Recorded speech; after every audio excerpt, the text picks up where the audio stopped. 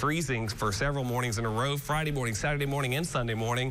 And then by Monday, a cold rain moves in with highs around 44.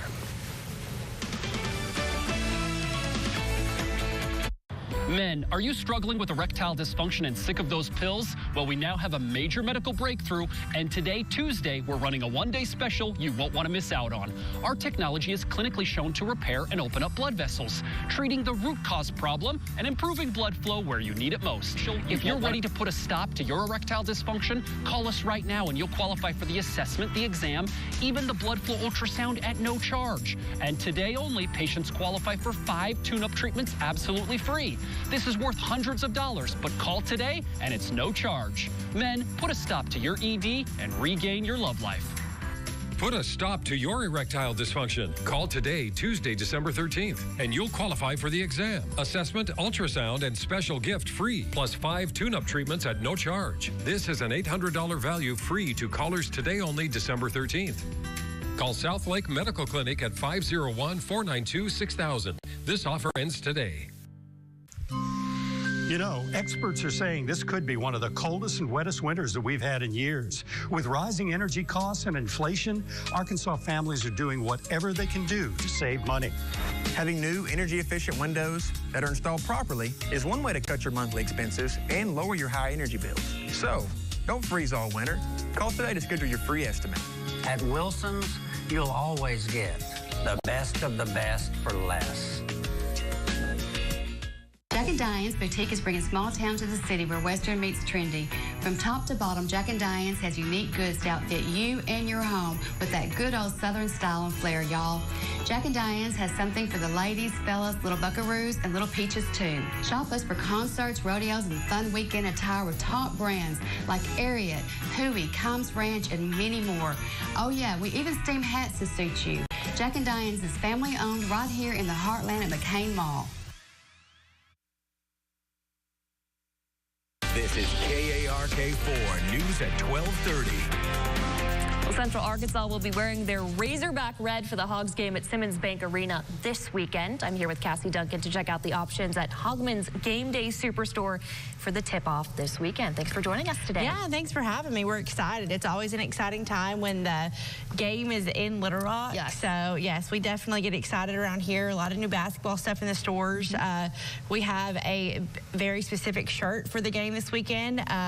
It is in front of us down here. Yeah, and so if you pay attention to Coach Musselman's shoes, it may look a little similar to that this weekend at the game. So it's a very unique shirt. Razorbacks in the Rock. So these shirts are available at all 3 of our locations in North Little Rock, and Fayetteville. We have short sleeve and long sleeve. Great. Or if you just want a generic basketball item, we have basketballs. We have the jerseys that just came in. We have the Must Bust sweatshirts that have all the old school logos on them. So I love the Must Bust. Yeah. And it has an actual, I can lift it up in front here. It has an actual bust. I got to show this every time it comes on because I love it so much. With the Must Bust front and center. Now, I know besides all the basketball gear, it's also getting around Christmas time as well. We were talking about if you have a Razorback fan in your life, you kind of want to get all that stuff for Christmas. I know you have a couple of ornaments here as well. Yeah, definitely. So we have a lot of ornaments in the stores, a lot of Christmas items. We're definitely stocked up, ready for the holidays. We even have stockings with Razorbacks on it. So if you are that ultimate Razorback fan or needing a gift for that ultimate Razorback fan, we definitely have you covered in the stores. Is there anything we have here that's sort of like the, oh, you know what, I want to get to the 100 season gear you got too. Yeah, so this is a special season. Obviously, it's 100 seasons, so they're really trying to pump that up. We obviously, as you can see, we have tumblers in the store. We have some T-shirts in the store with 100 seasons. So even if you're not going to the game this weekend, just support the Razorbacks. It's a big deal this year. We have keychains. If you want something small or you're needing a gift for somebody that likes the Razorbacks and basketball team. So a lot of great gift items as well, or if you're just shopping for yourself. Exactly. If you want something that's different than something you would maybe have every season, that's something unique specifically for this year. Yeah, that's right. Or even if you're just tailgating, we have a lot of melamine platters, you know, paper goods. So all kinds of stuff for whether you're going or just sitting at home watching it with friends. All kinds of stuff for everyone. Options for everyone. All right, Cassie, well, thanks so much for coming in today. Of course, remember, if you're going to the game on Saturday, those are the different locations that you can get your gear at Hogman's Game Day Superstore. That way you are all decked out. Well, coming up next in the broadcast, Stonebridge Senior Living is making a change this holiday season, what they're doing for residents and their families. After the break. It's time for a new shower, but you don't want the hassle. You just want it done. Rebath, from start to stunning. Call us or visit rebath.com to learn more about no interest, no payments for 12 months. The drive to go further and reach higher. The same thing that inspires you inspires us. At Strayer University, we offer access to up to 10 no-cost gen ed courses to help you save time and money. We're always searching for new ways to make education more affordable so you can keep striving.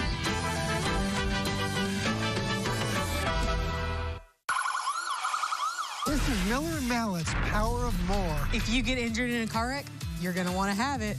It means you'll get more attention, more service, and more money. We have the power to get you more than you expect, and quicker. We never ask you for money, and we don't get paid until you win. Injured in a car wreck? Call the firm with a smile, Miller & Mallett. And get your power of more.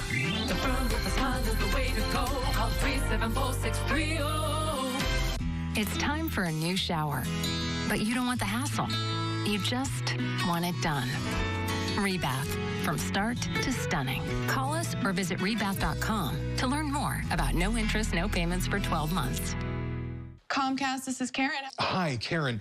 I hear you're taking my NBC station off your lineup. Yes, that's correct. So I won't be able to watch the NFL or college football? Watch your tone, sir, and no, you cannot see them. Watch my tone. I pay for this service. Okay, your tone is very condescending. I would like to speak to your supervisor right now. I'm the customer. Comcast is threatening to remove your KARK4 and all its NFL and college games from your lineup. Don't let that happen. Call them now before it's too late. This is KARK4 News at 12:30.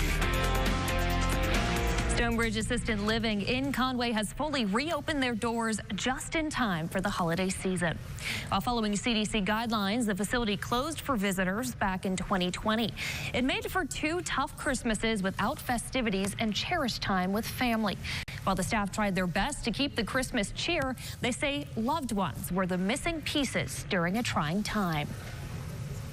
It's just part of life that we have to go through. Each stage that we are faced with, we just know that we're blessed in so many ways, and we have to take the good with the bad. Now, Lola Atkins' great-granddaughter was hit by a car, so Atkins hasn't been able to see her. But thanks to recovery and those doors finally being reopened, her great-granddaughter is coming from South Dakota, and they're spending Christmas together once again. Such a great family there and such a great update for the Christmas season. Well, after the break, we are dialing for dollars. You could get $100 even today. Stick with us for your chance to win. The Brother Holiday Gift Guide is going on at Johnston's Home Center. Through December 31st, get up to 0% 60 months financing on all sewing, quilting, and embroidery machines. Low prices and top-notch service. That's Johnston's. Hey y'all, it's Christmas time at Down South, and we know this time is best spent with family and friends. Don't waste time walking around those big box stores looking for the same thing everyone else already has. Come to Down South. We offer a great selection of furniture, accessories, rugs, and gifts. We can help create a unique space that's inviting for adults and comfortable for the kids too. You're not cookie cutter, and your home shouldn't be either. Y'all come see us this holiday season at Down South in El Paso. The future looks good. The future looks good to me. We'll find a way back. We're on the right track, and we don't look back. No, no. The future looks good.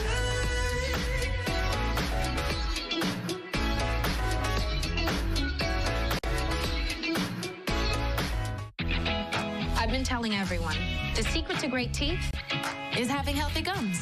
Crest Advanced Gum Restore detoxifies below the gum line and restores by helping heal gums in as little as 7 days.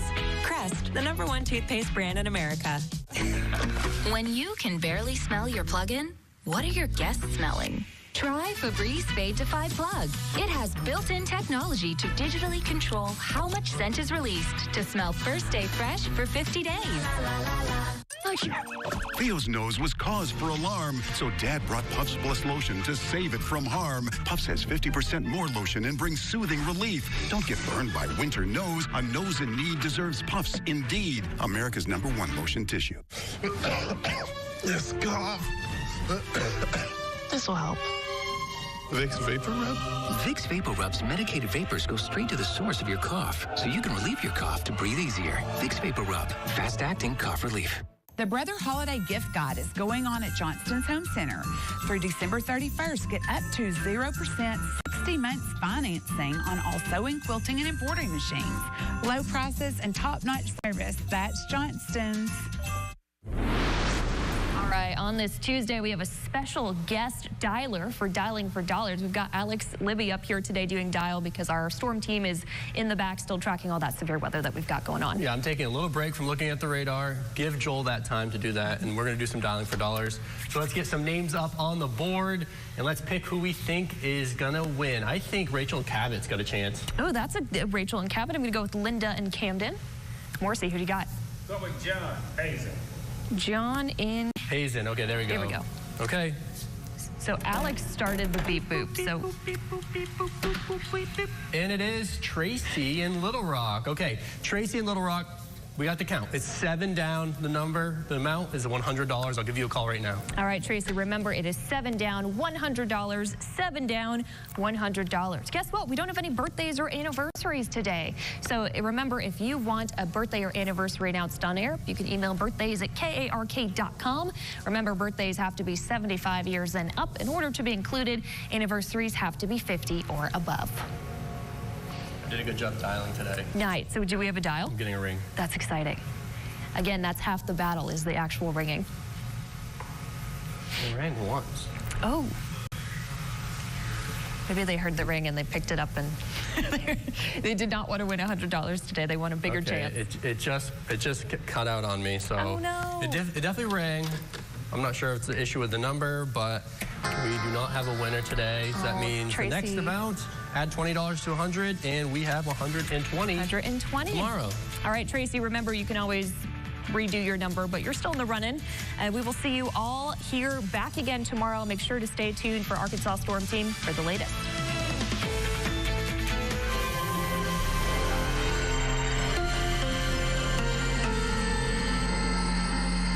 The following is a paid commercial program paid for by Curie Health and Wellness Diagnostic Center. The opinions and views expressed in this program belong to its sponsors and are not those of this station or their affiliates or employees. This is Laura. Her job requires her to stand on her feet 8 to 10 hours a day, and she used to be in a lot of pain. Now she's a patient of Dr. Keith Curry. And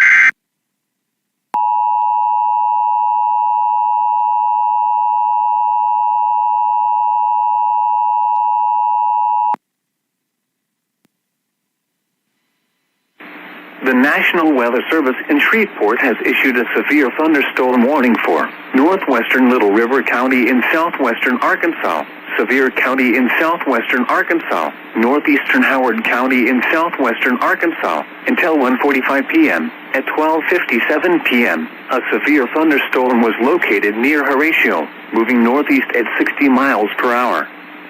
Hazard, 60 miles per hour wind gusts and penny-size hail. Source, radar indicated. Impact, expects damage to roofs, siding, and trees. Locations impacted include DeQueen, Dierks, Horatio, Lockersburg, Winthrop, Corinth, Arkinda, Center Point, Oak Grove, Silver Ridge, Geneva, Central, Muddy Fork, Lebanon, Provo, West Line, Bellevue, West Otis, and Cerro Gordo.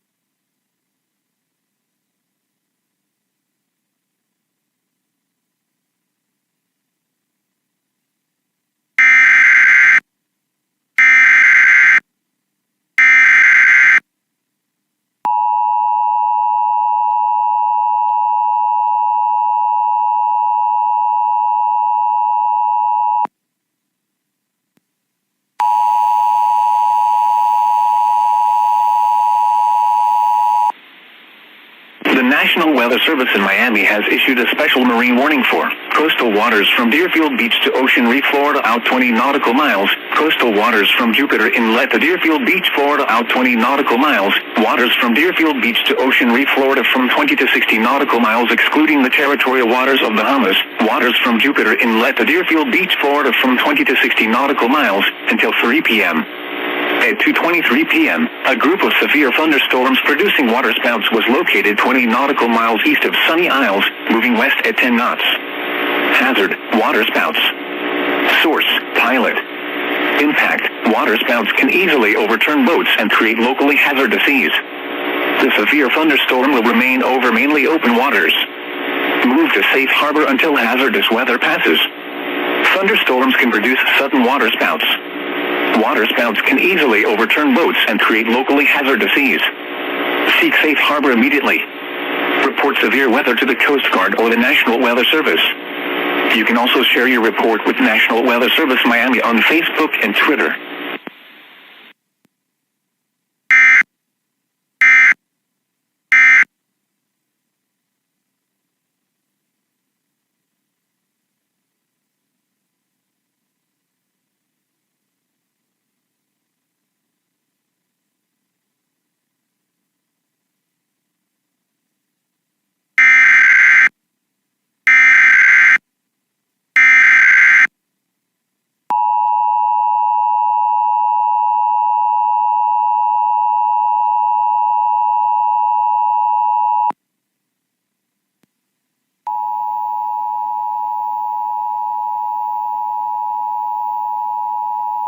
This is a winter weather bulletin for the following county: Southeast Randolph, West Virginia.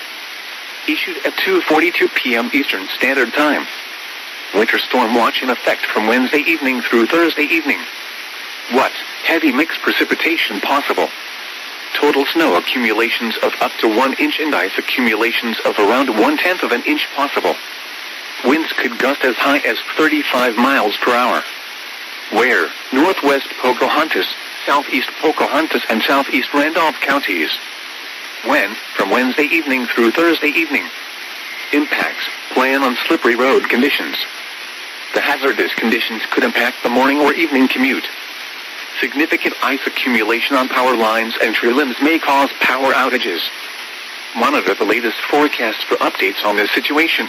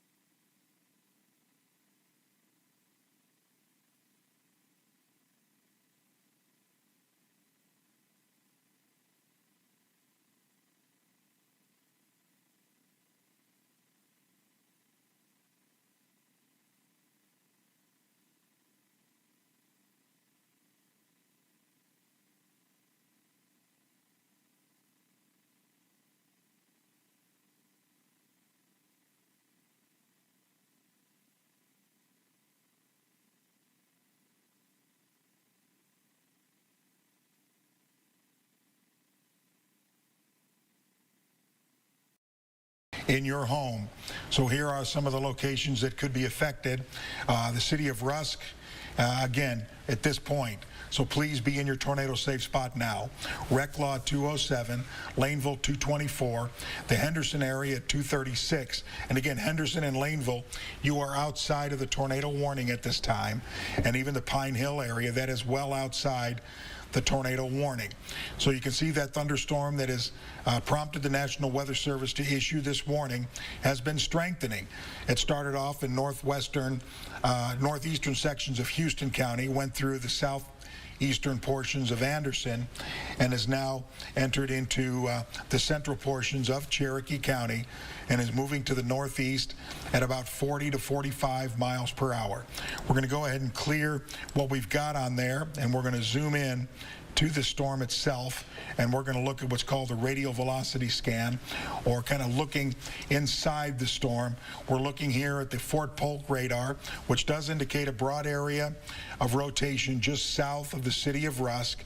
Now using the Shreveport radar, indicating that the rotation is a little bit to the south and west of the city of Rusk, not quite making it to the city at this point, but it is moving very, very quickly off toward the northeast, again at about 45 miles per hour.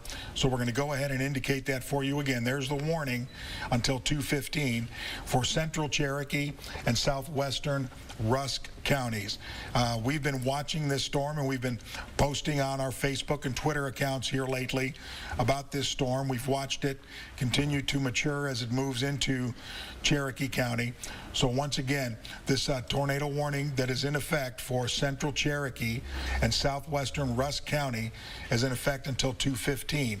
Now, this has not been spotted. There is no ground truth to this. But they said at 1:47, according to the Weather Service, a severe thunderstorm capable of producing a tornado was located near Rusk, moving to the northeast at 45 miles per hour. So we'll go ahead and back up on this just a little bit, and we're going to put a path on it once again off toward the northeast at 45 miles per hour. So this is what we're looking at here as it continues to move off toward the northeast. Rusk, I would say, please be in that tornado safe spot, that small, windowless interior room. If you're not quite sure what we're talking about, this is what we're talking about. If you look at your home and you kind of work it toward the middle, that's what we want for you to do. We want you to get to that tornado safe spot. Could be a bathroom, could be a closet, or just anything to where you get as many walls between you and the outside of the house. Again, this is for residents of Rusk at this time. So let's go back to radar and we'll see what's going on right now. You see there is that single warning that's in effect for East Texas at this moment. There's quite a bit of lightning and thunder associated with this right now. There's not a ton of lightning and thunder, but if we kind of look at the storm itself, we've got 38 strikes, and that's within the last 30 minutes as the storm moves off toward the northeast, again at about 45 miles per hour. So we're very near the city of Rusk right now. We'll get that storm path for you once again. So Rusk, at this point, please be in that tornado safe spot. If you're in the Gallatin area, may miss you just to the south, but it would be a very good idea for you and your family to get to that tornado safe spot as we speak. It will then likely move into the southwestern portions of Rusk County, but Henderson and Laneville, you see your cities marked there. We got a new one, Mark. Got a new warning? Yes. This one is for portions of Gregg County as well as in Harrison County. So let's go ahead and check that out. We got Cody and Andrew and myself. We're here looking at these storms for you. So the new tornado warning that just came out, this is a cell that we have also, we're going to show you both of these. We'll put both of these on the map for you here so that you can see what's going on. So we have a new tornado warning that's in effect for portions of Gregg and Harrison County, and we also have the one for portions of central Cherokee and Rusk. So we're going to zoom in onto the newest one right now. This is the one that is in the parts of Gregg County. We're going to just let you know, again, closer up. This tornado warning is in effect until 2:45. According to the National Weather Service, a severe thunderstorm capable of producing a tornado was near Kilgore, moving to the northeast at 50 miles per hour. So we'll now look at our radial velocity scan and see the rotation. Actually, right now it's just to the west of the city of Lakeport and south of the city of Longview.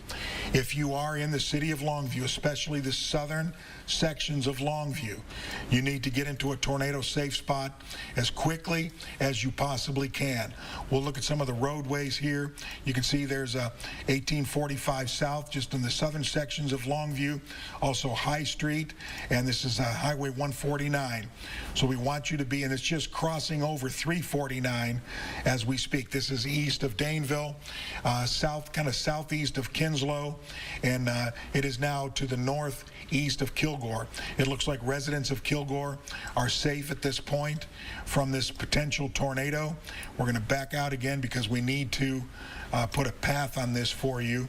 And again, this tornado warning is in effect until 2:45, moving to the northeast at 50 miles per hour.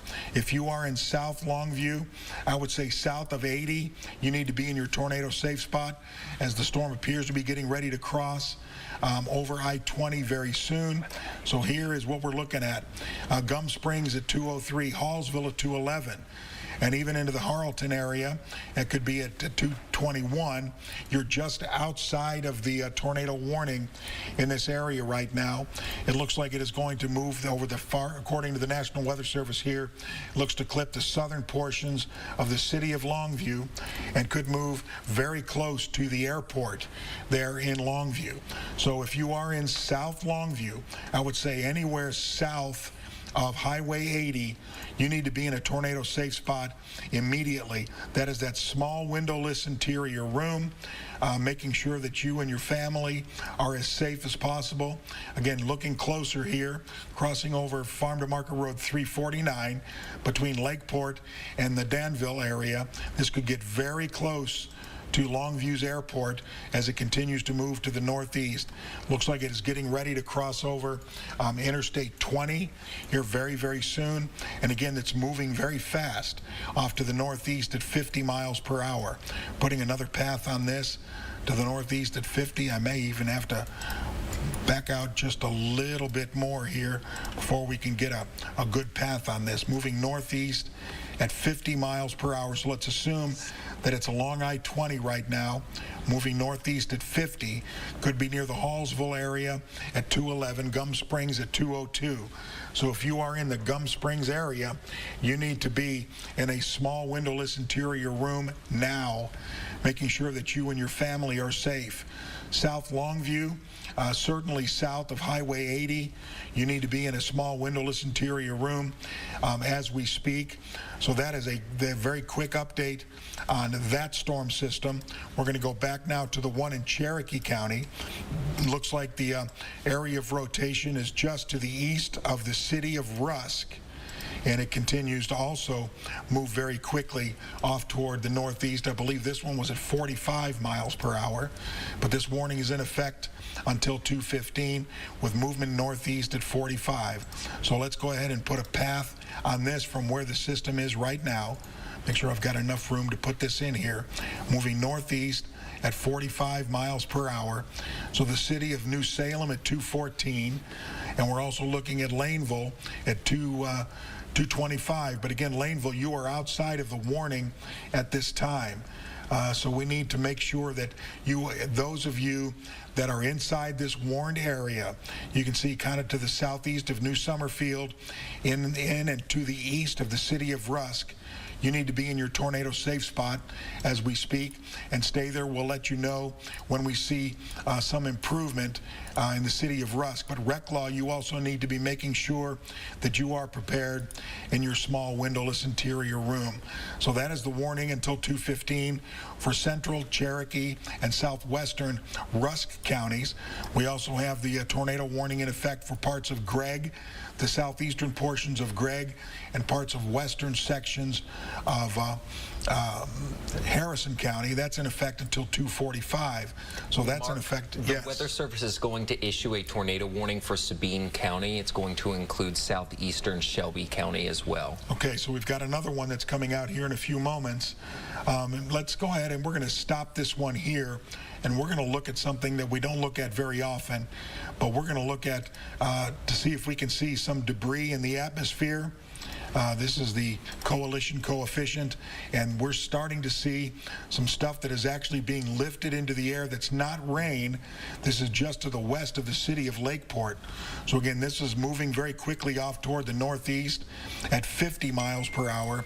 So if you live in South Longview, you need to make sure that you are in your tornado safe spot. The city of Lakeport, you need to be there as well. Hallsville, you need to be ready to do that very, very quickly as this storm continues to move quickly off toward the north and east. Again, southern sections of the city of Longview, if you are south of Highway 80, you need to make sure that you are in your tornado safe spot. Again, areas east of Rusk, that tornado warning remains in effect. Anywhere to the north and east of Rusk, you need to be also in a tornado safe spot. We also have another tornado warning that was just issued, and this is for portions of San Augustine, also portions of southeastern Shelby, and the northern sections of Sabine County. According to the National Weather Service, this possible tornado, again, this is not, neither one of these three warnings have indicated anything on the ground, but you can see this warning here, and it's moving to the northeast at 40. So we're going to put a path on this one for you here. And again, moving northeast at 40 miles per hour. So the city of Sexton at 211, you need to be in your tornado safe spot now. East Hamilton at 217, the Converse area 240, Benson at 248. And again, we're looking at areas outside of the warning and in Louisiana. So please take this very seriously. We have three warnings. None of them have ground truth at this moment. But the storm you can see there over northern Sabine County is very small. But as we've been talking about, Cody has been talking about this all day. These are these discrete storms out ahead of the frontal system that are the ones that we are most worried about. So let's go back to the one now in Cherokee County. This warning remains in effect until 2:15. It looks like as we speak that this storm is now just to the west of Reclaw. We're going to look and see where we've got the area of rotation. It's west of Reclaw right now, and it is moving, again, this warning in effect until 2:15. It's moving to the northeast at 45 miles per hour. So we're going to put a path on this for you here. I'm going to move out just a little bit more to make sure we can get it all in there. Moving to the northeast at 45 miles per hour. And some of the cities involved here, New Salem at 213, that's less than 10 minutes away, so make sure you are in your tornado safe spot. McKnight at 220, again, you are just outside of the warned area right now, but any area that you can see there in that cone, you need to be in your tornado safe spot and do it as quickly as you possibly can. Again, just to the west of Reclaw, east of Gallatin, the New Salem area is right in the path at this point, so please make sure that you are in your tornado safe spot. We are getting indications now that they are sounding the sirens in Longview, which is a good thing because we're now looking at this tornado, a possible tornado just to the southeast of the city or over the southeastern sections of the city of Longview right now. We're going to zoom in a little bit just to the west of the Gum Springs area, putting some more roadways on here so you can kind of get an idea of what we're talking about. That is South High Street. You see 259, and there's 281. The storm itself is moving to the northeast at 45. Again, we've had some indications that we do have some debris in the air right now. I'm going to get rid of that other cone so that we can put a new one on this one. Again, this warning will remain in effect, I believe, until 2:45 for southeastern Gregg and also the western sections of Harrison County. Movement is to the northeast at 50 miles per hour. This is just north of the airport. So moving northeast at 50. We're going to put some cities on here that need to be, Gum Springs, you need to be in your tornado safe spot. Harrelton, you are just outside of the warning, but I would say make sure that you are prepared to move quickly. And then on Jefferson, and those are well outside of the warned area right now. So we're going to go ahead and clear all of this, and we'll kind of, oops, sorry about that. We'll clear this, and we're going to zoom back in to see where this rotation is located. And it does look a lot tighter now, Mark. Yes, it is definitely very tight out there. As a matter of fact, looking at some of the velocities that we're looking at right now, 80 to 90 miles per hour toward the radar, maybe even more. There's 91 miles per hour, and then we've got indications that we've got a very tight rotation. Again, we'll zoom in even farther here so we can kind of see exactly what we're talking about. Some of the roadways, some of the roads that are being affected here by this possible or potential tornado. You got Pittman Street, Sapphire Street, Van Street, all of these areas in the southeastern sections of the city of Longview. All of you need to be in your tornado safe spot to make sure that you are protected by this possible tornado. Again, this has not been indicated on the ground. We don't have any ground truth right now, but this warning is in effect until 2:45. So make sure that if you live in the southeastern sections of the city of Longview, that you are definitely in your tornado safe spot right now. And as it crosses over along Loop 281 and Highway 80, that you need to be in that tornado safe spot, that small windowless interior room. So all of that southeastern sections of the city of Longview. I heard the sirens are going off. You need to make sure that you are protected. I'd also say, especially if you got friends that live close to Highway 80 in between Hallsville and Longview, or maybe even just on the western side of Hallsville, make sure that you give them a call and make sure that they know what's heading their way. Absolutely. This is a quick moving system. We have to wait for these scans to come in, but every time we get an update, I mean, it's moved a pretty good little clip every single time. Yeah, now so don't wait, y'all. You're absolutely correct there, Cody. That warning now for Cherokee and southwestern Rusk until 2:15. We're seeing an area, once again, a fairly broad rotation here, just to the west of Reclaw, and it is continuing to move very quickly off toward the northeast. This is moving to the northeast at 45. So again, we've got rotation here. We're seeing it on several of our radar scans here out of the Fort Polk radar. This one is a little more updated here, but it's southeast of New Summerfield and just to the northwest of the city of Reclaw. And again, if you live anywhere in this area, southwestern Rusk County, or areas just southeast of New Summerfield, around Reclaw, you need to be in your tornado safe spot as we speak, as the storm again continues to move very quickly off to the northeast. As a matter of fact, it's moving to the northeast at 45. So we'll put a path on this one for you here. We're going to back out, and we're going to use that new location. Kind of moving to the northeast at 45 miles per hour, so right about there, northeast at 45. Residents of the New Salem area, that's at 212, that's in less than 4 minutes.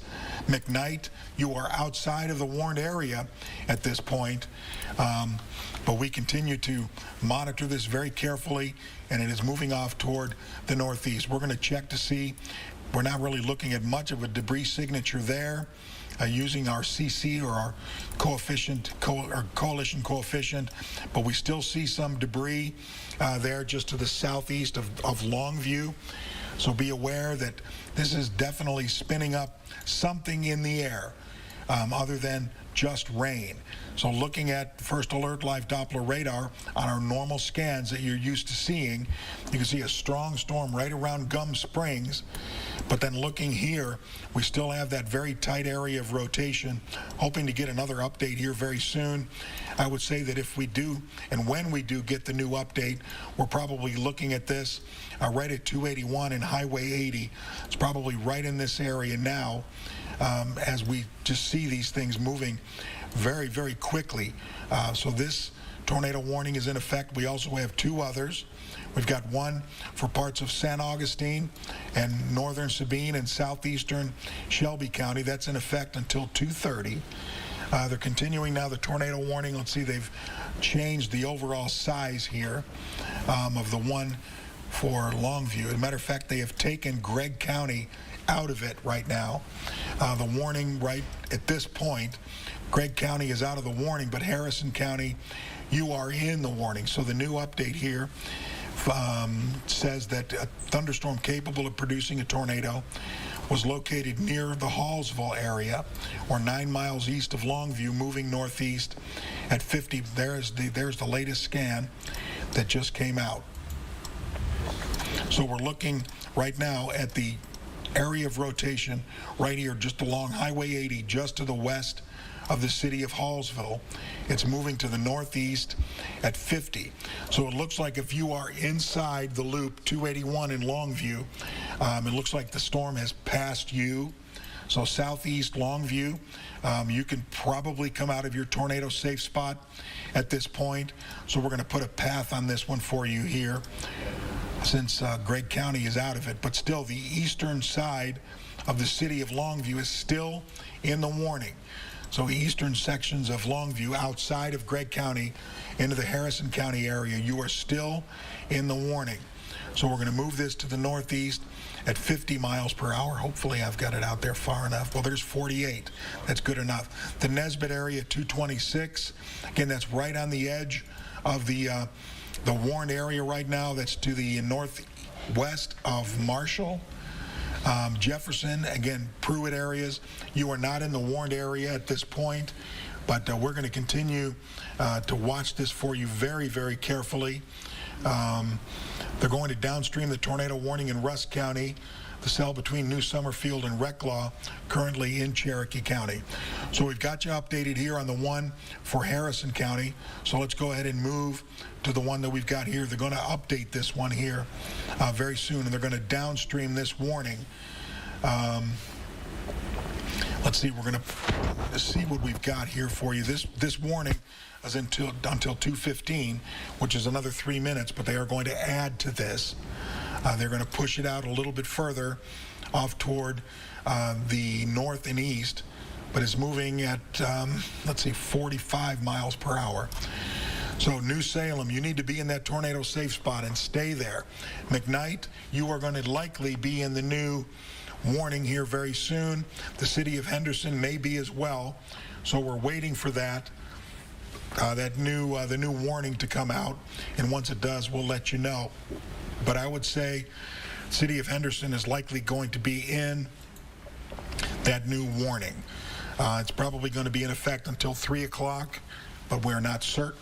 Not certain at this point, but we're watching it carefully. The warning that we still have in effect here for parts of San Augustine, Sabine, it looks like San Augustine is no longer threatened by this possible tornado. It looks like it's sitting just in the northern portions. Let me see. Okay. So they've issued that new warning. We'll get to that here in just a second. But right now we've got the warning for northern sections of Sabine County, southeastern sections of Shelby County, and that one's in effect until 2:30, moving to the northeast at 40 miles per hour. So let's go ahead and put a path on this one for you here. Moving northeast at 40. So, city of East Hamilton, you need to be in your tornado safe spot. This is over the southeastern portions of Shelby County. Also Sexton, it's in your area as we speak. So we want to make sure that you guys are safe. Then it will move quickly into Louisiana, which is good news. It'll be out of here. So they've just changed the warning there. So let's go ahead and look at that very quickly before we move on. Northern Sabine County until 2:30, southeastern Shelby as well. Possible tornado is moving again to the northeast at 40, and it was located 7 miles northwest of Milam, and that's where the storm is right now. So let's go now to the new tornado warning that we have in effect for that storm that is it's moving into Rusk County here very soon, and that'll be in effect until 2:45. A severe thunderstorm capable of producing a tornado located over New Salem, moving to the northeast at 40. So let's get a path on this one. All right, so the city of Henderson is in the new area 242. So you still have a little bit of time there, but residents in I've got the hiccups. I'm sorry, we're going to pass this on to Cody here in a minute. 224 in McKnight, 242 in Henderson, Chapman at 252. And notice notice they just canceled that other warning. And then Tatum, again, Chapman and Tatum are outside of the tornado warning right now, but that warning is in effect until 2:45. So let's go ahead and we'll clear everything off this, and we're going to back up and show you the warnings that we do have in effect. They've all been, they've all been redrawn as of just a few moments ago. So we're going to tell you about each of them. The one for western Harrison County until 2:45, movement is to the northeast at 50. The one for a small portion of Cherokee County and central sections of Rusk County, that's in effect until 2:45. And the new one that we've got just redrawn for the northern sections of Sabine, southeastern Shelby County, that's in effect until 2:30. Cody, we're going to let you take it. Sure, Mark, thank you. You get your breath back. By the way, Mark is here on his day off, and we're all here. We're all dealing with the situation together. I'm sure you noticed a lot of our other counties across our southeastern zones were just shaded orange. That is a tornado watch, which is now in effect until 10 p.m. This includes counties like Angelina County, as well as Nacogdoches, for St. Augustine, Sabine, Shelby, Tyler, Jasper, Newton County. That's until 10 p.m. We've got this system coming through. A lot of these discrete cells that have been developing ahead of that cold front. This is many hours ahead of when this cold front is actually going to push through the area. And once that cold front actually clears your area, well, you're going to be pretty much done with it. But we've got several hours to go. And we want a new tornado warning for Rusk County. And this does include the city of Henderson, as well as we do have that also that southernmost tornado warning, including portions of northern Sabine and Shelby County. So, Mark, let's give another look at see how things are going for that Harrison County tornado warning, as this system is moving very quickly. Remember, most of these thunderstorms are moving anywhere from 40 to upwards of 50 miles per hour, so very fast moving system, and it can kind of catch some folks off guard. So I believe, looks like the circulation, the center of that thunderstorm has likely crossed north of Highway 80 right now, but this is just off toward the west of Marshall, north of Hallsville, kind of clipping just toward the southeast of Harleton as well. Noticing this rotation maybe not as tight as it was just about 15 minutes ago, but we still have that broad rotation. This is kind of in between Highway 80 and 154. This will be moving off toward the northeast. Again, around 40, 45 miles per hour, so a decent clip. So if the National Weather Service does continue this tornado warning, issues it downstream, then this could include the city of Jefferson to be moving into Jefferson by around 241. Guessmain until 256, 305 for McLeod, and Atlanta right around 313. I know these areas are not currently in that tornado warning just yet, but if they do continue this one downstream, then you will be included, and that is your big heads up there. So something else we're keeping a close eye on is another tornado warning. This was the first tornado warning storm that we've had of our viewing area, moving out of Cherokee County, crossing in toward Rusk County. Currently, this tornado warning is in effect until 2:45. So I know Cherokee County, you're technically still included in it, but it looks like the center of that rotation has now crossed completely into Rusk County. Mark, what is this highway right here crossing in toward Rusk County? It looks like it might be riding right along that highway. That's Highway 79 crossing in toward the city of Henderson. So the city of Henderson, you're not seeing this rotation just yet, but you've got probably, I'd say, another 15 to 25 minutes due to the fast motion of this system here. So to give you a general path, this system's moving around 45 to almost 50 miles per hour. So we're talking about it moving in toward Pleasant Grove around 2:22. So you got 3 minutes. Those of you in Pleasant Grove as well as in McKnight, you make sure that you're getting into your tornado safe spot. You either go to that windowless interior room, make sure you and the kiddos have your shoes on, and and not everyone's got that windowless interior room, but maybe go to that bathroom, go to the area that has the least amount of glass in it, as many walls between you and the outside. Make sure that y'all are staying safe and as far from the outside as possible. Henderson, you've got till 2:39, so you got 20 minutes until this storm is moving up into the center of town. That looks like that's going to be just heading directly toward Henderson, as well as might even including portions of Chapman, and that'll be around 250. So this system's moving pretty good clip, likely riding right along, I believe that was Highway 79. So we've got this one lone thunderstorm here too, but if you want to back it up a little, Mark, we can get an idea of what's going on here. You've got a lot of lone little thunderstorms trying to develop. Now at first we had this one thunderstorm move in towards San Augustine and Sabine County before they were even able to get that tornado watch out, but now we're starting to see there's a little bit more energy to tap into, and these thunderstorms are going to really start to blossom. I know there's a lot of areas maybe within that I-20, I-30 corridor from portions of Upshur getting into Cass, Marion, Harrison County. It may be quite loud. It's a very heavy rainfall, some strong gusty winds, but at this time these thunderstorms are not severe. This is along that cold front, and as that cold front pushes in and out of the area, that's going to help some of the severity of these thunderstorms begin to decline. But here's our current active tornado warnings here in East Texas. We do have the one for Harrison County until 2:45. That's another 25 minutes.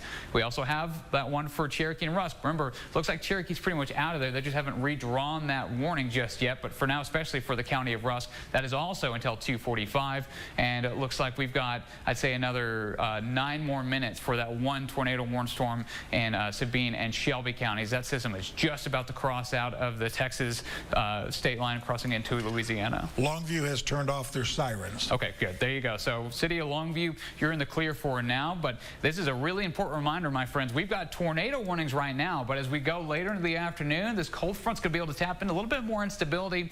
We might start to see more widespread damaging gusty winds develop. That means power lines.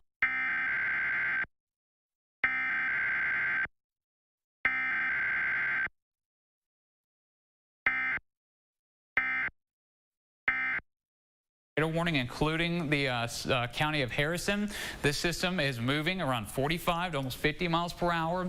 Rotation not exactly as tight as it was looking earlier, but it's still quite broad. Easily could still be that potential tornado there. This is just to the north of the city of Hallsville, and this will be crossing, you know, almost out of this tornado warning here pretty soon, especially due to the speed of this system. So Walker's Mill 224, you've got about 2 minutes. Make sure that you are in your tornado safe spot. Again, get into that windowless interior room. If you've got kids, make sure they've got the shoes on too. You can take the blanket with you, go in the bathroom and cover yourselves to protect yourselves from any potential flying debris. Jefferson 246, 303 for I'm going to mess this up again. Gethsemane, thank you. And then 312 until McLeod, and then even further off outside of that warning for Atlanta. They've taken Cherokee out of this warning. Good, there we go. So Cherokee County, you are no longer included in this tornado warning, but I will tell you, the county of Rusk, including the city of Henderson, you are still in this tornado warning. You've got that rotation, not as easy to find, but still likely just to the south of Highway 79. This will maybe move in towards south and central portions of the city of Henderson with this general motion, and this is also going to include certain spots like McKnight at 223. So again, you've got 1 more minute until this system, I mean, honestly, it's probably right overhead at this point in time. Please get in that tornado safe spot. Pone, that'll be likely the next 5 to 10 minutes as well. This is also maybe a slightly rural area, but anybody from Highway 79 and between Highway 79 and 259 north of Laneville, maybe give your friends, family a call if they're in this area, just so that they're aware, make sure that they're aware of the system that is moving into your area, that tornado warning system. Northern Sabine counties, we do still have that tornado warning. That also includes southern portions of Shelby County. Rotation a little harder to find too as well, but it's likely right there along the Sabine and Shelby County line. This is moving off toward the northeast, just about to cross out of Texas, moving in toward Louisiana and out of our viewing area. But again, moving about 40 miles per hour. So East Hamilton 224, moving into Converse at 246. That'll be at that point when it's in Louisiana. Any new information coming from the National Weather Service? We're not seeing anything at this point, but they're following these very carefully. Somebody, emergency manager, said a well-defined wall cloud just passed over Lake Stryker. No damage along the path, though, and that's the one that we were looking at, here just a few moments ago in Cherokee County. So it has moved over Lake Stryker, but the warning is completely now in Rusk County until 2:45, with movement off to the northeast at 40. So again, as Cody, have we been mentioning here, there have been no reports of any tornadoes on the ground. And this is from the Weather Service. They're watching 3 areas of circulation now that are all tornado warned, the ones that we have told you about. One north of Hallsville, circulation not looking as good and as organized. The second one southwest of Henderson, and a third crossing Toledo Bend between Shelby County and Sabine Parish, Louisiana. So we still have these 3 warnings, and the good news is that these 3 are appearing to be a lot less. Well, the one Sabine County, that one's leaving into Louisiana. The one in Rusk County still appears to be there, but the one in Harrison County, they're getting a little less defined. Yeah, absolutely. What we're seeing is these storms are beginning to cycle, but we're now really entering that point where we're dealing with that daytime maximum heating from 2 p.m. into 4 p.m. around this time of year. We've got temperatures in the 70s. There's plenty of moisture out and about. So a lot of juice for these storms to work through, and you kind of see the sort of linear form within these storms. That's that cold front moving through. So you're noticing we've already seen some of our extreme northwestern counties removed from the tornado watch. It's Kaufman, that's Hunt, all the way up toward Hopkins and Delta County. But as this cold front pushes through, it's going to start to tighten that gradient a little bit. It's going to help for some of these thunderstorms to begin to lift. Noticing areas in Angelina and Nacogdoches County have not gotten much heavy rain over the past several hours. That's a lot of untapped energy for these thunderstorms to really begin to tap into. And once we start to see some development, there's going to be the chance that they could start to get quite strong. I'm not promising that you're going to see these thunderstorms develop in areas like in Angelina and Nacogdoches, but there's a good chance for it, and we want to make sure that you are all prepared. You're noticing almost the entirety of East Texas is under a tornado watch. Our northern zones until 5 and deep East Texas until 10 p.m. this evening. So looks like we still have 3 tornado warnings, and we also have a severe thunderstorm warning that's in effect for Houston County. Well, how long is that one going to be effective? Until 3 o'clock. Until 3 o'clock. And they're also looking at another circulation over the southwestern side of Cherokee County that was just very close to this, to where the severe thunderstorm warning is located right now. Yeah. So we'll look to see if we can't see something in that. Again, this is a long way from any radars that would really indicate a good look at any of these, but it does look like there might be something starting to show up in a few locations over in the northeastern parts of Houston County, getting ready to enter into the southern portions of Cherokee. So the Weather Service is aware of that, and they're looking at that very, very carefully. Yeah, the problem with our environment right now is our atmosphere is spinning. So any thunderstorm that can develop and live long enough, it's not going to be too difficult for it to become tornadic and also just bring that more widespread damaging wind threat. So let's take another look at that northernmost tornado warning, as we're going to see this system. You bring that up, and the Weather Service just said that the rotation in this storm is very, very weak, and it's very difficult even to find. This is really turning into more of a wind event rather than a tornado event right now. So that's good news. It's good news. Still reasons to take it very seriously, though, because remember, it doesn't matter if it's a tornado or a straight line wind event. Trees can still come down, especially, that's why we say the windowless interior room. The more walls between you and the outside, the better, because trees are going to come down and easily pierce through that outer wall in some of your homes. It's going to have a lot harder time getting further into your house. So y'all still take the system seriously, especially as we still have that tornado warning until 2:45. You're noticing just a lot of these thunderstorms really starting to blossom out. We're starting to see the coverage of these storms begin to ramp up, and it looks like we just got a new tornado warning that does sort of just show the farthest southeastern clip of Shelby County.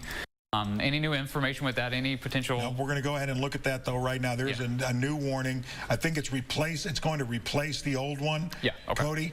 As a matter of fact, this storm is right on the Texas-Louisiana border, and that should be out of East Texas here very soon, but it's in effect until 3:15. As you can see, it's just that southeasternmost portion of Shelby County. According to the Weather Service, severe thunderstorm capable of producing a tornado located 9 miles southwest of Converse, and that is in Louisiana, or 22 miles east of the city of Center. So again, these are areas that 22 miles east. So this is the system that they're looking at. Can y'all pop up Max 2 so we can see what he's showing? Yeah, please pop Max 2. We need Max 2 from control. Thank you. All right. So again, this is what we're looking at. That one that was in northern Sabine and parts of Shelby, it is right at this point crossing over into Louisiana, and for all intents and purposes is out of East Texas as we speak. You can look at the radar here, and again, this is a very small cell as it continues to move out of the southeastern parts of Shelby County, but there is still a tornado warning in effect, and there goes the old one. So here's the new one, and that's in effect until 3:15. So we'll go ahead and put it's moving over the northern parts of Toledo Bend Reservoir, and looking at the radial velocity scans from a couple of different locations, not looking as dangerous as it was a few moments ago, but it is over the northern parts of Toledo Bend Reservoir, and this one appears to be moving maybe a little more toward the northeast at about 40 miles per hour. And again, this should be out of East Texas here very soon. We're getting information here from the National Weather Service on this storm here, the one that's in Harrison County. It said they got a report. Visual circulation of the storm as it crossed the Hallsville area. And again, that was several minutes ago, but no tornado was reported on the ground, just some surface rotation that was a little closer to the surface. And again, we're looking at this warning in effect until 2:45. And it says, giving the weakening trend of the Harrison County storm, they're going to let the warning expire in 15 minutes unless it redevelops. The current plan is not to reissue anything downstream for Harrison County. So that's very good news for residents of Harrison County. But still, if you're between Marshall and Harleton along 154, I would say stay in that tornado safe spot just for a little while longer until we can get more information on that storm. Again, Cody, thank you so much for really helping out while the hiccups were going on. The tornado warning still for Russ County.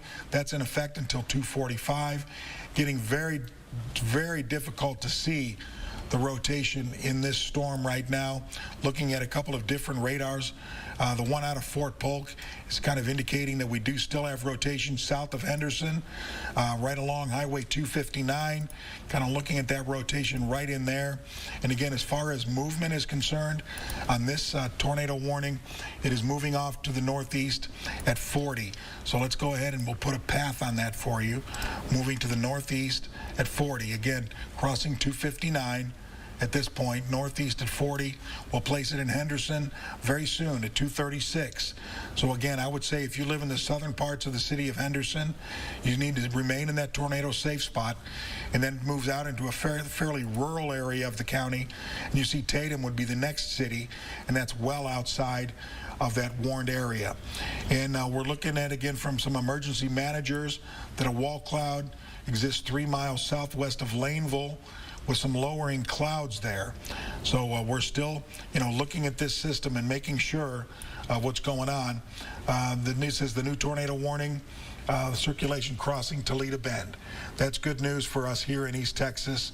So we'll probably see that warning taken away from East Texas, from Shelby County here very soon.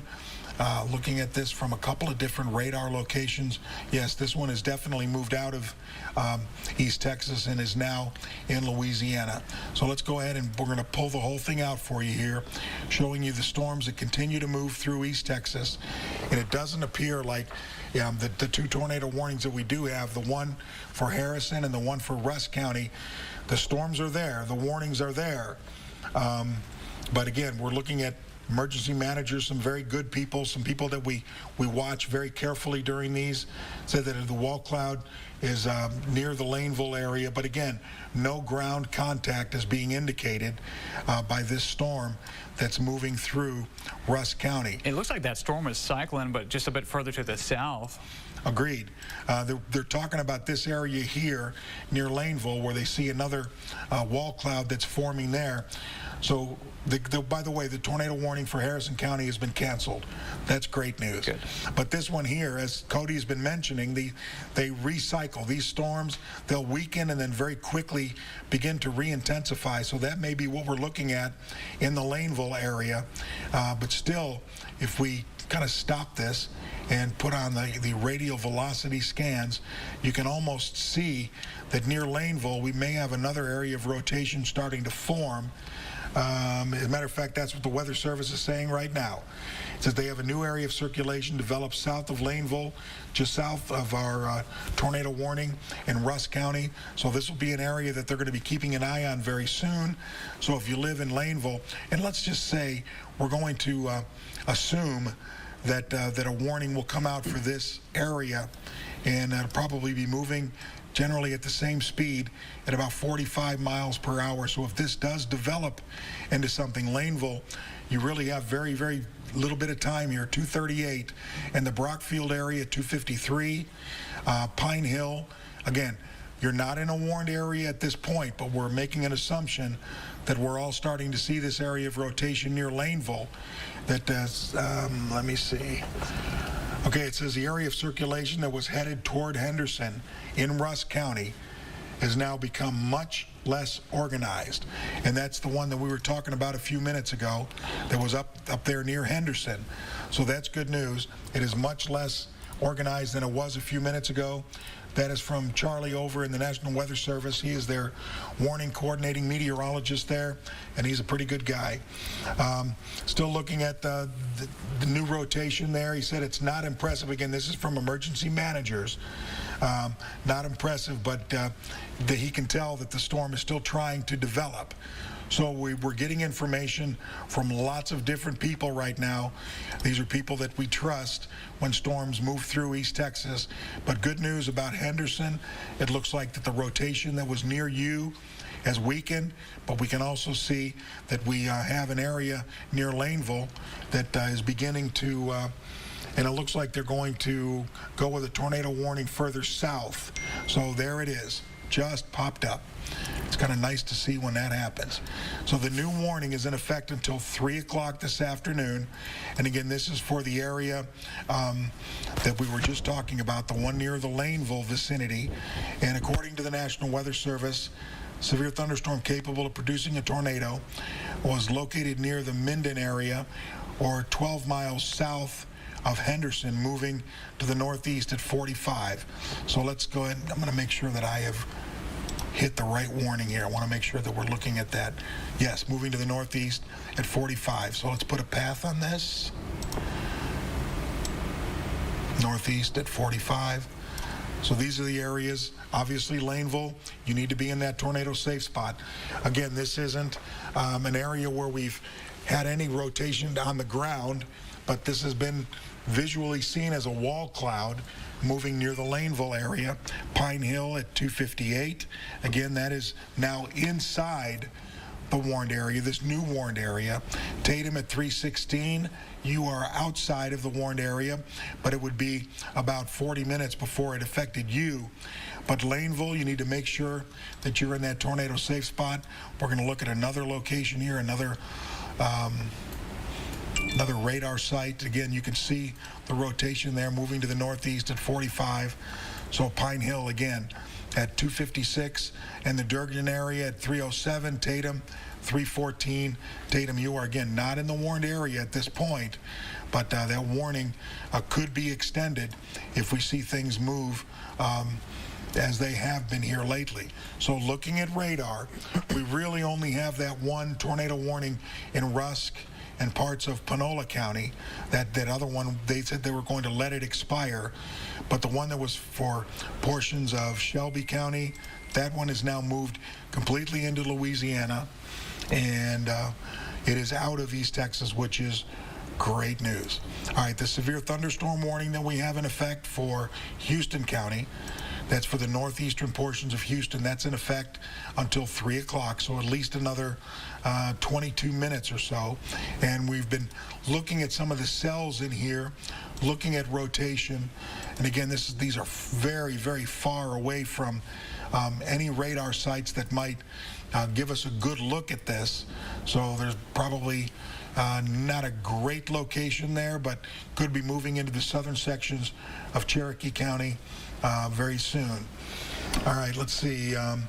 According to, again, emergency managers, there's still no ground contact in effect for southern sections of Rusk County, but they're watching it very carefully. Yeah, we got a new scan, and it's looking a little tighter with the Shreveport velocity, just to the northeast of Laneville. Yeah, we're seeing that right there. You can see what we're talking about, and we'll put the roads on here for you so that you know pretty much where we're talking. Again, this is 1798. There's Farm to Market Road 225 south.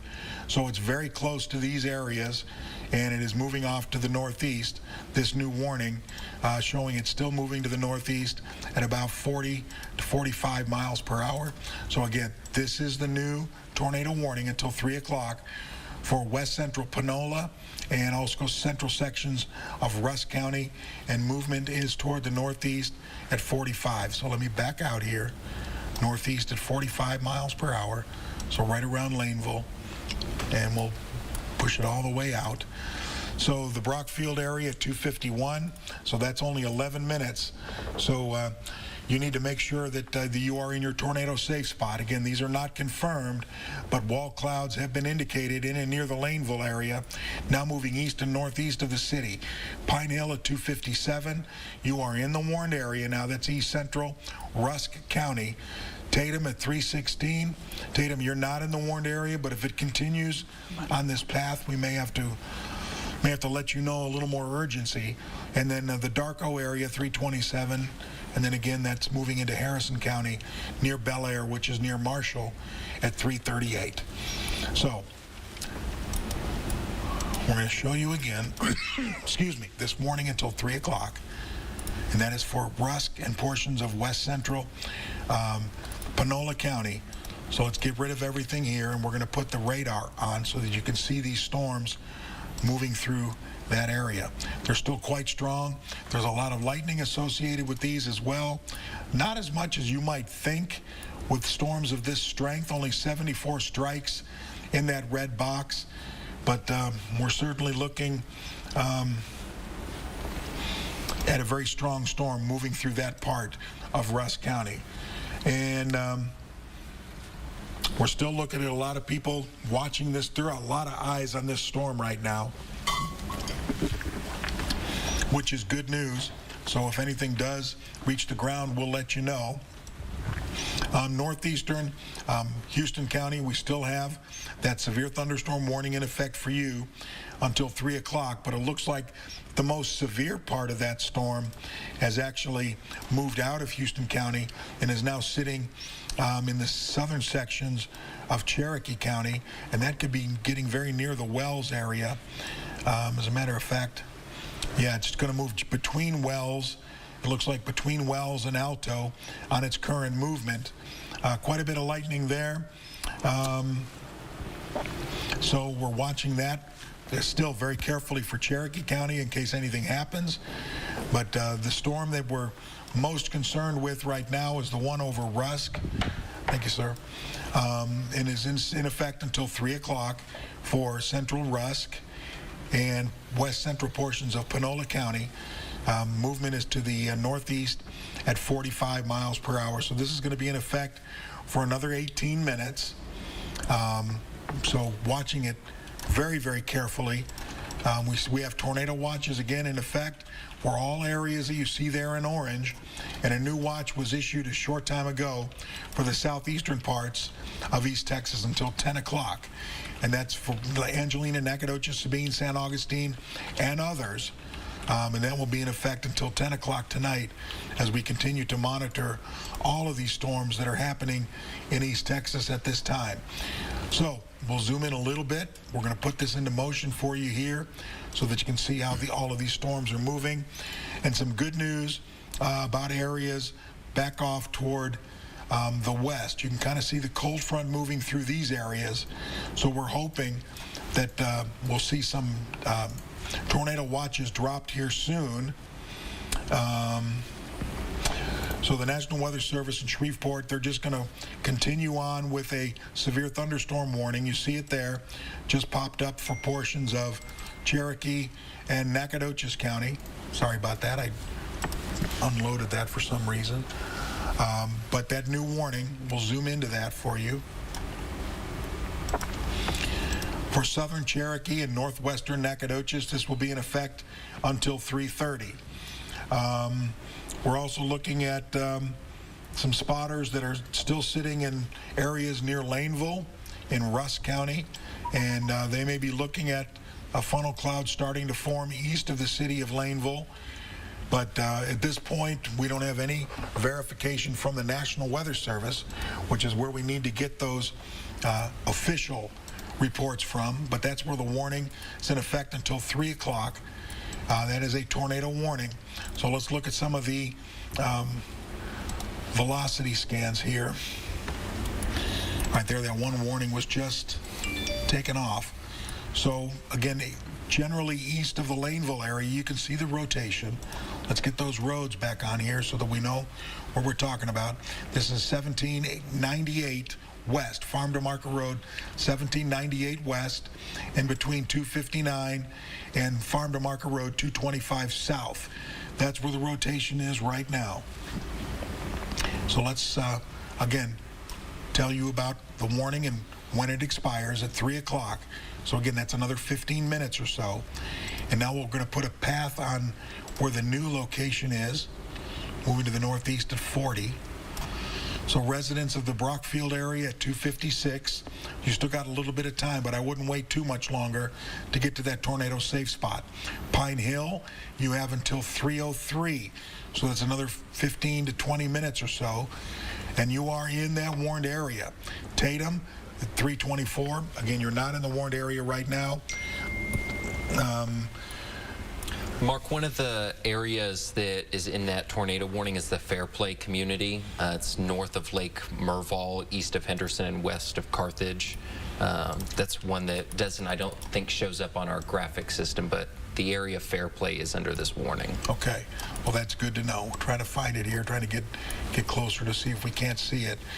But anyway, we're looking at the area of rotation. There's a new scan here, so let's go ahead and take another path on this as it's now crossed over 259. Looks like it's continuing to move off toward the northeast at 40. So here are some other locations. Again, Pine Hill, you're now looking at 10 minutes, and there's a new warning that just came out from the Weather Service. So let's look at the discussion that they've mentioned here. A severe thunderstorm capable of producing a tornado was located near the Minden area, or 8 miles southeast of Henderson, moving northeast now at 45 miles per hour. So we need to go a little bit further on the distance here, moving northeast at 45. So here are the cities. Pine Hill in about 10 minutes from now. Tatum at 3:15. And then Tatum, you're not in the warned area, nor is Grand Bluff or Marshall or Scottsville. But if they, go downstream with this one, if it continues to do what it does, and it has been, we've been following this one now for quite a while, you could be in the warned area here soon. But again, we want to make sure that everybody understands that none of these have been ground truth at this point, so we're not certain that we've got anything on the ground, but we are continuing to follow that area of rotation that you can see pretty clearly here now, just east of Highway 259, just south of the city of Henderson, by just a short, 7-8 miles, and it's about the same distance to Pine Hill. So we want to make sure that everybody understands that it continues to move very quickly off toward the northeast at about 45 miles per hour. So let's go ahead and put the radar back on here. We're going to back out so we can show you all the different warnings that we have in effect. And we do have 2 severe thunderstorm warnings, one still in effect for northern Houston County. That'll be in effect for another 12 minutes.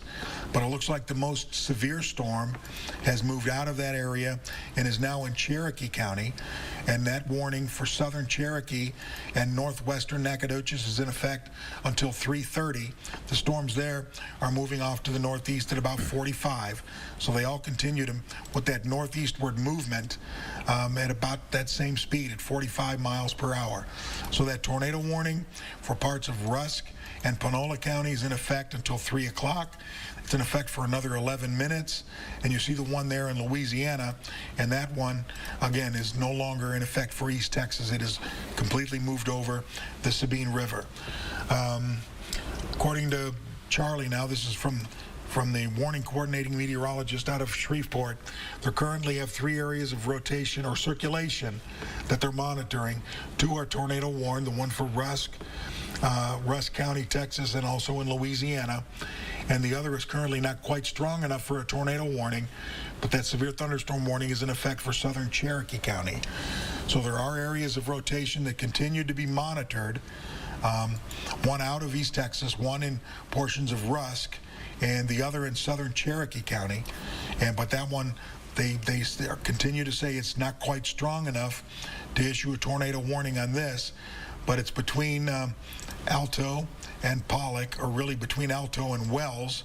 And if we look at, see if we can see any circulation in this, we don't see much there from Fort Polk, nor do we see much from the Shreveport radar, but there's some broad rotation in this area along Farm to Market Road 1911 and getting ready to cross over Highway 69. It says the area of circulation in Rusk County is now passing just northwest of the Brockfield area, and that's good news. We'll go ahead and look into that right now. We'll kind of zoom out a bit and go back to that area. All right, so this is the one that they're talking about there. And there is the Brockfield area. It says it is passing just northwest of the city. So let's put a path on this, just northwest of the Brockfield area. And it's moving to the northeast at 45. It did speed up a little bit. So Pine Hill and 256, you've got 5 minutes to be in your tornado safe spot. And then again, areas like Tatum, Grand Bluff, Elysian Fields, and Scottsville, those are outside of the warned area right now, and we're watching it very carefully. They're also not seeing any tornadic debris signatures from these circulations, so that's good news, because without those signatures, that means we probably don't have something on the ground, but we certainly have something in the low levels of the atmosphere. So we're looking here, this is what we're talking about. Right now, this area here looks like there might be something starting to lift, but we don't really have any significant tornado debris signatures in these storms, but we do have enough circulation at the low levels to keep these tornado warnings in effect. And this one here for Rusk and western Panola County remains in effect for another 8 minutes. Whether or not we will see these extended, that will be the decision for the National Weather Service. But that's the only tornado warning in East Texas right now. But we do have still 2 severe thunderstorm warnings. The one for northern Houston County, I think that's pretty much no longer in effect because the storms there just do not look strong enough. But the one for parts of southern Cherokee and also for the northwestern portions of Nacogdoches, that severe thunderstorm warning remains in effect with storms moving northeast at 45. So we're going to go ahead and stop this, and we'll put a path on that storm over southern Cherokee, moving northeast at 45 miles per hour. Oops, that's a little too far. So that's what we're talking about there. Douglas, that storm will be near you shortly after the top of the hour in the Cushing area at 3:15. And then all other areas are outside of that warned area right now. But if this warning, excuse me, is extended or goes downstream, you could be involved in that. So we're gonna let you know and let you continue to watch these with us so that these storms will not surprise you. And that's the whole reason why we're here, to make sure that you know what's going on. So again, putting it all into motion for you here. Seeing what we've got going. Cody, we're going to let you take over here in a minute. Sure. Excuse me. But here's some good news.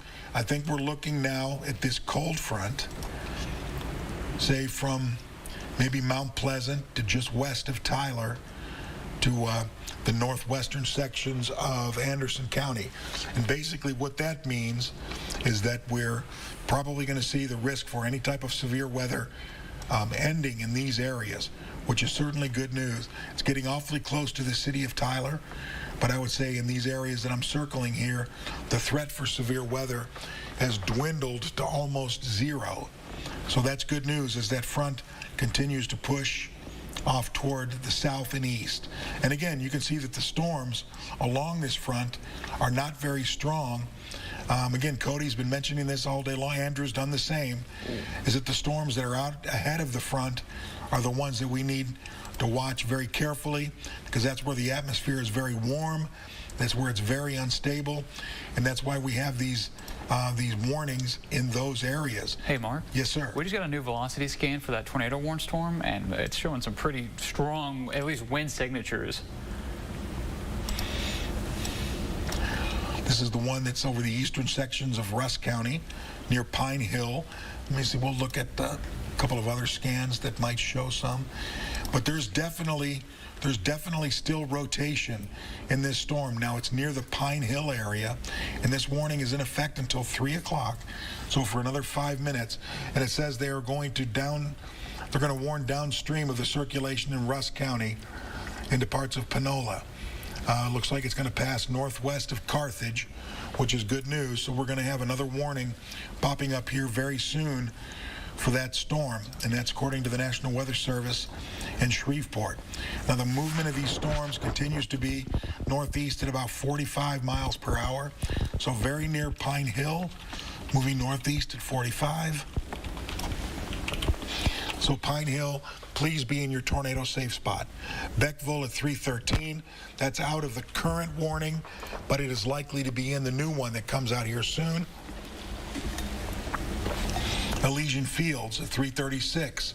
You're not in the current warning, but it's possible that you could be in portions of the new one that comes out, and it looks like it has just come out, and there it is. So let's clear off what we've got there. So the new tornado warning has just come out for portions of Rusk and Panola County is in effect until 3:30.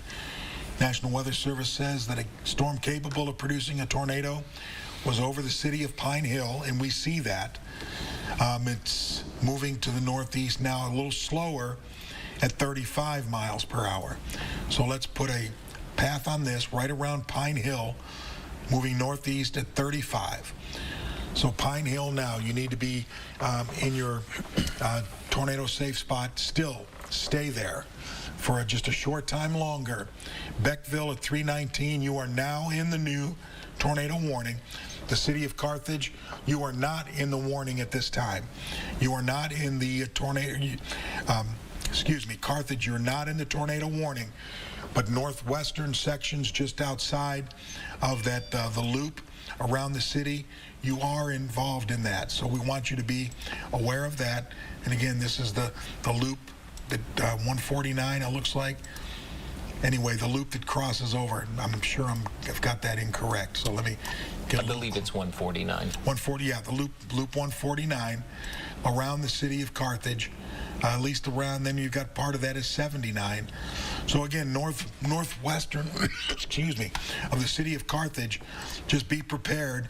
It could get awfully close, but right now it looks like it's going to miss the city of Carthage itself off toward the north and west. Again, this new warning is in effect until 3:30 for northwestern Panola County and the far western sections of Rusk County near Pine Hill. So we're going to go ahead and clear this off for you here, and we're going to look at some scans inside to see if we can see. It still looks like it is very close to the Pine Hill area, moving to the northeast now at 35 miles per hour. So if you were anywhere, it's going to be crossing Highway 79 fairly soon, just north and east of Pine Hill. So the movement, again, we're going to look at this. We're going to try to put this right around Pine Hill, moving northeast at 35. So anybody in Pine Hill needs to be in that tornado safe spot. And we've shown you this before, that these little bars that go across this wedge, these are 10-minute intervals. So you can see the Gill area outside of the warned area, but at 343, even Elysian Fields, you're outside of the warned area, which is this red polygon that we've got drawn here that the Weather Service has put on the map. That's the area that they are most concerned with right now. So let's put the radar on this so you can see how the storms are moving into this area. They remain quite strong. And I'm going to take the lightning out so that you can kind of see the storm a little bit better.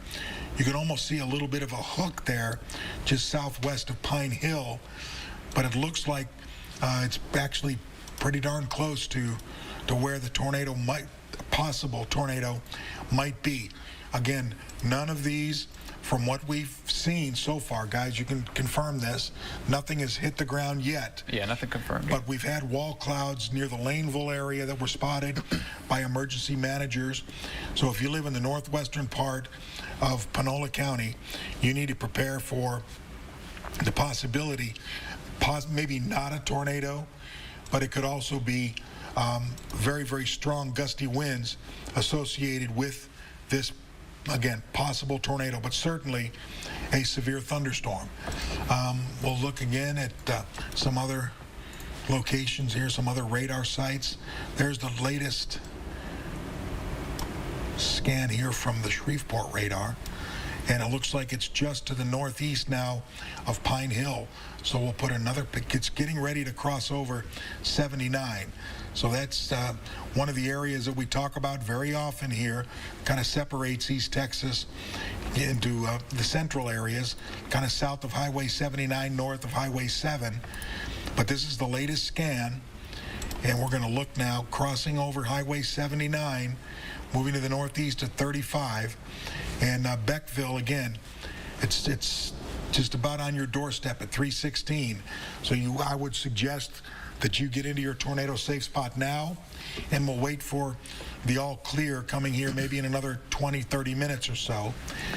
The Grand Bluff area, that's until 326.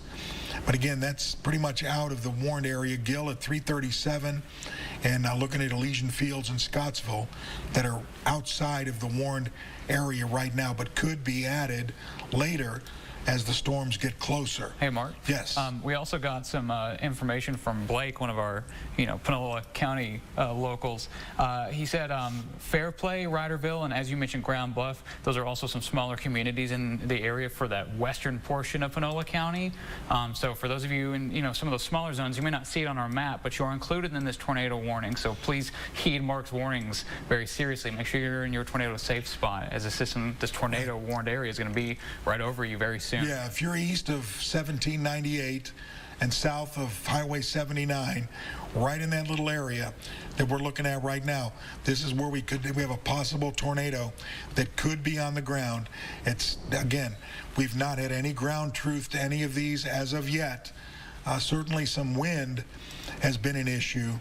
But again, we want everybody, say in the Delray area, the Beckville vicinity, all of these areas that are along Highway 79, just outside of Carthage, to be aware that your city may not pop up on our wedges that we put here, but that you are certainly involved. So it's good to know where you live and the proximity that you live to some of these other cities. So again, Beckville at 317, Grand Bluff at 328. These are all the areas that were, okay, we've got some good news here that just came out. Some tornado watches are now being canceled. Let's see if they've actually reached our system yet. They have.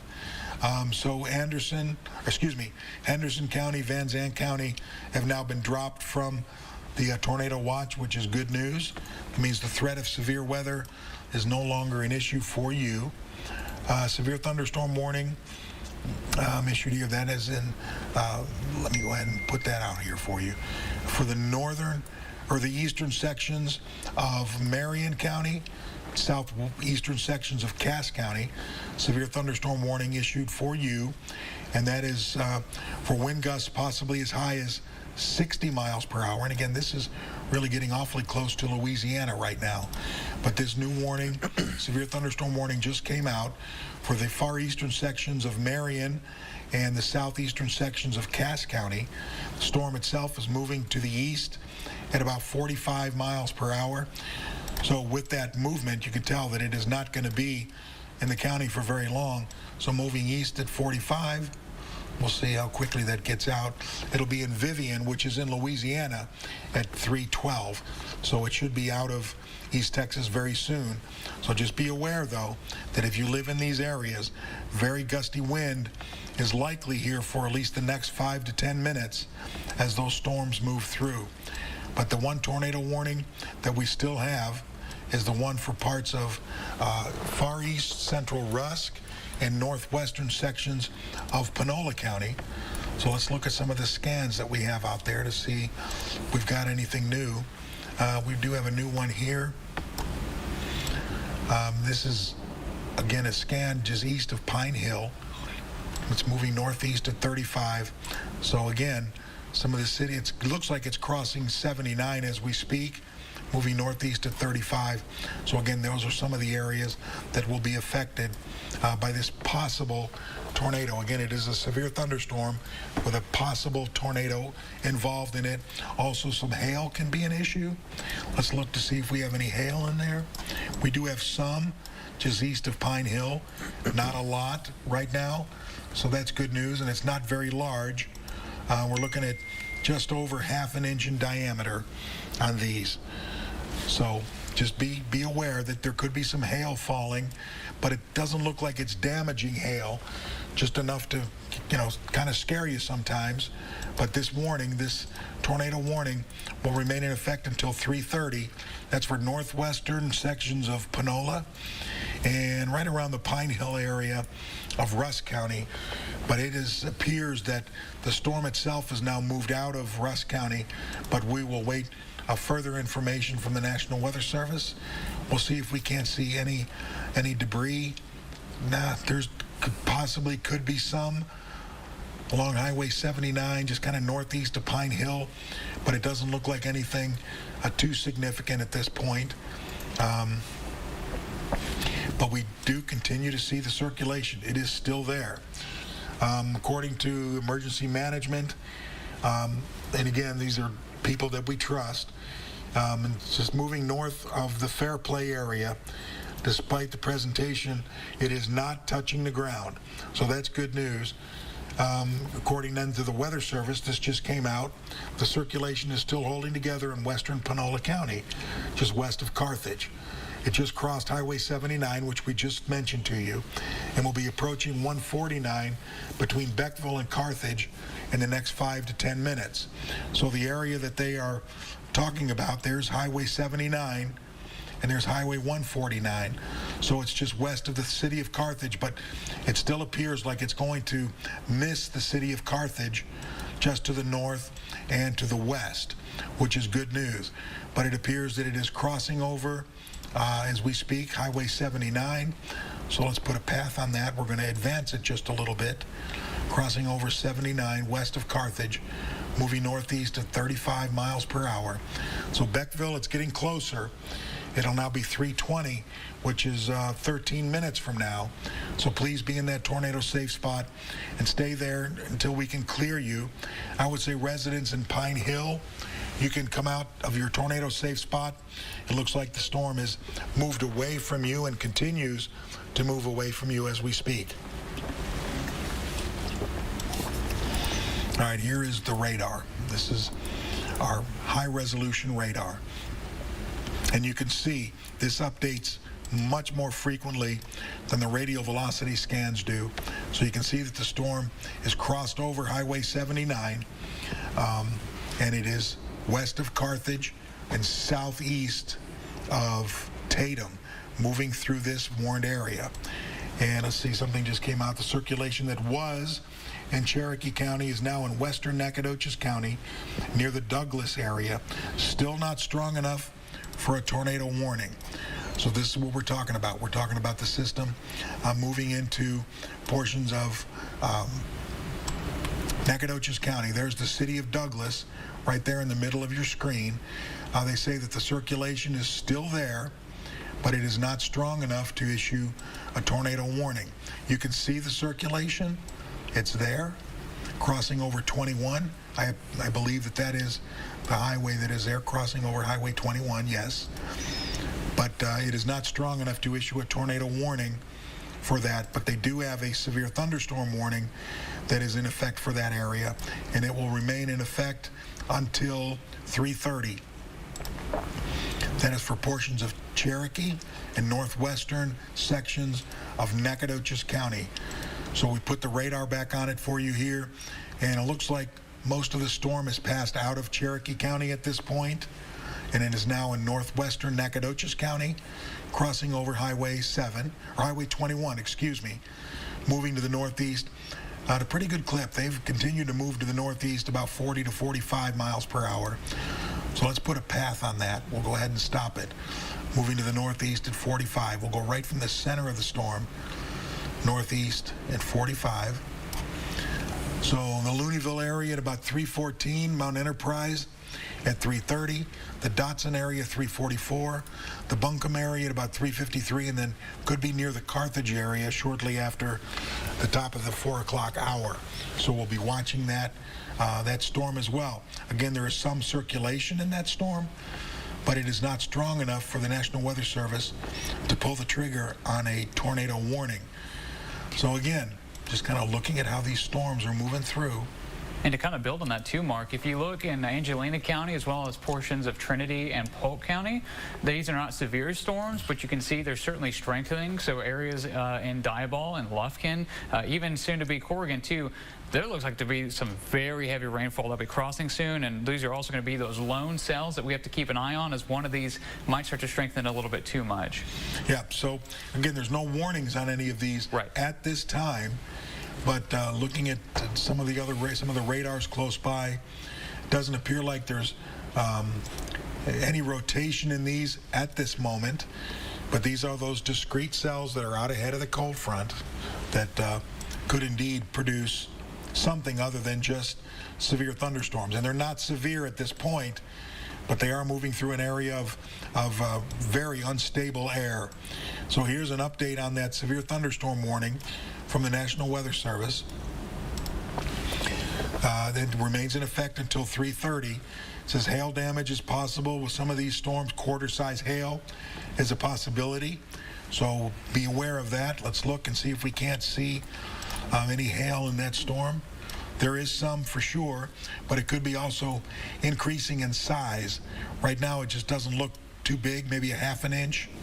So they could do, some minor damage. That could take some smaller limbs off of trees and things like that.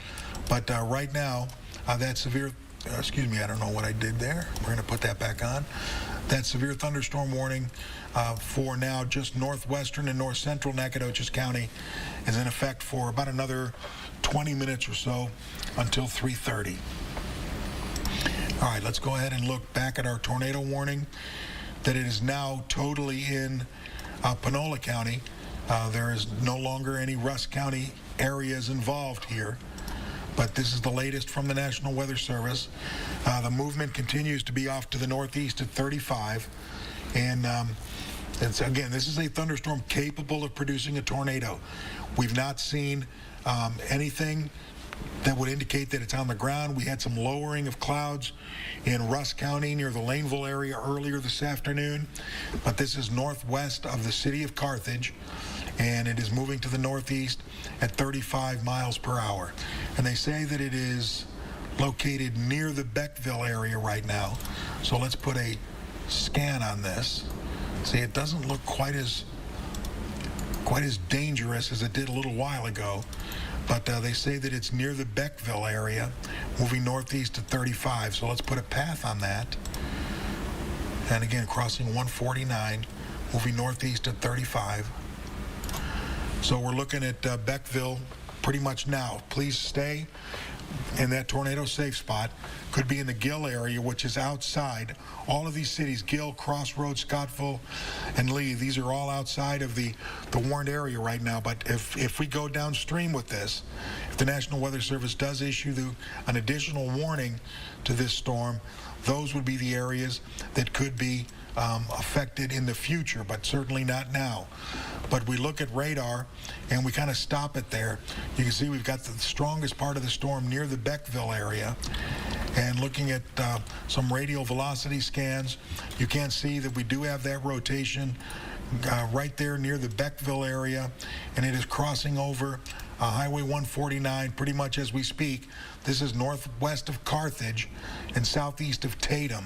So it's going to miss both of those larger cities, again, in the Beckville area. So we want everybody to be aware that there is rotation continuing to be indicated by a couple of our radars that are at least nearby. So that warning is only going to be in effect now for another 16 minutes. Whether or not that will go downstream or further to the northeast, we are not certain of. We will wait for the National Weather Service to give us that information.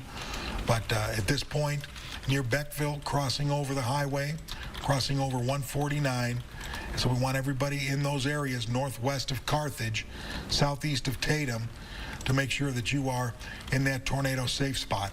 So again, if you didn't hear earlier, if you're in Pine Hill, you can get out of your tornado safe spot now. It looks like the storms are well to the east and northeast of you. We still have that severe thunderstorm warning for northwestern Nacogdoches County, and that is in effect until 3:30. The storms there continue to move to the northeast at about 40. Wind gusts up to 60 to 65 miles per hour are possible as these storms move through. So we want everybody just to stay inside. And the warning that we had earlier for parts of southeastern Cass, north, or the eastern sections of Marion County, it looks like the most severe part of those storms is now moving into Louisiana and pretty much no longer in those areas. So that's some good news because they are moving very, very quickly. But there are other storms that are out there, folks, that are not quite severe in nature. They can produce wind gusts of 30 miles per hour. It says a tornado warning incoming for parts of Nacogdoches County. So we're going to look into that right now and see what areas that they are speaking of. That'll be coming out here very soon. And as a matter of fact, it should pop up on the screen. There it is. So we have a new tornado warning that has just come out for portions of Nacogdoches and the southeastern sections of Rusk County. This will be in effect until 4 o'clock. According to the National Weather Service at 3:15, just 1 minute ago, severe thunderstorm capable of producing a tornado located near Trawick or 9 miles northwest of Nacogdoches, moving northeast at 30 miles per hour. So they're slowing down just a little bit. The storms, I'm just reading some information here. All right, so let's look at this again. Moving to the northeast at 30 miles per hour. Let's put on our radial velocity scans, see what we're looking at. There we go. We can see that rotation. It is certainly in this cell. We'll zoom in a little bit closer here so we can get some of the highways that are being affected. There's 343, and this is to the west of Central Heights and southwest of Caro. It is to the west of Bonita Junction as well and southeast of the Looneyville area. And it is moving, again, to the northeast a little bit slower. This one's only going, I believe, about 30 miles per hour. So let's put a path on this new tornado warned storm. Moving to the northeast at 30. So we'll have it right there about at 343. Moving northeast at 30. There we go. So the Caro area at 328. The Fitz area, I believe that's how you say that. That'll be at 347, or yes, 347. Garrison at 355. And Garrison, you're right on the edge of that storm. And we were talking about earlier, those storms in Angelina County, those have now been warned. There's a couple of them. We'll see that here in just a minute. But Timpson, it could be in your area at 411, although you are outside of that warned area. So let's go down to the other warning that Cody was mentioning a few minutes ago, these little discrete cells increase in intensity very quickly. So the new warning that we have out for parts of Angelina and parts of Nacogdoches County, this will remain in effect until 4 o'clock. It says the strongest storm located over Diboll, moving northeast at 40. So let's put a path on this one here for those of you in deep East Texas. Moving northeast at 40. And here are some of the air. Burke at 319, Lufkin at 331, the Woden area at 354, Swift at 406, and the Grigsby area at 314. So again, these storms have increased fairly quickly here in the last, say, 10 to 15 minutes. So even in the Lufkin area, you're getting some storms there now, but the Warren storm is the one near Diboll. That's the one there. That's the stronger of the two.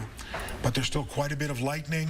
I'm sure there's some wind, the possibility of some hail being indicated. So let's check to see if we can see any hail underneath these. Not a lot at this point, but as they continue to increase in intensity, the likelihood of hail will also increase as well. So that warning, just to let you know one more time, the warning for parts of Angelina and southern Nacogdoches, that's in effect until 4 o'clock or another 41 minutes. So please keep that in mind. So we come down to the other two warnings. We'll go to this tornado warning that was just changed here by the National Weather Service. It was just kind of tightened up. Tornado warning until 3:30, another let me see, just another 11 minutes or so. Severe thunderstorm capable of producing a tornado, again, very close to the Beckville area, and moving northeast at 35. So let's put a path on that. Mark, while you're doing that, I want to let you know that Brad Lozak, our meteorologist in Lufkin, he is going to take over coverage on KTRE for Deep East Texas. Okay. So we will only have to focus on the storms in the northern half of the area. All right, so the way that they can follow that in Deep East Texas is to go to ktre.com/live on your computer, ktre.com/live, or by using the KTRE weather app, you can go to watch live on your app to watch Brad, who will be following the storms in Deep East Texas. And I believe he'll also be on KTRE's air. He will be on their air as well. So that's the way that you can find out about the storms in Deep East Texas. So we're going to be following really just the northern areas of East Texas. We'll update you on the others as well. But we just wanted to make sure that you know that Brad Lozak, the chief meteorologist at KTRE, will be following these storms in Deep East Texas, and there are lots of ways that you can follow him if you lose us. That's the way to do it. So let's get back to this tornado warning, the one that was in effect for parts of Nacogdoches County. We'll look at some of the scans here and see if we can't pinpoint where this rotation might be. And Mark, some of these velocity scans are coming back with some pretty strong returns, around 100 miles an hour. Now, that's not guaranteed that that's reaching the ground, but I tell you what, the chances of this thing lowering is pretty high. Yes, there's no doubt about it. So we're gonna watch these for you very carefully. This warning again for Nacogdoches and southeastern Rusk counties in effect until 4 o'clock. And again, this was updated just a short time ago from the National Weather Service. And it was 9 miles northwest of Nacogdoches, moving northeast at about 30. So let's put a path on this one using this latest scan, moving northeast at 30. So here are some of the cities affected by that. Again, the Caro area, you need to be in that tornado safe spot now as this storm is moving over your area as we speak. And I believe that is Highway 204. Yes, so please, it is getting ready to cross over, and then it will cross over 259 here very soon as well. So just make sure that you are prepared in the Caro area. Let me put that path back on here. Okay, so again, that's very, very soon. In the Arlem area at 348, Dotson at 4 o'clock. Dotson, you are outside of the warned area right now, but that's certainly something that you may want to consider here in the near future. The Buncombe area, 411, Delray at 419. Again, those are outside of this warned area at this moment. Again, there's a severe thunderstorm warning in effect for that portion of Nacogdoches County as well.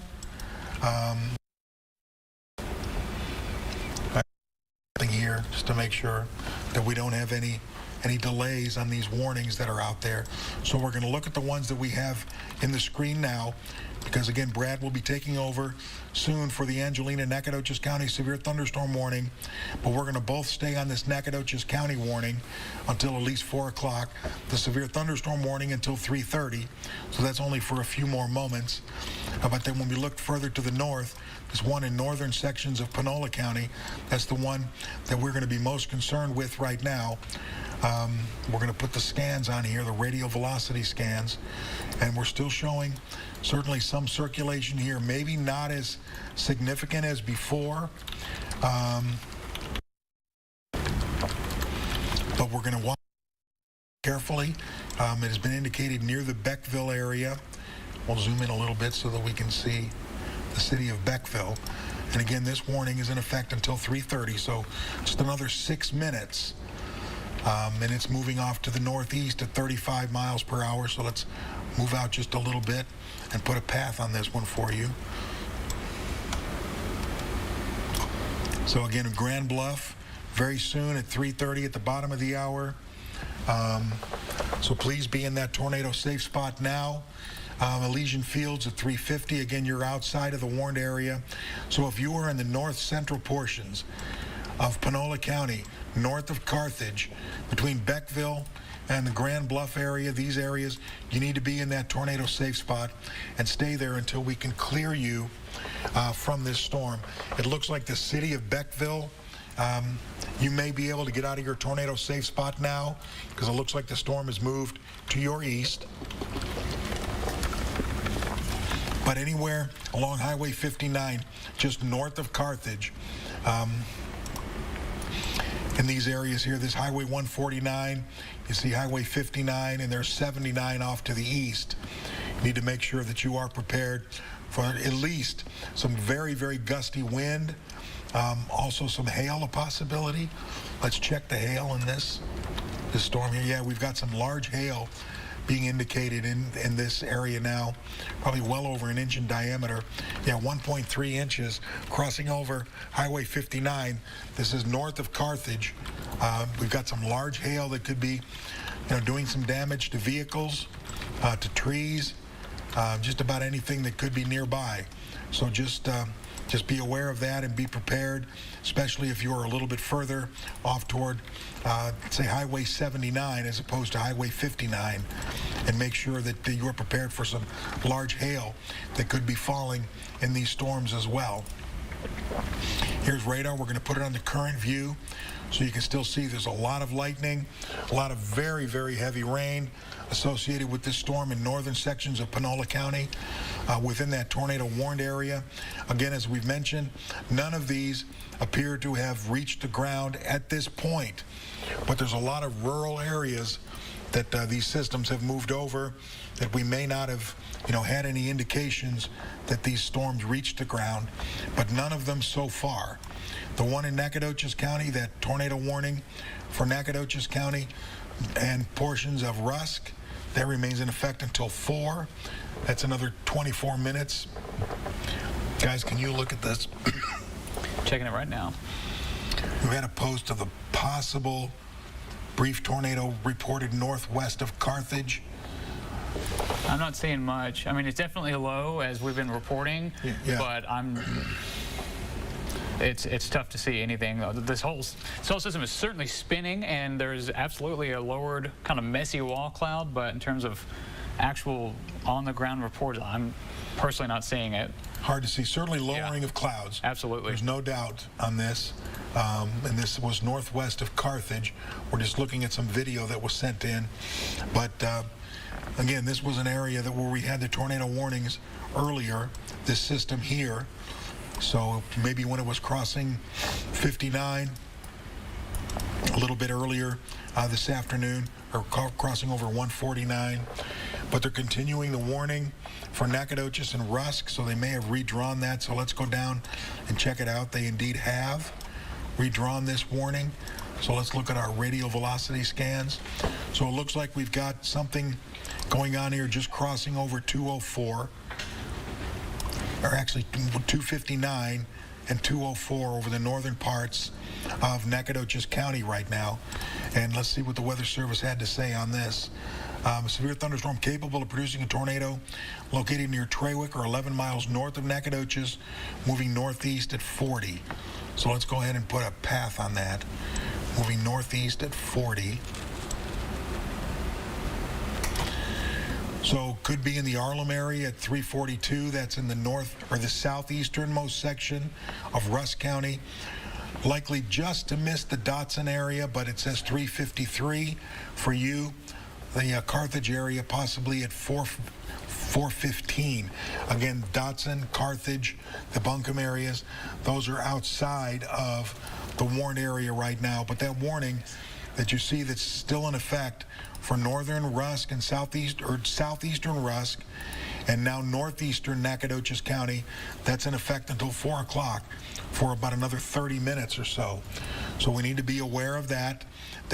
Again, we have not heard of anything touching the ground at this point, but we do have circulation that continues to be indicated in the northern sections of Nacogdoches County. So this is an area that we're watching very carefully.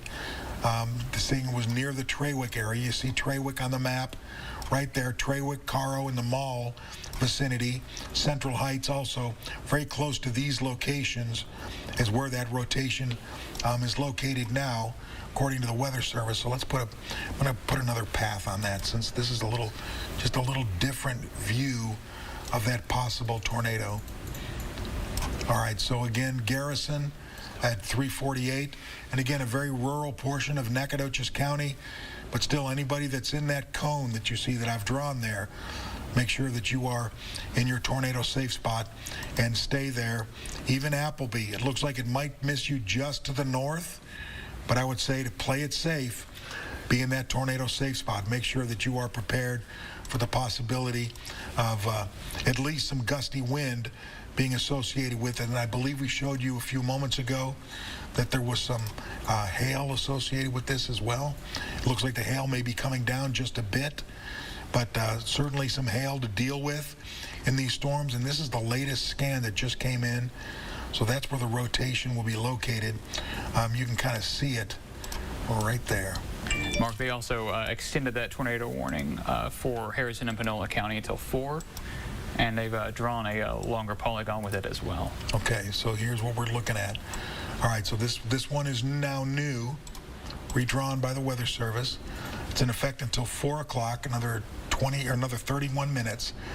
And it says, severe thunderstorm capable of producing a tornado located near DeBerry or 11 miles northeast of Carthage, moving northeast at 45. So it appears like it's speeding up just a little bit. So let's put a path on that. So the good news is it should be out of East Texas here soon. So Elysian Fields at 340, and then into Louisiana shortly thereafter. And again, if you've been watching us, these lines here within this cone are 10-minute intervals. So it looks like about another 20-25 minutes, and this will be in Louisiana. But this warning, this tornado warning, it has been extended a little bit further off to the northeast, and it's in effect until 4 o'clock.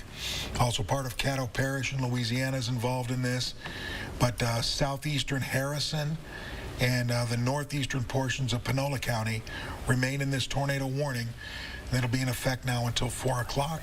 Putting radar on this so you can kind of see how things are moving along, and they are moving along very quickly. Again, this is northeastern sections of Panola, southeastern Harrison counties. That tornado warning until 4 o'clock. We go back to the warning for northern sections of Nacogdoches and southeastern Rusk counties. You can see a very strong thunderstorm is involved there. So let's look at, again, some of our radial velocity scans. See if we can get a good point on this, and they're both showing it very close to the same location. Let's see if we can zoom in. So right about in that area there, we've got that rotation. at Farm to Market Road, 1087, the northern parts of Nacogdoches County.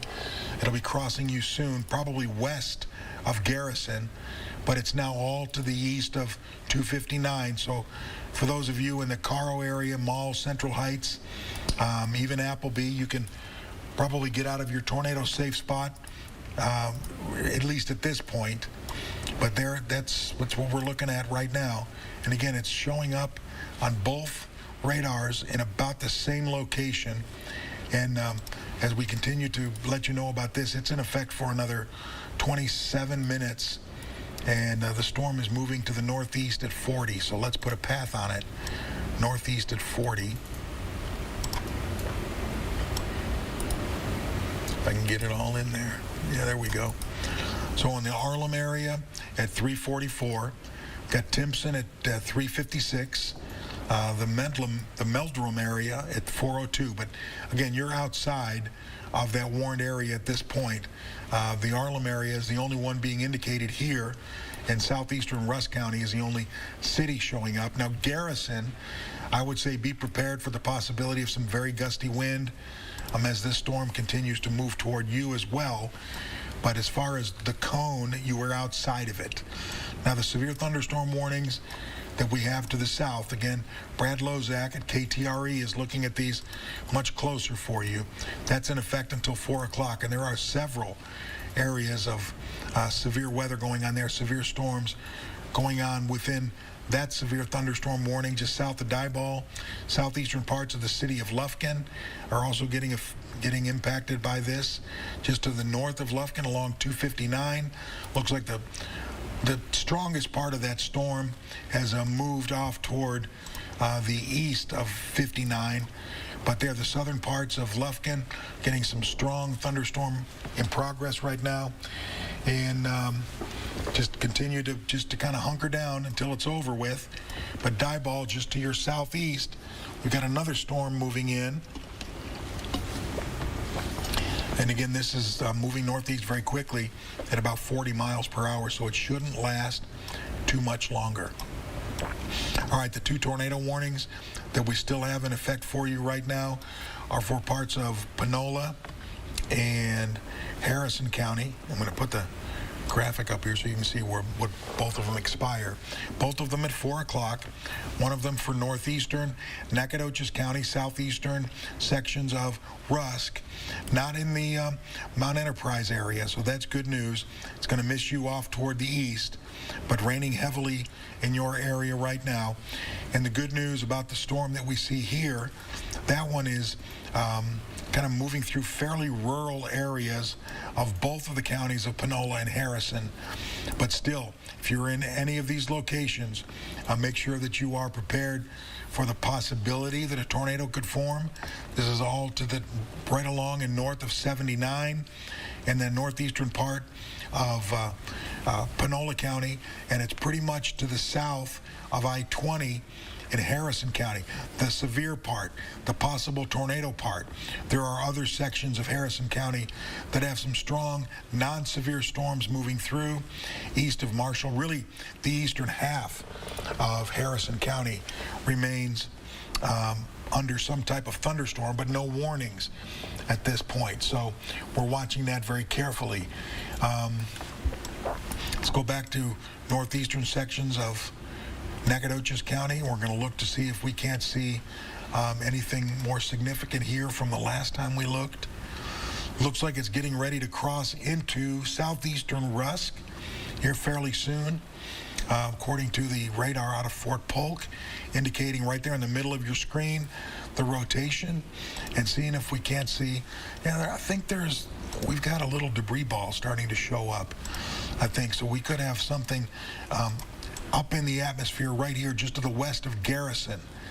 So not that we're saying that we've got a tornado on the ground, but we're looking at the possibility that we could have some stuff flying around out there.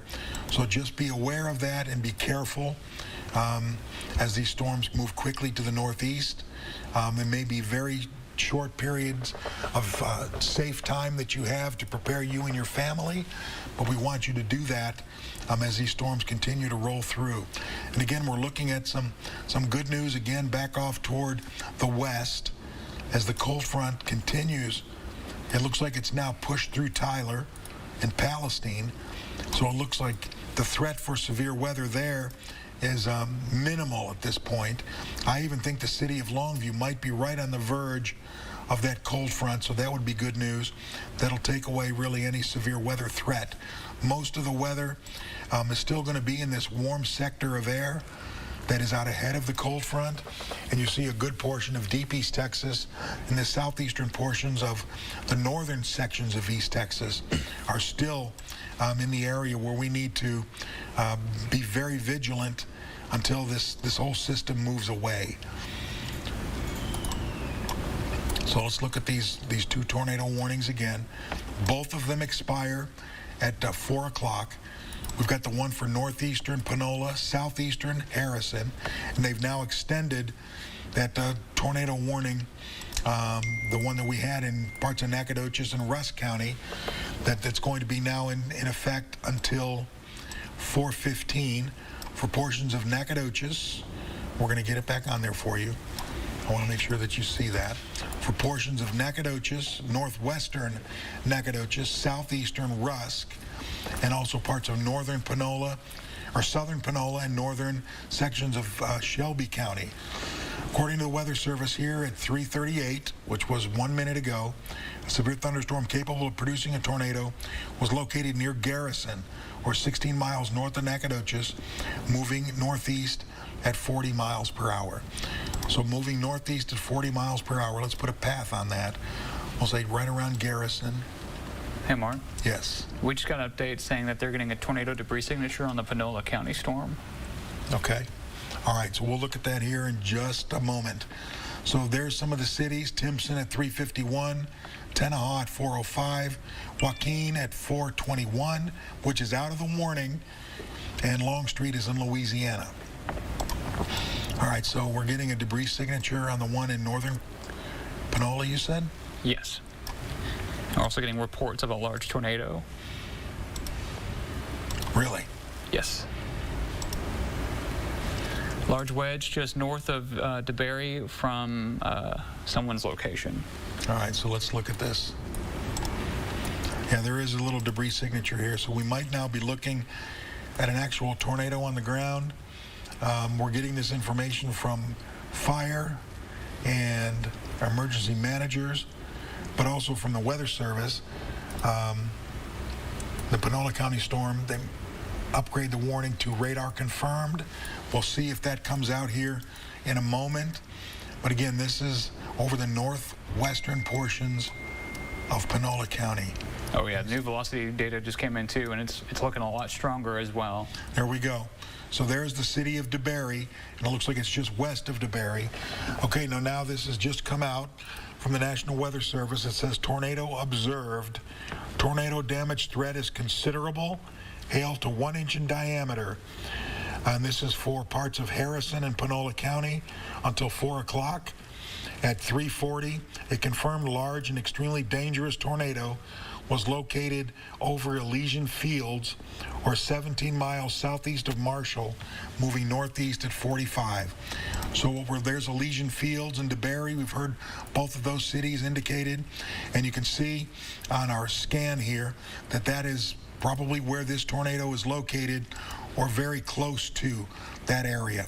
So we now have an observed tornado near Elysian Fields, and it is moving off. Let me get the speed here again. Moving off to the northeast at 45 miles per hour. So I need to move out just a bit. Moving northeast at 45. Yeah. So again, Elysian Fields, you need to be in your tornado safe spot as we speak. You need to be there until we can clear you. So get you and your family into that tornado safe spot. That is a small windowless interior room in your home. Elysian Fields residents, you need to be in your tornado safe spot as we speak. All other cities that are being indicated here are in Louisiana. But right now, Elysian Fields, you are in the bullseye right now of what we now are getting as an observed tornado on the ground. And the threat level that they've issued here is considerable. And they're also getting we're talking about some other tornadoes there. I just want to make sure that we stay on this one. But this is something that we have not had yet so far today, but this appears to be our first observed tornado, one that is on the ground near the city of Elysian Fields, and it's moving to the northeast at 40 miles per hour. Multiple reports of a large tornado on the ground near DeBerry, and you see DeBerry there. So we've got something going on right now in between Elysian Fields and DeBerry, a large tornado, and they said we've had now multiple reports of a large tornado on the ground near DeBerry. So residents in DeBerry, please, your tornado safe spot now, that small windowless interior room. Now again, this is not a drill. This is something that we want you to do now because we have a severe thunderstorm that has now produced a large tornado near the city of DeBerry between Elysian Fields and DeBerry, moving northeast very quickly. So we want everybody to make sure that you are definitely in DeBerry, Elysian Fields, in your tornado safe spot. The city of Panola, the city of Bethany, you are downstream. Please get into your tornado safe spot. It looks like this storm will follow Highway 79 pretty closely, maybe just a little bit to the north of Highway 79. So please, again, this is the first confirmed tornado that we've had so far this afternoon. Again, from the National Weather Service, multiple reports of a large tornado on the ground near DeBerry, which is at the Highway 79. But we've also heard Elysian Fields very close to these areas. So DeBerry and Elysian Fields, in between those locations, please be in your tornado safe spot and stay there until we can clear you.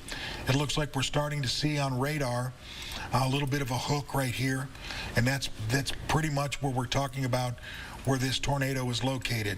Yeah, so we got a new CC scan, and it's pretty much showing right on the southern portions of Elysian Fields. Okay. So let's look at that here. There is the debris field. That's a debris scan. This means that we've got stuff flying around that is not rain, it's not hail, it is other things. And again, this is near Elysian Fields, kind of north of DeBerry. But again, we've had reports near DeBerry, whether or not they're indicating that it's north of the city, but we're starting to see an area of significant concern now near Elysian Fields, where we're seeing what's called a debris field. This is flying around in the air, and again, it's not rain, it's not hail, it's other things. So just be aware that that's there. Let me see if we look at another site here, see if we can see it as well. Yes, we see it in two different sites. The Fort Polk and the Shreveport radar are both indicating that we've got stuff flying around in the air right now that is not rain, it's not hail. This tornado warning, again, they're continuing this. We're going to back out now, and we're going to put the rain on here. But this is the latest from the Weather Service right now. They're saying that this is a particularly dangerous situation. Take cover now. Tornado warning has been issued until 4 o'clock for portions of southeastern, Harrison, northeastern, Panola County, and a confirmed large and extremely dangerous tornado was now located near Wascom, or about 17 miles west of Shreveport. So it's actually moved further off toward the east. You can see the city of Wascom right there in the middle of your screen. So now we've got a large tornado that could be encompassing several areas. Let's look at our radial velocity scans, and we see that it's there, moving off toward the northeast at, I think they said 40 miles per hour? 45. 45 miles per hour. So again, they're now saying near Wascom, so we're going to kind of put it to where we saw that debris field, which is right down here, moving to the northeast at 45 miles per hour. So again, this should be out of East Texas very quickly. Matter of fact, all the cities are now in Louisiana that are being indicated. But what we were mentioning to you earlier, as we looked at this closer, we saw DeBerry and Elysian Fields here, the city of Panola as well. Bethany, Please be in your tornado safe spot. You can see where Elysian Fields is and where Wascom is. These scans may not be coming out quick enough to kind of get an update, but if this is indeed the case, you can see where we've got that one, and Wascom is only 8 miles, so they're moving fast. So if you live in the southeastern portions of Harrison County and the northeasternmost portions near Panola, Bethany, Elysian Fields, it looks like DeBerry, you're kind of cleared at this point because the storm, it appears to be to your north, but it's going to be north of Highway 79. So if you're in Wascom, still in the Elysian Fields, I would stay in that tornado safe spot. Panola and Bethany, make sure that you are there and you stay there until we can clear you from that. So that storm is moving very quickly to the northeast at 45, and this is the only confirmed tornado that we have on the ground, according to the National Weather Service in Shreveport. So this is a particularly dangerous situation. You can almost see the hook with inside all of this is moving off toward the northeast at 45 miles per hour. So I want everybody to please stay in your tornado safe spot until we can tell you that it has moved along. The warning that we have now for portions of northwestern sections of Shelby and parts of northeastern sections of Nacogdoches, southeastern sections of Rusk County, and parts of Panola County, that tornado warning is in effect until 4:15. According to the National Weather Service, this storm is moving to the northeast at 40 miles per hour. So we'll look at some of our radial velocity scans and we can see very clearly where this storm would be. It is to the north of Garrison and to the west of Timpson. And again, the movement here is northeast at 40. So let's get a path on this one.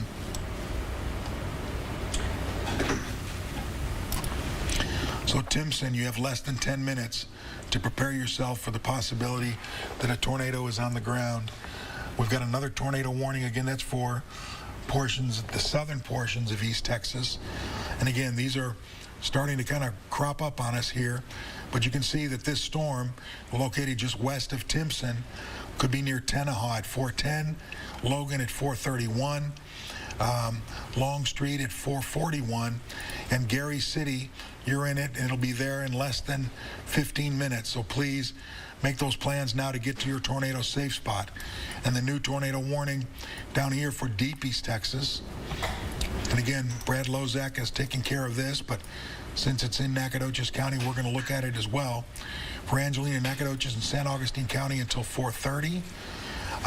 Let's look at a different radar here to where we can see if we can't see some rotation a little bit better. But according to the National Weather Service, on this one, on the newest tornado warning, it said a severe thunderstorm capable of producing a tornado located near Huntington, 7 miles southeast of Lufkin, moving northeast at 50.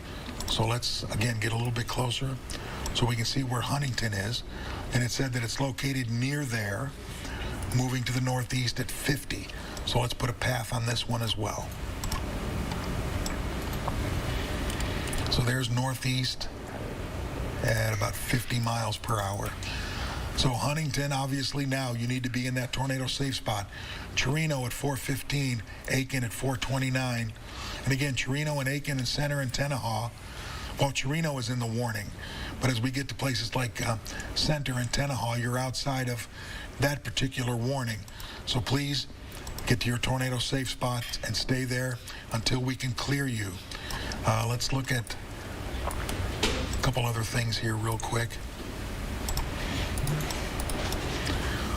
Looking at that storm up near Wascom, it looks like it's getting very close to the city of Wascom right now. So if you're in that area, if you're in Wascom, please get into that tornado safe spot and stay there for just a few moments as these storms are moving very, very quickly. And again, this one was a confirmed large tornado that was on the ground, and you can see it just to the southeast of the city of Wascom as we speak. So let's again show you that that one expires at 4 o'clock, so that's another 8 minutes, and the movement was toward the northeast at 45. So let's back out of this one a little bit, and we'll move it to the northeast at 45. and again in Louisiana. So it's not going to be much. Wascom at 3:57. That is very, very soon from now. So please be in your tornado safe spot and stay there for at least a few more moments until we can get this one confirmed tornado out of your area. That is, again, the only confirmed tornado that we've had so far today. So please be careful. Please be aware. This storm that we're seeing now in this tornado warned storm appears to be just to the northwest of the Timpson area, and it's moving off to the northeast at 40. So we'll put a path on this one for you. It's just to the north of Timpson, moving northeast at 40. So we'll be near Gary City at 408. The Logan area will be at 427. And again, that's outside the warned area for now. But if this continues, we'll have to put you in that. So please be aware that if you're in Gary City, you need to be in a tornado safe spot. If you are, say, 5 to 10 miles south of the city of Carthage, you can see that's about 5 miles, or it's about 12 miles. So if you're between 5 and 12 miles south of Carthage, and that's where you live, you also need to be in a tornado safe spot. Again, this is along Highway 59. We want everybody there to be in that tornado safe spot because, again, this is not confirmed, but it is still showing up very clearly on radar at this point. And we'll see if we've got a debris ball in this one. It doesn't appear that we've got one as significant as we had earlier, and that one to the north. And there's still a debris ball being indicated there on a couple of different radars near the Wascom area. So please remain in your tornado safe spot. All right, so the one storm that we had, that particularly dangerous, extremely dangerous tornado near Wascom, it's still there, and the National Weather Service has kind of updated that warning. So let's look at that. Most of it is in Louisiana.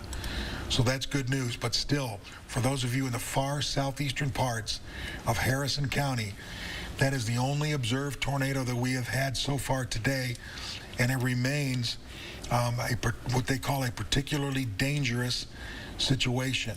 So if you are in Wascom, or in this area that I'm zooming in on, south of Jonesville, but certainly north of Panola and Bethany, this is where the tornado is located now, and according to the Weather Service, it is near Wascom, and it is moving off toward the northeast at about 45 miles per hour.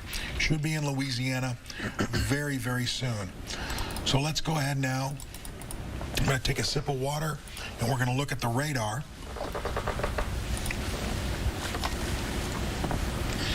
And we're going to go ahead and stop it.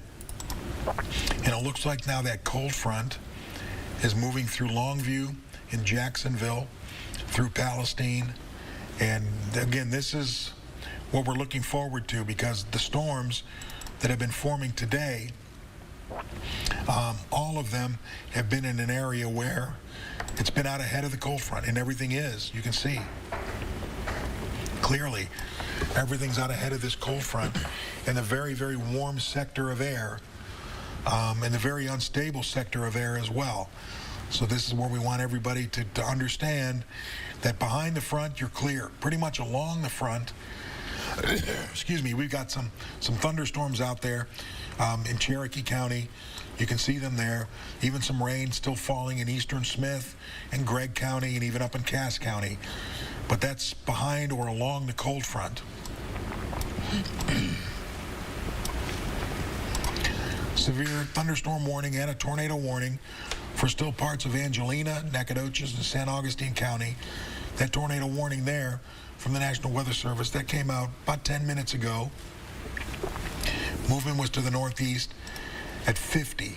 So we'll look at some radars here, and you can see where we might possibly have that area of rotation in southeastern Nacogdoches County.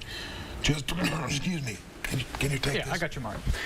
So what Mark is looking at is, I mean, we have actually a numerous amount of tornado warnings here in East Texas, but we are also watching this one here that is in Nacogdoches County.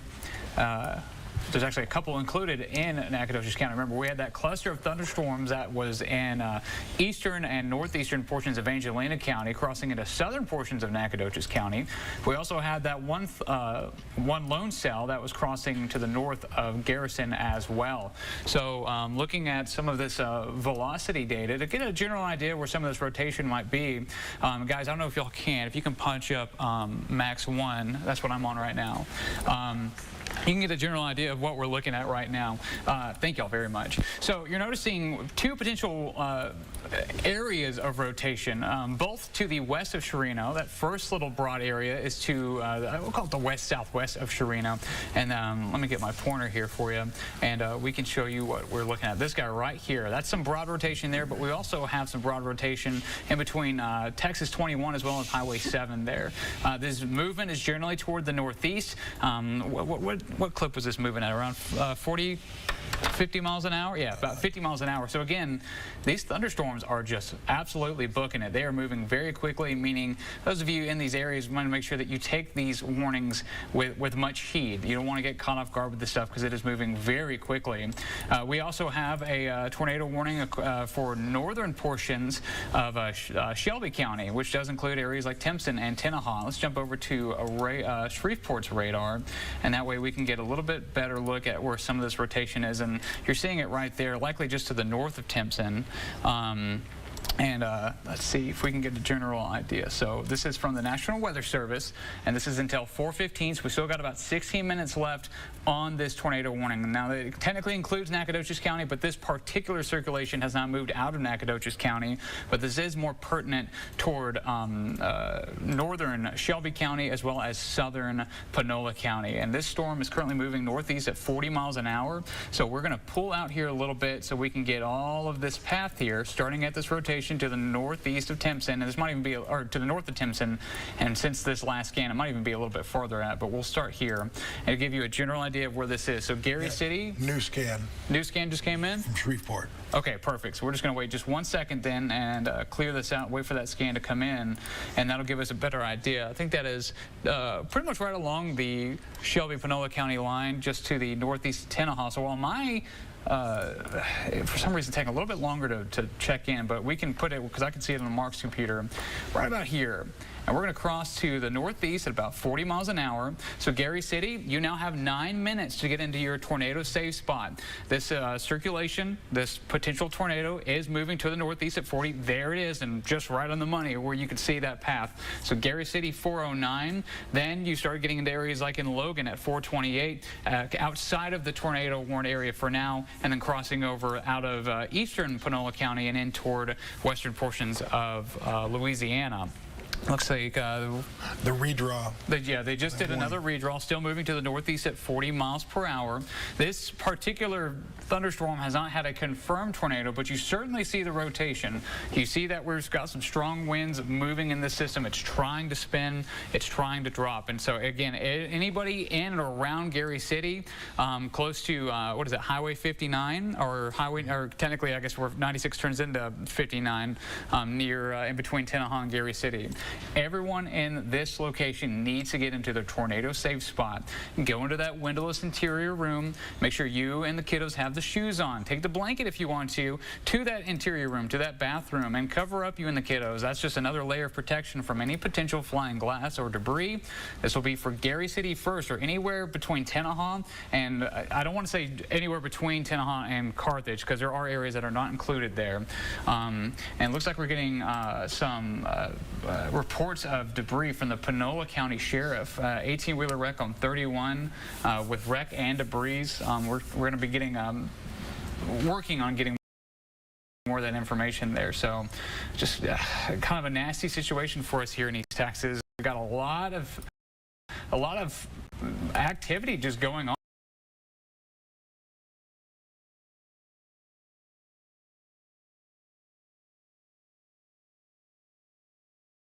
I mean, we've got several tornado warned storms, and we also at one point had numerous severe thunderstorm warnings, but those have since been upgraded to that tornado warning, with the exception of that one in Polk County, which is a severe thunderstorm warning. I want to give you some quick information on that. Oops, excuse me. Let me get that one. And that is a severe thunderstorm warning, which is also in effect until 4:15, and that's included Polk as well as Trinity County. Many other areas across East Texas not exactly dealing with severe weather, but we're noticing for portions of Anderson as well as Cherokee County, so much heavier rainfall is now starting to develop along that cold front, maybe even some sub-severe gusty winds. And we're talking areas like Highway 79, Highway 69, frequented highways. Want to make sure that y'all aren't just driving straight into this. If you can, maybe wait for this line of thunderstorms to move through your area, and then you can actually hit the road. Quick look at this. I believe this system is finally out of East Texas. Let's take a look and see what Shreveport's velocity data is saying. And I'd say so. Yeah, it looks like this one tornado warning for portions of Harrison County. I'd say that center of location from that confirmed tornado is now out of East Texas, but unfortunately the areas of Shreveport are included in that tornado warning. So if you got any friends or family in the Shreveport area, make sure you give them a call and that they are aware that there was at least at some point in time during its time in Harrison County, that was a large and dangerous tornado on the ground with confirmed debris. So please, please, please be very safe out there and give them a call. Make sure they know what's going on. Another look at that confirmed tornado warning for northern Shelby and southern Panola County. That is still near the Gary City area. These storms are moving very quickly and they're covering a lot of ground. Sure, yeah, let's jump over to Fort Polk and see what they're saying. Oh yeah, still just to the west of Gary City, at least with this scan, but again, they're moving a lot in between these scans, so I'd say anywhere close to Highway 59 near Gary City, please make sure that y'all are in your tornado safe spots. This is a possible tornado. This has not been confirmed yet, but it's getting stronger as the storm approaches Highway 59. It is getting stronger. It appears, at least at this point, that that's what's happening. Yeah, and so information has started to slow down. I know some of these areas are starting to become a bit more rural, so on one hand, that's good there's not as many people on the way, but on the other hand, we still want to make sure that all of you are being safe out there and getting this information. I know there's areas like Tenaha and Paxton. You are included in that tornado warning. It looks like the circulation is going to be just to your north. Still wouldn't be a bad idea to be in your tornado safe spot as you are still in this polygon and you are considered, at risk to this storm in general, because it's not just the threat for that tornado. We also have just some very, very heavy rainfall and maybe even some strong gusty winds coming out of the system. Let's take a see how things are looking at with our potential for this hail. Seeing some hail, not very large hail, maybe just pocket change hail, getting up to the size of maybe pennies in some spots, but still a strong thunderstorm nonetheless, lightning, very strong gusty winds possible, as well as with the potential of that tornado. All the more reason for you to stay in your tornado safe spot if you are included in this tornado warning. Any new information from anybody just yet? Not seeing anything at this point, but again, we still have some areas of obvious concern that's out there right now, and we continue to look at them. Gary City, please make sure you're in your tornado safe spot. Because that storm appears to be getting a little bit stronger as it heads off toward the northeast.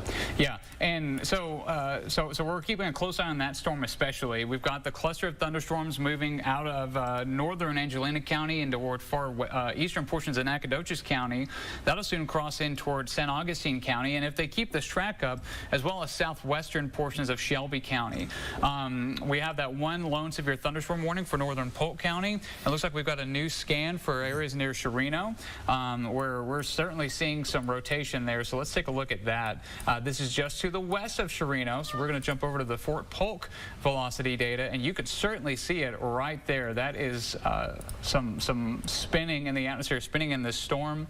That is, let me grab my circle here, right there. And you can see it right there.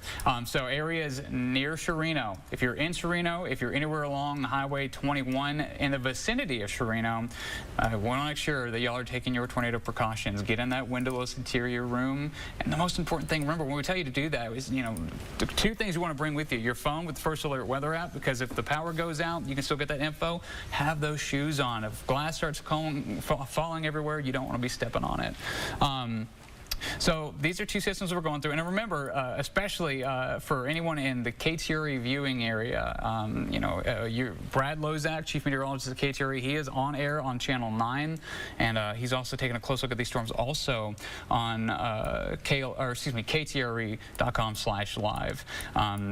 So if you feel like we're not looking at the southern zones as much, just know we've also got Brad, who is really honed in on those thunderstorms there. While we wait on a new scan from the tornado-warned storm in northern northern Shelby and southern Panola County, I do want to show you what we're looking at right now with our live Doppler radar, because it's a very active time in East Texas right now for a lot of areas, not so much for our northern and our northwestern zones. You're noticing some of those counties like Van Zandt, as well as Henderson, Kaufman, Rains, Hopkins, Delta County, that tornado watch has been dropped. There's a lot of areas in the I-20 corridor and the I-30 corridor that tornado watch hasn't technically been dropped yet, but you are in the all clear for severe threats. So the city of Tyler, you're done. Longview, you're about to see the last of that heavier rainfall move out of the area. Jacksonville, you're still dealing with it for now. Palestine, you're in the clear for now as well, but we're talking areas in Houston County, Cherokee County, Nacogdoches, Rusk, Panola, as well as portions of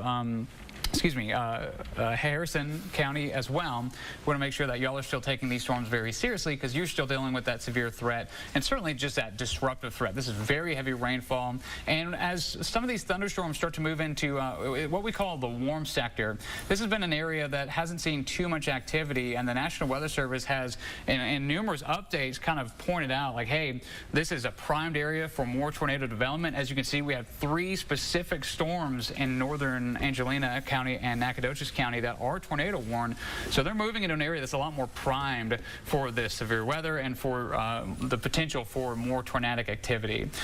So let's see if we can get some new information from the radar site outside of Shreveport. Get it, but that just looks at the raindrops. Are they moving to, and are they moving from the radar site? If they do so, that's indicating motion, and not the kind of motion that you normally see. And it's very broad, but it's certainly it's clearer than the last scan, we'll say that. Right now, it is directly on top of Gary City. So remember, past 5-10 minutes, we've been begging y'all to get in your tornado safe spot. This is in Gary City, and this is now crossing to the northeast. It's broad, but you're noticing this, it's fairly strong, too. What we can do is kind of check to see if we get a 80 to 1, almost 90 miles per hour. Now that is a little bit higher in the storm, but if that's working its way down toward the ground, that's a chance for some very strong wind gusts, plus with the potential of that tornado. A new scan also showing you the storm nearing Chirino, getting very, very close. Yes, so areas in Gary City being your safe spot now, as well as areas in Chirino. If you are anywhere along Texas 21 near Chirino and far eastern portions of Nacogdoches County, is coming in on you very closely. Let's jump over and see if Polk has it. Yeah. Oh, do we have a picture, y'all? Yes. Oh. This is Highway 59 looking north in Panola County near Irons and Bayou. So this is the view on 59 in Panola County looking north into Irons Bayou. This was, according to the radar location somebody pointed out to me a few moments ago, this would have been probably 20-30 minutes ago. Okay. That's a very large, yes, it does. That's the tornado that we were talking about, letting people know that this was a large and dangerous tornado. And as you can see, this is a massive system that has been making its way. It's now in Louisiana, but this is the one that made its way through northern sections of Panola County just earlier today. Wow.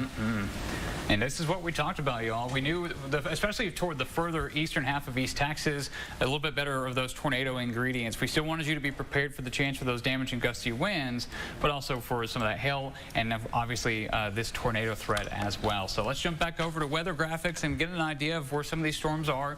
Remember, we've really been kind of hitting hard with areas in Chirino and Gary City to be in your tornado safe spots, as these two separate circulations are really impacting your area. Maybe not the center of town in Chirino, but just across western areas as well as the northern portions of the town. And what you got, Mark? A new warning. Okay, there we go. For the Gary City storm. All right, I was wondering because we're getting kind of close to 4:15, so now we have a new warning. This is now going to kind of really just focus on Panola County. So for Gary City and for areas off toward the northeast, this is the latest from the Storm Prediction Center, or excuse me, from the National Weather Service.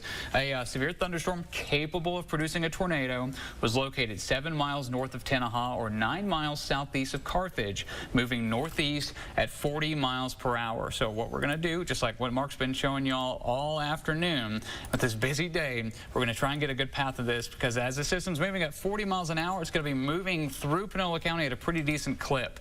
So I believe we'd pronounce that as Keechee. That's at 447, Stonewall 458, and these are areas outside of East Texas. I know it's kind of rural when you sort of get in between, what is it, Highway 59 as well as Highway 79. So I know it's kind of close to DeBerry, but this is going to go south of DeBerry, and it's going to cross through eastern and southeastern portions of Panola County, and then we'll eventually cross the state line and moving over and toward northwestern Louisiana. And we're still waiting for a later scan.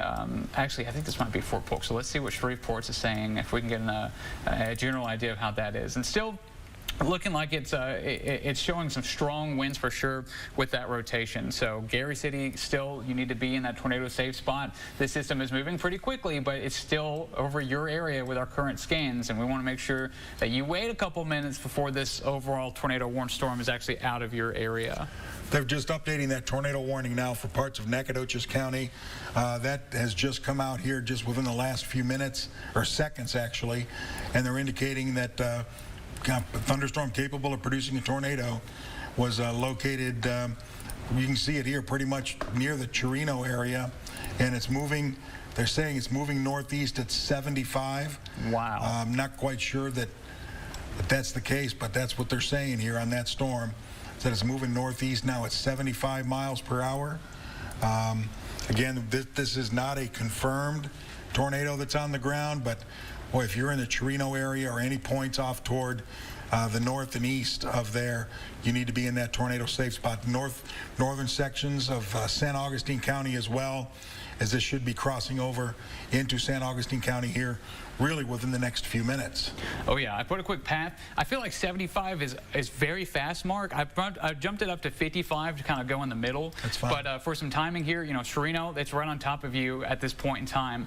This will be moving close if it keeps up this general path for the city of Center. That'll be at 441, okay? So you've got just a little under 30 minutes to make your preparations. I know you're not included in that tornado warning right now, but if this storm does continue to potentially produce that tornado, it will be in your area around 441, and then crossing again into Huxley around 454, and then immediately outside of East Texas into Louisiana by around 455. So plenty of time to prepare. You're not in the tornado warning yet, but if the system does continue to cycle and show the potential for that tornado, well, then you will be included within that next tornado warning. I'd say we're at this point, Cody, but anywhere between Farm to Market Road 95 and Farm to Market Road 711, which is in northern San Augustine County, and north of Highway 21, that's where the potential tornado could be. Certainly very gusty wind, lots of lightning, lots of thunder, and even the possibility of some large hail in this storm. And I would think that very, very soon the National Weather Service will issue a new tornado warning for that cell. But we continue to monitor it very closely. And again, we showed you that picture a short time ago of that storm that was in the northwest or northeastern parts of Panola County. So there have been several areas that have been affected by that. The storm that is now northeast of Gary City continues to look quite strong, moving to the northeast at about 40 to 45 miles per hour, hopefully out of Panola County within the next 20 minutes or so. But we still have several storms that we're talking about, and they're not difficult to see on radar. They are there, but whether or not they're reaching the ground, that is a whole different animal. And that right now, right near Atoyac, this is again the same storm that was near Chirino. The storm is very close to you, so make sure that you again are in your tornado safe spot. So just everybody be on the lookout. Be careful. Don't actually go look out. We want you to stay inside But there's just so much going on right now, especially in these areas, that everybody needs to be as safe as possible. And those tornado safe spots for those areas that we've been telling you about with this storm. And there's good news. Angelina County is out of that tornado warning now. Good. But it's still Nacogdoches and San Augustine that are still involved in that warning that will remain in effect. And see, it looks like we got another one coming here. That's in Louisiana. Okay, but again, I think that we're going to see another one issued here very shortly for parts of Shelby County, maybe northern San Augustine, with that storm that is just getting ready now to cross over into northwestern San Augustine County, the one that we were looking at earlier that was near Chirino. Absolutely. And one thing that we're kind of seeing, you know, we use the term broad rotation, but what we're trying to see is the greens and the reds, because that's indicating rainfall that's moving to and from the radar site. And that just kind of gives you an idea of we're actually seeing rotation. One thing we didn't get a lot of information on is if we're actually seeing a storm, you know, storm motion away from it. But what you're seeing here, you see the negative value, the positive value. We call that gate-to-gate shear, and we're seeing the potential for sometimes 60, 70-mile-per-hour winds that are trying to spin. They're trying to work their way down to the ground. Not the strongest tornado at first, but the longer these thunderstorms are allowed to breathe, to move, well, the greater potential for that longer, stronger tracking tornado is there. You know, that one confirmed tornado, we've been watching that one for 45 minutes to an hour before it finally was able to really produce that strong tornado. So these storms are trying their best to move and breathe. We don't want that, but that's what they're trying to do, and that's what we're watching for. Absolutely. And again, this is just off to the east of Atoyac, and let me see if they're still trying to use that 75-mile-per-hour wind. They are. We're going to back up and show around 55, but just do keep in mind if the storm is moving at a pretty decent clip, well, it's going to be moving in toward Shelby County here very soon. So we're going to get another look at general storm path and motion to give you an idea of timing, which we'll call 55. Again, center 436. It's 418 now, so you still have a decent amount of time. So once they issue that next tornado warning, this should come to no surprise to you that you are going to be included in this. Something else, if you live anywhere in Shelby County, especially south of Center on Highway 96 or near Highway 96, you'll also want to heed this warning as well. Okay, so just trying to see if we get any more information from the National Weather Service. Looks like they're still getting potential tornado debris in Louisiana. Not as much information coming to them for our easternmost counties, but we're still watching them very closely for y'all. So that's that storm that's kind of right along the county line of Nacogdoches and San Augustine. Let's take another look as well for that storm that is in Panola County. I know we're starting to get into a bit more of a rural area, but there's still going to be people living out there. This is the latest from the Storm Prediction, I said it again, the National Weather Service. It's been a long day, a lot of words. This is a tornado warning for Panola County. This storm is moving northeast at 40 miles per hour. This has been a capable tornado producer. This is nothing confirmed just yet. We're going to get information. They're about to issue another warning for the San Augustine storm, so I'm very quickly going to show you this path again. So northeast to the 40 miles per hour, right around there. This is to the east of Gary City now. So those of you in Gary City, you're done with that storm. You are still included in that tornado warning. I'd still say, you know, if it was me and I was talking to my kiddos, I'd say 5 minutes, at least another 5 minutes. Let the storm get a little bit farther away from you. Not much coming up from our systems here, but it will be moving in toward southeastern portions of Panola County, I'd say right around 4:30, excuse me, and then maybe even crossing out of the state line in toward Louisiana around 4:40. All right, let's see. The new warning for San Augustine County will include portions of San Augustine and Shelby.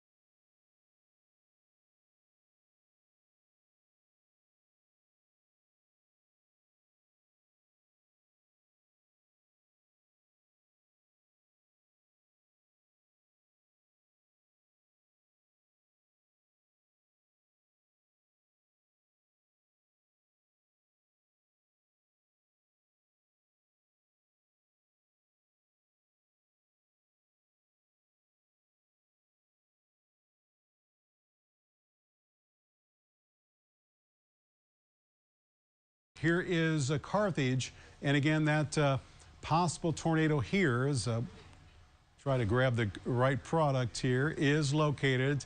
You can clearly see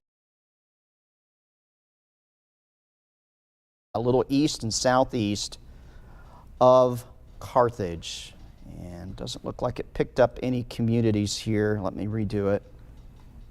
We'll track it out maybe a little bit farther in time and space, and still not. So at least the good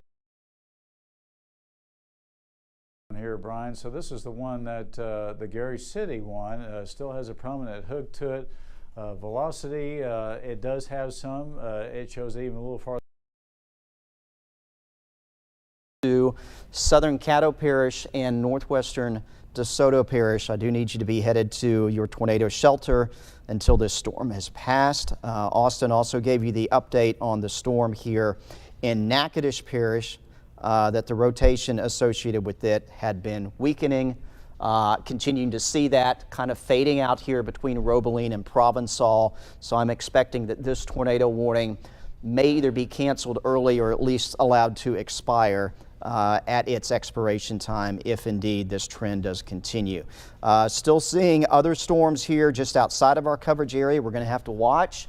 May have tornado warnings. I'll check here in a minute, but couple areas of circulation here, Nacogdoches County and San Augustine County in Texas. These will be tracking into Shelby County, Texas. In fact, let me look here and see if we have warnings for those storms. We do. So we now have, again, now we're up to 4 simultaneous warnings, 4 simultaneous tornado warnings in our coverage area here in the Arklatex. We've got the one for Caddo Bossier Parish, although radar indicated on that. Tornado warning here that includes parts of Panola County in Texas, southern Caddo Parish, northwestern DeSoto Parish. Tornado warning for Natchitoches Parish, although that storm appears to be fading. But another tornado warning now that does include parts of Shelby County, very close to center Texas. Want to show you the big view again, show you the wide picture. I-30 corridor, you're done. Not going to have any more stormy weather, or at least a threat of severe weather coming on through. It's all going to be here from near Magnolia, most of northwest Louisiana, and a large chunk of East Texas, especially south of I-20, remains under the threat of severe weather through the remainder of this afternoon. Want to get the latest here on our storm moving through Caddo Parish. Still seeing on the radar kind of what you don't want to see.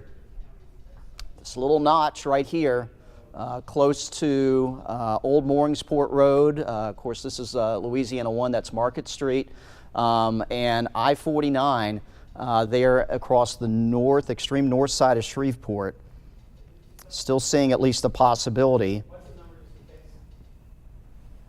that this could spin up another tornado as it moves north of 220 and heading into parts of Bossier Parish. Let me get a little closer here, show you exactly where this would be headed.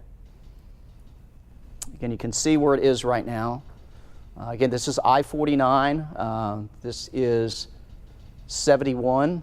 The North Market area, if you know where North Market splits off to 71 and I-49. So that's what we're seeing here, Louisiana Highway 1, 71, and 49 there in North Shreveport. This will be going across the Red River, which is the black squiggly line that you see here.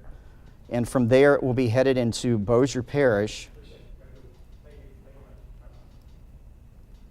Perhaps getting close to Benton. Here's the center of town. If you know where the courthouse is there in Benton, that's where the name is. And you know, the most telling thing too, just checking out caddo911.org, anybody can jump on there and do it. There's zilch as far as any kind of sheriff's department or rural fire district response anywhere in the parish, Caddo Parish. So there's nothing going on. So wherever it's been on the ground has been just out in the middle of Nowheresville, and perhaps it's lifted when it's got around some neighborhoods. So this one, we're striking gold so far with this as far as once it's crossed the state line into Louisiana. Yeah, best absolutely. Place for a tornado is an open field where there is no one around. Yeah, very true. We don't want tornadoes, period, but certainly if we're going to have to get them, we don't want them to go through populated areas. But again, monitoring this storm, I think it's possible. Not saying it's going to happen, but we're still watching this one very closely. This is going to be coming again across the Red River into Bossier Parish. Based on the track, it may go more, and I'll zoom in a little closer here and show you exactly where this could be headed. From perhaps the Kingston Road area north to Benton. This is Kingston Road. Have to zoom in tight and away, but just want to let you folks know that it's tracking in that direction. So anywhere here from Kingston Road up Benton Road into Benton, this is where the storm is going to track. Again, no indications that it is spinning back up. Let me take a look here. The wind velocity. Nothing that's incredibly jumping out here. And I think if anything, this is maybe more of a wind threat coming on through, some strong straight line wind with this storm. Not seeing any indications that the circulation is wrapping back up in this storm. So that is some good news here, heading from Caddo into Bossier Parish. Let me see here, the latest updates. They just canceled the tornado warning for Natchitoches. Yes, and I'll run through the other warnings here. Still some new warnings are going to be coming out in East Texas. We'll get to those in just a second. Basically, all the activity west of Texarkana, west of Shreveport, it appears the environmental conditions are becoming less favorable for any tornado activity. So let me kind of show you the wide view again. We'll run through the warnings first. So the warning for Natchitoches Parish canceled, as I thought may be the case. Still have a tornado warning that goes until 5 for Shelby County. Tornado warning does continue into eastern Panola County and northwest DeSoto Parish, southern Caddo Parish. That also goes until 5. And then our tornado warning for the storm here, northern parts of Caddo, Bossier Parish, that one set to expire in 1 minute. Based on the radar signature, I'm thinking that will not be reissued, maybe replaced with a severe thunderstorm warning, but we'll wait and see here what the verdict is on it. But right now, not seeing at least any indication that there would be a significant tornado threat. And yes, it looks like they allowed that to expire. Yes, Austin. I got a report from from the National Weather Service. Says in Harrison County, Storm Chaser reports the tornado. This happened at about 4 o'clock, 4:08 in Harrison County. Damage to an Old Town at Old Town Road and 451 north of DeBerry, Texas. Large outbuilding damaged, several trees shredded. They are, and they're going to, and that's it. That's all we're seeing out of Harrison County from the tornado. But we do know that one did touch down, at least near DeBerry. There was some damage reported there. A large outbuilding and several trees damaged in DeBerry, Texas. Other than that, no updates as of now for any of our other tornado warned storms. And as you said earlier, we are seeing the decreasing of the ingredients that we need for severe weather, at least west of Shreveport, that will be moving into the area in due time. Jeff? Alrighty, thank you, Austin, for the update. Again, tornado warning allowed to expire at Caddo, Bossier Parish with that storm. So some fantastic news, and even better news, we've not gotten any reports that anything actually touched down and moved through the greater Shreveport area, but going to continue to keep an eye because there are still some storms moving through parts of Shreveport and Bossier to come. These are the current warnings that are active, and we still have 3 for parts of the Arklatex. Again, from Panola County across the state line into parts of Caddo, DeSoto Parish. Another tornado warning for parts of Shelby County in Texas. Both of those go to 5. And it looks like another warning has been extended here into southern Shelby County, moving out of San Augustine County until 5:15. So let me go in here. We're going to take a look at all these. Again, this is our bigger picture. Basically, this line of storms from now Magnolia, Arkansas, back to the northwest of downtown Shreveport, extending back into East Texas. You head north and west of this line, severe weather potential is over. It doesn't appear that we're going to have any new development that is going to have any chance of producing severe weather. It's going to be right along this line, though, as it continues to slide in here along and north of I-20. And then these individual thunderstorms that we're going to have to watch the closest that are developing out ahead of it for continued risk of tornadoes. So let's go in here. We'll take a look at our northernmost tornado warned storm, which is here in Panola County in East Texas. This one is still rotating. I'll show you the rotation in just a second. The rotation still on the Texas side of the Louisiana-Texas border here east of Carthage. It is going to be clipping across the extreme northwestern corner of DeSoto Parish, northwest of Long Street, and staying west of Keachai, and then coming across parts of Caddo Parish. Again, there is still circulation with this storm. You can pick it out there just by looking at the regular radar view, and we certainly see it when we pull up the wind velocity using the radar out of Shreveport.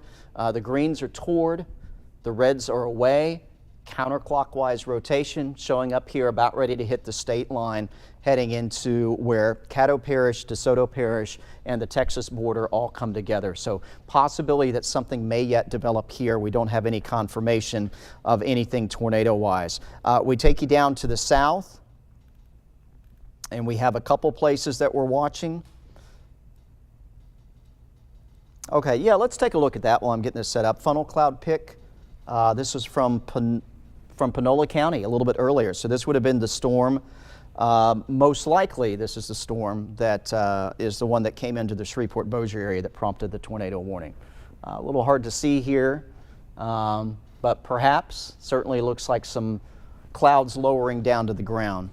So again, thank you whoever sent that in, and I'll stress that that helps us tell the weather story. If you can safely take pictures, helps us talk a little bit more about what is going on. But again, we've already had confirmation of some tornadoes that have touched down in parts of the area, and Stuart not Smith. yet quite done. Yeah, Austin. That was from Stuart Smith, digital content producer at KLTV, I believe, our sister station. Okay, so that came from... Yeah. Gotcha. From our sister station out of Tyler. They cover some areas of East Texas as well, so they shared that picture with us. We are looking down here into Shelby County, Texas, south of Center. It's another area rotation right along US 96. If you are in Shelbyville in particular, head to your tornado shelter. Possibility that something may spin up here. This is all radar indicated at this point. Another area of rotation showing up east of Chirino, Texas, along Texas 21 here in Santa Augustine County. This one's also going north and will be heading into Shelby County in Texas. Let me track out all of these areas, in fact. We'll start you up here to the north into Panola County, and we're going to have to watch this because this storm may end up coming into South Shreveport, working its way to the northeast. So this coming again right where Caddo, DeSoto Parish come together at the Texas border. Staples community, Summer Grove community, Cutoff Junction, heading into again perhaps parts of Shreveport. So just an early heads up. We don't have a warning that does include Shreveport with this storm, but the track on it could bring it in that direction, particularly south or southwest Shreveport. Again, the circulation is showing up here west of Keachai, heading into extreme southern parts of Caddo Parish with this storm. There is no confirmation of anything on the ground. But the storm is showing rotation. It is showing indications of potentially spinning up a bit more, but again, no confirmation. Tornado debris signature, quick look at that. Nothing showing up around where the circulation is that would be indicative of something on the ground doing damage, so some good news there. But again, the storm is still rotating, and we're going to have to watch all these. Any of these storms that rotate, we already know some of them have produced tornadoes. We know that for a fact. So any of these storms coming through that are rotating here through the late afternoon and early evening hours are going to have that potential to perhaps produce a tornado. Let me take you down here into Shelby County in East Texas. We'll take a look at the debris tracker here. Again, nothing that pops out and says that we have anything on the ground. And then here into San Augustine County, where we have our other area of circulation.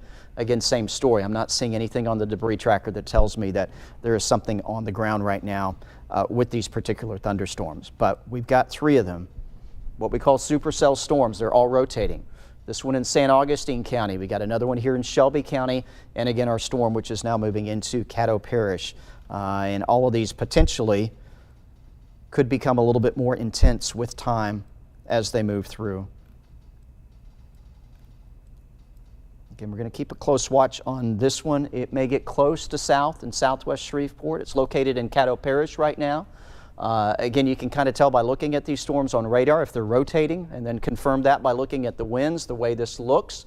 Has a little hook appendage here on the southwest flank. That's the circulation wrapping the rain around that southwest side of the storm. So we know that this is rotating, but perhaps not to the point that it is tornado producing at this time. Let me run down the watch for you again. Tornado watch, let me double check here. The one for Northeast Texas went to 5, and I imagine we're probably going to get a cancellation of some of this watch here around the I-30 corridor. Officially still under it, but things are pretty busy at the Weather Service. They probably haven't gotten around to cancel that. Really, our threat of severe weather is going to continue here for parts of northwest Louisiana, basically along and south I-20 for the next several hours. But a tornado watch will continue on into the evening hours. In fact, maybe it was updated. Yeah, until 10 o'clock. 10 o'clock this evening, the watch for northwest Louisiana and areas of East Texas near and south of I-20. That tornado watch will continue until 10 this evening. Again, let's show you the wide view here.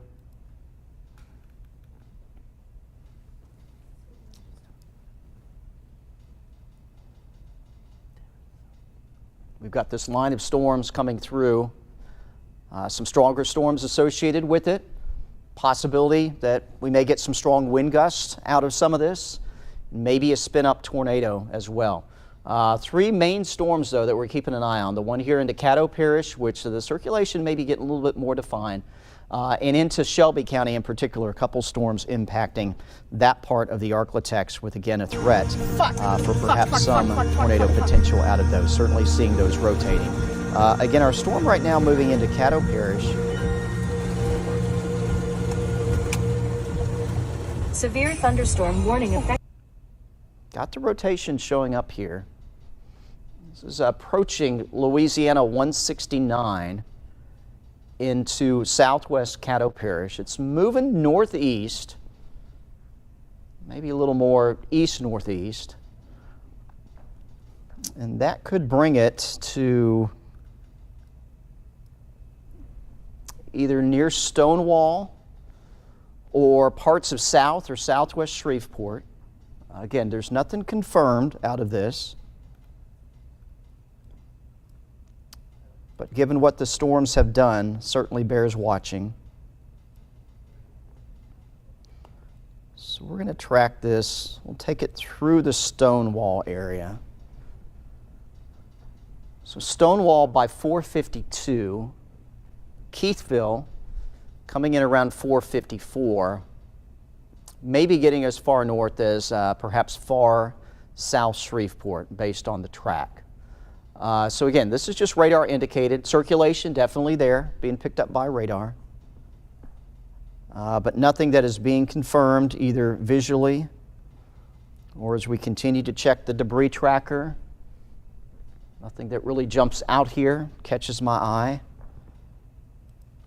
And the rotation as a whole is somewhat broad.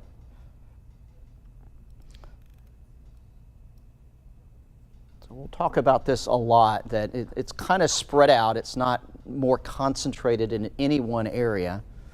But again, in the general vicinity here of Louisiana 169, southern parts of Caddo Parish is where we are seeing the circulation with this storm. very close to the radar, so if something were developed tornado-wise in the lower levels of the storm, we'd have a good view of that.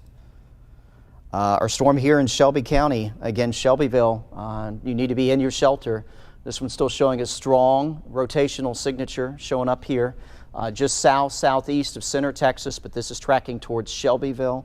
Probably going to stay a little bit to the west of Huxley. Yeah, Austin, what you got? This is from about 20 minutes ago from the Harrison County Sheriff's Office out of Marshall, Texas. They are advising that they have confirmed some damage in the southeastern portion of Harrison County, and I do believe this may be the damage that I discussed earlier that was just north of DeBerry along 451 North. And they're asking you to proceed with caution if you are out in this area. There may be some power lines down, especially as we approach the dusk hour and we start to see the sun going down and the light disappearing. So that's just an advisory from the Sheriff's Office there in Harrison County. Damage in a southeastern portion of the county, likely near Wascom. However, that is also the storm that moved through and eventually ended up close to Shreveport. So that storm did have a large history, or at least a long history, of producing some tornadoes on the ground, and it looks like at least some minor damage here. That is the update here. Jeff? All righty, thank you very much, Austin. Still watching this storm in southern parts of Caddo Parish. There's still circulation showing up with it, but maybe nothing super alarming. Although, again, once it gets close to the radar, sometimes the details become a little bit more difficult to pick out. Certainly here into Shelby County, Texas. Again, we've got two storms that are rotating. The one here approaching Shelbyville, so Shelbyville, I need you to be in your shelter. We've got another storm which is just south of Shelby County in Texas there, Santa Augustine County, but it's also moving to the northeast, so these are kind of following right after one another. Probably our most concerning storm right now is the one here southeast of Center, again approaching Shelbyville, so I do need you to be heading to your tornado shelter there in that part of Shelby County in Texas. Right now, this warning stops at the state line, but if it is extended in time, we may see a downstream warning that comes out for perhaps far northwestern Sabine Parish and far southwestern parts of DeSoto Parish with this storm. So let me track the leading storm here and where it is headed. Again, this is just outside of Center, Texas. It is moving to the northeast. If there was a downstream warning on this, we'd see it. Of course, Shelbyville, I've mentioned to you, you need to be in your shelter. Camp D, not Louisiana.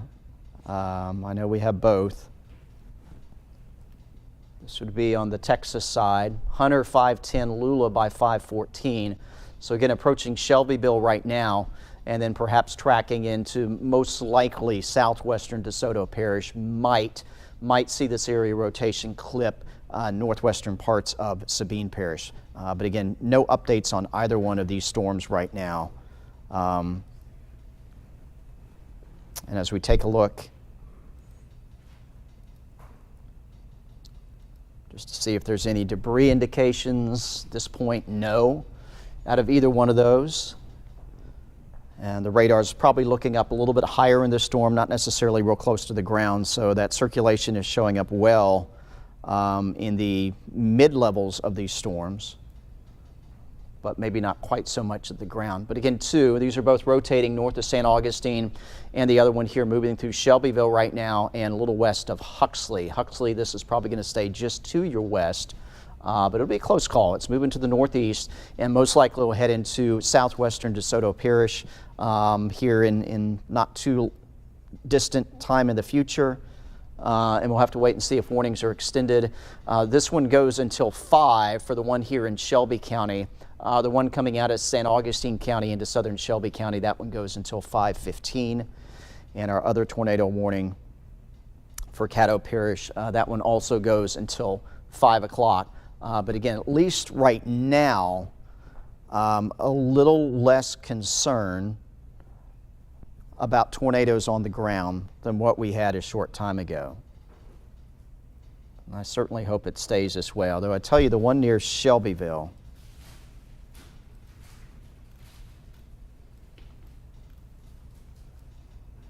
that is the storm that is most alarming, or the one that if we're going to get another tornado that comes down, this is probably the one that is going to do it.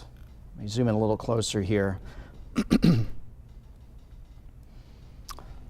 So this is the center of Shelbyville. This is passing a little bit off to the east and the southeast. Circulation around County Roads 2100, Shelby County Road 2625, County Road 2420, FM 417E, and Farm to Market Road, FM 2694. Again, this is the middle of Shelbyville, so areas just east of Shelbyville is where this circulation is showing up here in Shelby County, Texas.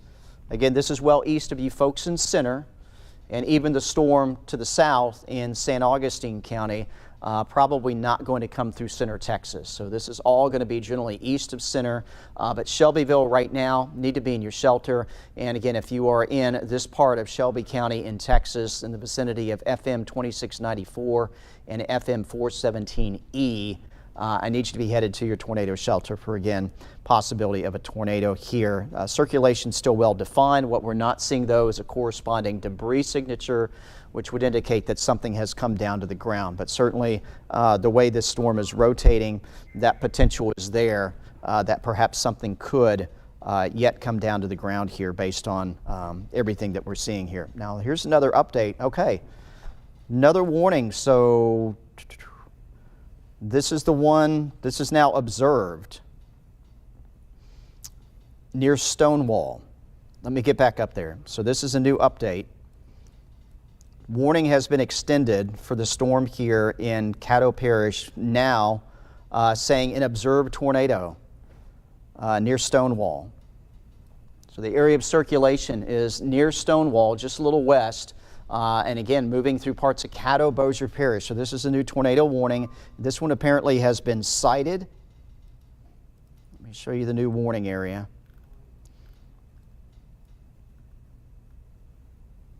So this was observed. Don't know the source of that other than what the warning says. So this is going to be coming across near Stonewall, Keithville.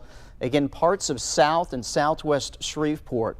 Tornado warning now. This warning does extend into Bossier Parish as well. The new warning now extended out to 5:15.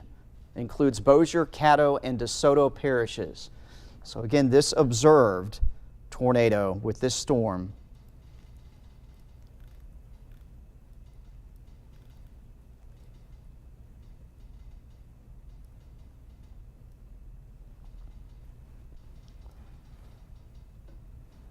Right now, it's over a fairly rural area in southern Caddo Parish, but that's going to be changing. It's getting ready to cross here, the vicinity of LA 169, LA 789, and Louisiana 764 is where this is going to be crossing. Again, west of Stonewall. Let me see if there's a little bit more info on this. Okay, so this is from our storm tracker that's been monitoring all these. Just tracked the tornado crossing 169 southwest of Shreveport.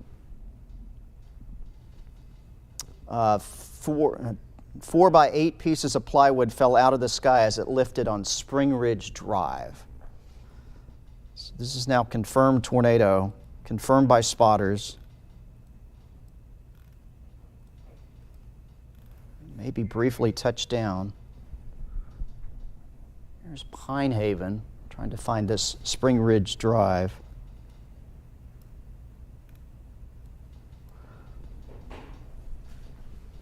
So in this vicinity at LA 169, again, confirmed tornado, confirmed by spotters.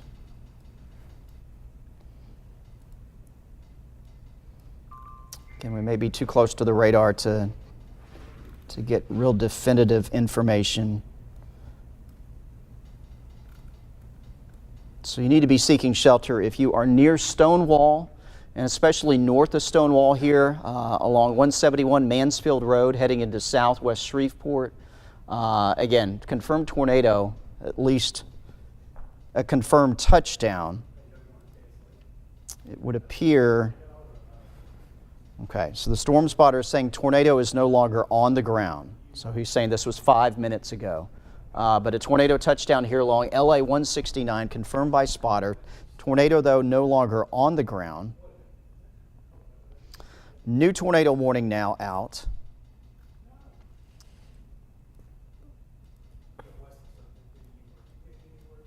This will be our storm which came across Shreveport Bossier. So new tornado warning on this one.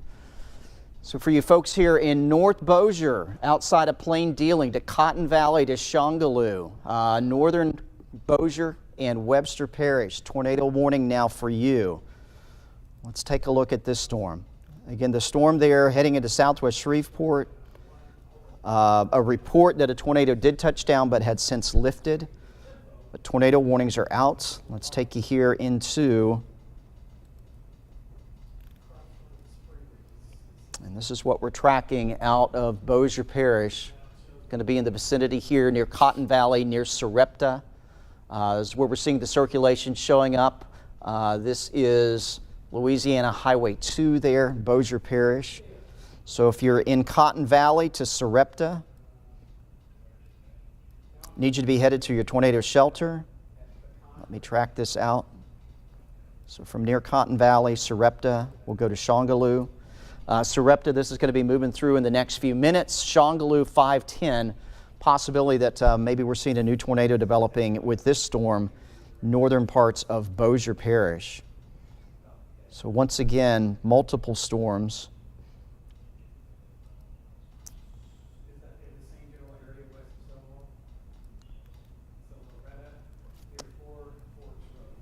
So this is a storm here, northern Bossier Parish, moving into Webster Parish. So anywhere from Cotton Valley to Sarepta to Shongaloo, I want you to head to your tornado shelter for the possibility that a tornado develops out of this storm.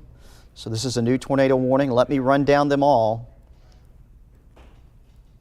So we have multiple warnings now. Yeah, Doug, what do you got? Just getting off the phone, I'm actually now seeing on Caddo 911 massive sheriff department response to that same area. This is going to be at Loretta. If you find Loretta on at Four Forks Road area, a lot of it's a kind of rural part of the parish out west of Stonewall, but there's neighborhoods, a bunch of neighborhoods. Some people call that area Keithville. So it's kind of a mix. So it's going to be off of Loretta, L-A-R-E-T-A, if you see that, between Pecan Road and Four Forks Road.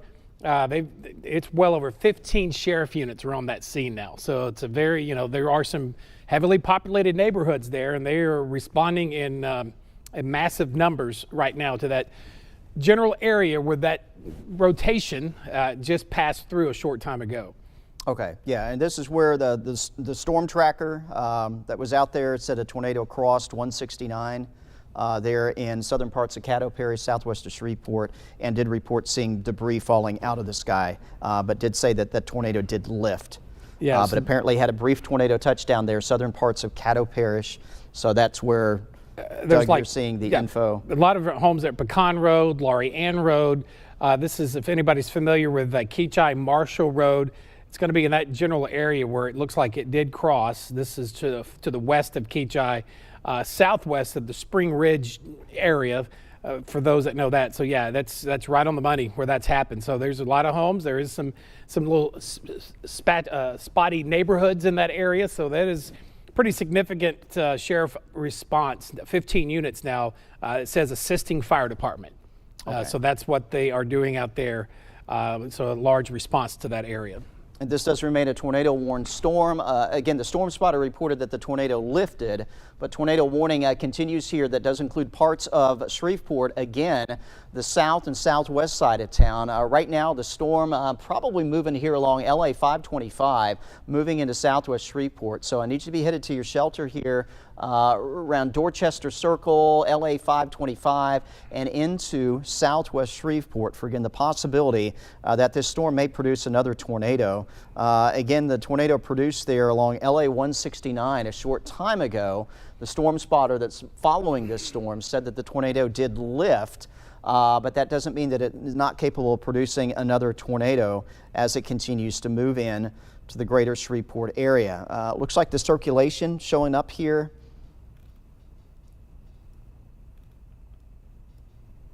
We'll zoom in a little closer. Again, the red color is blowing away from the radar, greens are towards, so you see the rotation showing up here.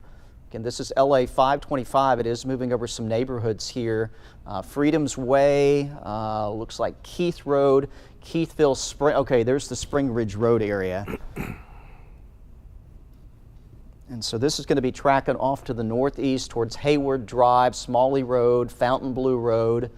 So I need you to be in your shelter if you're in this part of southwest Shreveport.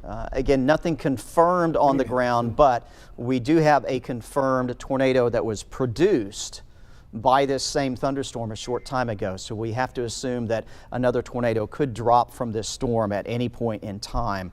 So again, if you are in this southwest part of Shreveport, again along LA 525, Fontainebleau Road, headed up towards Williamson Way, Florney Lucas Road area, I want you to head to your shelter just to err on the side of caution in the event that this tornado or this storm does produce another tornado. New update here, large wall cloud present near 525 and Keith Road. So LA 525, and I remember seeing Keith Road there just a second ago. So Storm Spotter reporting no signs of a tornado yet, but there is rising motion going up into the storm and rotation. Again, this is the same Storm Spotter, Storm Chaser that did report a brief tornado touchdown there along LA 169 just a brief time ago. Still seeing rotation in the storm, large wall cloud being reported, but nothing coming down to the ground. But keep in mind, this could produce another tornado at any time as it is moving into southwest Shreveport. Again, this is the area of circulation around 525. Again, the greens are towards the radar, reds are away.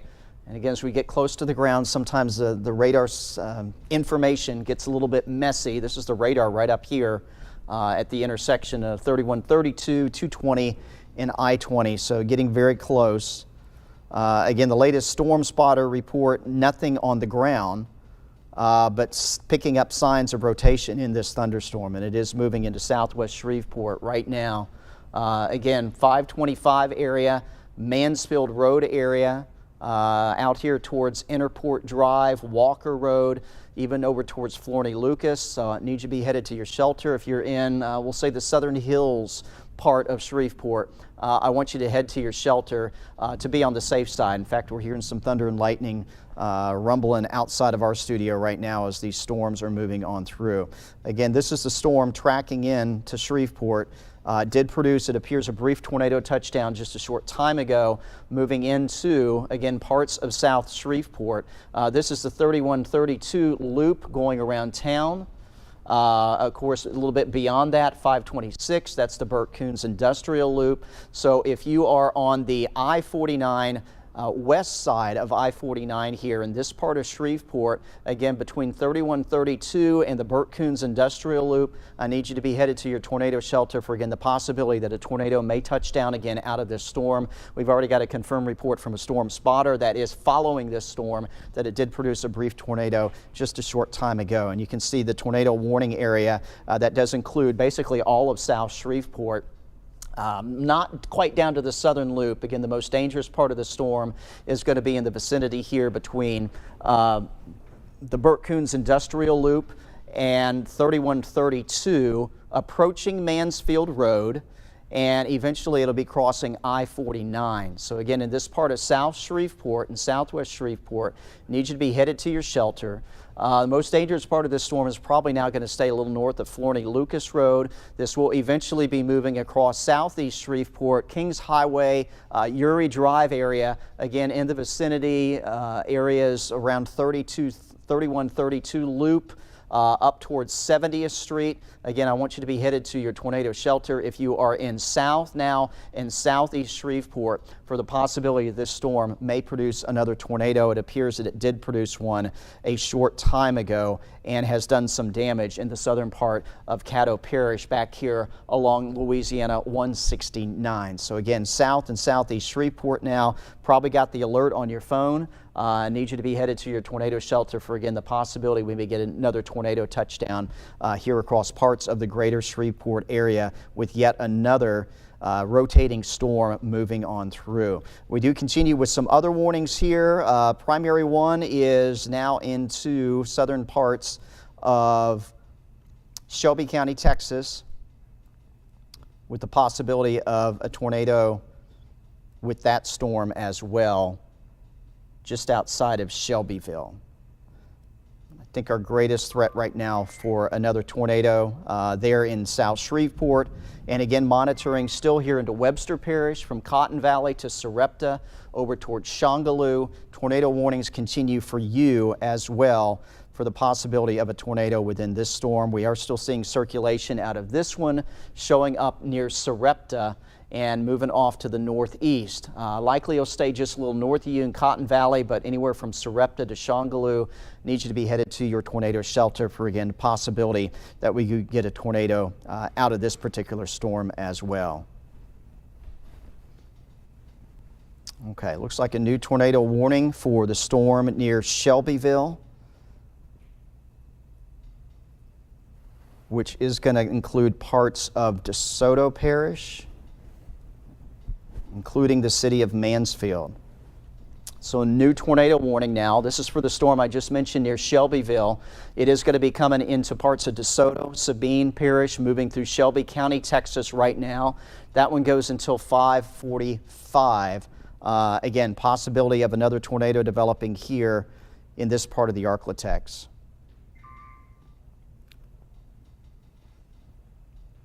I think we've got some updates on the warnings. So let's go through all three warnings now.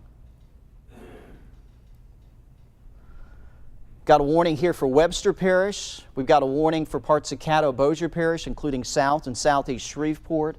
And we got a new tornado warning that is moving out of Shelby County, Texas, and likely going to be impacting areas of DeSoto Parish. Let's show you the wide view on the radar, and then we're going to zoom in a little closer on all of these storms. This is a tornado warned storm near Sarepta. Likely going to be tracking along LA2 to near Shongaloo. Staying a little north of you now, Cotton Valley. It'll stay a little south of you folks in Spring Hill. But from Sarepta to Shongaloo, you need to be headed to your shelter for the possibility of a tornado. I'll show you the rotation showing up here. It's not anything that's incredibly concentrated in one area, fairly broad, but showing up here from Sarepta, where you see the blues and the greens coming to, or excuse me, the red and the green coming together. That is some broad rotation showing up here in this particular thunderstorm. We'll take you down to South Shreveport, where we do continue with another tornado warning. The radar presentation is a little ragged, but also we've got rain right over the radar site that can sometimes degrade the signal and the picture that we get, and especially close up in these storms. Sometimes a little bit difficult to discern the exact details. But because we had an observed tornado back here around LA 169, southern Caddo Parish, tornado warning has been extended. So again, if you are here basically in South Shreveport, south of 20, heading into southeast Shreveport, the Broadmoor neighborhood, around the Uri Drive area, Kings Highway, you need to be headed to your tornado shelter for the possibility that something could re-drop out of the sky tornado-wise with this particular thunderstorm. Had third warning extending back here into Shelby County in East Texas. This is the storm coming out of Shelbyville towards Huxley. It'll clip across Sabine Parish outside of Converse, but may approach Mansfield with once again the possibility of a tornado. Here's the circulation that prompted the warning. We have an older area of circulation from the storm out ahead of it, but the main area of circulation here west of Huxley can track into the northeast as we'll be headed into parts of DeSoto Parish.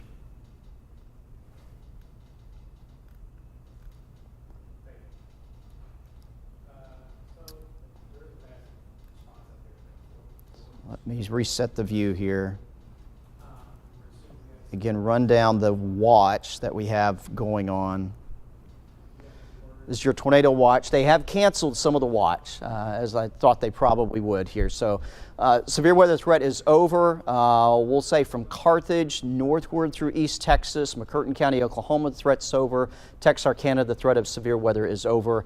I think it'll be wrapping up here fairly shortly as well if you are in the remainder of southwest Arkansas. But for much of northwest Louisiana, especially I-20 to the south, threat of severe weather is going to continue on into the evening hours. We'll show you the big picture and what we've got going on. We've got a main line of storms that continues to fill in, but within this line, there's enough spin in the atmosphere and enough energy for these storms to feed off of that they can perhaps spin up some tornadoes. So watching the main line and then watching these isolated storms out ahead, we've really only got one right now of any great concern, but any new storms that develop and track through northwest Louisiana in particular ahead of the main line, there's going to be a threat for seeing additional severe weather coming through with these. So we've got the multiple warnings. Let me run through those again. Again, there's nothing specific that we are tracking right now of confirmed tornadoes. So positive note, we don't have that, because we did earlier. We had confirmed tornadoes on the ground. Some of them stayed on the ground for a while. We're not getting that sort of information right now. But nonetheless, these storms are still rotating. They're going to have the potential to produce perhaps some additional tornadoes, especially now across northwest Louisiana through the remainder of this afternoon and at least into some of this evening. Tornado warning in effect here from Shelby County across parts of Sabine Parish and DeSoto Parish until 5:45. This does include you folks in the Mansfield area. We're going to track these out. I'll give you the exact time of arrival in just a second. We do continue with a tornado warning that does include parts of South and Southeast Shreveport, also into the South Bossier area until 5:15. This is due to a storm which passed through southern Caddo Parish. It did produce a confirmed tornado briefly. No other reports of anything happening right now in terms of tornadoes touching down in Shreveport, and we would know. Doug's hard at work checking everything and not getting any reports. So if there was something that touched down in Shreveport within this tornado warned area, we would hear about it very, very quickly after it happened. So we're not at this point, but still want you in your shelter if you are here across South and Southeast Shreveport into South Bossier, basically I-20 southward here in the Shreveport-Bossier metro area. I want you in your shelter for the time being. Again, another tornado warned storm up here in the northern part of northwest Louisiana across Webster Parish from Sarepta and off to the east towards Shongaloo. That warning goes until 5:30. Again, the possibility of a tornado with that storm as well. Let me track all these out for you. We'll start you up here to the north and work our way to the south. So again, we've got our storm here near Sarepta, approaching Shongaloo. Again, possibility we get a tornado out of this, nothing that's confirmed. Shongaloo, it's going to be bearing down on here shortly, within the next 5 minutes or so. We don't have a warning that extends into Claiborne Parish, but if something were to extend this warning into Claiborne Parish, Haynesville, it would be arriving around 5:28. But again, our storm here near Sarepta, at least the possibility, there's still rotation showing up in it, and the possibility that we could have a tornado spin up out of this storm as it is moving through northern Webster Parish. Although I will say here, looking at the wind velocity, nothing that really jumps out that is significantly rotating anymore with this storm. Let's take you back off to the south and to the west. Again, we have our storm here moving through South Shreveport. This one's still showing what we say a little curvature. Maybe now approaching the downtown area. Nothing confirmed. Debris tracker not showing anything. The wind velocity, at least near the ground, not showing anything. Let me just take a look here. Even looking higher up into the storm, not seeing anything significant in terms of rotation with this storm. But let me track this out for you. Again, this is going to be nearing downtown. Don't think the warning as it extends to the south, not quite covering that far to the south now at this point with this storm. But basically tracking around I-20 and a little south here through Shreveport and Bossier City.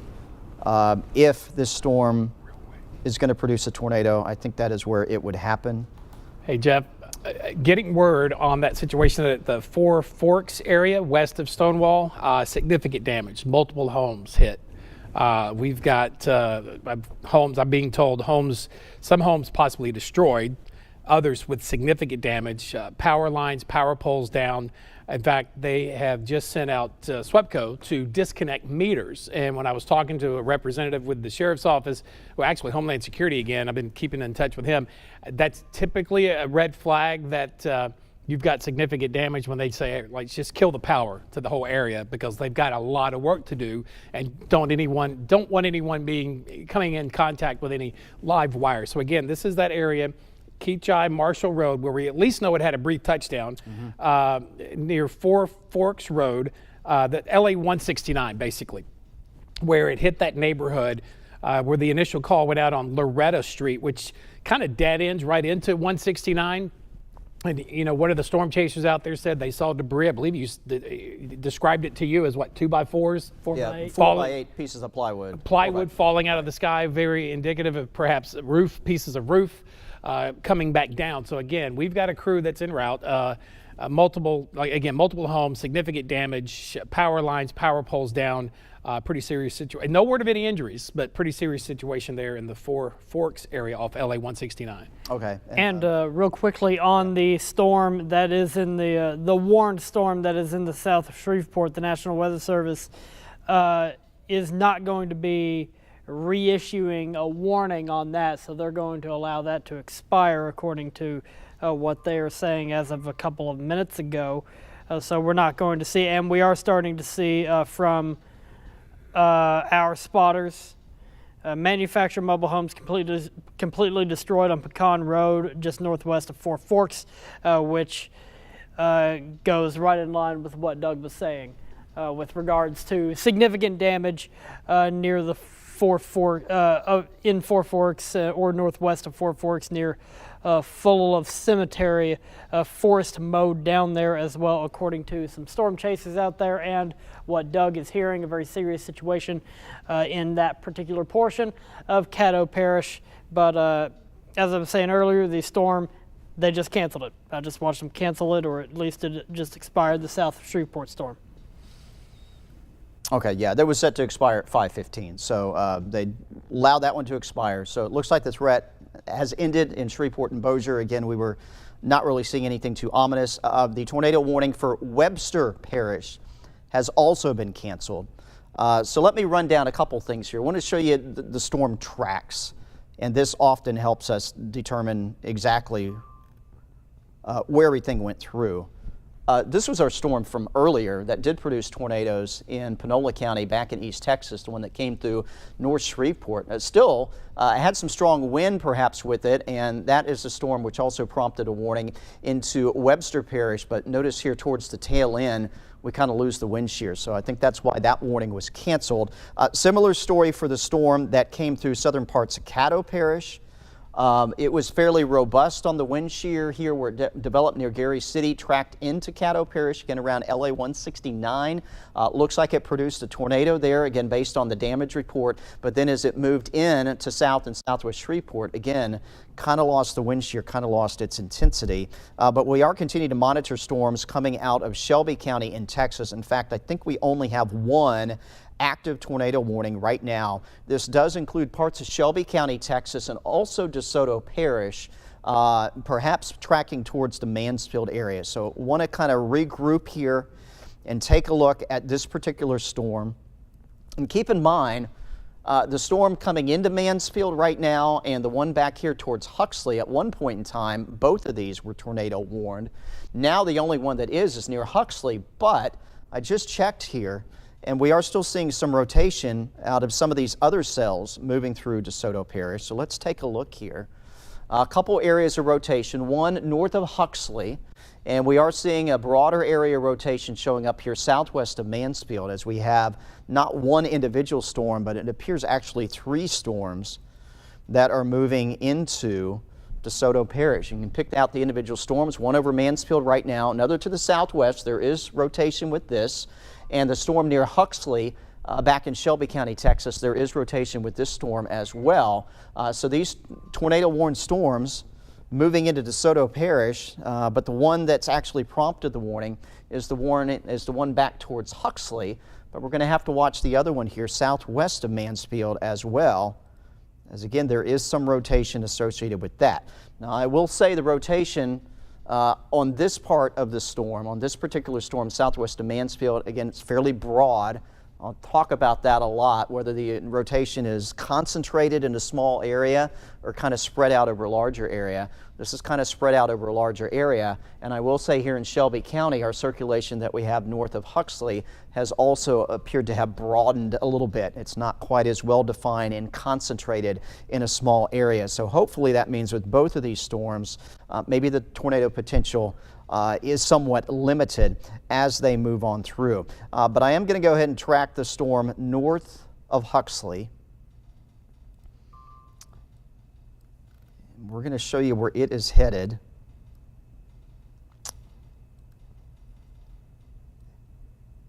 As of the two, this one has the stronger rotation showing up on it. So arriving into Hunter by 5:27, although you have a storm right over you right now. South Mansfield by 5:43, and excuse me, into Mansfield proper coming up around 5:45. But again, I will say that these storms are not looking quite as ominous on radar as they had been. And hopefully that is a sign of some weakening.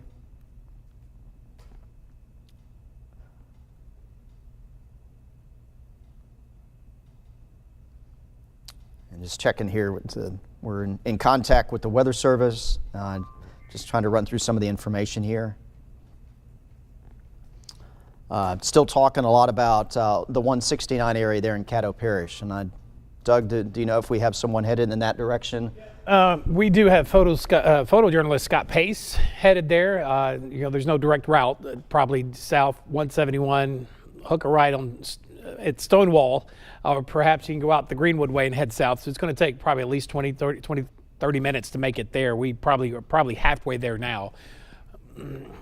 We've got actually multiple crews. We're being told we have a second crew headed there as well. So 2 crews.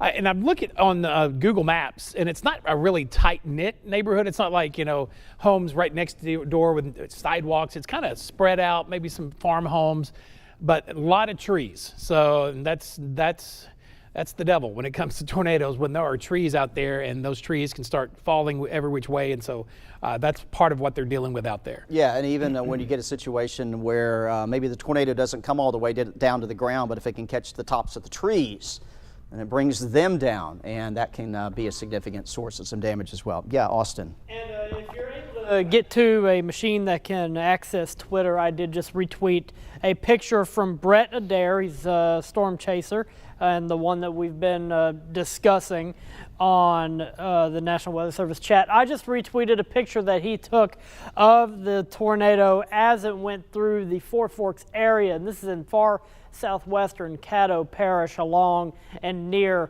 Louisiana Highway 169. I did just retweet that, and he did say in the tweet discussing the 4x8 pieces of plywood, which is indicative of roofing and the A-frames of roofs, and that's how they're built. So you could go to my Twitter profile, twitter.com/AustinEvansWX, if you wanted to see that picture. That is courtesy of Brett Adair. And again, we have multiple crews heading out there right now to assess the situation in southwestern Caddo Parish. Jeff? See, there, that's a heck of a shot. I don't know how he got that shot. It looks like it with a drone. He does, yeah.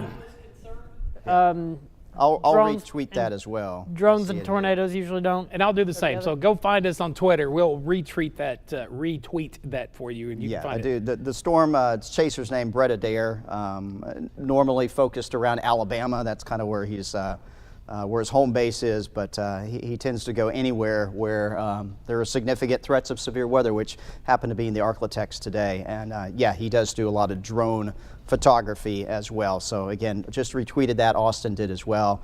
I think Doug's going to find it on our Twitter accounts and do the same if you want to see what that picture looks like. We can't share it here on air because we don't have express permission from Brett to show that. But again, if you want to check it out there on Twitter, you can. Again, that was near LA 169 in southern parts of Caddo Parish. We do continue. These are the only 2 storms, and I will say they're not looking they're about to saw alarming. Shelby County off that morning. Yeah, Shelby County, the warning's been canceled because the part of the storm prompted the warning out of there. We still have this storm, though, coming into Mansfield. Both of these have had rotation with them, but I will say, and I hope this is maybe a trend, and we'll see. You never know. You never know what Mother Nature's going to do. But after really kind of a flurry of activity and confirmed tornadoes that have touched down and have done some damage in parts of the Arklatex, perhaps maybe seeing, I hope permanently, but it may just be temporary, a downward trend in the severe weather threat. With that said, though, this is the wind velocity again. We've got some rotation moving into Mansfield. Again, not alarming to the point that we feel that there's a tornado imminent. But circulation's still coming through. So if you're in Mansfield, you are in the tornado warning, would still suggest that you get to your shelter and keep an eye on the storm. Also, our other storm here, again, moving out of Shelby County, basically right on the border with Texas. Another area rotation. We'll zoom in a little closer. So we got 2 of these. We've got 2 storms. Both of them are rotating. Again, one coming into Mansfield right now. The other one back to the southwest of Mansfield will be coming through as well. But it's possible because of the close proximity of both these storms to each other, and this may be a good thing, is that they're basically interfering. One's interfering with the other and vice versa, and preventing either one of these storms from getting significantly stronger at this point. Update here, we still do, though, have the tornado warning for DeSoto Parish until 5:45. Again, the tornado warning canceled for Sabine Parish in Louisiana and Shelby County in Texas. So you saw the update there. So the red no longer extends back into Shelby County or down into Sabine Parish. But again, the storm, this is what the warning was for. But again, both of these storms are still producing rotation. And we'll just have to wait and see how things evolve. But again, right now, not incredibly concerned that either of these are in imminent threat of producing a tornado. Check out here the debris tracker, not seeing anything that would indicate something on the ground at the moment. So again, we got rotation. I mean, that's obvious. The reds are blowing away from the radar. Green is toward. Radar's up here in Shreveport, so kind of broad, very broad, counterclockwise circulation moving into Mansfield. And slightly tighter, but not alarmingly so, area rotation there. Southeast of Logansport and off to the southwest of Mansfield.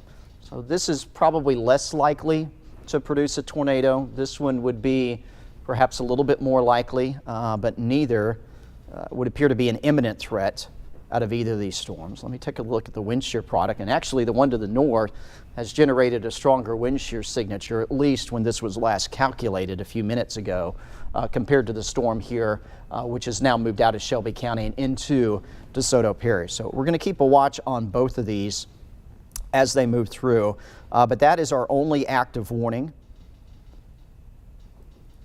It does go until 5:45, so another 20 minutes on this warning for DeSoto Parish. But again, doesn't appear to be anything imminent.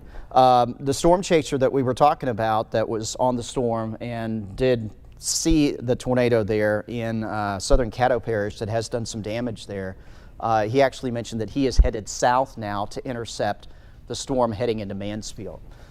So hopefully we'll get a little bit more information from him as he gets closer. that may give us a better idea as to what this storm is actually doing. Doug. You know, for us to have been tracking so many rotations on radar and even to confirm tornadoes on the ground at some point, to not really hear of any significant damage in East Texas, I'm really kind of stunned. I've continued to go back. You know, we have a sister station that's out of Tyler, and there's some areas we share. We kind of report on the same stuff, and some, like some parts of Panola, Harrison, and perhaps even Gregg. I'm seeing nothing on their app, nothing on their Facebook pages either as far as damage. So I'm happily surprised that nothing really of significance. We did get some reports of trees down in some rural areas, but nothing of significant damage, at least out of East Texas, which is pretty amazing. I've lost count how many tornado warnings we've had. That a lot of them originated out of East Texas and moved into Louisiana over the last few hours. Okay. Yeah, that is great news thus far. Sorry, just tried to digest some more information. So they are extending the tornado warning now for the storm in DeSoto Parish. So new tornado warning just issued that will carry over into Red River Parish. So it's a storm here moving into Mansfield. So enough rotation still showing up on this storm to extend the warning.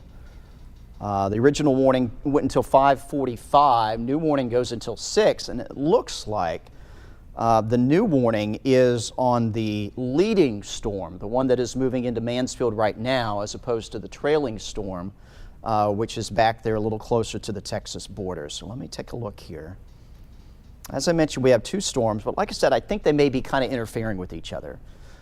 So this one storm that prompted the original warning maybe starting to break up a little bit, but at the same time, there's a lot of rain out ahead that it's producing south of this storm, that at this point, maybe that storm near Mansfield is eventually going to start to ingest some of this rain-cooled air, which could eventually choke off its ability to produce severe weather. So let me take a look here.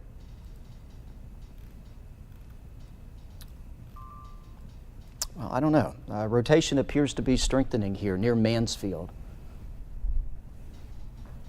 So if you hear especially on the east side of Mansfield, that's what prompted the warning. Within the broader area of circulation, we've gotten a tighter area of rotation that has started to develop here, more concentrated on the east side of Mansfield. Let me zoom in a little closer here. Needless to say, if you're in this part of Mansfield, east to northeast of the downtown area, need you to be headed to your shelter. Again, it does look like rotation is kind of increasing here with this particular thunderstorm. Hopefully this will be fairly short-lived. But basically here, just outside of downtown, needs to be headed to your shelter in Mansfield and points off to the north and to the east. Excuse me. Let me zoom in a little tighter here and we'll show you exactly where this is showing up in town. Near Madison Street, LA 175, near and north of US 84. So again, near downtown and just off to the north and to the northeast is where we appear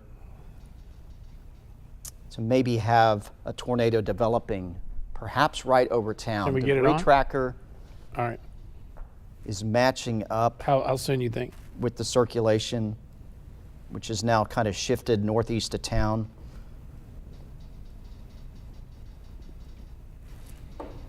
And again, we're watching this other area of circulation southwest of town, but maybe seeing that fade a little bit.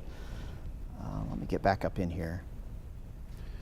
As you reset that, I'll just add this. We have a crew that's in the Legion Fields area checking on some damage, may just hopefully just be some trees down.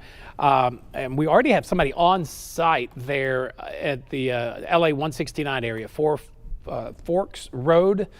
Area, the Four Forks area, I should say. Anyway, we've got video in house. We'll get it on air here in just a minute, so stand by for that as we do that. And we also have a second crew that's en route there as we speak. Okay, thank you, Doug. Yeah, this storm tracking out of Mansfield now may have briefly touched down. Something may have briefly touched down with this storm now exiting Mansfield off to the north and to the east. Here's next in line, Carmel, Abington, Westdale. Here over the next 20 minutes or so. It'll be tracking through that part of DeSoto Parish and across the line on into Red River Parish. That's where Abington is located there in western Red River Parish. 5:46 time of arrival We may have had perhaps something briefly touch down here in Mansfield. Yeah, Doug's making a call.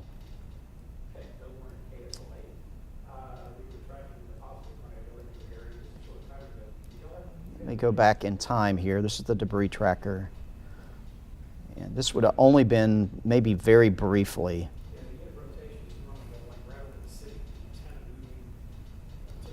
May have had something very briefly touch down there in Mansfield. Or at least got very close. Circulation now is northeast of town. Again, a moment ago it was well defined, or at least better defined. Just talked to Mansfield PD. News to them. Okay. So that's good to know that it was spinning above head, but nothing touched down there in the Mansfield. But I could see it too. It was right there, Yeah, like right over there. downtown at one point. Right there, right over Yeah. downtown. Very brief because it, so I'd take you to the current time. It's kind of gone. Still the circulation in this general area. But again, yeah, Doug, you saw it right there over Mansfield.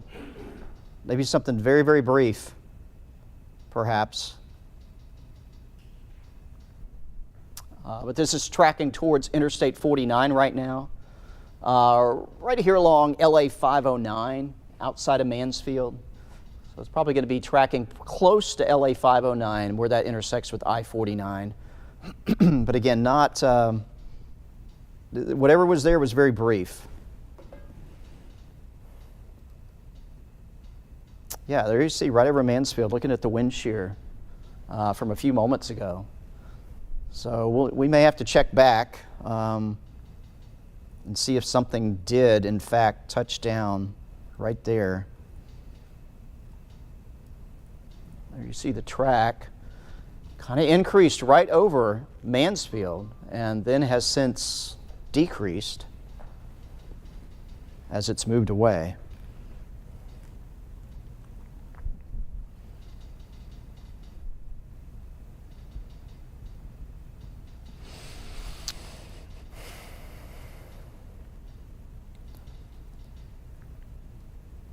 And our other tornado-warned storm here that's moving into Mansfield right now, this one's, I'll tell you, that one's really falling apart. That storm is. The one that just passed through town, looking a little bit stronger on radar than the one coming into town right now. So I think for Mansfield, the threat has come and gone for you. We're still going to be monitoring here as this storm crosses Interstate 49 and eventually heads into western sections of Red River Parish. Just to give you a heads up, if you're in Coshada, this is not headed in your direction. If this storm holds together, may make a run towards Hall Summit or just north of there. So I think here in DeSoto Parish, heading into Red River Parish, this is our main storm of concern. Not real sure if something did briefly touch down in Mansfield. Perhaps radar data indicated that maybe that happened. But as again, we've called and the phone probably would have been ringing off the hook already there in Mansfield if something had indeed touched down. But still seeing rotation showing up with this storm as it approaches Interstate 49 and moving off to the north and to the east. Let me reset the view here, show you the big picture. Again, our main line kind of coming together here. Right now, there's no severe weather occurring in association with the main line. It's going to be these isolated storms out ahead of it that we're going to have to keep an eye on for rotation. Back to the north and west of the main line, threats over. So Texarkana, done. Basically, I-30 corridor northward, you're done. If you're in East Texas, along and north of I-20, you're done. South of I-20, threat will continue for a little bit longer if you are in parts of Panola and especially down into Shelby County. And of course, all of northwest Louisiana, I think outside of maybe the Shreveport, Bossier area, although still main line of storms approaching and moving through town right now. So still perhaps some isolated severe weather threats. So won't give Shreveport and Bossier the all clear yet. But as this whole line continues to progress off to the east and the southeast, we'll eventually be able to give the all clear for Shreveport and Bossier probably within an hour or so. I know we're trying to effort to get this on air. I'm just checking my inbox. Somebody emailed me a video. Literally, it looks like he surfaced right after the tornado hit. And you can hear the panic in his voice, and you can see his mobile home with a large tree on top of it. This is the Four Forks area, LA 169 Keithville, and Austin just found another chaser. I've followed him before, Brian Emfinger. Yeah, Brian Emfinger. He just posted a picture of what appears to be multiple dwellings in the Four Forks just flattened area that are leveled. Large police and emergency response to this area.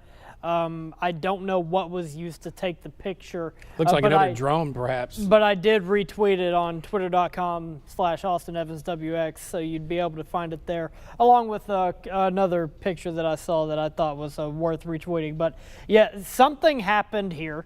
Tornado obviously touched down and has caused some significant damage, some life-altering damage to some places in the Four Forks area of southwest Caddo Parish.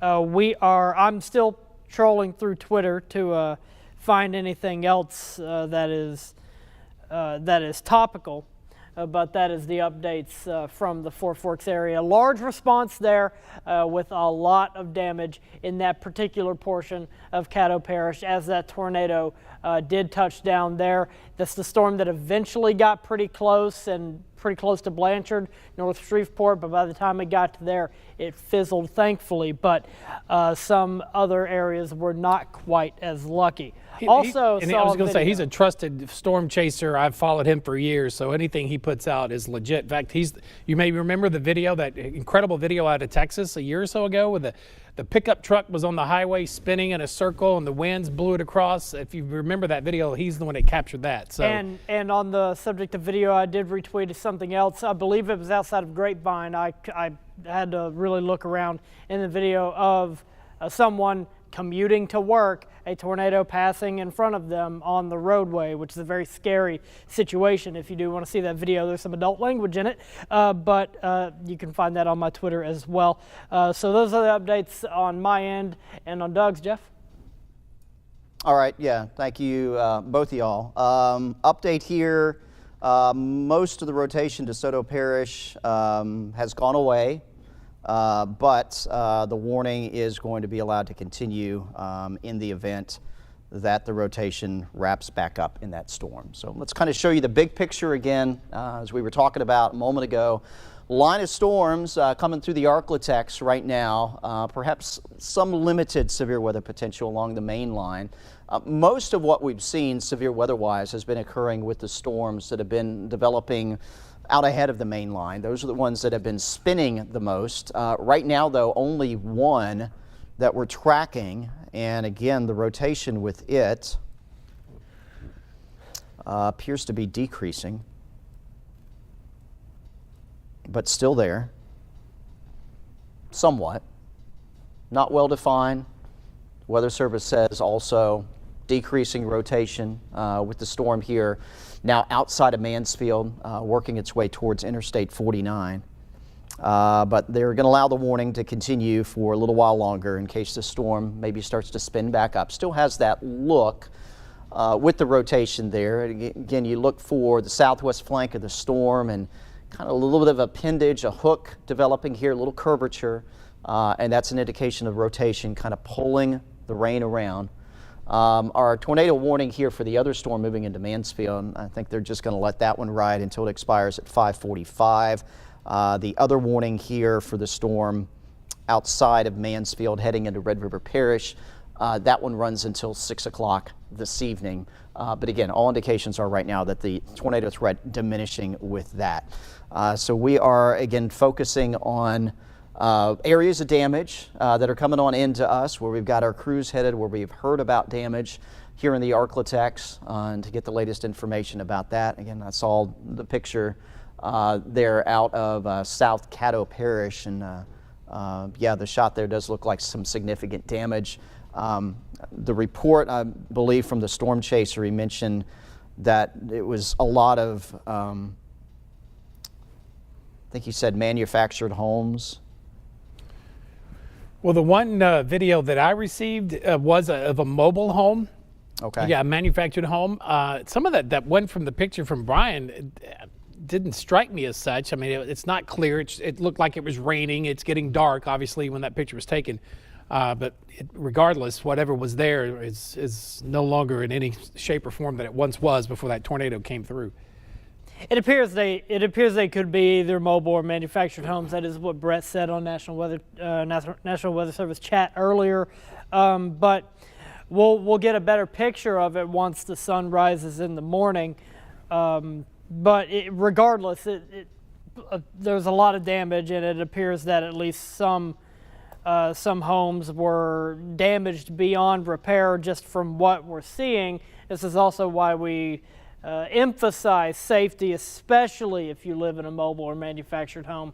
We give you these warnings far enough in advance for you to try to get to a safer area. Mobile manufactured homes really don't have safe spaces at all inside the actual houses. So that's why we always try to urge you to get to a storm shelter, maybe a neighbor's basement or what have you. But some severe damage in southwestern Caddo Parish. Jeff? All righty, yeah. Thank you, Austin, very much for all the updates, helping to give me a little breathing room here. Again, we got our main line of storms coming through. The storm there in DeSoto heading into Red River Parish, I continue to be not overly impressed with. And although we've got some more development that's happening here, other parts of East Texas, new cells developing here, nothing that looks particularly ominous. Some new development here, southern Natchitoches Parish, nothing that looks particularly ominous at this point. I'll go back here along this line. One of the things that we often see here with storms that come through the Arklatex when we do have at least conditions favorable for severe weather is we do get some rotation along the main line. So I'm going to take a look here. The storm here in Nacogdoches County has just caught my eye a little bit. Maybe a little rotation associated with it, but nothing that appears to be real significant. And along the remainder of this line, similar story. Nothing that's really jumping out here that screams severe weather is imminent. And a similar situation as we work our way on into the northeast corner of the Arklatex. So right now, it all appears we'll still keep an eye. Got to watch these storms. This one near Cotton Valley. Let me take a closer look here. Nothing that's of big concern. Maybe a little bit of rotation showing up with it. But again, nothing that is particularly ominous.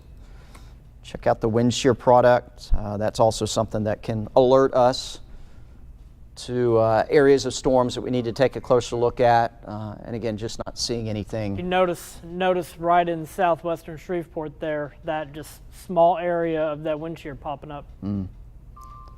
Let me see here what this latest update is. Okay, they are going to cancel. They are canceling the warning for DeSoto Parish. And one of the storm chasers is in the Mansfield area now, just kind of checking out and see if finds any damage there. So we are, for the first time in how many hours now? Several. Several? Well, not several, a few. This is the warning map. There are none. So no tornado warnings currently in effect here for the Arklatex. Tornado watch does continue, though, until 10 o'clock this evening for all the counties and parishes that you see shaded in the hot pink color here across northwest Louisiana, deep east Texas from Shelby County southward, and a small part of southwest Arkansas. And some of these areas will probably be dropped from the watch here before too much longer. That's already happened here across east, northeast Texas, southeast Oklahoma, and southwest Arkansas surrounding Texarkana, areas to the near and north of Texarkana. Again, the watch has expired.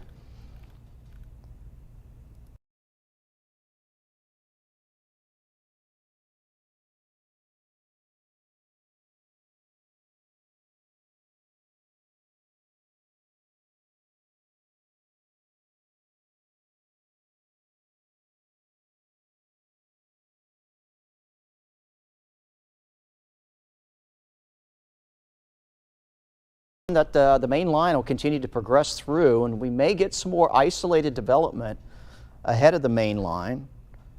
So we're going to have to watch for that through the evening hours. But hopefully, this downward trend in the storm intensity, even with the storms occurring ahead of the main line, hopefully that's a trend that's going to continue. 10 o'clock tonight, still have some lingering storms here across the southern and eastern Arklatex.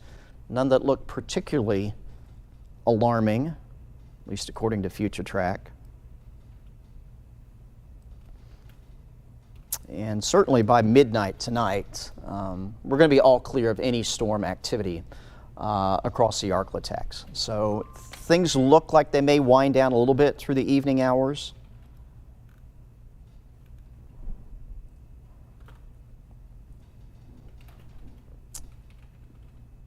Let's see, another report here just went through the center of Mansfield, no reportable issues. So it appears that maybe even though radar suggested that perhaps something maybe went right over Mansfield, maybe in fact that is not the case.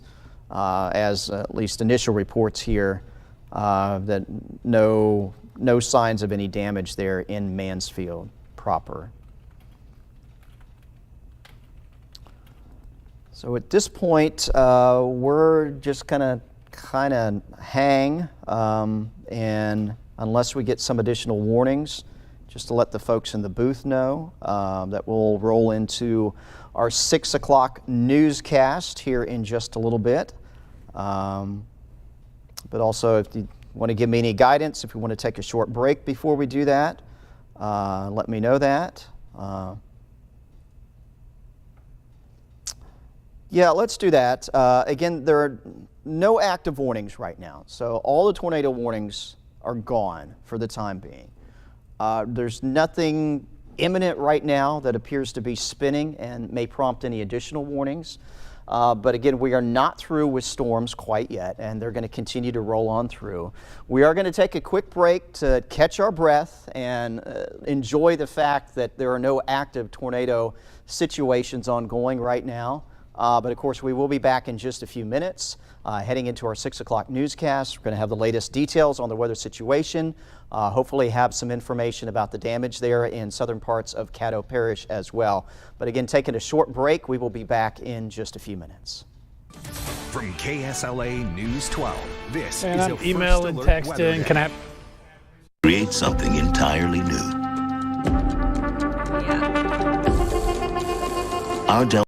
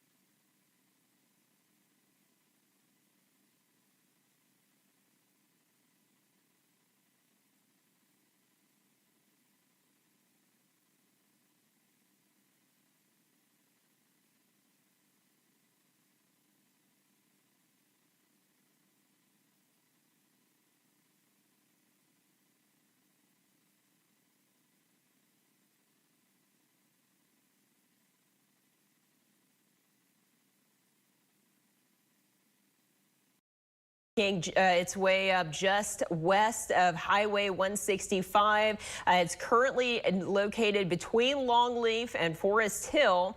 And looking at that rotation there, you can see that we do have an area of the red and the green next to us right along 165 between Glenmora and Forest Hill. So we are looking at the potential for a tornado with this system.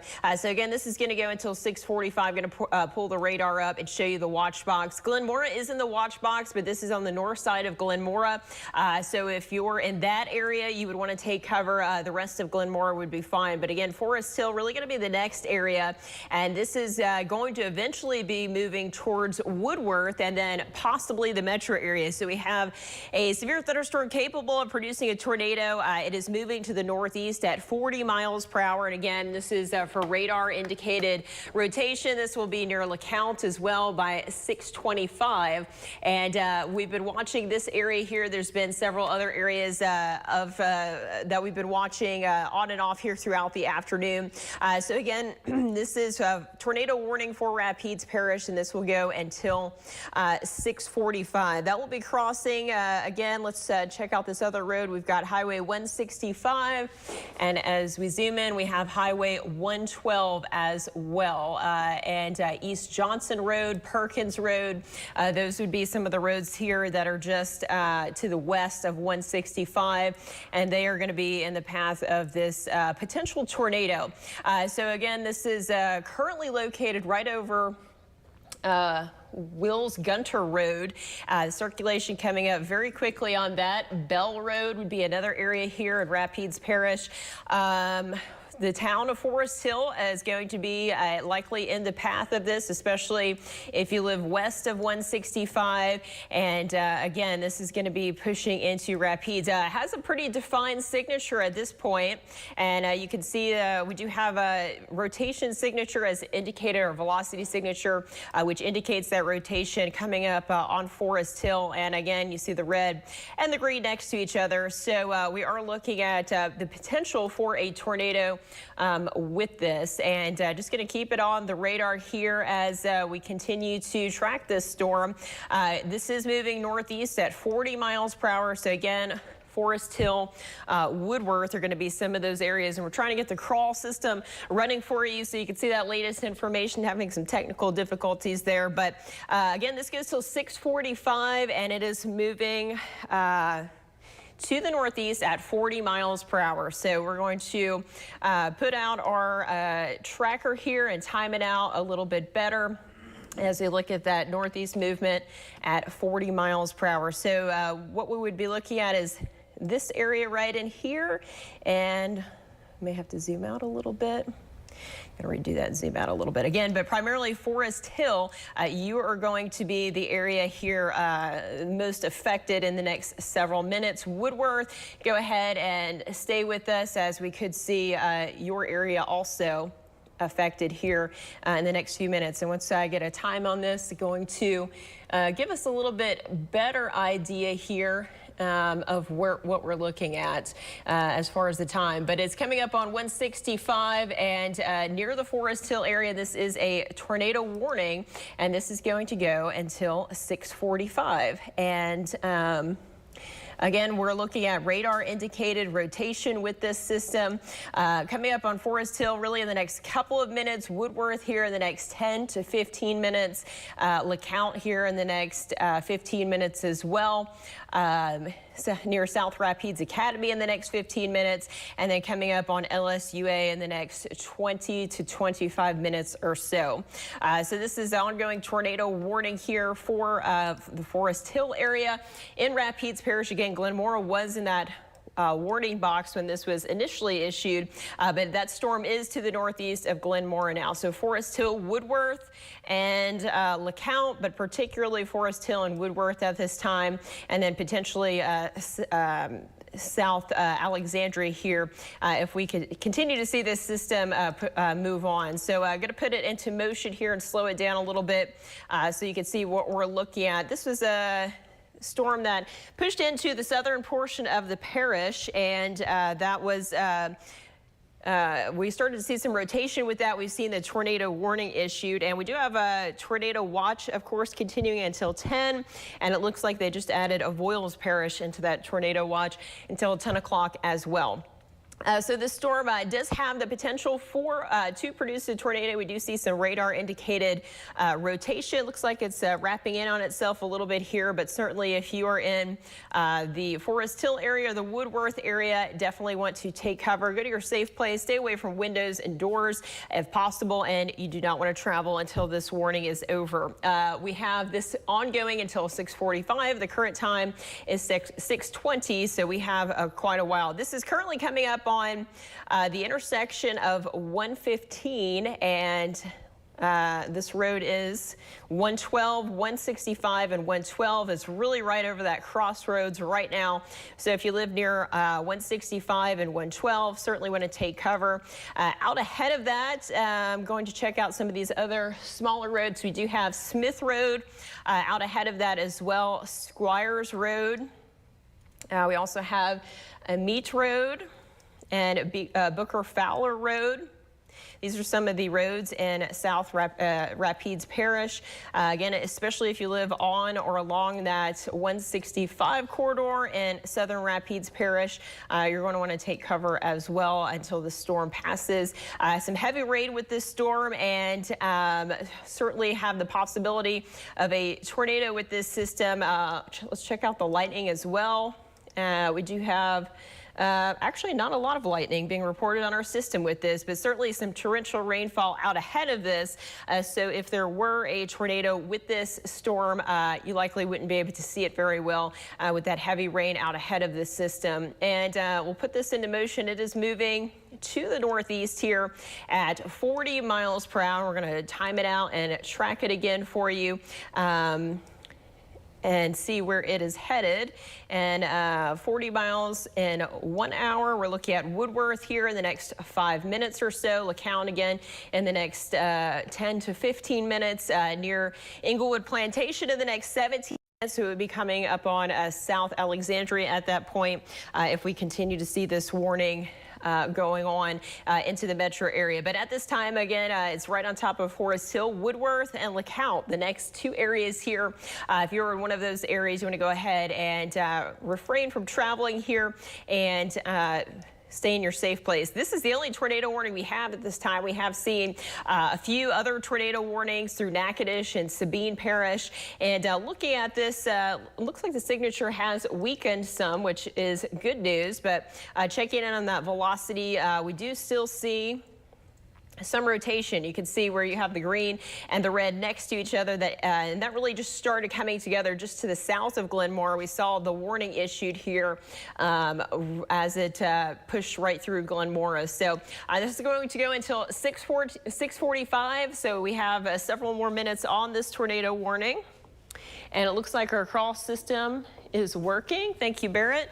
And an update here, tornado warning continuing till 6:45. Severe thunderstorm capable of producing a tornado 7 miles west of LeCounte, 8 miles northeast of Glenmora, moving to the northeast at 40 miles per hour. So that is the latest update from the National Weather Service, and they are just saying that they're going to continue this warning here for Central Rapides Parish until 6:45. So again, moving at a pretty quick pace to the northeast at 40 miles per hour.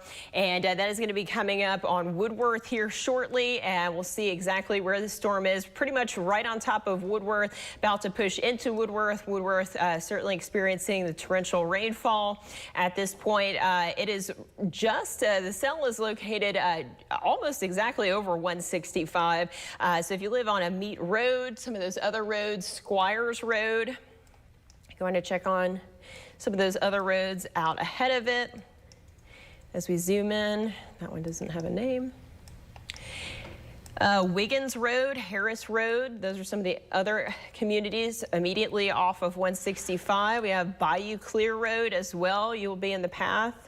Headed into Woodworth, of course, Castor Plunge Road, Bayou Clear Road, and really Woodworth proper there. If you're anywhere in Woodworth, this storm is going to be passing pretty much right over you. So certainly want to stay in your safe place until this storm passes.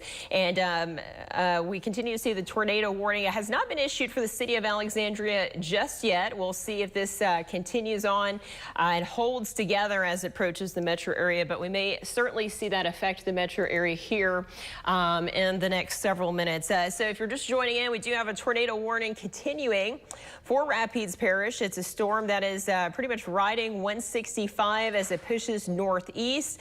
With that northeast movement, it may eventually cross over 165 near Woodworth, and then of course it would be affecting the LeCount area, and then we may see it push over I-49 as well. Let's put it into motion so we can get a better look at that movement. And as you can see, yeah, it will be headed into likely Southern Rapides, South Alexandria here. It's currently located in South Rapides Parish over Woodworth. And we're just going to stay with this warning until we see it expired. And that at this time is continuing until 6:45. It is currently 6:25. So also in the storm, the possibility of some sub-severe hail, a 3/4 inch hail possibility with the storm as well. And of course, some radar indicated rotation, some torrential rainfall out ahead of the system. And this is going to continue pushing northeast through Woodworth and eventually into South Alexandria. So we do continue to see this tornado warning here until 6:45. Moving pretty quickly to the northeast at 40 miles per hour, and stopping that radar and just taking a look at the velocity here. Again, you do see some broad rotation with this. You see where the red and the green next to each other are meeting up, and that does indicate some rotation. Not a particularly what we call tight rotation, but nonetheless there is rotation there.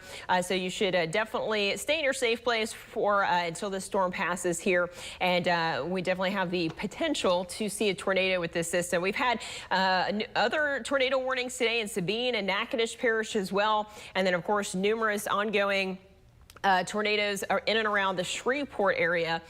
So this is our first one for Rapides Parish today. And we're looking at some other strong thunderstorms, another strong thunderstorm near Vernon and Beauregard. Just to give you an update on this storm, we do have a storm here. It's currently not warned, but it is from DeRidder, and it stretches approaching Fort Polk, South Fort Polk, and the Rose Pine area. That's another strong storm that we are continuing to watch. So looking at our tornado watch box here, our tornado warning box. Again, we continue to see this storm right on top of Woodworth, affecting LeCount and Lamourie as well. And this is situated between 165 and it really stretches all the way to 167. But the area where we would see location is right on top of 165 near Woodworth at this time. And it did have a more distinct signature a little while ago. Not seeing that now, so that could be a good sign. But definitely don't let your guard down. But looking at that rate, that rotation there doesn't have as much of a defined signature as it did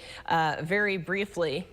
And we continue to see, of course, the heavy rain, and this storm here going to be pushing into South Alexandria as well in the next several minutes. And it looks like they are talking about possibly canceling it. So again, they're saying there is a weakening trend, which is what I just mentioned, not seeing that defined signature there. And they're going to keep an eye on it for a few more minutes before they decide if it is canceled. So hopefully we will indeed see that canceled as the threat winds down, but it has not been canceled at this point. So again, if you're in Woodworth and LeCount and in South Alexandria around the LSU 8 area, just go ahead and stay in place here until the storm passes. Going to be a strong storm nonetheless, even if we do see the tornado warning canceled. And at this time, we are seeing that continue here for a few more minutes. And I'll send it over to Barrett here for an update as well. Yes, right now the storm is lifting to the northeast at about 40 miles an hour. And yeah, you can see the weakening that has been the case over the last 10 minutes or so. But you notice that northeast movement at about 40 miles an hour. And over near the Woodworth area as of right now, you do notice kind of two areas there. One right in here, and like she said earlier, pretty broad rotation. And we're going to send it back to Rachel now. Yes, it does look like this tornado warning has been canceled now. and again, the tornado warning has just been canceled by the National Weather Service. So at this point, do not expect to see a tornado with this, as we've really lost that rotation. But again, strong storm incoming to the metro area here with heavy rain and some lightning. If we do see another tornado warning issued here, we are going to send it back. We will be back on air. Until then, we will return you to regular programming.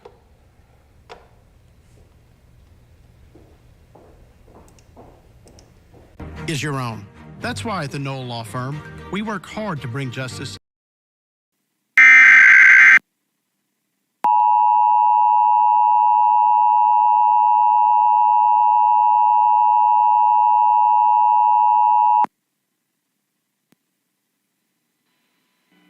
The National Weather Service has issued Tornado Watch number 584, effective until 2 a.m. Central Standard Time Wednesday. This watch includes the following counties in Mississippi: Carroll and LaFleur. Remember, a tornado watch means the conditions are favorable for the development of severe weather, including tornadoes, large hail and damaging winds, in and close to the watch area. While severe weather may not be imminent, persons should remain alert for rapidly changing weather conditions and listen for later statements and possible warnings. Stay tuned to NOAA Weather Radio, commercial radio and television outlets, or internet sources for the latest severe weather information.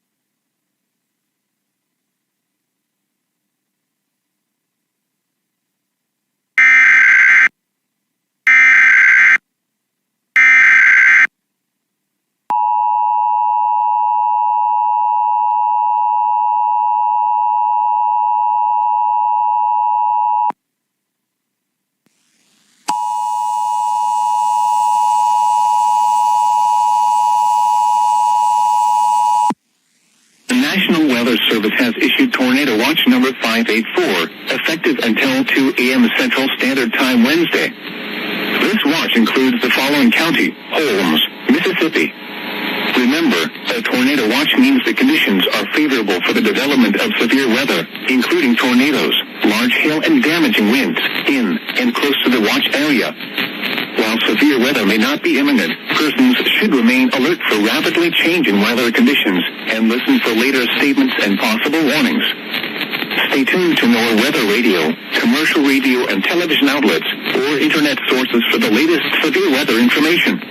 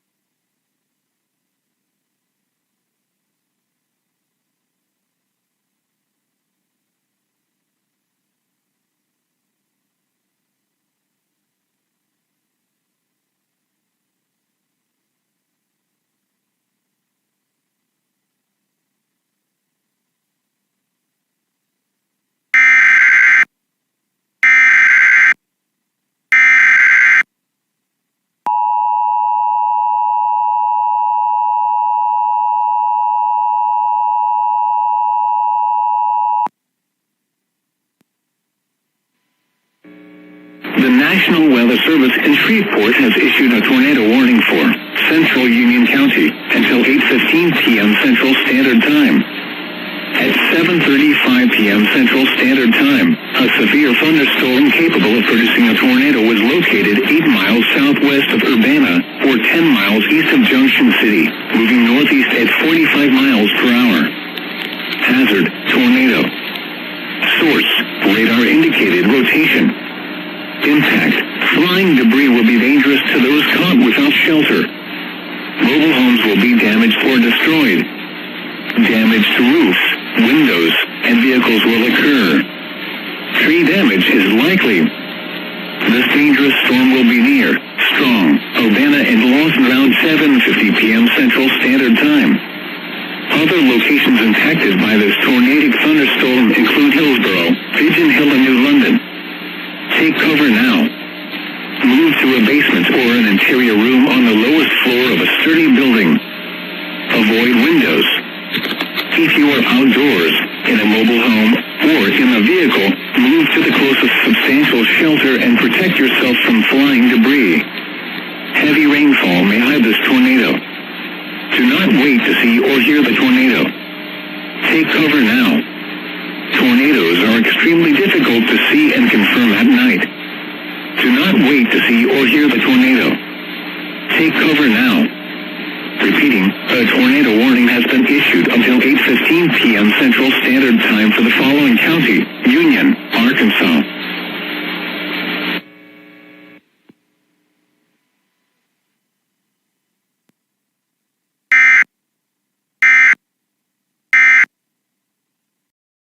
So we can see what's going on in our area. So actually, let's just go ahead and run out of links one. And let's just do this, make it really, really simple. But either way, you can see the tornado warned storms as they continue to pop up, or the tornado warned storm. 8:15 is the specifics there for this particular system. And again, looking for areas of rotation, Walker, it's been kind of an area of just obscured heavy rainfall. So for folks that are in this particular area, they want to be in their safe place right now, right along Highway 82 and point southward. Absolutely, Jared. And again, what we're mainly focusing on through the rest of this evening is going to be the potential for any quick spin-up tornadoes that goes for along the line itself of the actual cold front, or some more of the isolated activity that's just ahead of the front. We've seen a few different tornado warnings just to the west of our area in that same regard, and so that's going to continue to be the main area of focus through the rest of this evening. But outside some of the severe threats that we've been talking about, the damaging winds, the isolated hail, the quick spin-up tornado, the flash flood risk is also a primary concern, especially areas that see the same areas, or areas see the same heavy rainfall for an extended period of time, Jared. Yeah, we've seen a lot of these areas pick up some 3.5 inches of rain, and that's also creating some issues as you've got this heavy rainfall that's set up across eastern sections of Union County, central and eastern sections of Union County, and that's where we're seeing the biggest issues. You guys can pop me back up on the wall so we can kind of point out what we're talking about here, and let's keep this shot up as we continue to keep an eye on this tornado warned storm. Again, here's the specifics back behind me, so I'm going to go ahead and step over to the other side of the screen. Again, radar indicated tornado near Highway 82. So again, folks heading west out of Ashley County toward El Dorado, probably want to pull over and find yourself a safe spot. Don't pull over an underpass or things of that nature. Try to find a grocery store or a gas station or somewhere that they can let you in and find shelter from this storm. Again, possible tornado embedded in this area of very heavy rainfall. It's going to be tough to see. There's also that severe thunderstorm warning, some damaging wind gusts off to the north, and then back out to the south. Again, still swaths of heavy rain remain a possibility as well. All of this moving east. Again, not expecting that the tornado threat has been quite isolated so far through the afternoon and evening hours, at least in our area. The environment has not necessarily been overly ripe, although the conditions were favorable all day for severe weather activity, and we knew that we were going to run into some potential this afternoon and evening.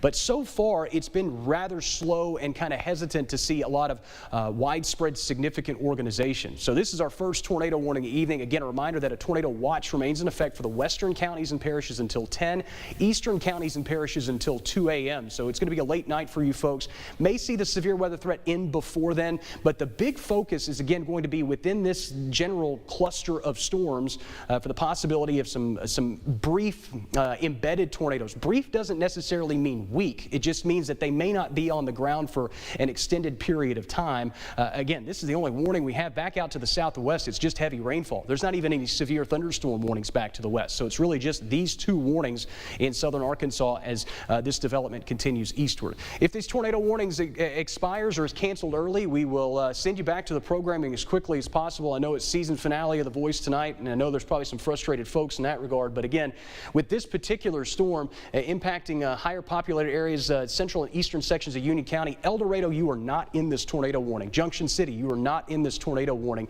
It's for areas east along Highway 82. And the other thing that we are going to run into here in the short term is that the National Weather Service in Shreveport is responsible for issuing this warning. But if it moves into portions of southern Calhoun or southern Bradley County, specifically southern Bradley County, the National Weather Service in Little Rock would have to issue a new tornado warning for that area. When it moves east into the National Weather Service in Jackson's area, Ashley County, they will be responsible for issuing a tornado warning. So we've got a few different kind of decisions that will have to be made with this storm as it progresses eastward. Also still watching some of these structures off to the south that have these little tails on the bottom side of your screen. I know you may not be seeing that because of the severe weather ticker, but there's still some areas where we're kind of seeing these little commas and these little appendages kind of stretch back, and that could also be areas that in theory could develop tornadically over the next little bit. The latest update from the National Weather Service has trimmed that tornado warning a little bit. Now it looks like the circulation has crawled north of Highway 82 and will generally stay along and south of Highway 63. So here's 63 and Highway 82 in eastern sections of Union County. Again, it's going to be moving into southern Bradley County and far northwestern sections of Ashley County as well. Severe thunderstorm. Go ahead. This storm system is 14 miles east of El Dorado, moving northeast at 50 miles an hour. 50 miles an hour on the actual tornado, possible tornado itself. So again, that's moving at highway speed very, very quickly. So if you're in the path of this storm, make sure that you're taking cover. If you're right along the Ouachita River in northeastern sections of Union County, safe place now. Interior portion of your home, away from windows and doors. Put as many walls between you and the outside as possible. And Jared, I would likely expect some type of a warning to be continued into southern portions of Bradley County. That same tornado warning that you're talking about now, they'll likely pass it over to the folks out of Little Rock. So don't be too surprised to see that warning if it pops up. So for folks in southern Bradley County, don't be surprised if a new warning is going to be needed in just right across the Ouachita River, essentially here in the next 10 to 15 minutes or so. Still watching all this development back out to the south and west. I'm going to step off the screen for just a few seconds, kind of readjust the camera, so to speak, so we can take a little bit better look at some of the stuff that we're seeing off to our south. Again, not necessarily tornadic in any stretch, but we do have other thunderstorms in our area, and the environment is still quite conducive for severe weather across most of the region as well. If you're joining us on social media, I know our Facebook live streams should be up and going. And again, joining us on NBC 10 and Fox 14, there's the new tornado warning. This is going to include also portions of Drew County. And Walker, if you have some statistics and some specifics on that, go ahead and feel free to read away. Yes, Jared. So this tornado warning does include Bradley, Calhoun, and Drew County until 8:30 p.m. A severe thunderstorm capable of producing a tornado was located near or 15 miles northwest of Huttig, moving northeast at 50 miles an hour. So you want to make sure that you're in your safe place, whether you're within that tornado warning, that red flashing box, or the severe thunderstorm warning that's already ongoing for 60 to 70 mile an hour winds. You're going to want to find your safe place. And a lot of folks don't necessarily know what that is. That's going to be the interior-most portion of your home, away from any outside walls, windows, or doors. Some type of an interior closet is always a good bet, or some type of an interior bathroom. If you need to grab some type of padding, whether that be a mattress, some blankets, pillows, those are never a bad idea. And as Jared was mentioning beforehand, these do have a very quick nature of spinning up or spinning back down. And so that's what we have to monitor through the rest of the evening. As Jared was also mentioning, with a lot of the isolated storms ongoing in the area, they can also spin up rather quickly or spin down rather quickly. That's why it's pretty much a touch and go basis, and it's very hard to see because there's a lot of mess around the area as well. So heavy rainfall is going to be of concern, and as previously mentioned, if some areas see continued heavy rainfall for an extended period of time, the flash flood risk will also begin to become a little bit more of a threat than, say, some of the other severe areas. But it's really a multi-pronged approach as we go through the rest of the evening. So folks seeing some heavy rainfall around the I-20 corridor, all of that's non-severe as of this moment. That could change given the nature of how storms have been so far this evening. Back in South Arkansas, again, that tornado warning is in effect until 8:30 p.m. and it has now seen that extension into Drew County all the way from northern portions of Union County. Jared? Yeah, switching over to our live storm tracker Doppler radar, the National Weather Service is indicating the possibility of maybe even a tornado debris signature with this particular swipe, this particular radar sweep. So I'm switching to different radar modes.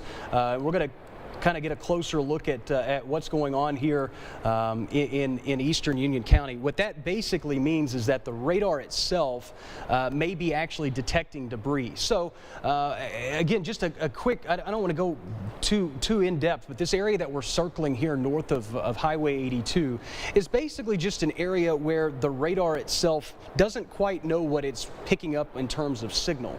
So usually if it's those darker reds and purples, it usually indicates, okay, we're getting pretty consistent rain, maybe some hail, things of that nature. But when you start seeing those lighter colors on that particular radar mode, it usually means that you're getting some irregular objects in the sky, whether it be tree debris, whether it be structural debris or something along that nature. And as you take a closer look, and I'm going to zoom way in on this across Port, it looks like a pretty strong area from New London Road west near Pigeon Hill Road. I know this is County Road 22 and the Morro Bay Highway on the northern edge of town. That's Highway 63, by the way. So this is a tornado, a possible tornado, just to the southeast of Highway 63 in southern Arkansas. Again, we'll keep an eye on this as it could clip northwestern sections of Ashley County as well. But again, looking at our radar, that's what it looks like. National Weather Service in Shreveport's radar has a pretty good signature of just those reds and greens together. So I'm going to kind of keep that area circled until we get a new radar swipe.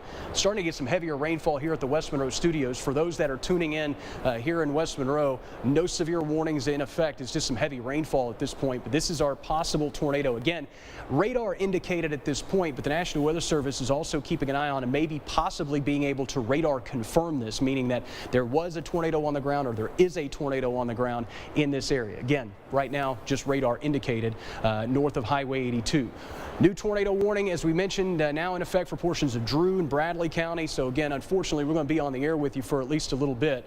And for those that are wanting to watch The Voice again, I know that you probably would like to see that. And unfortunately, you can catch it tomorrow, or hopefully we can get you back to it later. But this is where we're stuck now with severe weather across portions of South Arkansas. And specifically on that note, for those that are watching us on NBC, our transmitter, our NBC transmitter is in strong Huttig. So there's a very good likelihood as this storm moves over the transmitter site here soon that you're probably going to lose us on NBC either way, just because of the ferocity of these storms that'll be moving kind of right over a very unfavorable area in terms of our transmitting power here at KTVE. So just kind of be aware of that if you lose signal on KTVE, we're on KARD as well. We cross a reference with both stations because some areas get us, some areas don't. So that's why we're on both, if those are wondering why we are on both this evening.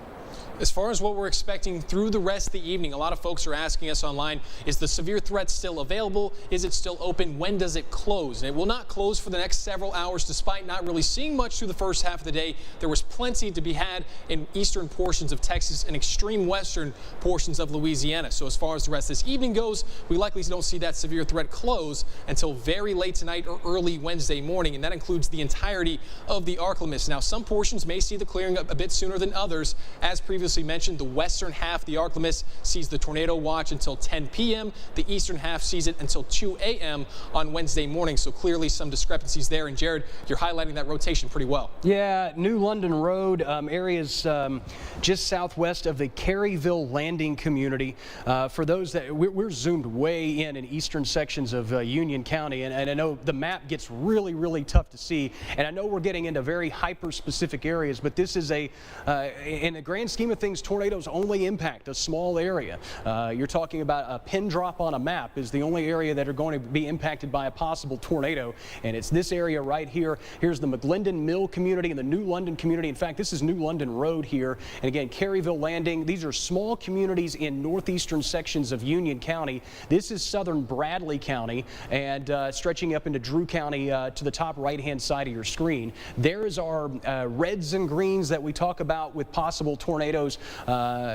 Very typical during the springtime months, and in the winter we're pretty typically used to seeing them as well. Saw the severe weather threat a couple of weeks ago a little bit farther southward. I'll be honest with you, this was a little bit of a surprise seeing a tornado-warned storm this far northward. Better ingredients were expected to be south all evening, and so as we've gone through the evening hours, just these first two tornado warnings out, again, specifically for Union, Bradley, and Drew counties. Two different tornado warnings, but both for the same storm. Again, very heavy rainfall within this circulation, so I don't want to stay on this for too terribly long, just simply because, again, a lot of these areas have seen 2-3 inches of rain, so it would be almost impossible to see a tornado at this point. So make sure that you're just in your safe place, away from windows and doors, put as many walls between you and the outside as possible. That's a look at the actual radar itself, what we call the traditional reflectivity mode. And again, lots of purples and dark colors, so it would be basically impossible to see anything at this point.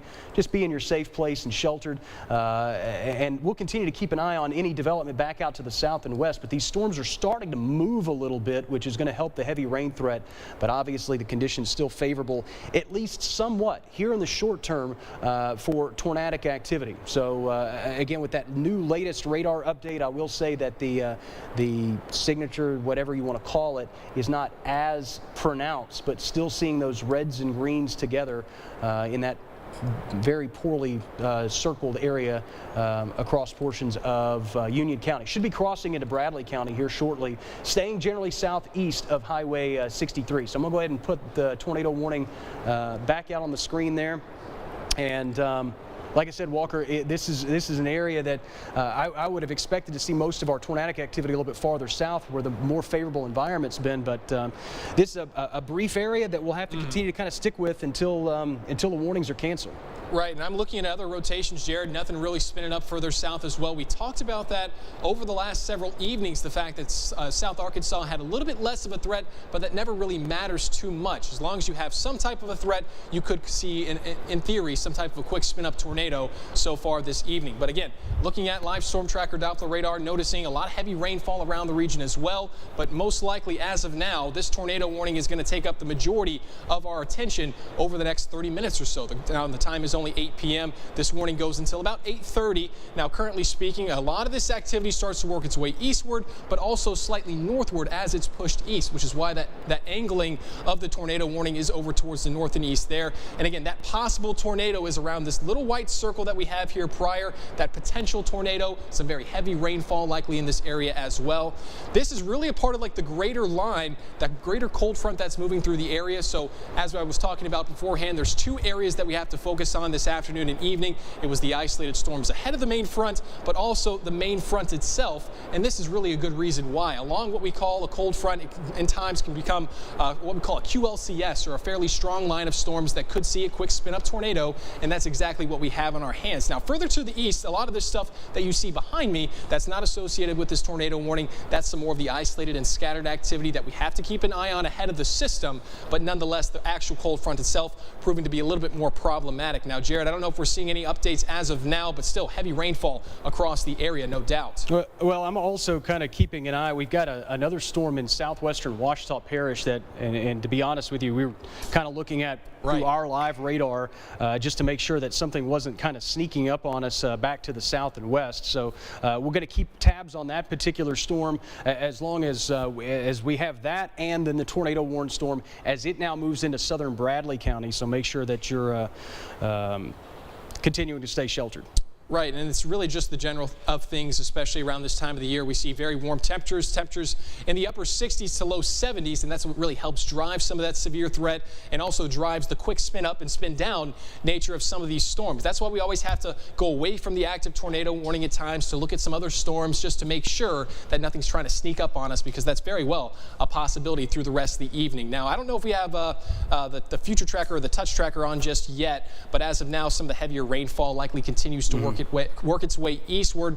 In terms of what we're expecting through the rest of the evening for South Arkansas, obviously we weren't necessarily expecting tornadoes. The potential was going to be there regardless of what happened through the rest of the evening, but we're going to have to pay close attention to this area in particular, as well as the rest of the line as it continues further south, because granted, we're only looking at a very small portion of the area as of this point. El Dorado finally starting to clear some of the heavier rainfall that's likely sat there for quite some time, and that's another problem that I mentioned beforehand, the fact that we have flash flood risk across the area, with areas that see the same thunderstorm activity over and over again. If you just think about the short period of time we've been on the air already, some of the heavier rainfall, well, not really moving out of eastern portions of Union County, so it wouldn't be too surprising to see the flash flood threat in some of these places start to uptick over the next couple of hours as well. Outside the tornadoes, the damaging wind threat will still be there as well, even with non-severe storms or non-warned storms. That can happen from time to time. If you rewind to just 2 weeks ago, we saw plenty of storms very late at night that were not severe warned, but as you still saw about 60 to 65 mile an hour wind gusts with some of these. And now we're looking back at the velocity. Jared's starting to zoom in here, and this is the main area of rotation. He's going to circle that here in just a second. And again, some of the reds and the greens, and what that means is basically shows that rotation of the winds moving to and away from the radar. The green winds are the winds that are moving towards the radar. The red winds are the ones moving away, and thus you can kind of see that general circulation that we're mainly concerned with as of this point. I think it's officially crossing over into Bradley County now. It is. And this warning still goes until about 8:30 p.m. So it's only 8:04, potentially continuing this warning for about another 26 minutes or so. And then from there on out, it could potentially be extended again. So we're not going to speculate too much on what happens. We simply report on what is happening. But nonetheless, Jared, have you really seen any other rotation anywhere else just yet? No, I mean, it's just this that area that is also kind of embedded in just a crummy area of very heavy rainfall. So it'll be really tough to see anything. Our live storm tracker Doppler radar has that in southern Bradley County to the southeast of Highway 63, and that's all the information that we can really run with right now. Back out to the southwest, we're also keeping an eye on a storm that is moving into southwestern sections of Ouachita Parish that at times has maybe shown some areas of rotation. That would be headed closer to the West Monroe area, but it has the structure, but really hasn't started to spin or rotate rather aggressively, at least here in the short term. So we're keeping an eye on that as well. Again, for those, I know we're keeping an eye on a lot of our social media comments just for weather reports and things of that nature. I know a lot of people are ticked off about the voice. This is the last time I'm going to address this. We're going to be on here as long as there's tornado warnings. You're going to miss the voice. You can watch it tomorrow. That's the last time we're going to talk about it. It's it. We're going to be on the air. You can call whoever you want, scream at whoever you want, leave whatever voicemails you want, do whatever you got to do. But we're going to be on the air until these tornado warnings are expired. As soon as they're done, we'll be more than happy to send you back to programming. But for folks in portions of Union County and specifically in Bradley County, is these areas right here now moving into Bradley and Drew County. So Warren stretching southward along Highway 63. These are our tornado warned areas, and these are the spots that we're going to have to keep an eye on. Make sure that you're in your safe place, interior portion of your home, away from windows and doors. Put as many walls between you and the outside as possible. That circulation is, again, wrapped in very heavy rainfall. We don't want you trying to take pictures of anything. We don't want your storm reports. We want you sheltered, just in your safe place, away from all the windows and doors and flying debris or any kind of potential in that regard. We know that tornadoes impact a very, very small area. These are large tornado warnings that are forcing a lot of folks to have to take cover, and it's only going to impact a very small area. And yeah, there's also the chance that there's not a tornado at all. But with the warnings being issued, just make sure that you heed those warnings. We continue to keep an eye on other storms as well. In fact, if you want to go back over to the wall for just a second, I'll keep an eye on what's going on off to the south and west. Walker? Right, Jared. So what we really have to do through the rest of the evening, as mentioned, we talk about the line itself, but also the isolated activity. But there's two areas of focus. We have to look at the storms themselves to try to see some of the rotation that they have. But even without looking at the rotation, looking at the just general structure of the storms really helps out. And so whenever we look along the line, maybe you see a little bit of an inflow notch, like we like to call it, something that looks fairly similar to this potentially. It's a little bit very messy, as we were previously discussing. The fact the circulation's a little bit weak, so potentially sometimes along this line, though, you can see a little bit of an inflow notch, and that could be a telltale sign. Potentially there's rotation in that area, some type of circulation is trying to develop. But also with the storms that are way ahead of this line, they still resemble what we call supercell structure. And so that was going to be the concern for a large portion of the evening for folks just in front of the front that have not yet to see it. You could likely see some type of weak supercell structure or stronger ones start to develop, and those are prone to spawn quick spin-up tornadoes as well. And so that's why it's always a good idea to focus on not just one subject or one area in particular, but a whole plethora of areas, and that being, of course, the radar itself, but also the structure and general structure of some of these thunderstorms. Now, as of now, Warren still seeing some heavy rainfall still included in that tornado warning. As mentioned, it goes till 8:30 p.m. tonight. Likely doesn't expire for a good bit of time here, considering it's only 8:08. As far as the rest of the region goes, though, Hamburg likely still seeing some light shower activity, not included in this tornado warning. And as previously mentioned, under any point in time, if you find yourself in somewhere that's fairly familiar within one of these tornado warnings, or potentially in a severe thunderstorm warning, one of these yellow boxes, you want to go ahead and get into your safe place. Regardless of what you're actually seeing at the time, that doesn't necessarily mean anything. You could see almost no rainfall and that tornado try to sneak up on you, that potential tornado within a warning or some sort. And so that's why you want to make action as soon as you get put somewhere close or within one of these tornado warnings. Now, that's going to be the most interior portion of your home if you have some type of a basement. I know not a lot of folks around here have basements, but if you do, that's going to be your best bet. Outside of that, it's going to be a very interior portion of your home, being some type of a bathroom or maybe some type of a closet. Those are always a good bet as well. But staying away from windows or doors or any type of outside wall is going to be your best bet as well. So maybe you don't have something that's interior, just stay away from the exterior. That's bottom line. You want to put as much distance in between you and the outside as possible, because the tornado is outside. As far as the rest of the heavy rainfall goes, it really hasn't moved that much as far as we've been on the air. And as previously discussed, El Dorado saw some very heavy rainfall for a good period of time, so the flash flood risk is going to remain some type of a concern in some way. Yes, sir. Though, take a look at this area right here. Is kind of that bounded weak echo region. Could be a possible area that we could see rotation there. That could be your possible tornado in theory.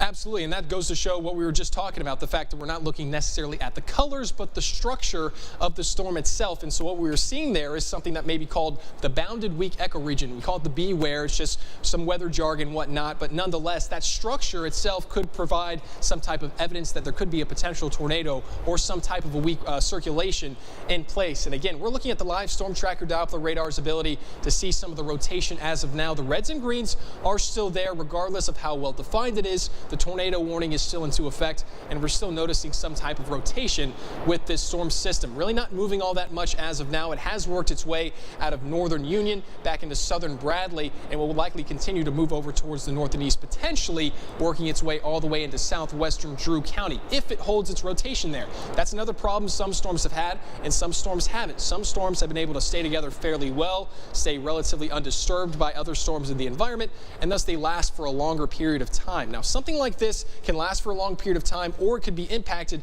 by a lot of other storm activity around it. And if that happens, then it obviously can try to ruin that circulation that's currently in place. So a lot of different things that we take into account here, regardless of what we're actually seeing. More storm potential will maintain through the rest of this evening, even into early tomorrow morning. Now, the general area of thinking for now is for this cold front to continue to parade towards the south and east, likely passing through the Monroe region. I know a lot of folks in Monroe right now are seeing heavy rainfall. That's not even the main part of the storm system at this point. That's just isolated stuff ahead of the main cold front. The main cold front likely continues a little bit further west, likely a little bit further west along the I-20 corridor, potentially reaching to Ruston.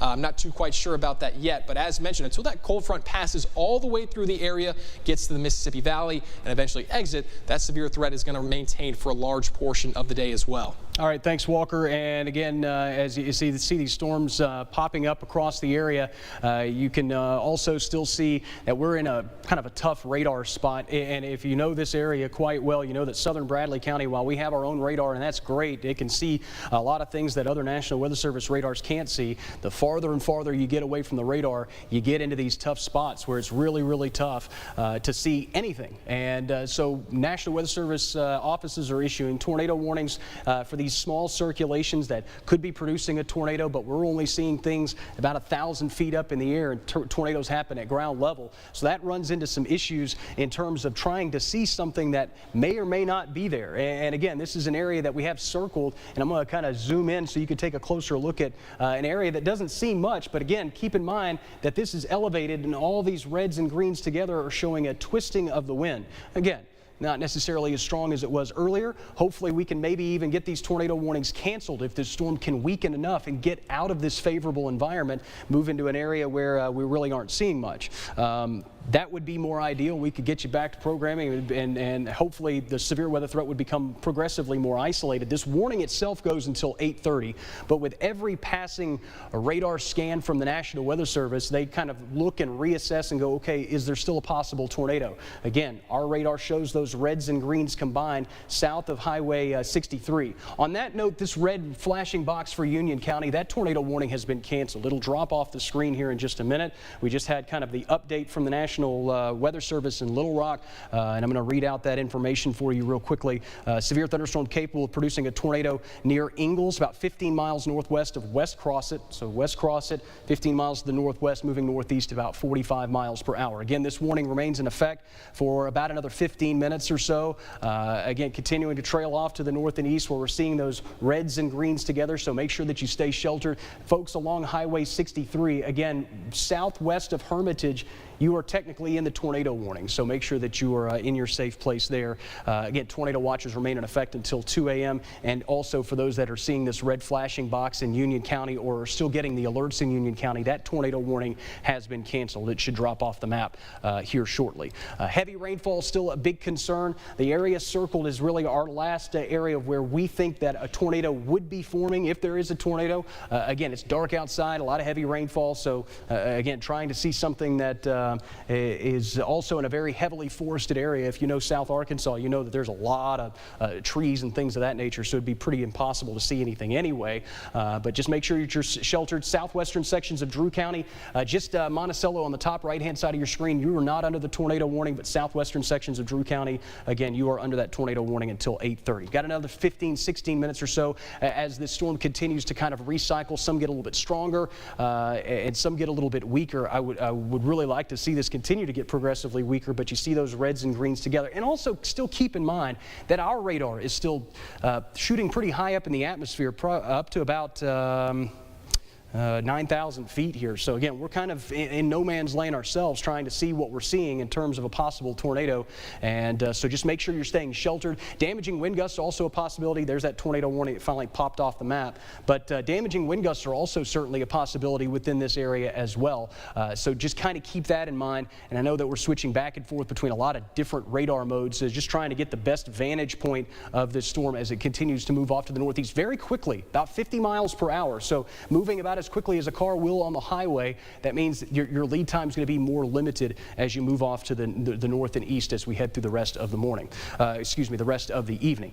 Tornado watch is in effect till 2 a.m. for a lot of these areas. Again, this is the region that we actually expected conditions to be a little less favorable. I know we're repeating ourselves and we're saying the same thing over and over, but there are a lot of folks that are just getting to a TV, that just got the alert on their phones or what have you, and we have to relay that information for folks that are just now getting to the information. And again, what we're seeing is now north of Highway 82, possible tornadoes south of Highway 63. If you know somebody driving from Hermitage to El Dorado or some of the surrounding areas, make sure that they're pulled over and into a safe spot now, although the bulk of this storm now looks to be crawling to the south and east of Highway 63. Again, the last possible tornado signature that was issued by the National Weather Service had it near the Ingalls community. You can still see the reds and greens there. Again, I know this is a big jumbled radar mess.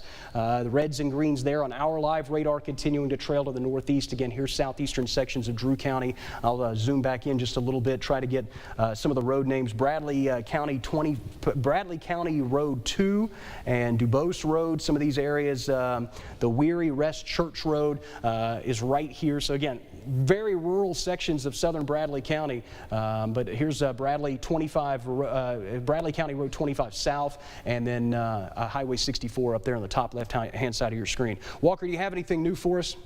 No, not at the moment, Jared. Nothing new just yet. Obviously, this is the main area of concern. And as previously mentioned, things can spin up very quickly or spin down very quickly, so it's not too surprising to see a lot of fluctuation with this circulation just in general. It's pretty typical, even for a strong tornado that is actually on the ground. It can still see some fluctuations within that circulation. So even in this case, that's going to happen almost every time. Now, this is still generally the area of circulation that we're working at. It's south of Hermitage as of this point. You look at some of the reflectivity. It does look kind of funky. Still some heavy rainfall around Hermitage, but again, that area of circulation is a little bit further south. Now, Hermitage still included, at least parts of the area included within that tornado warning, still southwest of Monticello, and I think that's an important thing to note, Jared, because if this thing holds itself together, potentially, let's just throw it out there, it sees another tornado warning, maybe it holds itself together, and given the general idea and the shape and direction of it, it wouldn't be too surprising to see Monticello potentially included. So that's why I always give it a good idea. If you're in the tornado, number one,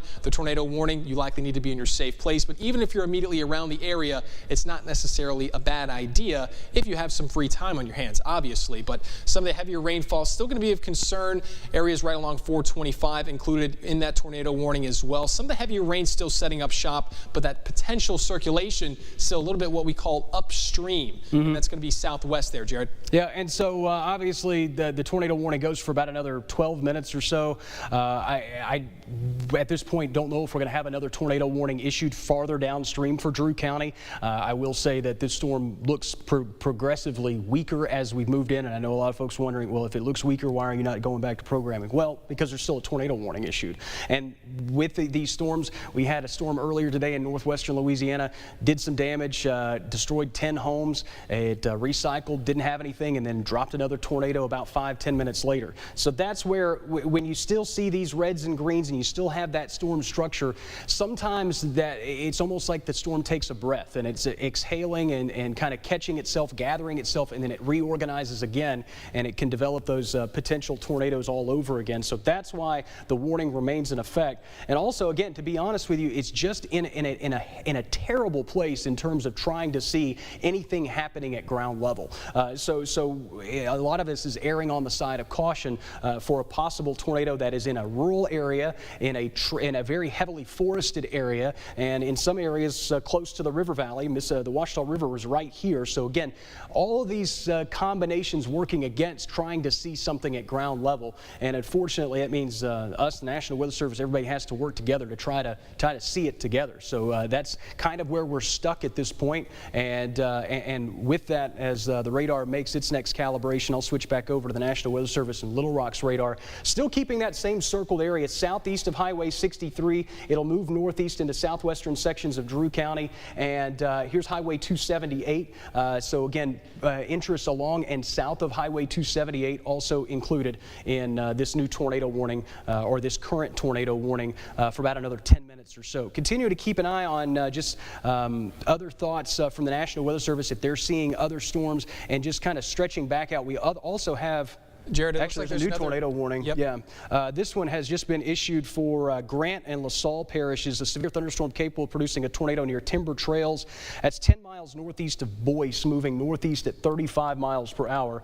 So this is in the way southern sections of the Arklamis. And so we're going to leave you folks in South Arkansas for just a second and head down to the Fort Polk radar and a new tornado warned storm. And so now we have a tornado warning in the far northern reaches of the Arklamis, and we have a tornado warning in the far southern reaches of the Arklamis. And so for those folks that are wondering, why are we on NBC and Fox? Fox is in the reaches farther south, NBC reaches farther north, so our NBC viewers need to see that South Arkansas storm, and our Fox viewers need to see this Grant Parish storm. So that's kind of the reason why we're on both channels at this point, is try to get as many people as possible informed. This possible tornado is going to be near the Creola community.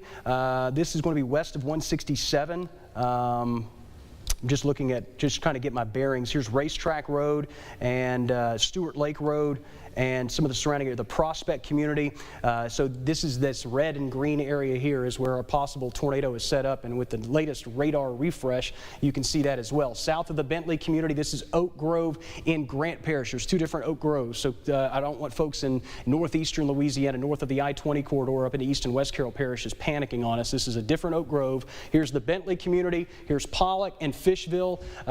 These are all areas that are included in this new tornado warning until 9 o'clock. And Jared, you briefly mentioned earlier that we're going to err on the side of caution no matter what storm it is, and that is exactly what I wanted to reiterate, because if it was your area under a tornado warning, you'd want us to cover it. So we're going to have to bounce back and forth between different warnings as we get them through the rest of the evening, and that's why it was a good point to mention the fact that things can spin up relatively quickly, and that's what kind of happened to us on some of the southern parishes there. Yeah, so this is what we call the shear rate. It's a lot of technical jargon, but basically where you see the brighter colors, these are the concerning areas. Where you start seeing these yellows turning to reds, that's where we're seeing the strongest areas of rotation, and if there is a tornado, that's where our tornado would likely be. To the southwest of the Bentley community, here's again Creola, here's Rock Hill Road, James Branch Road, and right smack dab in the middle of portions of Grant Parish is where this new storm has started to pop up. And again, as you zoom out just a little bit, it kind of gives you a little bit broader perspective of the storm itself, and these reds and greens where my cursor is sitting right here, that's our new tornado warning.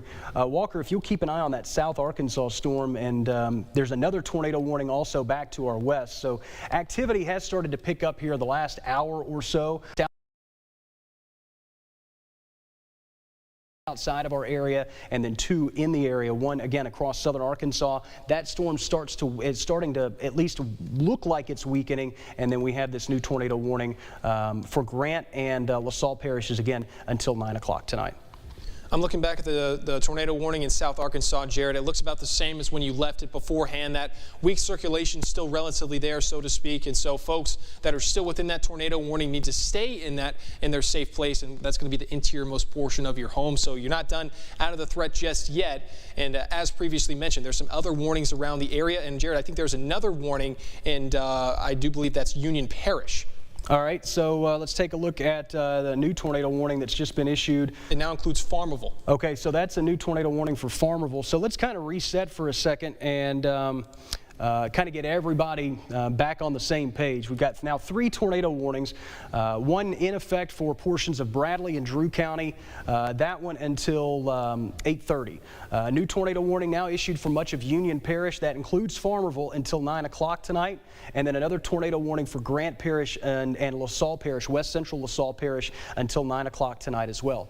2 of the newest warnings, let's kind of jump to those really quickly, and we'll go to the Union Parish storm. This is a tornado that is possible near Farmerville. In fact, it will be right over Farmerville or just north of downtown Farmerville at this point. You can see it behind me, the reds and greens here. Severe thunderstorm capable of producing a tornado just west of Farmerville, 21 miles northeast of Ruston, moving east at 40 miles per hour. So again, this is a new tornado warned storm. This is the live storm tracker Doppler radar. You can see the reds and greens right here. We're hitting this at about 2,100 feet. So we're getting a pretty good low scan at this storm just to the north of Farmerville. I'm going to zoom in really closely on this. Walker, I'll let you take the Grant Parish storm in just a second. But what we really need to focus on, Highway 2.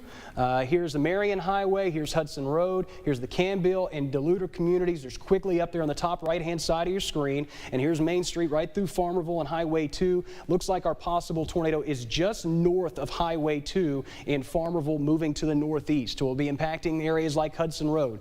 Act now. Get to your safe place, interior portion of your home, away from windows and doors. Put as many walls between you and the outside as possible if you're in this area here. Go ahead. Just really quickly, they are not planning to reissue the tornado warning that's in Bradley and Drew counties. The tornado threat has passed for those counties, so just FYI, that tornado warning will be allowed to expire at 8:30. Okay, so now basically have 2 tornado warnings, as the one that really prompted our coverage to start has weakened and has moved into southern Arkansas, but now have been joined by 2 different tornado-warned storms. And we're going to bounce back and forth between a few different radar modes because, again, moving down into the southern extents of the ArcLMS, I'll be honest, the Fort Polk radar is going to have the best look. This is going to be the Pollock communities. Highway 165, 167, you know those areas kind of meet in Alexandria. Here's the Ball community, which is just outside of our area into Rapides Parish. But here's 165, here's 167. There's your possible tornado right there to the west of Pollock.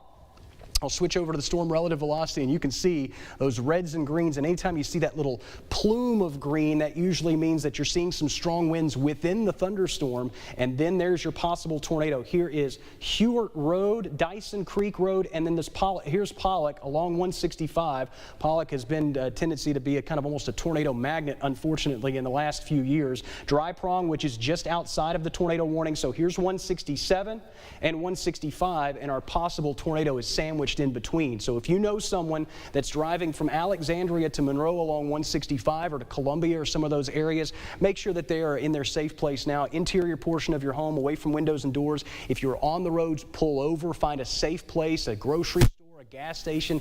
Anything's better than being on the road in these areas at this point. But again, I don't want to spend too much time on that particular storm because of the storm that is now moving through northern sections of Farmerville. And this is why, especially when you have so many tornado warnings or multiple tornado warnings, it makes sense to just kind of bounce back and forth. Our possible tornado is now north of Farmerville. Will continue to advance north and east. Marion, we're talking to you folks, kind of the lead time there. You got 10, 15, 20 minutes of lead time. Get to your safe place there. And as this storm continues to move north and eastward, still perhaps producing a tornado just to the north of Farmerville. Again, we'll keep an eye on this storm along with the Grant Parish storm as well. In fact, if you want to go to the wall here in just a minute, Walker, and talk about that Grant Parish storm, we'll try to get a new update from the National Weather Service. And here's a new tornado warning, this one for Ouachita Parish. All right, so before we even get there, let's go to the new Ouachita Parish storm. This is a tornado warning for northeastern Ouachita Parish. This includes the Swartz community.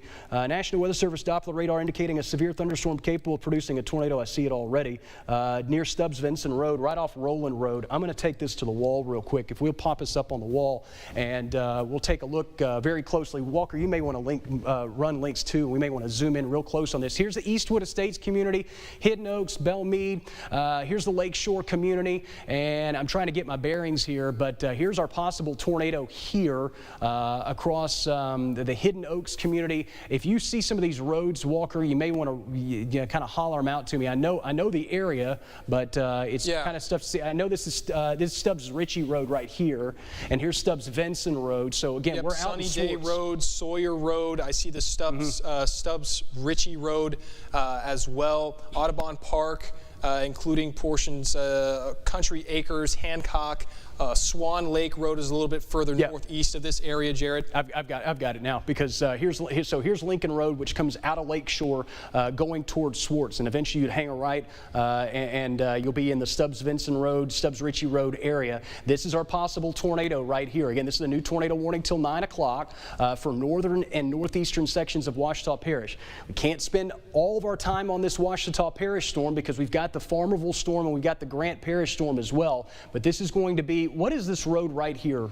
Sawyer Road. Yep. Sunny Day into Sawyer Road. Okay, Sunny Day and Sawyer Road. Here's Stubbs Ritchie. Again, if you're in these areas, these roads even sound somewhat familiar. Safe place now. Interior portion of your home away from windows and doors. Put as many walls between you and the outside as possible. Again, it's going to move very quickly off to the north and east. So this is a new tornado warned storm in this area. I'll step back off the screen for a second. Walker, I'll let you jump back over to links too. We'll take a closer look at the Grant Parish storm in just a minute. But clearly, and now the National Weather Service is confirming a tornado on the ground north of Farmerville. So that storm now has a debris signature on radar in Farmerville. So stick with us for just a second. Go ahead and turn the hand tracker off. It's messing with both computers. And I think it's still on that particular machine. But let's take a look over at what's going on in Farmerville. Again, this is a confirmed tornado on the ground now.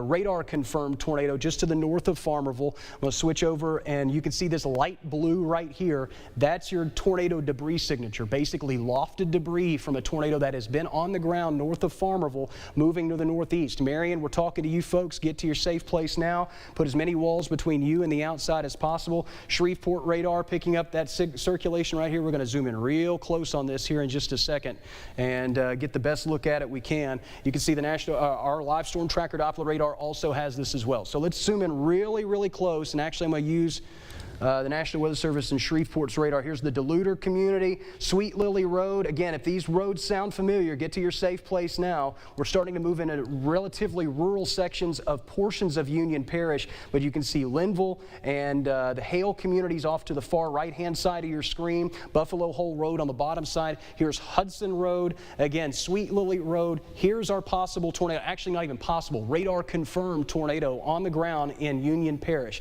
Daniel Road, Game Reserve Road. Here's your tornado again with the latest updated radar image. So again, this is a confirmed tornado on the ground, and also a new tornado warning has been issued downstream into Morehouse Parish, I believe. So we've got, or at least we will have one. So we've got 3 different tornado warnings. Confirmed tornado on the ground in portions of Union Parish. Possible tornado in northeastern sections of Union Parish, Ouachita Parish, although that storm looks a little bit weaker. And then again, looking at Grant and LaSalle parishes, we have not forgot about you folks. Taking a look at this storm, which continues to show possible storm, a possible tornado along Highway 165. So the reds and greens right there. Here's Pollock, just to the north of Pollock, I would say by about 1.5 miles, right along 165. Here's Highway 8 that moves to goes from Pollock to Gina. This storm will kind of move right along Highway 8, or kind of move parallel to it as it moves off to the north and east. The atmosphere really kind of taking advantage of the what's been in place all day, and finally getting us some tornado warnings, Walker. Not that we really wanted to see them, unfortunately, but that's what we're going to deal with, at least here in the short term. Latest rotation in this Ouachita Parish storm, Stubbs-Vinson Road, again out towards Sawyer Road, hasn't really moved much. I will say it looks a little bit weaker than it did a few minutes ago. But for folks in eastern sections of Ouachita Parish, you need to be in your safe place now. Again, interior portion of your home, away from windows and doors. Put as many walls between you and the outside as possible. And then we're going to go back to the radar confirmed tornado that is now northeast of Farmerville that will head toward Marion. Again, this is Sweet Lily Road area. I'm trying to find out which highway this is going from Farmerville to Marion. But either way, you can see the possible tornado here, or again, radar confirmed tornado. Again, continue to kind of keep an eye on some of our information. Jared, I'm seeing Concord Street as well as Quigley. They're within that tornado warning, very close to that potential tornado, that circulation that you mentioned, Jared. I'm seeing Tiger Bend Road into Here's Marion. Concord Street. Tiger Bend Road is a little bit further southeast from Concord, and again, Quigley would likely be in direct pathing almost of that potential rotation there. Yeah, Jared. Right there, the Quigley community, as you just mentioned, in the Deluder community.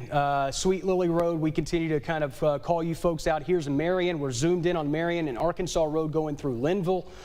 These are all areas that could be impacted by this possible or this radar confirmed tornado. Again, a few minutes ago, the National Weather Service radar was able to confirm a tornado on the ground. You can see this lofted area of yellows basically showing radar lofted debris, whether it's trees or structural damage. We don't know.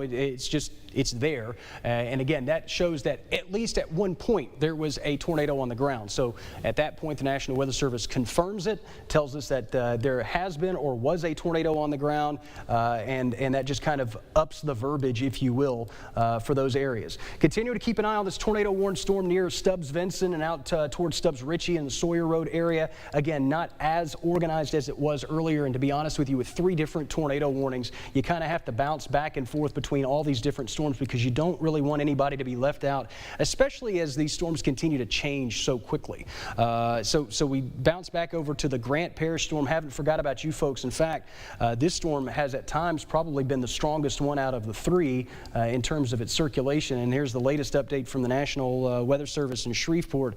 National Weather Service Doppler radar indicates a severe thunderstorm capable of producing a tornado about 11 miles north of Ball, 16 miles north of Pineville, moving northeast at 35 miles per hour. So generally about 3 miles north of Pollock, just east of 165. Here's Highway 8. So again, it will basically run parallel. Gina, you're in the tornado warning. You need to be in your safe place now, interior portion of your home, away from windows and doors. And I wouldn't be surprised if we don't see a new tornado warning coming soon downstream from Ouachita Parish into southern sections of Morehouse Parish.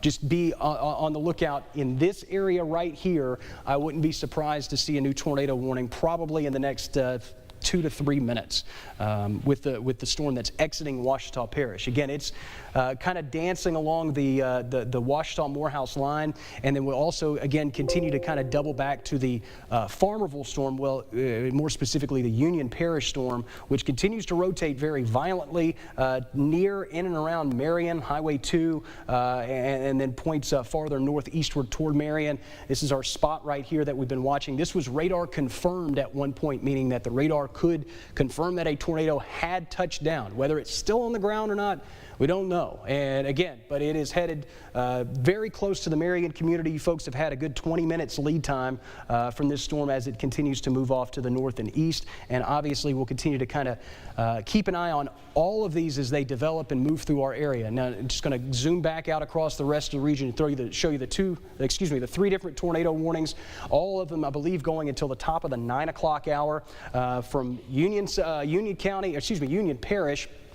This tornado warning includes portions of Farmerville and points eastward. Again, tornado watch remains in effect for a lot of these areas as well. But again, Union Parish until 9 o'clock. Northeastern Ouachita Parish until 9 o'clock. Grant LaSalle Parish until 9 o'clock. So all 3 of these warnings go for about another 23 minutes or so. And again, I wouldn't be surprised to see a new tornado warning. There's the new tornado warning for portions of Morehouse Parish until 9:30. So again, this is a new tornado warning that has just been issued kind of what we call downstream. We had a tornado warning for northeastern Ouachita Parish. This is now moving out of the parish, and so a new warning is needed. And so this tornado warning is going to include southeastern sections of Morehouse Parish, far northwestern reaches of Richland Parish, and western sections of West Carroll Parish until 9:30 tonight. Severe thunderstorm capable of producing a tornado near Swartz, moving northeast, again 50 miles per hour. So still having, and also damage now being reported along Highway 2 near Scott's Hideaway Road in Union Parish. Trees and power lines down west of Farmerville. A tree down on a vehicle, or actually a tree is down and a vehicle has struck that tree. LA 15 near Highway 549. And this is again at the intersections of 15 and 49 there in Union Parish. So clearly some severe thunderstorm wind damage, whether that's a tornado or not, we just don't know. Walker? Yeah, Jared, we're still monitoring that potential rotation down south as well. Looking at, it's now crossing over in between Grant into LaSalle Parish. So folks likely within the White Sulphur Springs community is fairly close to this potential rotation as well. And that's what we're going to continue to monitor through the rest of the evening now as far as that goes. Now, Jared, I'm going to hop back on the wall. I don't know if you want to put me back on the storm that's a little bit further south because there's still relatively strong circulation there. And there's also another warning just to the west of this warning. It's just, you can just now see it over towards the Natchitoches region. It's not in our area just yet, something that we're going to have to monitor, but this circulation in general is still fairly strong and holding itself together. It's just now exiting the Grant Parish region, entering the LaSalle region. And so folks within Gina, you are still within this tornado warning, and still very imperative for you to be in that safe place, regardless of where the circulation is within the tornado warning. There's a reason why the warnings are so broad to begin with, given the general erratic nature that tornadoes or potential tornadoes can have. And it's clearly well defined as of this point, the reds and the greens conditions there as the radar starts to update itself. It always needs to update to make sure we have some of the latest information. But regardless of some of the heavier winds, some heavier rain certainly still setting up shop as well. Frequent lightning with a lot of these storms, but just in general, this thing is going to continue to move over towards the north and east here. And just like the other 2 tornado warnings that we have, this goes until 9. Now, I do believe we did get an updated warning just a few minutes ago for our other storm of a little bit further north there. And I do believe that the National Weather Service out of Jackson has taken over issuing tornado warnings for our Ouachita Parish, now into Morehouse Parish storm as well. And so folks within western portions of West Carroll Parish there, you're also within that potential tornado warning there. So you want to make sure you're in your safe place. As far as East Carroll Parish goes, not included as of this point. That could change here in the near future, but quite the setup that we have currently speaking. 4 tornado warnings, 3 of them are within our area, the 4th one just outside. And this is really what I was talking about, the fact that we have 2 isolated storms out ahead of the main system that also have general supercell structure. So this is one supercell structure. This is going to be another one further south, but also the line itself is also still relatively problematic, bringing up a few different tornado warnings as well. So we're going back in on the storm that's located just outside of Ouachita Parish, crossed over into Morehouse Parish as of this point. This thing's a mess, Walker. Even for our area, I would say that there's the area of rotation is southeast of Collinston in this area right here. This next swipe's going to help us out a little bit. Yeah, it's kind of in that same general area. Not necessarily, we're kind of getting the back side of this storm from our radar, so it doesn't necessarily look like we can see all that much. That said, heed the tornado warnings. Make sure that you're in your safe place and all those things. But again, with other tornado warned storms, this Union Parish storm looks like it's starting to gust out a little bit. Maybe more of a damaging wind producer. It's still rotating near Marion, but it looks to be perhaps gusting out a little bit more, meaning that maybe it's more of a damaging wind producer than it is a tornado producer at this point. The storms to the south are probably the healthier ones in terms of their environment, at least here in the short term. This storm to the southwest of Gina along Highway 8, this is probably the strongest storm that we have right now, and I'm going to zoom in real quick. This is Big Bend Road, and there's Camp Hartner on the west side of the screen, right over here. Here's Big Bend Road, and there's our possible tornado. White Sulphur Springs, there's Highway 8, and again, Gina's up on the top right-hand side of your screen. In fact, I'll zoom out a little bit so you can see Gina and Fellowship and some of these other surrounding areas. But there's our possible tornado as it continues to trail off to the northeast. Now east of Highway 65, but still rotating very, very hard, meaning that there's still some very strong winds and nothing really indicating that a tornado is on the ground, but it'll be in that area right there, continuing to move off to the north and east into LaSalle Parish. So starting to exit Grant Parish, but still a very dangerous storm. Again, that tornado warning goes until 9 o'clock tonight. Also keeping an eye on that storm back to the west of Natchitoches, really looking mean on radar, although it's not impacting our area yet. That could be a sign of something that we deal with a little bit later on. Walker?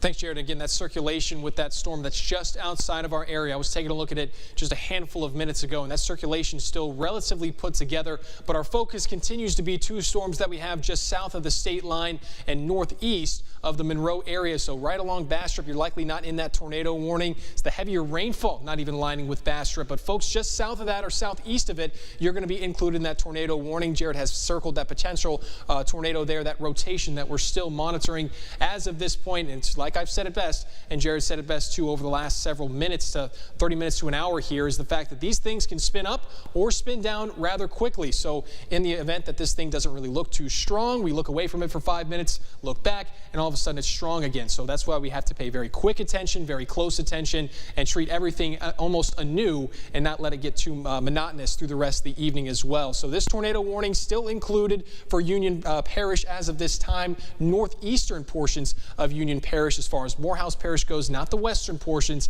It's going to be the eastern portions of Morehouse Parish as well. And the reason I'm mentioning that is because obviously tornado warnings are very big. The parishes, they're going to be even bigger than some of those tornado warnings. And again, a tornado is going to impact a very, very small portion of folks if it's actually there to begin with. And so that's why you kind of have to break things down, not just by area, but by the specific area or parish that you're currently in. And as previously discussed, these warnings do go until 9 p.m. The time now only 8:44. So at minimum, we're looking at another 15 minutes for this storm over towards our north and west. That's going to be in Union Parish until 9:30 for this storm. That does include West Carroll, and as previously mentioned, not yet including East Carroll Parish, but that could surely change given the general nature of some of these storms. And despite what the tornado warning might be trying to convey in terms of how it's moving or where it's moving or in the manner that it's moving, they can be very erratic. So a lot of times you can even see a tornado maybe exit just west of the box or south of the box, something like that, and they'll have to draw a new one. That's not too out of the ordinary, so do keep in mind that there's a reason why that these are so broad to begin with, even though they're only impacting a very small area. It's just they're very erratic. That's just the general nature of things just in total. I notice you're still trying to pick up on that rotation, Jared. It's still vaguely there. I'm trying to notice it at least. Yeah, and like I said, it's still a very strong wind-producing storm. It's this area of purple to the south of Marion that's probably the most concerning, at least here in the short term. And again, with the tornado warnings that continue to pop up, we're going to continue to stay on the air. Again, that's just how, again, things are done here. I know that we've plowed through the entire season finale of The Voice. I am completely 110% aware of that, and I know it's very disappointing. We can watch it tomorrow. But we're going to have to stay on these tornado warnings. There's 3 different ones. We had an EF3 2 weeks ago in Caldwell Parish that literally scoured the ground off, scoured the top layer of soil because it was so strong. And again, that caused structural damage. These storms have a history of producing wind damage. In fact, this Union Parish storm, we're still getting the damage reports from Union Parish, and there's also some areas that are indicating that we could be even seeing some small hail. So again, these are very dangerous storms. We don't like to sit here and talk ad nauseum and repeat ourselves over and over and over again and get all these mean emails. We don't like doing this, but we have to do it to keep people safe. And again, entertainment's entertainment. It is what it is, and again, we're going to be here until at least 9:30 or until these tornado warnings are canceled, and then you'll get your programming back. That's just how things are done here. Power lines down on Camp Road in Farmerville. We were kind of talking around that area earlier. In fact, the police department is responding to multiple mobile homes that have been damaged in Farmerville. So again, this is considered what I would consider tornado damage. We can't confirm that it was a tornado, but we have a lot of damage in and north of Farmerville with these storms as they've moved through. So again, these are storms that have a history of producing damage. It's not just a radar that makes it look really scary and things of that nature.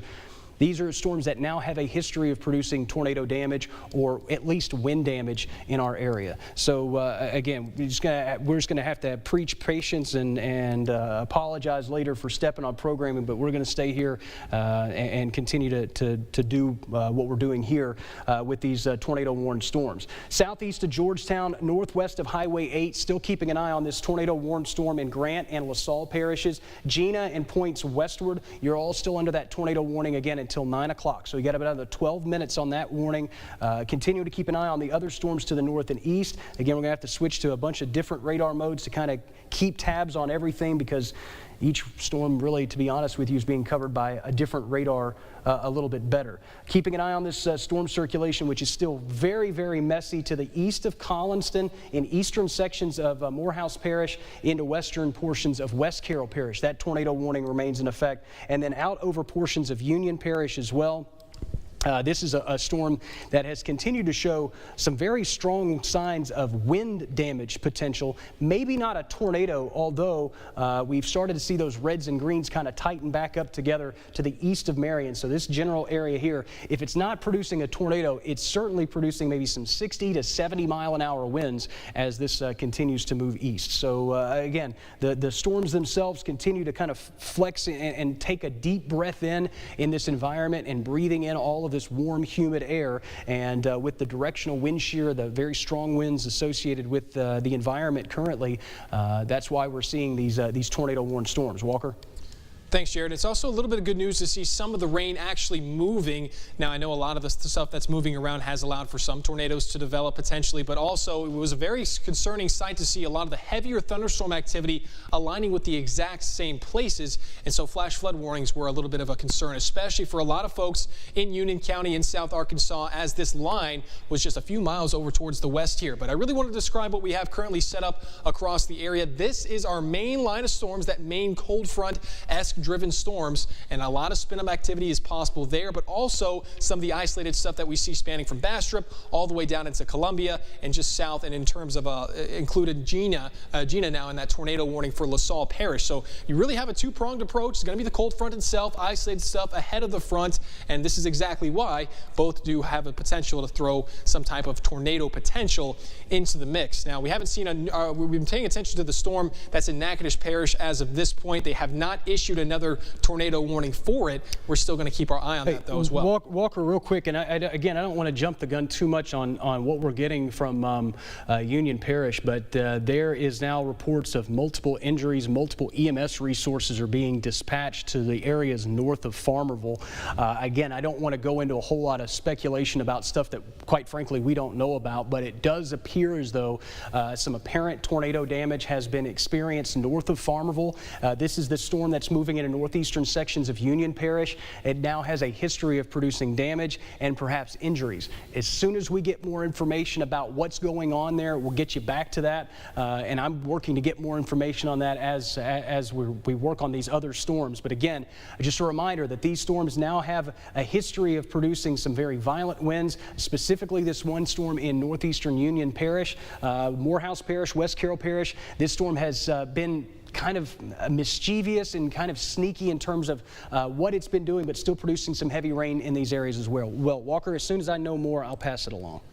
Thanks, Jared. And again, it's obviously very concerning hearing some of that information, but that's why we say things like be in your most interior portion of your home and away from outside windows or doors, because in the event that some type of tornado or potential circulation moves in your direction, that's just going to be your best bet, is being in the interior most portion of your home and just being away from any potential debris as far as possible.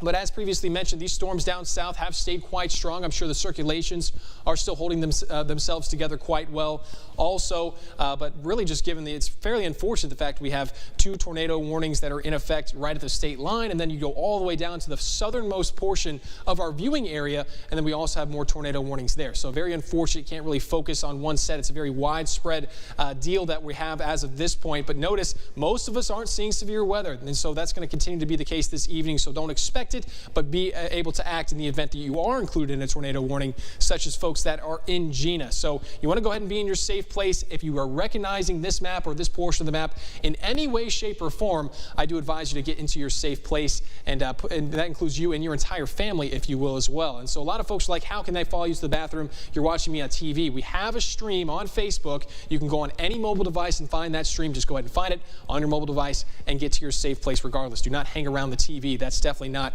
going to be an area there. But we have seen some type of hail with some storms earlier this afternoon in South Arkansas. Got a report from a viewer of seeing some dime to nickel-sized hail, and so that's still going to be a possibility. Although it's not a huge threat through the evening, it's still going to remain a possibility. And so I was looking at some of the reflectivity there, Jared, as you look at this tornado-warned storm. That potential circulation still east of Mer Rouge as of this point, east of Bastrop, west of Forest, and this is what we call, you can kind of see that potential rotation there, Jared. But again, you want to be in your safe place if you're within this area as well. Heavy rainfall is going to set up shop, so that's not the telltale sign of a potential tornado, and that's going to be the rotation itself. So even if you hear the heavy rainfall, that's not a good idea to freak yourself out or anything of that nature. But some of these heavier reflectivities, Jared, some of the purples very well could be putting together some small hail along with that tornado threat. Yeah, and like I said, these storms now have a history of producing damage, so so please heed the warnings. If you were looking at them on radar to begin with, and you really weren't seeing things, that's a new severe thunderstorm warning off to the north and east, by the way. Again, that's severe thunderstorm warning, Ashley County, northern Morehouse Parish till 9:45. It's likely taking over for that tornado warning, Jared. I wouldn't be too surprised if there's a tornado possible tag potentially with this severe thunderstorm warning. And again, as they pass it off from one National Weather Service to the other National Weather Service office, they can kind of change the warning sometimes. Maybe they're not noticing as strong of a circulation in this area. They're going to give the tornado possible tag potentially, but the severe thunderstorm warning, Jared, do you know why that's into effect? 60-mile-an-hour winds maybe? Yep, 60-mile-an-hour winds, and could also, again, see some large hail in some of these spots. The hail was not really that big of a concern to start the day, but now we're starting to see a little bit bigger concern in that regard. Again, just continuing to kind of bounce back and forth between a lot of different radar modes, and I know that a lot of this looks like a lot of gobbledygook and just a mess on the radar screen, and to be honest with you, it looks like that that to us at times as well. Still looking at strong wind signatures, not necessarily a tornado, but this storm has a history of producing either tornado or wind damage when it was in Farmerville, and it continues to crawl off to the north and east. And there's still those reds and greens combining together at times within this storm. And then there's this other storm that is now east of Bastrop, will be crossing into West Carroll Parish. It's that area right there that we are now watching. And again, I know it doesn't look like much, and it looks like a big mess on the radar screen, and a lot of folks are just sick of seeing the radar. I would agree with you, but again, these tornado-warned storms are very dangerous, menacing storms that need to be heeded. Again, we've got a lot of history of wind damage. In fact, I'm going to check back over to the National Weather Service. Still getting a lot of damage for a lot of damage reports coming into Union Parish. The Farmerville area, in fact, there's still some heavy thunderstorm activity that's moving through these areas as we speak. So we'll be watching for potential impacts in those spots. And then back out to the south, we still have the other tornado warning. An updated message from the National Weather Service has severe thunderstorm capable of producing a tornado 10 miles southwest of Goodwill. This is this Morehouse Parish storm. So again, just east of Bastrop here, moving to the north and east. So again, still a possible tornado being indicated there. And again, also keeping an eye on the reports coming from Union Parish. Meanwhile, we still have another tornado-warned storm off to our south. This storm looks a little bit weaker as it moves toward Gina and along Highway 84. Again, that's the red line here is Highway 84 moving out of Winfield to Gina. That's where we have a tornado-warned storm. This goes until 9 o'clock. So a lot of these warnings are going to be expiring at the top of the hour, and we'll either need new tornado warnings or something along those lines to carry us through. Fox 14 News at 9 is getting ready to start here in a short period of time, and again, at least the early part of it will just be our continued weather coverage. For those that are along the I-20 corridor, again, tornado watch remains in effect, but most of your threats are either north or south of the interstate. We had the one tornado-warned storm in northeastern Ouachita Parish. That's the storm that has now moved into Morehouse and West Carroll parishes. And again, the wind damage or tornado damage producing storm that has moved out of Farmerville and should be moving into northwestern sections of Morehouse Parish. A new severe thunderstorm warning taking the place for that one. This tornado warning for Morehouse Parish goes until 9:30 tonight. You still have this little structure of a possible tornado here, kind of on the southeastern edge. Walker, if you want to talk more about that, I'll zoom in for you. Right, and that includes West Carroll Parish as of this point in that tornado warning. East Carroll Parish has not been included just yet. But again, like I was mentioning earlier, we have to look at the structure of some of these isolated storms because that's going to be a little bit better of a telltale sign if it's able to produce a tornado. And this looks fairly similar to some type of supercell-esque structure there. And you can almost see some type of inflow notch potentially where some of those winds might be working into the system and then trying to spin back up again. And as previously mentioned, not too out of the ordinary to see something try to look like it's falling apart and then maybe strengthening back up together. It all has to do with the environment that it's running into. So say the areas in West Carroll Parish are a little bit more favorable, then it would spin back up. If it was unfavorable, maybe it would spin back down. So that's kind of how things work. It's like a moving car. If the moving car is moving into traffic, it's going to have some problems, things of that nature. If there's no traffic, well, that car is going to have no issues whatsoever. And if there's a favorable environment, then sometimes these circulations could try to hold themselves together. So you still need to be in your safe place, especially if you're within this tornado warning, as well as the severe thunderstorm warning that's just north of here. That includes northern portions of Morehouse Parish. As previously mentioned, the Union County storm is now moving into Morehouse Parish. It did have the history of producing some type of tornadic signature or some type of wind damage potentially earlier this evening. So that's why it's very important for you to stay there as well. And it looks like, Jared, you got some of the power outages up here. And what we're looking at in Morehouse, or Union Parish, 18% of the parish without power, 2,500 people potentially without power as well. Yeah, so I just wanted to kind of take a quick check of that and see where we were power outage wise in some of these tornado warned areas. Looks like the Grant LaSalle storm will be allowed to expire. There may be a severe thunderstorm warning needed for that. So I think our 2 9 o'clock warnings will expire without any additional warnings being needed, but we'll still have that 9:30 warning for Morehouse Parish and West Carroll Parish. We are getting a lot of unconfirmed reports from Farmerville and the surrounding areas, and we just don't want to relay that information until, again, we get some better ideas of just confirmed information from that area. But the early reports that we're getting from Farmerville and points northward along the Camp Road community are not really that good. We've gotten reports of structural damage and tree damage, a lot of power lines down, and a lot of these areas, emergency crews are struggling with the heavy thunderstorms that are currently moving through Farmerville to get support services there. So again, we'll keep you updated as we know more. Still keeping an eye on this tornado-warned storm that is moving eventually toward Oak Grove and Forest.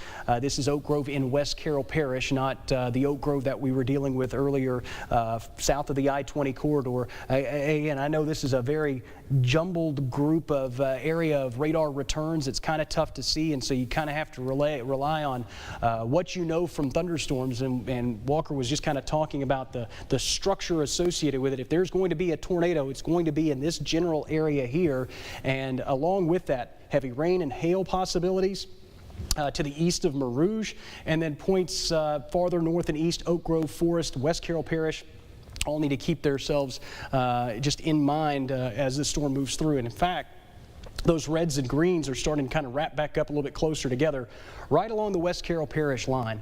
Again, I know this doesn't look like much, and I know we've been repeating the same thing over and over and over again, but there are folks that are just now getting home, just now getting to a TV, and to be honest with you, it's our job to repeat ourselves. So we're just going to continue to do that as long as these tornado warnings remain in effect. Zooming out, again, at the top of the hour, NBC, I know we're in the middle of The Voice, and I've heard about it, and we'll continue to hear about it, but Fox 14 News has just started. We will stay here with both stations until these tornado warnings are allowed to expire, but really only have the one tornado warning now out for portions of Morehouse Parish and West Carroll Parish until 9:30. So we've got another half hour on that. Whether this storm can last that entire 30 minutes to the end of the expiration, we just don't know. At this point, though, still producing some very, very heavy rainfall. And when you start seeing these stronger signatures of darker purples or even some black coloring, that kind of indicates that this storm's getting stronger, not weaker.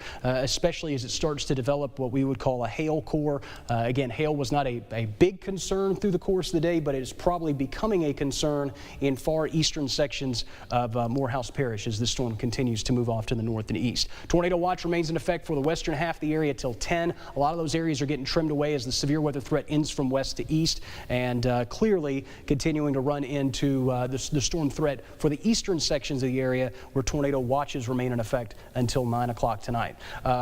We will continue to keep an eye on the wind damage potential within the line itself back to the south and west. Again, this severe thunderstorm warning for portions of Ashley and Ashley County and northern Morehouse Parish. This is part of the storm that has a history of producing damage in the Farmerville area. Again, what kind of damage, whether it was tornado damage, wind damage, we just don't know. Again, this is very, very preliminary, probably in the last minute, 30 to 45 minutes in a lot of those spots. So as we get more information, we will pass that along to you, but I know a lot of resources are being kind of focused in that area. Tornado warning again remains in effect for Morehouse and West Carroll Parish. Now 1 3/4 inch hail possible with this storm. So we're talking larger than golf ball sized hail. I believe that's up to tennis ball sized hail potentially with this storm as it moves off to the north and east. So yeah, golf ball sized hail is the 1 3/4 is where we're at right now. So again, big hail producing storm along with the possibility of a tornado near Goodwill, 17 miles east of Bastrop, moving to the north and east. So again, still a possible tornado with this storm. Walker?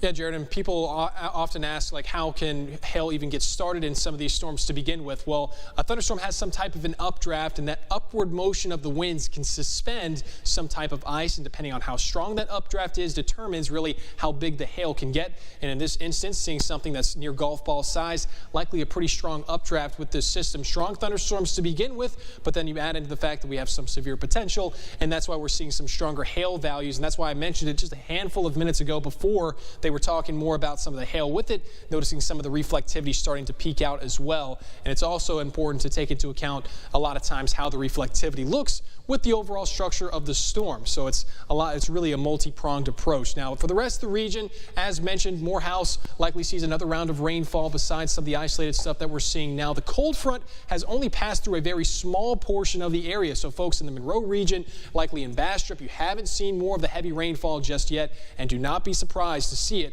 in a handful of hours, because as mentioned, all of this is isolated stuff ahead of the main front. The main front, just a handful of miles back to the west there, and so expect more heavy rainfall to continue later this evening, even if you're seeing a nice little lull as it currently stands. But as for this tornado warning, goes into effect till 9:30, now 9:05, 25 more minutes to go potentially if this system either starts to dissipate and eventually weaken, or maybe they try to reissue another warning further downstream as this continues to work to the north and east here. But forest still included within that tornado warning. Oak Grove still included as well. Jared, I don't know if you want to get any closer for road names potentially. This may be tightening back up just a little bit. I don't know if I want to get too specific, but again, it's near the Goodwill community and points at, so here's Goodwill proper, if you will, in West Carroll Parish. Bonner Road and Warren Road. Here's Tucker Road. So we're probably seeing some pretty strong hail or large hail. This is the West Carroll line. So this is technically portions of Morehouse Parish, and then we move into West Carroll Parish. And again, here's the Goodwill community. Here's our possible tornado: Hawkins Road, Vic Road, Calvert Road, and Burkett Road. If these sound familiar, then you need to be in your safe place right now. Don't get specific. If you're looking at this and go, okay, I live here, I should be fine. You're only talking about maybe a 1.25 mile difference here, not a very large area. So if this storm takes a little bit of a right turn, it could hit you. If it takes a left turn, it could hit these folks up here in Wardline Road and Bar K Road and Morgan Road and some of these spots. Here's the Green community, Oak Grove, Cook Road, some of these downstream areas. You need to keep an eye on this storm. It does have a history of showing signs of rotation. We don't know if it's produced a tornado or not. We do have a lot of reports from Farmerville of damage that we will continue to get to as we get through the rest of the evening. And again, but for folks in this Bonner Road area, we're fixing to get a new radar swipe. So again, this area right here, Bonner Road and Warren Road, Round Hill Road, and these areas that are seeing some very heavy rain and some maybe golf ball size hail, that's the area we're talking for a possible tornado. So it would be just to the right of my circle here, so I can redraw that for you. But just again, a reminder that this is a very dangerous storm that is capable of producing some very large hail, golf ball size hail, if not larger. So remain sheltered as these storms continue to move off to the north and east. Very quickly too, at about 50 miles per hour. So you don't want to wait in Green and Oak Grove and some of these surrounding areas. Get to your safe place now. Wait till the storm passes. Again, we're on Facebook Live in some of those areas as well. And so just kind of follow us there as the storm continues to move to the north and east. Aside from that, we continue to keep an eye on some other storms. I really don't want to just get so hyper focused on the one tornado warning, because we did that earlier and we had 3 other ones pop up back to the south and west of us. Again, strongest rotation is still right in there, the Goodwill community, and this is our big storm where we're also looking at the possibility of some pretty significant hail signatures. Again, hail can be very damaging. Don't try to get out and take pictures of it. If a hailstone hits you at golf ball size hail, it can injure you, it could kill you. So again, don't want to be outside for that very reason as well. Again, this goes till 9:30. Hoping that this storm will weaken in some form, but continuing to show signatures of at least feeding some warm, humid air into these storms, and then also still seeing some stronger activity back to the southwest. New tornado warning is likely coming for southern Chico County. I believe this storm up near Eudora has started to strengthen a little bit, so we're about to have a new tornado warning into southeastern Arkansas as well, Walker. So again, we'll stick with that. It's probably about to pop up here. Again, in and around Eudora, I would say this circled spot right here is probably an area where we're looking at a possible tornado. That will go all the way into adjacent sections of Mississippi. So again, as that tornado warning is issued, just don't be surprised when it pops up on the screen here in just a few minutes. I'll actually go ahead and switch over on radar. And yeah, there is a possible tornado signature southwest of Eudora. Switch back over on a different radar screen and I'll circle the area for you. But again, it's going to be this area this area right here that will be the possible tornado. And you'll see the red box pop up here. Again, it'll carry off to the north and east, and it'll likely include Greenville as well when that tornado warning is issued here shortly. So we're back to now 2 tornado warnings in our area, one for now West Carroll Parish, still includes eastern sections of Morehouse Parish as well. And then again, a new tornado warning coming for portions of Chico County. That tornado warning will likely go until the top of the 10 o'clock hour. So again, just kind of bringing you up to speed on what we're dealing with in the eastern sections of the ArkLaMiss. Still waiting for more confirmation. In fact, our newsroom is now working to get information from Dusty Gates and a lot of our folks in Union Parish. I know that there's a lot of, quite frankly, they're just really busy right now, and so they'll get to us when they get to us. But again, we have a lot of wind damage reports in Farmerville and points northward near Camp Road. As soon as we get more information there, we'll relay that along. And again, we're waiting for a new tornado warning that's likely about to be issued for portions of Chico County. Again, just depending, sometimes the National Weather Service wants to make 100% sure that that storm is dangerous enough and that it is showing all those characteristics of a possible tornado. But we are still seeing the possible tornado off across portions of West Carroll Parish. To the west of Oak Grove, you guys are included in the tornado warning. Again, we're quite zoomed in near Wardline Road, Round Hill Road, and Warren Road. This area right here, that's where we're seeing the best tornado potential. Again, take cover if you're in the path of this, and continue to keep an eye on the other storm as it moves into portions of southeastern Arkansas as well. So again, still some very volatile storms, history of producing wind damage and structural damage, so make sure that you're staying sheltered if you are in one of these warning areas. Walker, I'll go ahead and send things back over to you. If that new tornado warning comes out for southeastern Arkansas, I will pass along information. All right, thank you very much, Jared. And I just want to make a brief note. Areas that are potentially impacted by a potential tornado, if you're within some of these communities and you're not impacted, I urge you not to go out and try to find the damage. In many cases, you can find some down power lines. Maybe you'll find some other EMS services already out and about, and you may just end up getting in their way. So it's always a good practice just to stay indoors even after the rainfall has passed, even if you're not impacted, because you don't want to really make a bad situation worse for a lot of other folks that are still within our community here. And as Jared was mentioning, this is the main area of concern. You're noticing some heavy rainfall, potential for some of the hail, the purple coloring that you see there. There's going to be a lot of heavy rainfall that continues for the vast majority of the evening. Even some weak thunderstorms that are non-severe. Don't be too surprised if you see some 35, maybe 40-mile-an-hour wind gusts with some of these storms as well. What's that, Jared? Out now for Chico County. It also includes Bolivar County, Mississippi, and Washington County, which will include the Greenville, Mississippi area. Severe thunderstorm capable of producing a tornado near Eudora.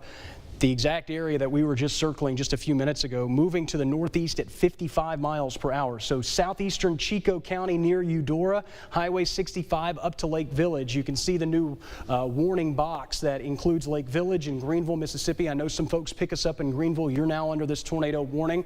Again, Eudora and everybody from Highway 65 south of Eudora up 65 to Lake Village, all in this new tornado warning. Again, a severe thunderstorm capable of producing a tornado near Eudora, moving northeast 55 miles per hour, Walker. So this thing is moving very, very quickly, and folks will need to be in their safe place well in advance. Again, reds and greens, I know it looks really, really messy. Again, there's the tornado circulation, or at least a lofted circulation is there. And again, at times you can also still see that little curl, that little notch there, feeding those southeasterly winds, feeding warm, humid air in as the storm itself moves off to the north and east. So again, new tornado warning out till 10:15 for those areas. And again, we also have a tornado warning that remains in effect for about another 17 minutes across mainly West Carroll Parish. I know that portions of Morehouse Parish are still under this tornado warning, but really now focused again along Wardline Road and Turner Road south of the Fisk community. Probably seeing some very heavy rain in Fisk, Wink Road, Barton Road, Cook Road, and then there's Oak Grove on the right-hand side of your screen. But there's our possible tornado. Heavy rain, probably some golf ball sized hail wrapped in there as well. So again, very dangerous storm, possibly tornadic. Again, we don't have eyeballs down in West Carroll Parish. We can't physically see, and also there's a lot of heavily wooded areas, so even if we had storm spotters or chasers or anything of that nature, they probably wouldn't see anything anyway. So make sure that, again, when you take a look at these two storms, that you are in your safe place, in a safe structure, interior portion of your home, away from windows and doors. Put as many walls between you and the outside as possible. We've said it a lot over the last hour and a half. I am quite aware of that. But again, for folks that are just now getting home to a TV, West Carroll Parish and Chico County. We also are still keeping an eye out to the storms to the south that have had a history of producing tornado warnings. We've had some sporadic damage reports, generally trees and things of that nature down, but most of our damage reports are now focused in Farmerville and in Union Parish. So again, as we get more information on those, we'll pass those along as well. Aside from that, still seeing some very heavy rainfall potential. As I stretch back to the west and kind of take a look at the radar itself, we still have another tornado warning out in far eastern Texas. But generally speaking, these are probably the areas that will have the best tornado potential here in the short term, moving east along the Mississippi River. These areas could produce some very heavy rainfall, but the severe weather threats should be a little bit more limited back to the west. It's this leading edge of development that is our primary concern. And yes, a lot of this severe weather potential will probably end right at 10 o'clock and you know, moving east along the Mississippi River at that point, at least as you kind of time it out and extrapolate it. That's the general thought process, is that these storms will probably cross the Mississippi River right at the top of the 10 o'clock hour. You know, we don't time things out that way, and I know that a lot of folks are ticked off right now. Again, it's very, very unfortunate, but these are two storms that have history of producing wind damage and structural damage. We have unconfirmed reports of injuries at this point in portions of Union Parish. We're working to get that information as quickly as we can, but again, as we mentioned earlier, a lot of the responding first responders and things of that nature are still dealing with heavy thunderstorms in these areas, and you got to get all that stuff to clear out before you can really start searching and assessing and surveying what's happened in some of those spots. For those that are just joining us, two different tornado warnings, one till 10:15 for Chico County. This is the newest tornado warning, possible tornado near Eudora, moving to the north and east. Lake Village, Greenville, both included in that tornado warning. And then this storm that's now crawling into portions of West Carroll Parish and kind of out of Morehouse Parish, that's our oldest tornado warning at this point, still moving near the Cook Road area, just to the west of Oak Grove. So here's Oak Grove, Brand Road, Cook Road, Brown Road, Sanders Road. There's our possible tornado there, moving to the northeast. So again, it'll move very, very close to Oak Grove, probably here in the next 10 or 15 minutes. You folks have been under a tornado warning for a while, and here's a new tornado warning that's coming downstream for this exact storm.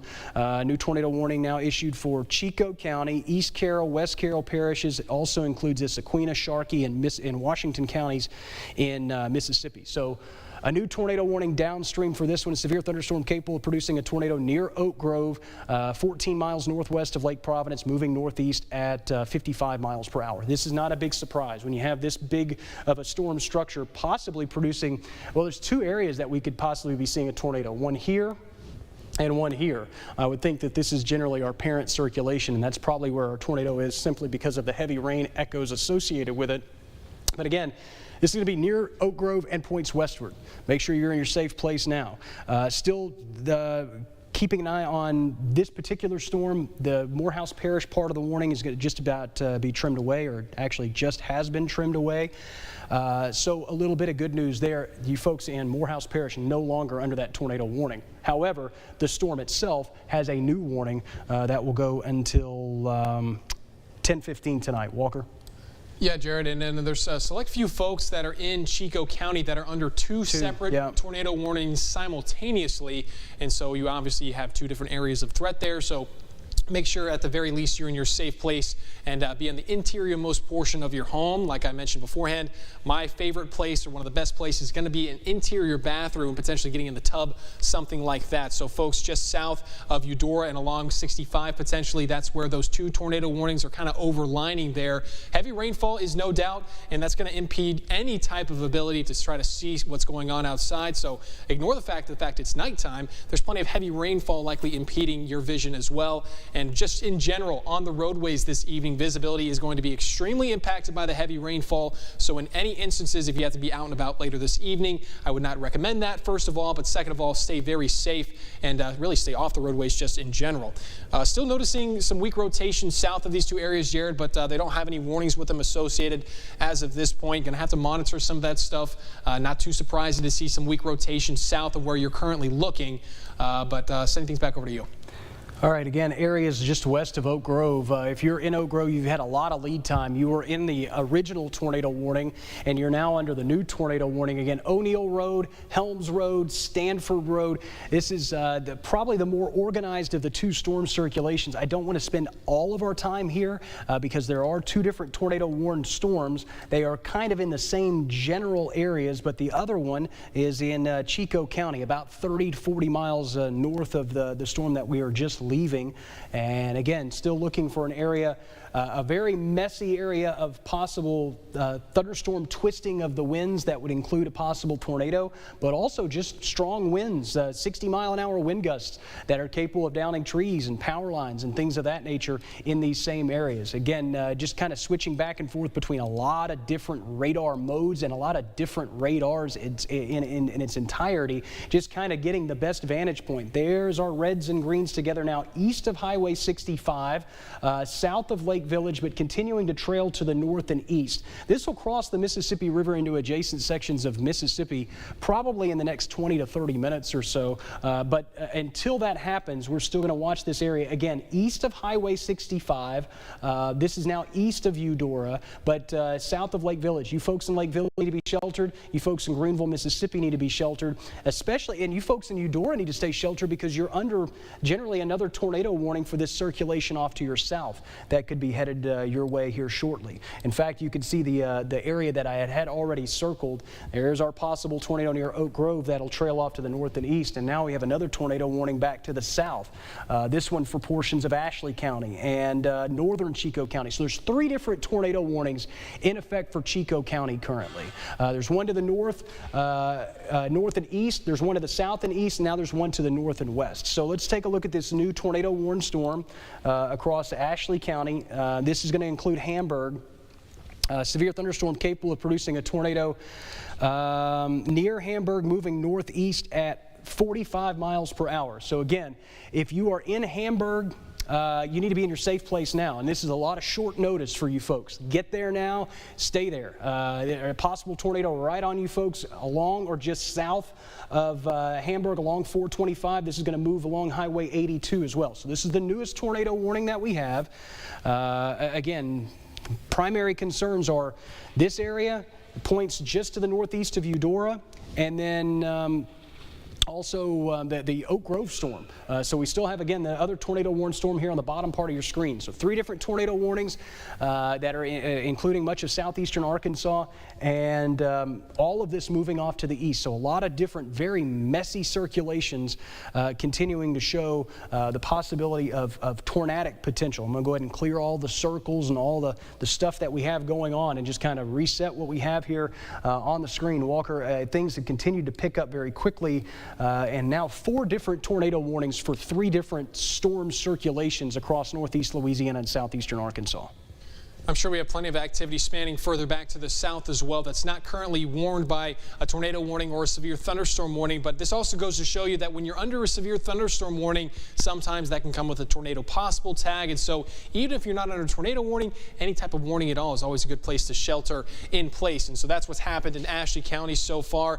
And again, I'm just going to reiterate it because until the threat's gone, we're still dealing with a two-pronged approach. We have 2 separate tornado warnings with activity that's spanning just ahead of the cold front, and then another tornado warning spanning from the activity spanning from the cold front itself. So it's really going to continue to be a two-pronged approach, a two-pronged threat, and that's going to extend further southeast. Now, there hasn't been that great of an environment in general for South Arkansas. That was the general method of thinking. But regardless, I mentioned yesterday, we try to mention that regardless of the threat, the same outcomes are still possible. So even with that, not that great of an environment for South Arkansas, it's not necessarily super surprising to see a few different tornado warnings aligning for the same areas. A very warm and humid atmosphere is currently in place. Both of those things help aid the severe weather, especially given the fact a strong cold front moving through in the month of December, for crying out loud, seeing the low 70s. That's going to spell a lot of trouble for us, and that means region-wide as well. So we're circling 3 different areas of rotation at this point. At least now we have the vantage point of seeing them all on the same screen. That's the best I can do with them. Walk around. Yeah. We're in a tough spot, but that's the best I can do to draw them out. So go ahead. Yeah, I mean, completely. I mean, at least we're a little bit more fortunate in the sense that they're all on the same screen. We're not seeing something span from the state line all the way down to some of the southern parishes. But as these circulations become a little bit more muddled, you have to realize that each one of these storms is impacting another and how we can see each one. So it's almost like they're all fighting for the same environment, fighting for attention, if you will. So it can kind of make the radar screen a little bit more harder to read, or a little bit more difficult to read. But the 3 areas generally circled that Jared circled, those are going to be the rough areas of the potential rotation. But regardless, there's a reason why tornado warnings are so big. They can be very erratic, or tornadoes themselves can be fairly erratic in motion. And so you could easily see this storm beeline north, this storm beeline south, and that one continue straight to the north and east. That's very possible. So that's why they're so large to really just to begin with, Jared. And heavy rainfall is going to be more of a threat. And again, a lot of what we've seen in the West Carroll Parish has not moved very much over the last 30 minutes or so. Heavy rainfall continuing to train over the same place. And even after they get rid of this storm, potentially seeing another cold front later on this evening, likely not helping their case in terms of flash flood potential. Yeah, and that also, again, goes back to the whole point of, you have 3 different tornadoes that are possible tornadoes that are embedded in areas of very heavy rainfall. This possible tornado that's moving toward the Mississippi River is wrapped in, it would be impossible to see until it was way too late to even think about taking cover. Farther southward, and you can see that tornado warning has now been trimmed away. It is now for points east of Highway 65. So as the storm advances, the National Weather Service will kind of update their wording and their status messages. And this storm itself is right along the Mississippi River. So for folks in Chico County, south of Greenville, right along the Mississippi River, you need to stay in your safe place. Again, moving very quickly, about 55 miles per hour. Then you have this area right here. And again, I'm just going to zoom in. It's now northeast of Oak Grove. But this area right here, still possible tornado that's moving farther and farther away from our radar site, which means our radar is having even more problems seeing as it gets farther and farther away. Also wrapped in very heavy rainfall, moving off to the north and east. Will include northern sections of East Carroll Parish soon. It does not include Lake Providence. You folks are not in that tornado warning. Then back out to the west, we have the other storm, the newest tornado warned storm in Ashley County. And again, this is the possible tornado here east of Hamburg now, right along and just south of Highway 82. And so for folks east of Hamburg, Montrose, Portland, some of these spots, yep, there they are, included in the tornado warning along Highway 82. You guys need to be in your safe place. Generally for folks kind of at the junction of 82 and 165 there in northeastern sections of Ashley County. So that kind of resets all the tornado warnings that are in effect. Again, most of these go until the top of the 10 o'clock hour, unfortunately, so we're going to be stuck with you for a little bit longer. 10:15 for the one in northeastern Louisiana. That includes East Carroll, West Carroll parishes, Chico County, right along the Mississippi River until 10:15, and then 10:15 for the Ashley County storm as well. For those that are just getting to a TV, we do have a history of wind damage, possibly tornado damage in Farmerville and points north of Farmerville near Camp Road. A tornado warned storm from earlier this evening.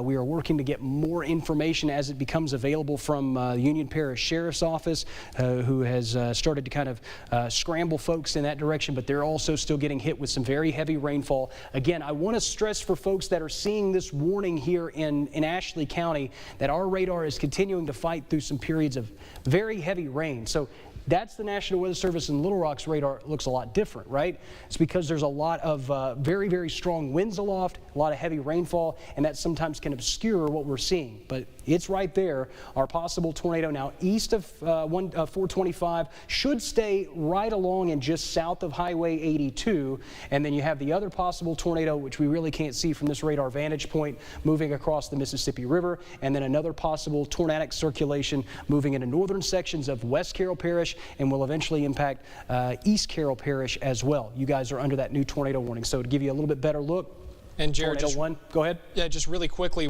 I'm still watching a cell in Catahoula Parish. It's still trying to put together some type of weak circulation. This was the same storm that was in LaSalle near Gina earlier this evening, Jared. So just keep an eye on that. I do want to throw that your direction just in case it spins back up again. Okay, 1, 2, and then the other one is right along the Mississippi River. So we're about to get rid of one of these tornado-warned storms, if you will, at least in some of our area. But again, just to be mindful that we're bouncing from a lot of different vantage points to see a very tough area in terms of heavy rainfall, trees, elevation changes, the river valley, all these things kind of come into play in trying to see something that's happening at ground level. Again, and I know it's been a frustrating night for a lot of folks that didn't want to hear us talk for the last 2 hours. We would have much rather just continue to let these storms bypass us with no tornado warnings. But unfortunately, for a lot of these areas, they have a history of producing damage. These are life-threatening storms. They again have produced structural damage and perhaps even injuries. We haven't confirmed those yet, but just kind of putting that all back into perspective of what we're dealing with. And I also want to switch back over real quickly to our outage map just to see if we have any. And most of our outages are still kind of trickling in at this point. So, and, Jared, there's a severe thunderstorm warning in effect for portions of Catahoula and Franklin Parish with 60-mile-an-hour winds. Radar indicated hail up to 3/4 of an inch, and that goes until 10:15. All right, so for 10:15 tonight for Franklin Parish, again, severe thunderstorm warning for those areas. But again, a reminder that we do have active tornado warnings, Ashley County, Chico County. In fact, 3 different tornado warnings still in effect for Chico County. Specifically, our concerns are northwestern Chico County and northeastern Ashley County.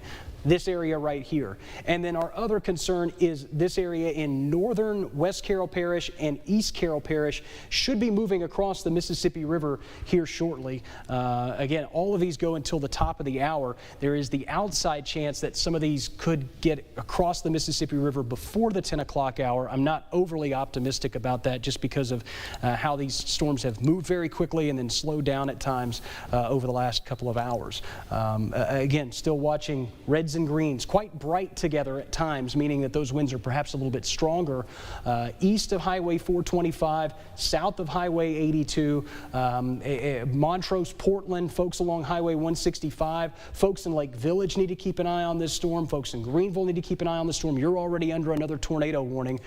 So again, I hope that kind of brings it back into full scope. We're also kind of trimming away some of these old tornado warnings, but our possible tornado in northern sections of East Carroll Parish moving into West Carroll Parish right along the state line and just south of the state line in some of those areas as well. Walker? Well, the time now, Jared, is 9:31, almost 9:32, and a lot of these warnings do extend just past the 10 o'clock hour, so we're going to be here for a little bit while longer, likely the next 30 to 45 minutes, depending on how these storms behave. It's not too surprising to, again, see something spin up fairly quickly. We didn't have this tornado warning just a handful of minutes ago, and then what do you know, right along that cold front itself, you're able to see maybe that inflow notch. It starts to spin up a little bit, maybe misbehaving, and then what do you know, another tornado warning currently in effect. And so as far as this area goes, it's basically just going to be safe practice for almost the entirety of Chico County to be in your safe place. I know that there's a southwestern portion that's not currently in a tornado warning. Obviously, you don't have to get into a safe place there, but it's really not a bad idea considering how jumbled the mess is as of this point. A lot of crisscrossing, different tornado warnings in the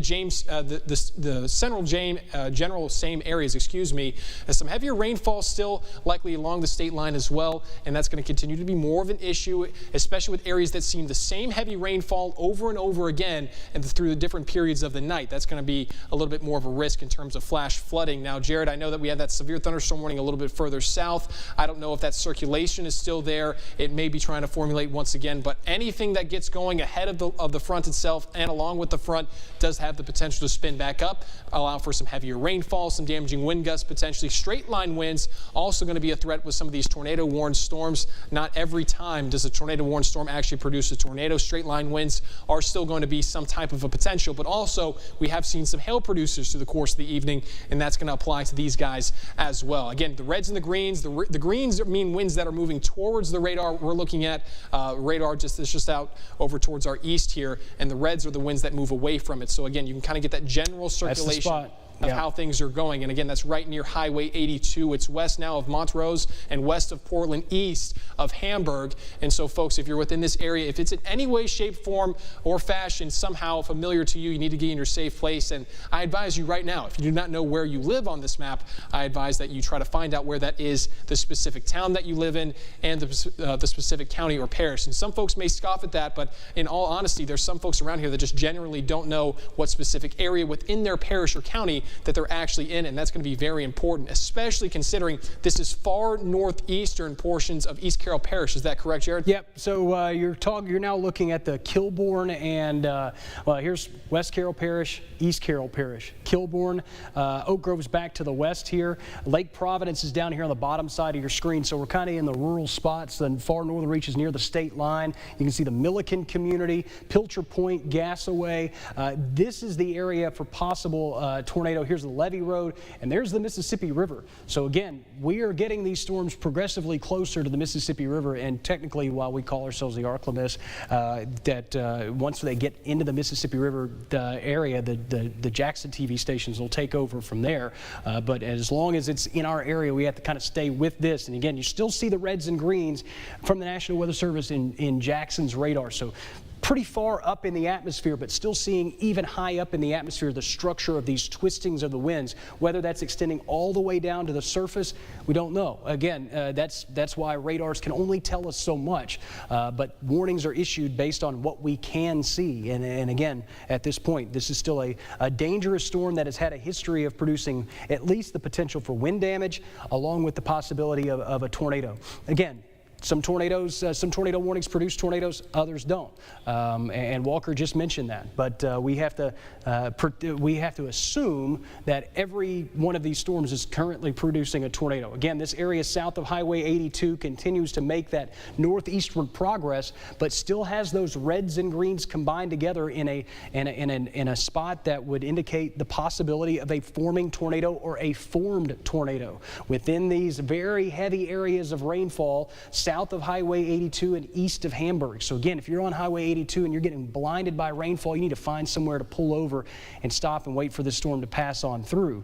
Severe thunderstorm warnings also continue to extend out across a good chunk of the area. I don't think we're going to get a new tornado warning for Drew County. I think this storm is going to stay just far enough south of Drew County. Again, here's Drew County here, so I don't think we're going to get a new tornado warning for this. But Chico County, Montrose, Portland, Lake Village, all areas that we'll need to keep an eye on this storm. And again, you need to be sheltered.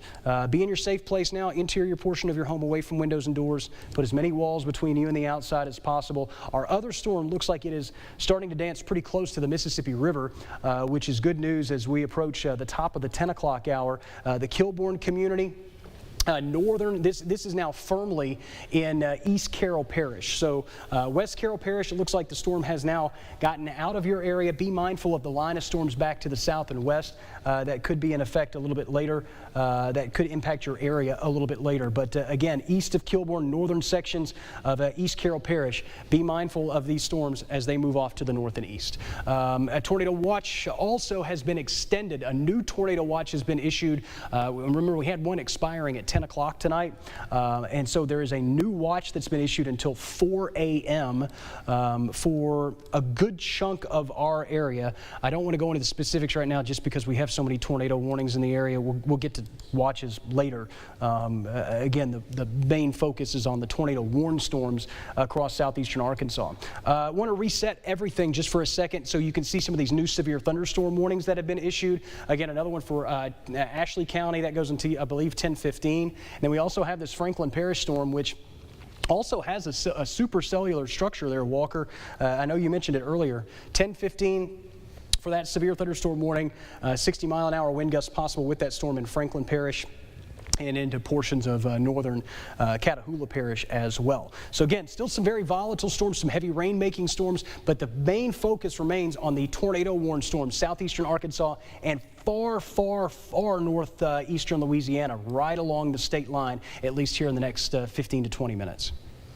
And as you were mentioning, Jared, some of those circulations with that supercellular structure a little bit further south may be of concern a little bit later, but until there's a tornado warning, the main area of focus is going to be on those tornado-warned storms. And even as they start to exit east of the Mississippi Valley, there's still more threats for the same areas. And it's going to be, despite the fact these isolated storms leave, we still have the elephant in the room, and that's going to be the cold front itself. And that's going to go for the rest of the region. A large portion of the Arklamis has yet to see any type of rainfall yet today, and they've obviously avoided the severe weather. And so that's why that watch has been extended, simply indicating the fact we have tons of energy to use, tons of moisture to use in our environment, and so severe weather will continue to be a possibility regardless of the time frame. Even though the sun's already set, we ran out of daytime heating, it's still going to be a warm and moist evening, warm and moist December evening at that, and that's what's really driving some of this rainfall. Now, what you're noticing along with this cold front right here is some little notches starting to form, and that's going to be bad behavior. That's what we look at a lot of times in terms of those straight lines. We're trying to notice the curvature in the area,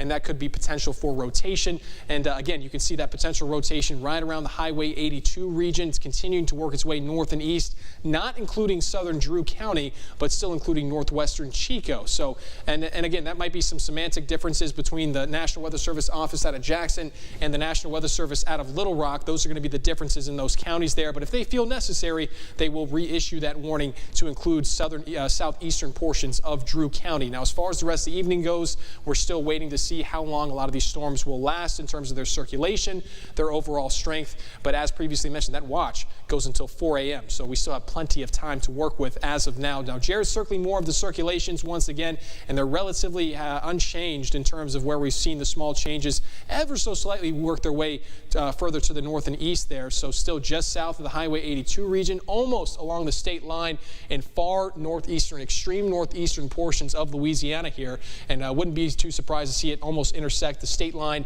as well as the Mississippi River Valley all at the same time as well. Now, the good news is that the first tornado warning that we had is now exiting east of Chico County, Jared. I think that's been almost completely cleared out of the area. So now we have 2 to work with. That's always good. 2 is always better than 3, obviously. So south of Highway 82 and just northeastern, the extreme northeastern portions of Louisiana. Those are the active tornado warnings that we have in the area.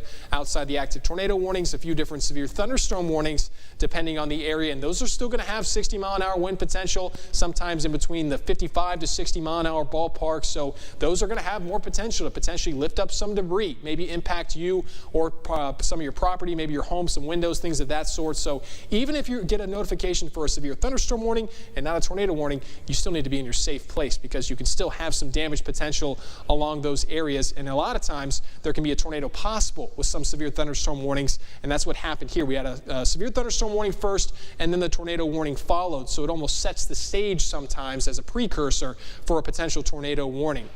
Now, as of now, really starting to see this start to exit a little bit more towards the north and east with every scan of the radar finally getting a little bit of extra motion to get it out of here and just east of the area. Now, a lot of what's going to happen is we're going to need this cold front itself to drive more eastward as well. That's going to be the driving force behind a lot of the storm motion. So earlier this afternoon, the cold front tried to stall a little bit just along the Texas and Louisiana state line. And then finally, right around 6 to 7 is when the cold front started to move again. And that's when we had more severe thunderstorm warnings and those tornado warnings to pop back up. So you add a little bit of extra forcing, and then it's not too surprising to see more activity, severe activity, put itself together. And Jared, this circulation looks very well defined as of now. It's still there, yeah. I mean, it's not looking to go away anytime soon. And that's another problem that we have to work with this evening. As I previously mentioned, it really is very important to consider what the environment that the storm is moving into. And so if you have an area that's already seen tons and tons of storm activity, used all the energy, things of that sort, the storm gets there and then starts to fall apart. Now, if you have a situation where there's plenty of energy, where a storm is moving into, it's going to hold itself and its circulation together a little bit more and maybe even strengthen a little bit. And that could be what's happening right now. So Montrose region, this is not the first time we've mentioned this area, and over towards Don Bay as well, Post Oak. It's going to be east of there. Some very heavy rain, maybe even some lighter hail showing up there. And we've had that. I think we had a report earlier this evening at ULM with some non-severe activity that passed through, some non-severe hail, and so that could still be possible as well. So some folks are probably, well, what's the difference between severe hail and non-severe? That really doesn't matter. It's really large hail versus small hail there. But again, we're still dealing with the same 2 tornado warnings. Thankfully, have not seen them extended just yet. That very well could happen pretty soon here. here. Thankfully, the one just east that included Eudora, most of Eudora earlier, is now well beyond the region. And I'm seeing a lot of the reflectivity start to pick back up along this cold front line itself. That could be indicative of the fact that this system is using a lot of the energy that it has available to it, and especially a lot of the moisture that's right along the Mississippi Valley. So more heavy rainfall will be possible. Some damaging wind gusts potentially that are non-severe could very well be possible. And so folks that are within Ashley County, I know that you're not under that tornado warning. That severe thunderstorm warning is still into effect. And so folks south of what you're currently seeing and well south of Highway 82, you still need to be in your safe place and likely to be sheltered indoors, and do not go outside. Try to find this system. As previously mentioned, it's dark outside, number one, and number two, there's a lot of heavy rainfall. Well, the other thing too is this storm itself is starting to really kind of gust out, and when I say that, you see these signatures, and it's like a backward C, this area right here, all kind of bulging out from the main line. There's still a possibility of a tornado along and south of Highway 82 could very easily be tucked in this area of heavy rainfall. But when you start seeing a curvature like this, it's the storm perhaps starting to see some of the stronger winds get down to the surface and rush out. Of course, storm's going to see the winds come down and they're going to hit the ground. They got to go somewhere. They're going to go out. So that's where you start seeing the bowing of this area, where we could still see maybe some 60 or 70 mile an hour winds. And there's still the possibility of a tornado wrapped in there along Highway 82. So it's kind of, again, one of those two-pronged things where you're not only looking at the possibility of a tornado over a small area, but you're looking at the wind threat over a much larger area, 60, maybe 70 mile an hour winds within that storm as well. The East and West Carroll Parish storm is looking much, much weaker at this point, and also kind of in step is moving across the Mississippi River. So I would expect for that storm to kind of move harmlessly out of our area, at least here in the next few minutes. But we are going to have to stay with the tornado warning until 10:15 for northeastern sections of Ashley County. Montrose, Portland, and anybody driving from Hamburg to Lake Village along Highway 82, you really don't want to be driving through eastern sections of Union County right now. Again, that tornado warning is going to remain in effect until 10:15. This is the same general kind of cluster of storms moving eastward that has had a history of producing wind damage, perhaps tornado damage. Like I said, in Morehouse, in Union Parish a little bit earlier, again, we don't know the full extent of what we have damage-wise in Union Parish, but we do know that at least the preliminary reports are showing structural, tree, and power line damage, meaning that probably somebody's home was hit tonight. Maybe multiple homes were hit tonight. We don't know. We'll get that information as we go through the rest of the evening. But this tornado warning still in effect. It's the last tornado warning that I would expect to see, at least in this particular area, for the rest of the night. Still have some storms that are trying to rotate farther southward. We haven't spent a lot of time on them, to be honest with you. Simply put, they're not as organized and they're not as strong. They are not the life-threatening storms that we're seeing in southeastern Arkansas. If you're on on Highway 82 right now, this is a life-threatening storm because that is blinding rainfall, small hail, gusty winds, lightning, all things that you're going to be just stuck in the middle of if you're trying to make its way. And again, that rotation right there along Highway 82 is still quite strong. You can see County Road 101, County Road 196, but this area right here, right along Highway 82, just to the west of Montrose. So again, if you're in Montrose or some of the surrounding areas along Highway 82, be in your safe place. These reds and greens together are bad news for you folks, so make sure that you are sheltered. You've been under a tornado warning for about the past half hour or so, and you're the only tornado warning in our area. So make sure that you're sheltered. For folks that are still seeing the heavy rain and the high winds back to the south and west, treat severe thunderstorm warnings like tornado warnings. It's 9:45 tonight. You might as well just be kind of home and sheltered and in your safe place. No sense in trying to get storm reports or send pictures in or anything like that. You can always do that after the sun comes up tomorrow. You're not going to be able to see anything anyway. So while we do appreciate storm reports and knowing what's happening at ground level, we're doing this for your safety. We're not doing it to get information. We'll get all that later. So again, just stay sheltered. 10:15. I was hoping to get this done and out of here by 10 o'clock, but unfortunately that does not appear like it will be the case, and this storm is not going to cooperate with us as you continue to still see that strong area of rotation. Again, reminder, we're looking almost 8,000 feet up in the air where you're seeing these reds and greens combined together, and so that again is showing rotation aloft. What's happening at the surface, we just don't know. And again, there are no ground reports, and nor do we want ground reports. We just know that there is something rotating there. Whether that stretches down to the surface, it could easily produce a tornado in these spots, along with the damaging wind gusts potential that we see. Again, tucked back here, easily could be a tornado in this area as this cluster of storms continues to advance off to the east. All these other warnings no longer include our viewing areas. So again, this is kind of the main focus of storms, although we do have those other storms back out to the south and west. And Jared, I just want to briefly remind folks that if you've already seen one round of heavy rainfall, more heavy rain is in store. So I know we're focusing on the life-threatening stuff, and we want to focus on that. That's going to be the most important thing. But I do want to mention other folks around the area with non-severe stuff. Rain likely starts to pick up around the Monroe region very, very soon. Sterlington already seeing some heavy rain once again. Bastrop likely falling with some more heavy rain the next 15 to 30 minutes or so. And so don't be too surprised. You hear some of the heavy rain, maybe some non-threatening wind speeds, maybe 35, 40 miles an hour. Don't be too surprised, because that's what we're expecting to move through pretty soon here. And it's not necessarily that we're speculating. The rainfall is going to move through. It's just the exact timing that we're not too sure of, and that could change by 10, 15 minutes depending on location. So do be prepared for more heavy rain. Just and yeah, go ahead. Real quickly, Walker, latest updated message, severe thunderstorm capable of producing a tornado near Montrose, 13 miles southwest of Dermot, moving northeast at 45 miles per hour. So same general area, still definitely a possible tornado in this area moving to the northeast, so you could take it from there. Right, and so that's going to be the same general area of concern, and more of the same spin-up activity will be possible along this line of storms further southward, and so that's why you need to stay weather aware through the rest of the evening. So folks, make sure you're in your safe place. You're not done just yet. I know northwestern portions of Chico County has been under a tornado warning what seems like an eternity at this point, but now is your call to action. Now is your time to shine, so to speak, and make sure that you put you and your family in a safe and optimal place during this potentially dangerous or life-threatening time. So very heavy rainfall likely soon to start in northwestern portions of Chico fairly soon, followed by some heavier winds, some of which could be severe, some of which could not be severe. But again, that potential tornado in that rotation has held itself together.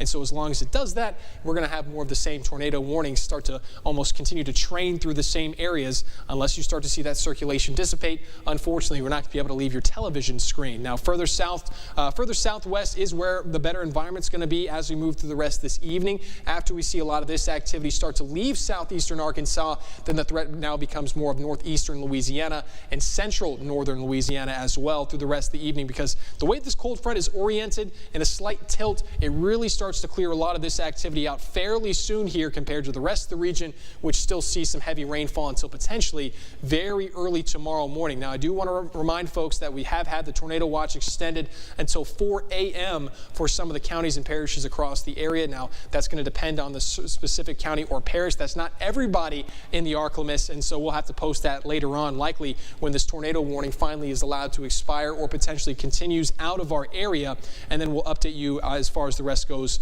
through the rest of the evening. Now, as we're seeing more storms further south, a lot of the isolated activity is finally starting to wrap up, and once the isolated activity wraps up, then the main area of concern is going to be the cold front itself, and it would be really nice to obviously eliminate one of the threats and talk more about the other, but that's not currently the case. And so this same cold front's going to cause more problems this evening and likely cause more heavy rainfall potentially as well. Now, I don't really think that we've seen really much else for tornado warnings or warnings in general for the rest of the area as of now, Jared. It's been relatively uneventful through the last couple of minutes, but this area is extremely important and will continue to be extremely important until around 10:15, or we see this tornado warning extended a little bit further northeast as well. Yeah, there's also areas of rotation back to the south and west. Those are a little bit weaker, and there's no tornado warnings with them right now. But for folks in Dodson, so stretching back across the Highway 167 corridor, and you're talking about portions of Wynn Parish, Jackson Parish, there's still a line of storms moving through those areas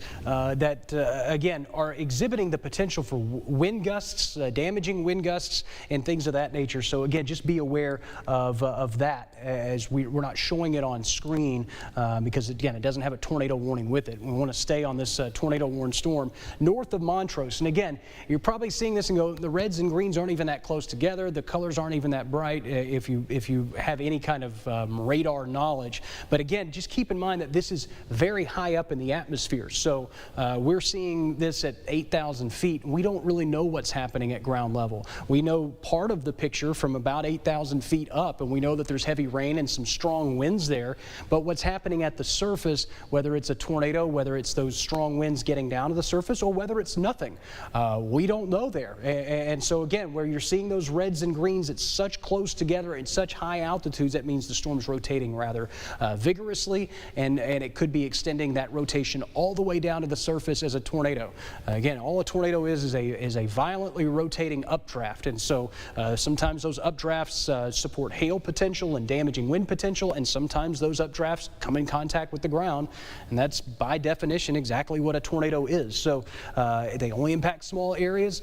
We've wasted a lot of time on a lot of folks that I know a lot of areas are going to go, well, you didn't even talk about our area, we didn't even have any warnings, but these areas have had history of damage, trees down, power lines down. We have some structural damage back into Union Parish, and again, if there's a life-threatening potential for these storms and we can provide updates on where those areas are, then that's the whole point of doing this. And so areas along 165, we're trying not to be as large and vague with the whole warning. If you're in the warning, you need to be in your safe place, but getting very specific for folks north of Highway 82 and west of Highway 165 in northeastern Ashley County, eventually into northern Chico County. I know this is a relatively rural area, but if you know anybody traveling in this area, or you have family in this area, make a call, let them know what's going on. Make sure that they are in their safe place and that they are interior portion of their home. Grab a helmet or something, you know,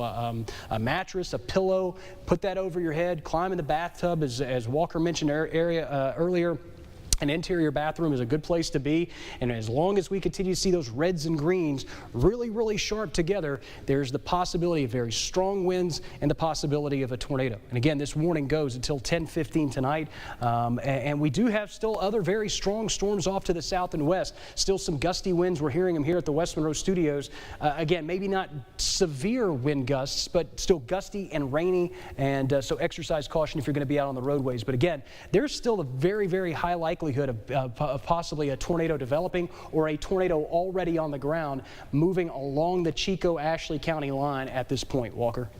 Yeah, and it's just to the north and west of Lake Village, what I'm currently seeing from the screen, and again, north of Montrose, so you want to be in your safe place. And the best way that I can describe it, and I'm being as serious as possible, is that you can compare a tornado warning to almost like a toddler carrying a full glass of water. At almost any time, they could spill that water, and so at any time, this circulation could try to drop a tornado or potentially pick it back up. I know a lot of times that meteorologists in general can kind of shoot and miss in terms of trying to drive the point home, so I'm just trying to make things as colloquial as possible here. And so we're still monitoring the same area of rotation. We're going to keep talking about it because it's potentially life-threatening, and there's very important folks in these areas. There's important folks across the entirety of the ArkLaMiss. That's why we do this. That's why we interrupt programming, because people get mad, but nonetheless, you're going to be safe. And so the greens are the winds that are moving towards the radar. The reds are winds moving away from the radar, and that's why it can be so important to actually see that circulation there. And now you know why we kind of look at it, even if you're not too familiar with the reds and the greens. But Jared, you have something? Yeah, Walker, let's take a brief pause for a second, and Sure. You can go ahead and stay on the wall there. I'm just going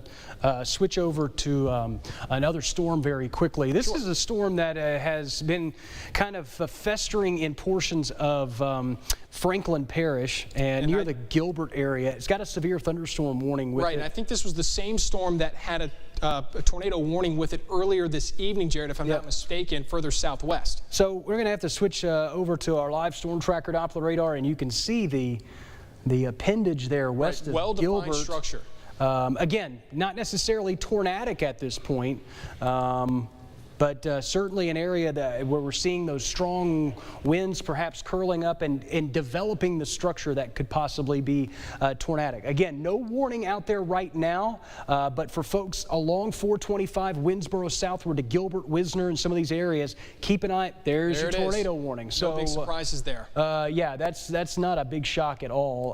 And that's why we were trying to drive that point home earlier. It's not necessarily the warning itself, but you have to look at the structure of the storm and notice what it is. It's an isolated storm ahead of that main system, and so folks within Wisboro, mainly the southeastern portions of Winnsboro, excuse me, you're going to want to be in your safe place as of this moment. You're included also Gilbert in some of this area as well. This is going to be south of Mangum, not including Mangum. It likely intersects a good portion of 425 there, and it's going to continue working over towards the north and east, Jared. Yeah, so the specifics on this are a tornado warning for portions of Franklin, Madison, and Tensas parishes until 11 o'clock tonight. National Weather Service Doppler radar indicating a severe thunderstorm capable of producing a tornado over Jigger, Louisiana, moving northeast at about 40 miles per hour. So this is 8 miles south of Winnsboro. For folks in Winnsboro proper, I don't think it's close, but I don't think you're technically under the tornado warning. Gilbert, Jigger, and a lot of these areas are under this tornado warning. There's a storm spotter that is with this storm, and again, without relaying a lot of information, it is exploded with lightning in the last 5 to 10 minutes, which usually is a sign of intensification. So you can see that little curl up appendage there where a possible tornado would develop. This is the newest tornado warning of the night, and unfortunately we were approaching the 10 o'clock hour, and we were hoping that maybe we were going to get rid of the last of these tornado warnings and kind of move on with our night. And as we say that, here's our newest tornado warning. Dummy Line Road, I've said that place before. Chase and Willie Hill Road, here's Stuckey Lane, here's Gilbert. This is the area we're talking about here, right along Dummy Line Road, Oak Grove Church Road. Here's Jigger and the Jigger Highway that goes all the way into Gilbert. Here's 425, Oakley Landing, Waller Landing. These are all new areas that we're kind of addressing for the first time tonight with this possible tornado now just to the north of Jigger, maybe by a half mile or so. But again, a very, very dangerous storm that has come up intensely in the last 5 to 10 minutes or so. You can see the hook echo or the appendage, that little curl on the southern edge of this storm to the west of Gilbert. Again, this is Highway 425, Wisner, Gilbert, Winnsboro. Make sure that you're in your safe place now, interior portion of your home, away from windows and doors. Put as many walls between you and the outside as possible. We still have the storm in northern Chico County, which is also still showing some very strong signs of development at times. In fact, I'm going to switch over to the National Weather Service and Little Rock's radar very quickly because I think they've had the best look at this storm through most of the night. So we quickly check over there. Yeah, you still got those reds and greens together. Very far northern reaches of Chico County. This is going to move out of our viewing area soon. In fact, well, no, it's still got some time because it's still going to have to get through Dermont and some of these areas along Highway 65. So again, our area right here, moving to the north and east. Again, that tornado warning goes in effect, I believe, until 10:15.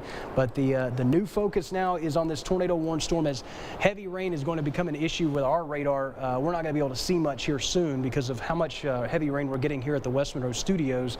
But again, this is our new possible tornado. Should be crossing Highway 425, I would say, what, in the next 5 to 10 minutes. So for folks in Gilbert, Greenlight Road, Stuckey Lane, some of these surrounding areas, if you're getting hit with really heavy rain, maybe some small hail along Highway 4, this is State Route 555, so Highway 55 and 4, here's Ritchie Road. Again, if any of these sound familiar in Franklin Parish, you need to be in your safe place now. Interior portion of your home, away from windows and doors. There's our possible tornado there. And again, that little appendage, that little comma, hook, whatever you want to call it, as it continues to move off to the northeast very quickly, maybe 50, 55 miles per hour, should be crossing Highway 425 in the next radar swipe. So I would say in the next 1 to 2 minutes, it'll be crossing the highway. So again, if you know somebody that's driving in this area, interior portion. If they're on the road, tell them to get off the road as quickly as possible.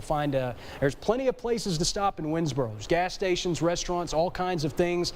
Stop at a store there. Do not go south out of Winnsboro going toward Gilbert. That is not a place you want to be right now. You could run into hail, heavy rain, and a possible tornado. Walker? And I just want to point out how large and how weirdly structured this tornado warning itself is, really accounting for the fact that it could make some obscure movements, maybe north, maybe south, as it works its way northeast. That's the general trend every storm has made so far this evening. But if you go back and look at the tracks of the tornadoes themselves, if they've actually touched the ground, they're rarely ever a straight line. That's why the tornado warnings are so broad to begin with. That's why they span so far north, so far south, east and west. It's really accounting for that erratic storm motion. And so if you're within or near this tornado warning, I do recommend getting in your safe place as quickly as possible. And this is why we kept bringing up over and over again kind of the same things, two of the same things really. Number one, that the isolated storms exactly like this are fairly problematic, and the fact the cold front itself is fairly problematic, but also really paying attention to the structures of storms themselves, because before we got this tornado warning, I previously mentioned, Jared, hey, look, the circulation's kind of still here, and then he noticed the structure, and then what do you know, we get a tornado warning just a little bit while sooner. Now, still south of the Winnsboro area, looking to cross 425 fairly soon here with the newest radar swipe. We'll wait and see how close it gets. Likely starting to cross within, it's almost imminent as of this point. Likely expect it in 5 minutes or less almost. I do believe this storm was moving about 40 miles an hour to the north and east. Almost everything has been moving about that same pace, relatively speaking, 45 to about 60 miles an hour. We did have a tornado warned storm earlier this evening moving about that quickly. And so as far as what this storm is looking to potentially do, it maybe decides to run up on the top part of this tornado warning, maybe have to see an adjacent one. But that's why I say if you're really, really close to this warning, you need to go ahead and be in your safe place. It includes a large portion of Franklin Parish as well. It does include northern Tensas and southern Madison. Tallulah is not included as of this point. Delhi, you are not included, but you could very well be included here in the near future. So obviously just pay attention, stay weather aware. Mangum, you can see it, and the 425 area still south of this storm system, this potential tornado. And it looks like it's approaching finally that 425 corridor. The next swipe starting to pass through the area. A lot of heavy rainfall, maybe not enough to have some hail producer, but still nonetheless, anything like this is what we call a severe thunderstorm. It's what we call a supercell. Supercell structures are prone to start to cause some potential for hail, and that could very well be there just north of the Chase area. Yep, Chase and the Willie Hill Road areas as now we hit the top of the hour, and we get more emails about the cutting off the voice, and again, I know it's very unfortunate and it stinks. We've talked about it at nauseum, and again, I know. But we are at the top of the hour. We're now firmly into NBC 10 News at 10. And again, the severe thunderstorm warnings and the tornado warnings continue. We have had now 3 straight hours of at least one tornado warning in our viewing area. Again, some of these storms producing tornadoes, some of them have a history of producing wind damage, some of them have a history of producing structural damage. We have unconfirmed reports of possible injuries in portions of Union Parish. We don't know how severe those injuries could possibly be. We don't know if this storm right here is continuing to create a possible tornado as it crosses now 425, moving toward the Como, Dickey Landing, Harris Landing areas, Highway 4, and some of these surrounding areas in portions of Franklin Parish. Again, this is now passed to the north of Gilbert. Gilbert's on the bottom side of your screen. Winnsboro's up here. So we're kind of stuck in between Chase Community and points eastward. You can probably see my mouse cursor right here. But this is our tornado structure. And again, the Lishman Road area, State Highway 4, Como, Dickey areas, the Loreline community, which is along Highway 4 in the eastern sections of the parish. Make sure that you are in your proper tornado safe place. Again, still getting some very heavy rain here at the West Monroe Studios. There's also some areas that are dealing with flash flooding. That's something that we'll clearly have to deal with as well. As these storms continue to move eastward. Checking the radar and just looking at that area of rotation, again, firmly planted now northeast of Gilbert, continuing to the northeast, and I don't think any other radar is really going to have that close of a look at it, to be honest with you. And I know it doesn't look like much. keep in mind that our radar is getting hit with heavy rainfall, so our radar beam is trying to fight through all the rain to get to this storm, and it looks a lot weaker than it probably actually is on radar. And so keep in mind that while this appendage looks kind of puny, it's probably actually stronger than that. Our radar is just struggling to get through the heavy rain to actually see this storm. But to be honest with you, our radar is going to have the best look at this storm as opposed to any of the other ones because of where it is in Franklin Parish. So again, tornado warned storm also includes Tensas Parish, Madison Parish, portions of Franklin Parish as well, as these storms continue to move off to the north and east. Tornado watch remains in effect till 4 a.m. for a lot of these areas. I don't expect the tornado watch to last all the way till 4 a.m. We'll probably have a lot of these areas trimmed away at some point, but still a very formidable storm, probably one of the more impressive storm structures that we've seen so far today with what we've been dealing with so far. Walker. And Jared, that really goes to show you what we were trying to explain earlier. Again, the better environment to see tornado potential or tornadic potential was going to be for northeast Louisiana and down into central Louisiana. South Arkansas wasn't out of the realm of possibility to see a few different tornado warnings like we saw, but that just wasn't the best environment. So rather unfortunate that to see that happen, especially given the circumstances. But a lot of the wind field around the area, it's very important to talk about the winds in different levels of the atmosphere because that's what allows tornadoes to be possible in the first place. If winds start to curve all the way from the surface all the way up, kind of like a spiraling staircase, that really is what helps drive home some of that tornadic potential. You add the fact it was 70 degrees earlier today for a large portion of the area. It's December. We see the low 70s. We have plenty of moisture to work with. All three of those ingredients are really what's aiding and allowing for severe weather to be possible this evening. And again, it's still generally on the northern side of this tornado warning. There's a reason why it's so broad. Why it's so big. Yep. That's the exact reason why. And so it could have some fairly erratic motion. Maybe it just slithers its way all the way to the north and east here. But generally speaking, State Route 4 could potentially be impacted later on. It kind of curves to the right and then further south after this point. Harris Landing still here, Dickey Landing, Como, and a lot of these areas. Shelley Landing potentially a little bit further on. If you kind of tracked it straight forward, I did mention that obviously the tornadoes aren't going to have a directly straight path, but it could try to wiggle its way further down the warning here. And so that's why it's going to be imperative to stay in your safe place. And depending on how fast the rest of the cold front moves this evening, that's really what's going to determine how long we see the severe threats start to last. Now, Jared said that he didn't really expect a lot of the storms to last until around the 4 a.m. time frame, and that's highly contingent upon the fact that cold front just sweeps everything and gets it out of our hair and gets out of here. And again, that circulation still holding itself together. Relatively speaking, different radars are going to show different types of pictures, but they're all going to be really the same result. The fact that there's some weak rotation there, some type of circulation trying to spin, and the analogy that I made beforehand, a toddler with a full cup of water could easily spill it, and so this system could easily pick up a tornado and drop it back down fairly quickly as well. Not really seeing a whole lot of other activity in this general area besides this lone storm. But more rainfall will be possible later this evening. The cold front just trailing a few miles behind to the north and west there. It's now passing through the Monroe metro area, so a lot of folks around, if you're just tuning in, that's non-severe activity, potentially seeing some heavy rain, but this is going to continue to be the main area of concern. The good news is that actually when this rainfall passes the radar, we hopefully get a little bit better of a look potentially to see this system. But with that being said, the radar is going to have to read through a lot of these heavier rain showers and storms to even see this in the first place, which is just a little bit problematic. I am seeing some favorable trends south of this area, though. A lot of these storms aren't holding themselves together as of this point. That could very well change. Radar attenuation, I think, is causing all kinds of problems in that regard, Walker. So I just want folks to keep in mind that while this storm doesn't look like much, just keep in mind that the radar is almost like working at limited or limited power. It's working fine. It's just having to fight through all of that heavy rain, which is now east of town. So here's our radar, heavy rain, radar beams having to shoot through all of that to get to here. And so again, it makes this look weaker than it actually is. But trust me, there's still that, as long as the storm has its structure right there. And I'll also give you this. Here's a look at lightning. Again, if we have lightning, at least in the last 15 minutes, and we've seen a general increase in lightning, you're looking at a strengthening storm, or at least a storm that is probably maintaining its intensity somewhat. And so with these areas, now north of Gilbert along Highway 4, I know Walker just mentioned State Highway 4. Here's Highway 4, and it winds to the south toward the Como community. Here's Shelley Landing, Swampers. Here's Preacher Simons Road. Again, these are very rural areas of Franklin Parish. Eventually, I believe, moving into portions of Tensas Parish soon.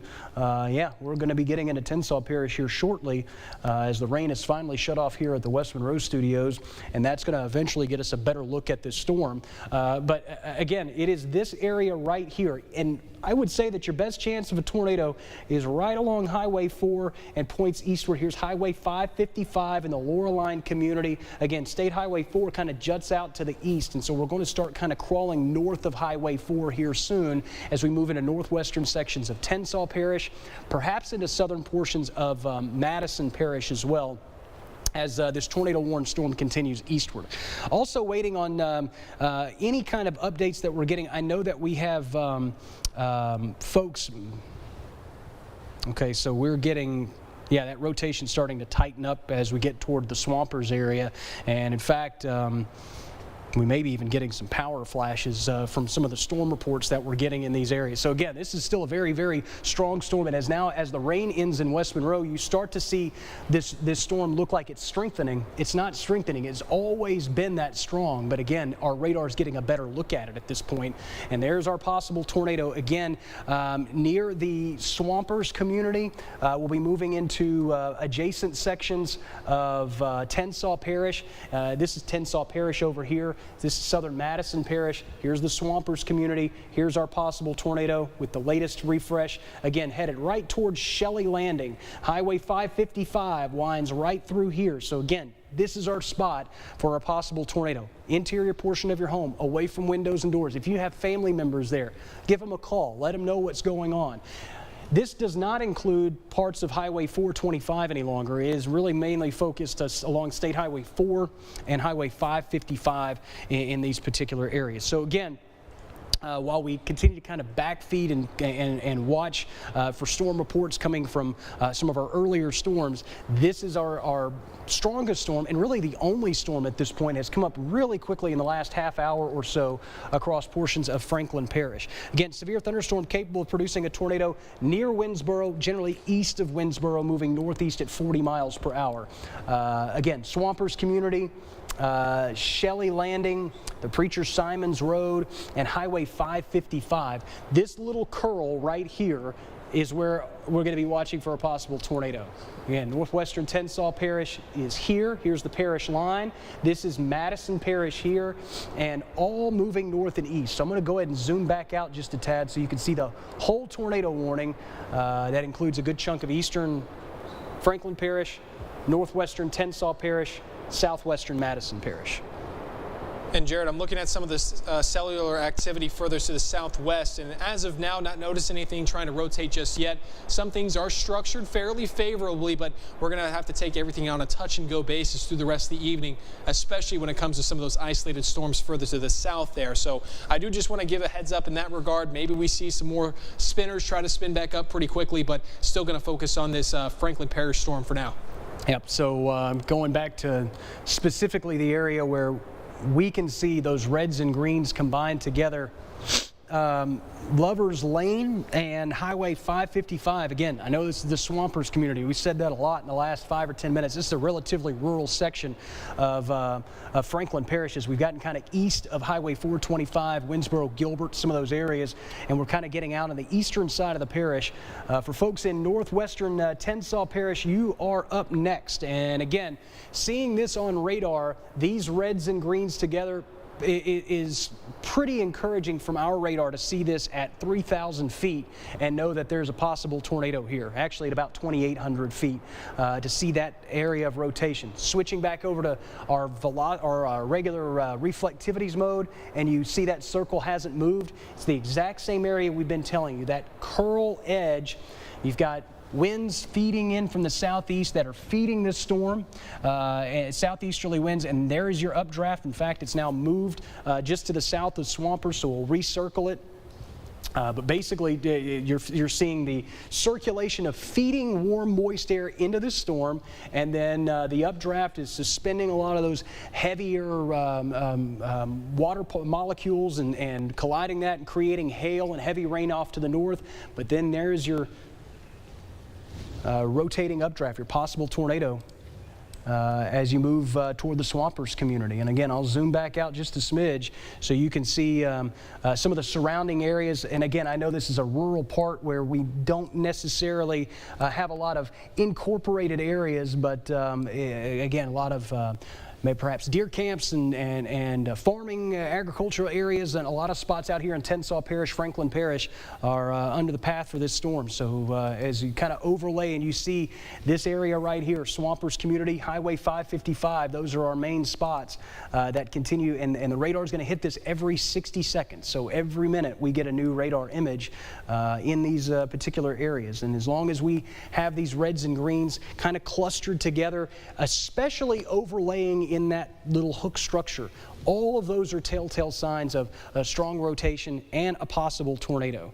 Again, also still seeing heavy rainfall back to the west, flash flood potential in some of these spots as well. So don't try to travel to see damage or try to do any kind of spectating or doing any storm reporting. We don't need you out on the roads right now. Just stay where you are, especially as we continue to deal with these showers and storms as they move through. Shelley Landing and the Highway 555 area, New Quarters, Tensas Bluff, and areas in northwestern Tensas Parish, including Newellton. You are under this tornado warning, so you need to be in your safe place now. Interior portion of your home, away from windows and doors. Again, I know this does not look as impressive and easy to see in terms of a possible tornado, but again, storms will come and go in their structure, and it may be just taking that deep breath in to then redevelop again and develop a new tornado. Could still easily be producing a tornado even with the way it looks on radar currently. Tornado watches again remain in effect until 4 a.m. for a lot of these areas. Still seeing some of this development back to the southwest that doesn't look like much, but still has quite the environment favorable to maybe spawn up a brief tornado. Again, I wouldn't see that is a high likelihood, but the environment is still conducive for it, at least here in the next few hours. The tornado warning itself goes until 11 o'clock tonight, so again, we're just going to kind of hang with you here. We've been on for about 3 hours now, and just kind of recapping what we have. We do have damage reports from Union Parish. Camp Road points northward near and north of Farmerville. We don't know the extent of that damage yet. Some of the earlier reports have been a little preliminary, I guess, is probably the best way to describe it. And I know that a lot of our EMS and first responding crews are still there trying to survey what's happened. That was only about an hour and a half, 2 hours ago. So as we get more information from that tonight, tomorrow, and I think tomorrow's daylight's going to shed a lot of light on the damage there. These are all things to keep in mind. But again, tornado warned storm, Madison Parish, Tensas Parish. I know this doesn't look like much, but again, keep in mind some of the radar limitations because of the heavy rainfall in some of these spots. But this area, again, where there's weak echo region, this little green spot right here, and I'll go ahead and recircle it. Walker, that's probably where our possible tornado is sitting currently. Yeah, I would tend to agree with you, Jared, especially considering the fact we've seen the rotation kind of hover around this area, and so it's not too surprising maybe some of the rain and just the general structure of this storm starts to break down, and that's why we're seeing that little notch there in some of the reflectivity. Now, this is the velocity. We're still talking about the reds and the greens there as Jared circles another rotation, that potential circulation for that system, and it still includes folks just around the Parker Road region moving through Swampers and Shelley Landing, so make sure you're still in your safe place. That has not changed yet, and so through the rest of the evening, we're still expecting the arrival of the rest of the system. That's going to be the cold front itself. And so outside of some of this isolated activity and some of the stuff that's not as impressive further southwest, still another very heavy round of rainfall possible with some damaging winds as well. But this is that bounded weak echo region. We call it the beware. If you sound out BWER, beware, it's just some scientific jargon for anybody that might be interested. But again, it's another structure identity or structure that we can kind of identify in association with some type of tornadic potential. And so that's all that we're doing, is that we're trying to identify the potential for tornadoes, where they might be, the evidence that leads to that, and then relaying that information to you so you can put it into action and keep you and your family safe, because that's the only thing that matters. I mean, given the fact it's the Christmas season after all. I mean, that's the time of the giving. So, anyway, with that, Walker, the latest updated status message has this tornado near Crowville.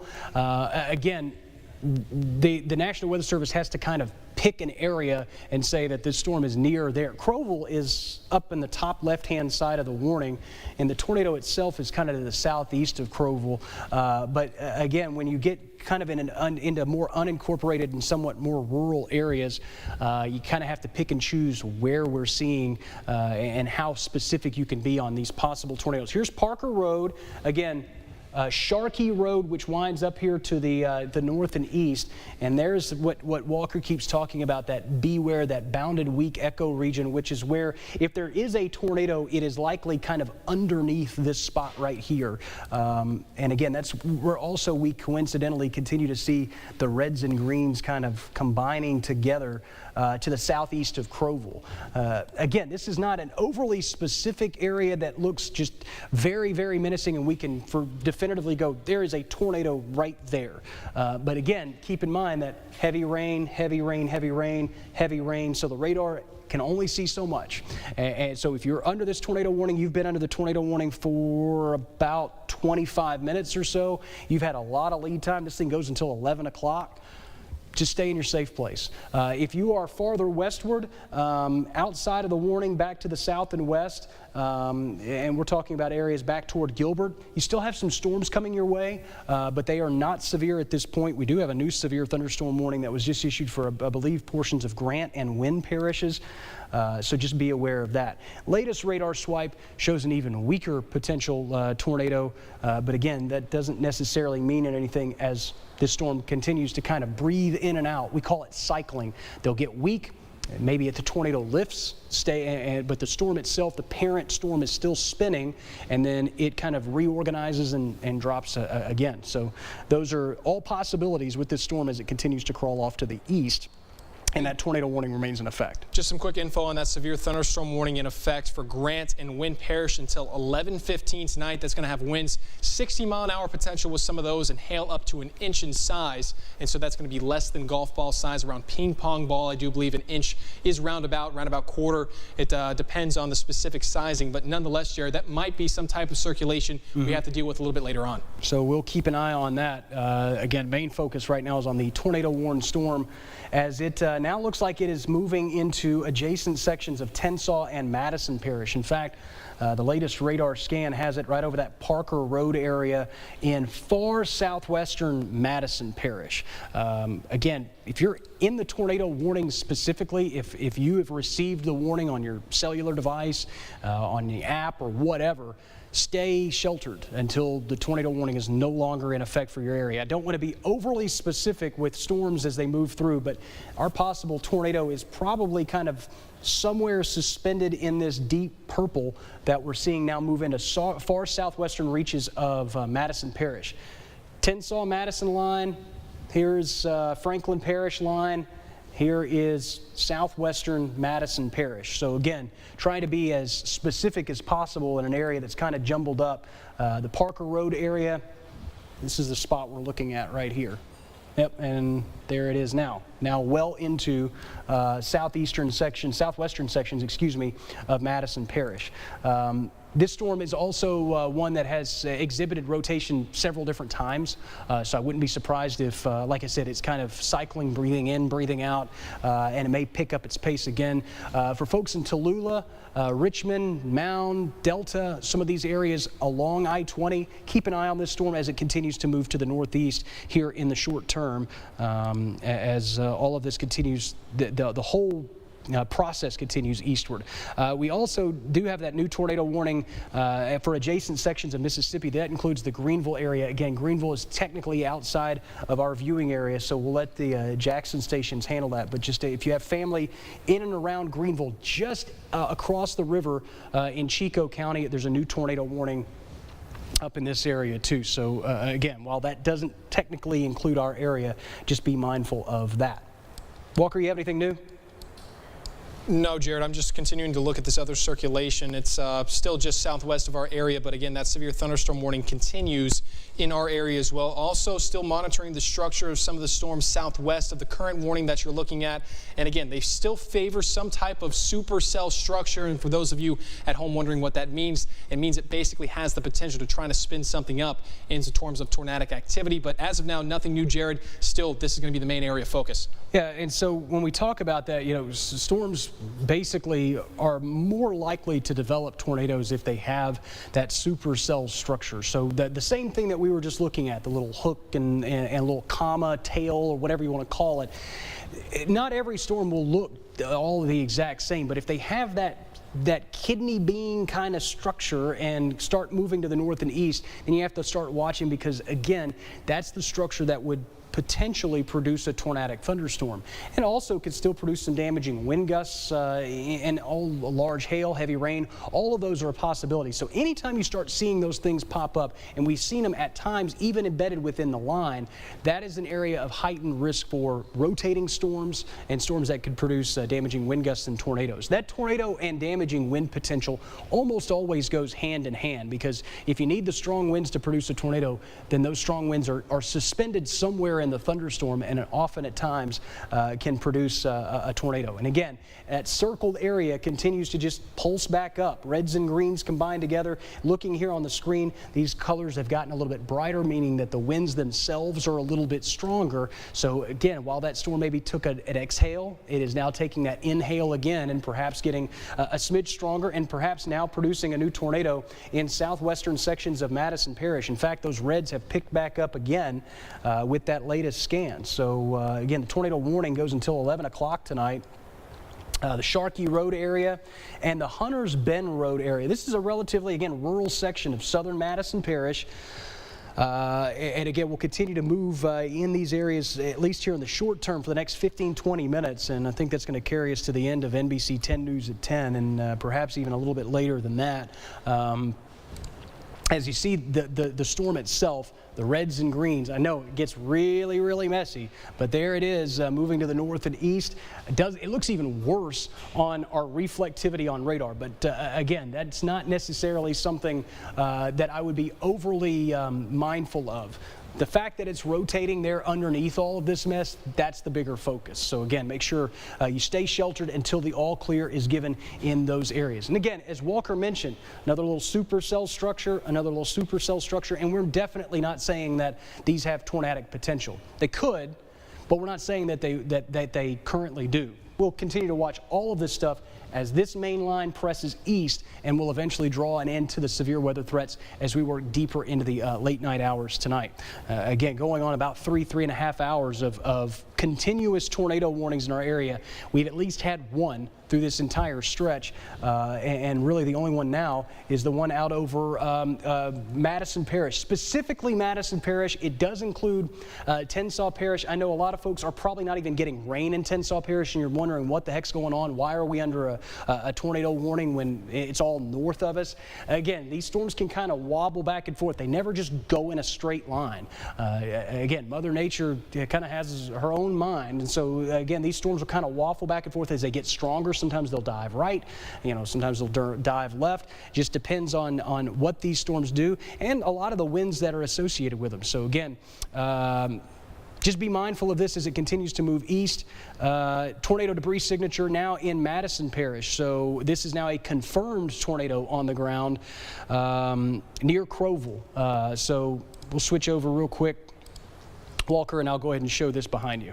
Sure. And, oh, there it is. Yeah, that's very well clearly defined. Now, this is what we call correlation coefficient. Basically, some radars have the ability to actually see things that are in the air different from everything else. So it's looking for debris, so it can read all the air around it. The air is in red, and so it's reading this blue color, which means, hey, something's here that's not air, and that could potentially be some of that debris, some of the debris getting lofted up into the air, whether that be ground clutter, some type of dirt, dust, or potentially being somebody's home. So that's why it's very serious situation. And so at this point, folks, if you are along the Sharkey Road or potentially into the Hunters Bend area, this is a life-threatening situation. You want to be in your safe place, put as much distance in between you and the outside as possible. That's going to be the interior-most portion of your home, and likely somewhere far away from anything close to what resembles glass, because that would be the main area of concern. You don't want any type of debris or shattered glass flowing through your home, something of that sort. We have had part of this tornado warning trimmed off to now just include Madison Parish, I believe. Yeah, it's just all Madison Parish at this point. Right, so for those of you maybe wondering where exactly we are, we're still hyper-focused on Madison, far southern Madison, as a matter of fact, because I-20 in Tallulah is not included in that tornado warning. So just be mindful of that. That could change given the trajectory. Say it moves a little bit further east and then northeast again. Then potentially you could be down the stream. So just pay attention and stay weather aware. That's always going to be important. And clearly, that correlation coefficient is well defined as of this point, and that's basically what almost confirms, our radar confirms it being on the ground. There's only two ways it can be confirmed, or three, a couple different ways, but Jared, go ahead. Yeah, that tornado debris signature now extends above 10,000 feet, meaning that there is not only just debris being lofted, but there's probably a lot of debris being lofted high into the air. So that means the National Weather Service is likely going to upgrade this to what we call a damage considerable tornado warning for Madison Parish, meaning that not only is the tornado confirmed on the ground, but it is providing a threat for considerable damage. And it's a lot of technical terminology that probably doesn't mean a lot to you. And you can see the new updated circle. So I'll go ahead and update that here. But basically, it's just the verbiage that confirms, A, that a tornado is on the ground, and perhaps a very strong tornado is on the ground. We don't know how strong, but we do know that it is lofting debris in the air across southwestern Madison Parish. So again, confirmed tornado on the ground in this area. Damage threat is considered considerable in southwestern sections of Madison Parish. Go ahead, Walker. And this is what we call a TDS, which is a tornadic debris signature, and it's almost the best thing to actually seeing the tornado itself in terms of confirming that it actually is on the ground potentially. So if you can't see it, then seeing something like this on a correlation coefficient called, again, a TDS, tornadic debris signature, that's going to be your next best reasoning there. And so that's why this is a very dangerous situation. And so, folks, you want to maintain in your safe place. That's going to be through the rest of the next several minutes here. And again, Jared, what time does this tornado warning go until? Yeah, it goes until 11 o'clock. And so that also kind of drives the point home. The latest updated message from the National Weather Service, earlier we were saying a confirmed tornado was located near Crowville. Now the updated verbiage says a confirmed large and extremely dangerous tornado is located near Bakers, moving to the northeast at 40 miles per hour. So again, not only confirmed on the ground, but confirmed dangerous tornado that is considerably lofting debris considerably high in the air, 10,000, 15,000 feet in the air. So we're talking several hundred feet up in the air where this debris signature continues to show a storm that is hitting something, whether it's trees, whether it's a forested area, it is lofting something in the air. And again, that is one of the easiest ways to confirm a tornado on the ground. But again, now using the terminology, a confirmed large and dangerous tornado on the ground south of I-20 in southern sections of Madison Parish. You folks are not, you've seen plenty of tornadic activity in the last year to year and a half in Madison Parish. Again, on radar and on our radar, doesn't really look like much. But when you take a look at all the different radar products and kind of cross-reference them together, there's the National Weather Service and Jackson's radar, and you can see the reds and greens quite pronounced together. But I'm going to go ahead and stay on the correlation coefficient simply because it shows where that lofted debris is. So that's where at least where the tornado debris is being lofted currently. Actually, I'll go ahead and switch back over to the velocities mode, and so we can get a better look at that. Again, Haynes Road over here to the left-hand side of your screen. Here's our possible tornado. This is a relatively rural section of Madison Parish. So let's be honest, if we're going to have a confirmed large and extremely dangerous tornado, we want it going somewhere where there's not a whole lot of people. And so that's at least the good news about it. But somebody lives here. And so again, if you're on these roads, that Sharkey Road and some of these other surrounding areas, I'm zooming in super close to hopefully try to get some roads to pop up. But again, this is a pretty rural spot of southern Madison Parish. As Walker just mentioned, I-20's up here. So you're talking Waverly, Delhi, Tallulah, Richmond, Mound, Delta, all over on the far right-hand side of your screen. We're south of the interstate in Madison Parish. But again, this is a confirmed tornado on the ground. Make sure that folks are in their safe place, interior portion of your home, away from windows and doors. Put as many walls between you and the outside as possible. Walker, this is probably, I think this is the second confirmed tornado we've had on on the ground. The other one was the Union Parish one earlier that did all the damage. Right, and we had a lot of preliminary reports that we initially started talking about that, but the reason why this is so important to begin with is because there's no telling where it starts to go. We just got an update there. Maybe some of the debris starting to settle. I'm going to go back to velocity. Anymore, but regardless, the velocity mode still showing that this is what we call a couplet, a coupling of the winds moving away, that's going to be the red, the winds moving towards the radar, that's going to be the green. And so if this has a history of producing a tornado, that means, okay, yeah, sure, maybe it picked up the tornado for a second, and it very well could drop it back down in a handful of minutes. So folks that are in this immediate area within that red flashing box, it is imperative for you to get in your safe place. And if you know somebody within this area, hey, give them a call. I'm sure they really wouldn't mind, even though it's late in the evening. This is a potentially life-threatening situation. Yeah, wake them up. And so wake them up. And so that does include maybe some folks right along the Tallulah region. They're not actively included in the tornado warning, but if there's a dangerous, extremely dangerous tornado on the ground potentially, then if it's in the general vicinity, we're going to have to keep an eye on things as they work towards the north and east here, because we've seen a couple different circulations really hold itself together for an extended period of time, and that really goes to show you the severe weather threat that we're having today, because some days the tornadoes can only really spin up rather quickly and get out of here. This guy is holding itself together, and that really goes to show you how much energy that we have to work with, right, Jared? Yep, this confirmed large and extremely dangerous tornado now located near the Tensas River National Wildlife Refuge, 16 miles southwest of Tallulah, moving northeast. So again, southwest of Tallulah, moving northeast. You folks could eventually perhaps be in the path of this storm as it moves to the north and east. And I'm going to go ahead and zoom back out just a smidge so we get a little bit better vantage point. And again, I'm going to be kind of brutally honest with folks. This is a confirmed tornado on the ground, and for a lot of areas, this is kind of in the middle of where not a lot of people live. And a lot of people would call this the middle of nowhere. But for us, it's southern Madison Parish in the middle of the Tensas National Wildlife Refuge. There's probably a lot of deer camps and a lot of deer hunting land and things of that, farmland, things of that nature in these areas. But there could be folks that are, spending the weekend out there, spending the week there. There are a lot of farmhouses in these areas as well. While it may not be an extremely densely populated area, the fact that we know that a tornado is confirmed on the ground here is what makes it so concerning. Again, you still have this light echo region of what is lofted debris. Now, that doesn't necessarily mean that this is continuing to loft debris. This may be old debris that's just been suspended for the last 5-10 minutes or so that's kind of hanging out. So again, we'll watch and see if this is still a confirmed tornado on the ground as it continues to move off to the north and east. Looking at the shear rates, again, we're far away from this storm in terms of its radar vantage point, but you can still see those reds and greens together. I'm going to switch over to our live radar, and again, it's kind of a jumbled mess at this point, but at last check, this was still a confirmed tornado on the ground in far southern reaches of Madison Parish. If any of this area sounds familiar, and again, there's not a lot of incorporated areas. There's not a lot of villages, towns, cities, and things of that nature in this area. It is a relatively sparsely populated part of Madison Parish. But if you know somebody that's even in the general vicinity, like we were just mentioning with Walker, call and wake them up. Let them know, hey, I know it's late, tornado warning in your area, just want to make sure you're okay and that you're paying attention. They can yell at you later for waking them up in the middle of the night, but they probably need to know what's going on in this particular region. So again, whether a new tornado warning is needed, this warning goes until 11 o'clock. We don't know. We're not really there yet. But still a very dangerous storm that, again, has confirmed a tornado at one point across portions of Madison Parish. Walker?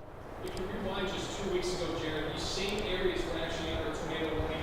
The other system, the other severe weather event that I mentioned just 2 weeks ago. Is your microphone on? As a matter of fact, I think I'm there you go. No, you're good. Go ahead. Sorry about that, Jared. And again, a lot of these same areas have already seen tornado warnings 2 weeks ago. A lot of these same areas under another warning just 2 weeks in advance, so to speak. And so, not too surprising. You guys know how the deal goes. But if you're not quite certain, if you're within this red flashing box, you need to be in your safe place. And that doesn't really matter where you see the red box pop up across the area this evening. It's going to be always the same conclusion: the fact that you need to get in your safe place. Now, there's still some very very heavy rainfall likely along the I-20 corridor. Delhi still seeing some heavy rain, but not included in that tornado warning, so there's no reason to fret or necessarily get too bent out of shape as of now. If you're within those areas, just know that the heavy rainfall is there and that the circulation and the tornado warning itself still remains well south of I-20 by a handful of miles, a few different blocks, so to speak, and likely continues to stay that way as for now. Now, if we get a new tornado warning, maybe it starts to orient it a little bit more north and east. We're going to have to depend to see how this guy really behaves in that exact motion that it takes. If it's a little bit more easterly, then that tornado warning could depend whether or not Tallulah is actually included within that tornado warning. That's basically what I'm trying to say here. Given the general motion of storms so far today, in almost any time you see severe weather, it's going to be to the north and east. You can kind of give a general trend here. It could potentially look to cross the I-20 corridor, and that's where I want to say 2 weeks ago, something similar exactly happened. We had a storm south of I-20, the general northeasterly motion. It actually crossed right through Tallulah, Richmond. Thankfully, that circulation was not on the ground, and it just went over the city and didn't really cause any damage outside of some weak debris just south of the I-20 corridor. But that debris signature may be exiting that box a little bit northward there, Jared. But, and again, debris is not always a telltale sign. After you get it, it starts to weaken like this. So this could basically mean the debris has traveled a little bit further north away from the circulation. That could mean a few different things. So nonetheless, we still need to pay attention to the velocity and that velocity coupled that it's making. So kind of rocket back and forth, and that was the area about 12 minutes ago where that is a debris signature that would indicate a tornado on the ground. Right. And then you rocket in forward in motion, and you can see that debris, as it's climbed higher in the atmosphere, has kind of faded away from the storm center, if you will. Right. Maybe even just gets slung out of it. If you think about how a tornado's spinning, maybe it just gets slung out of the thing. It happens. It's not out of the top science. of it.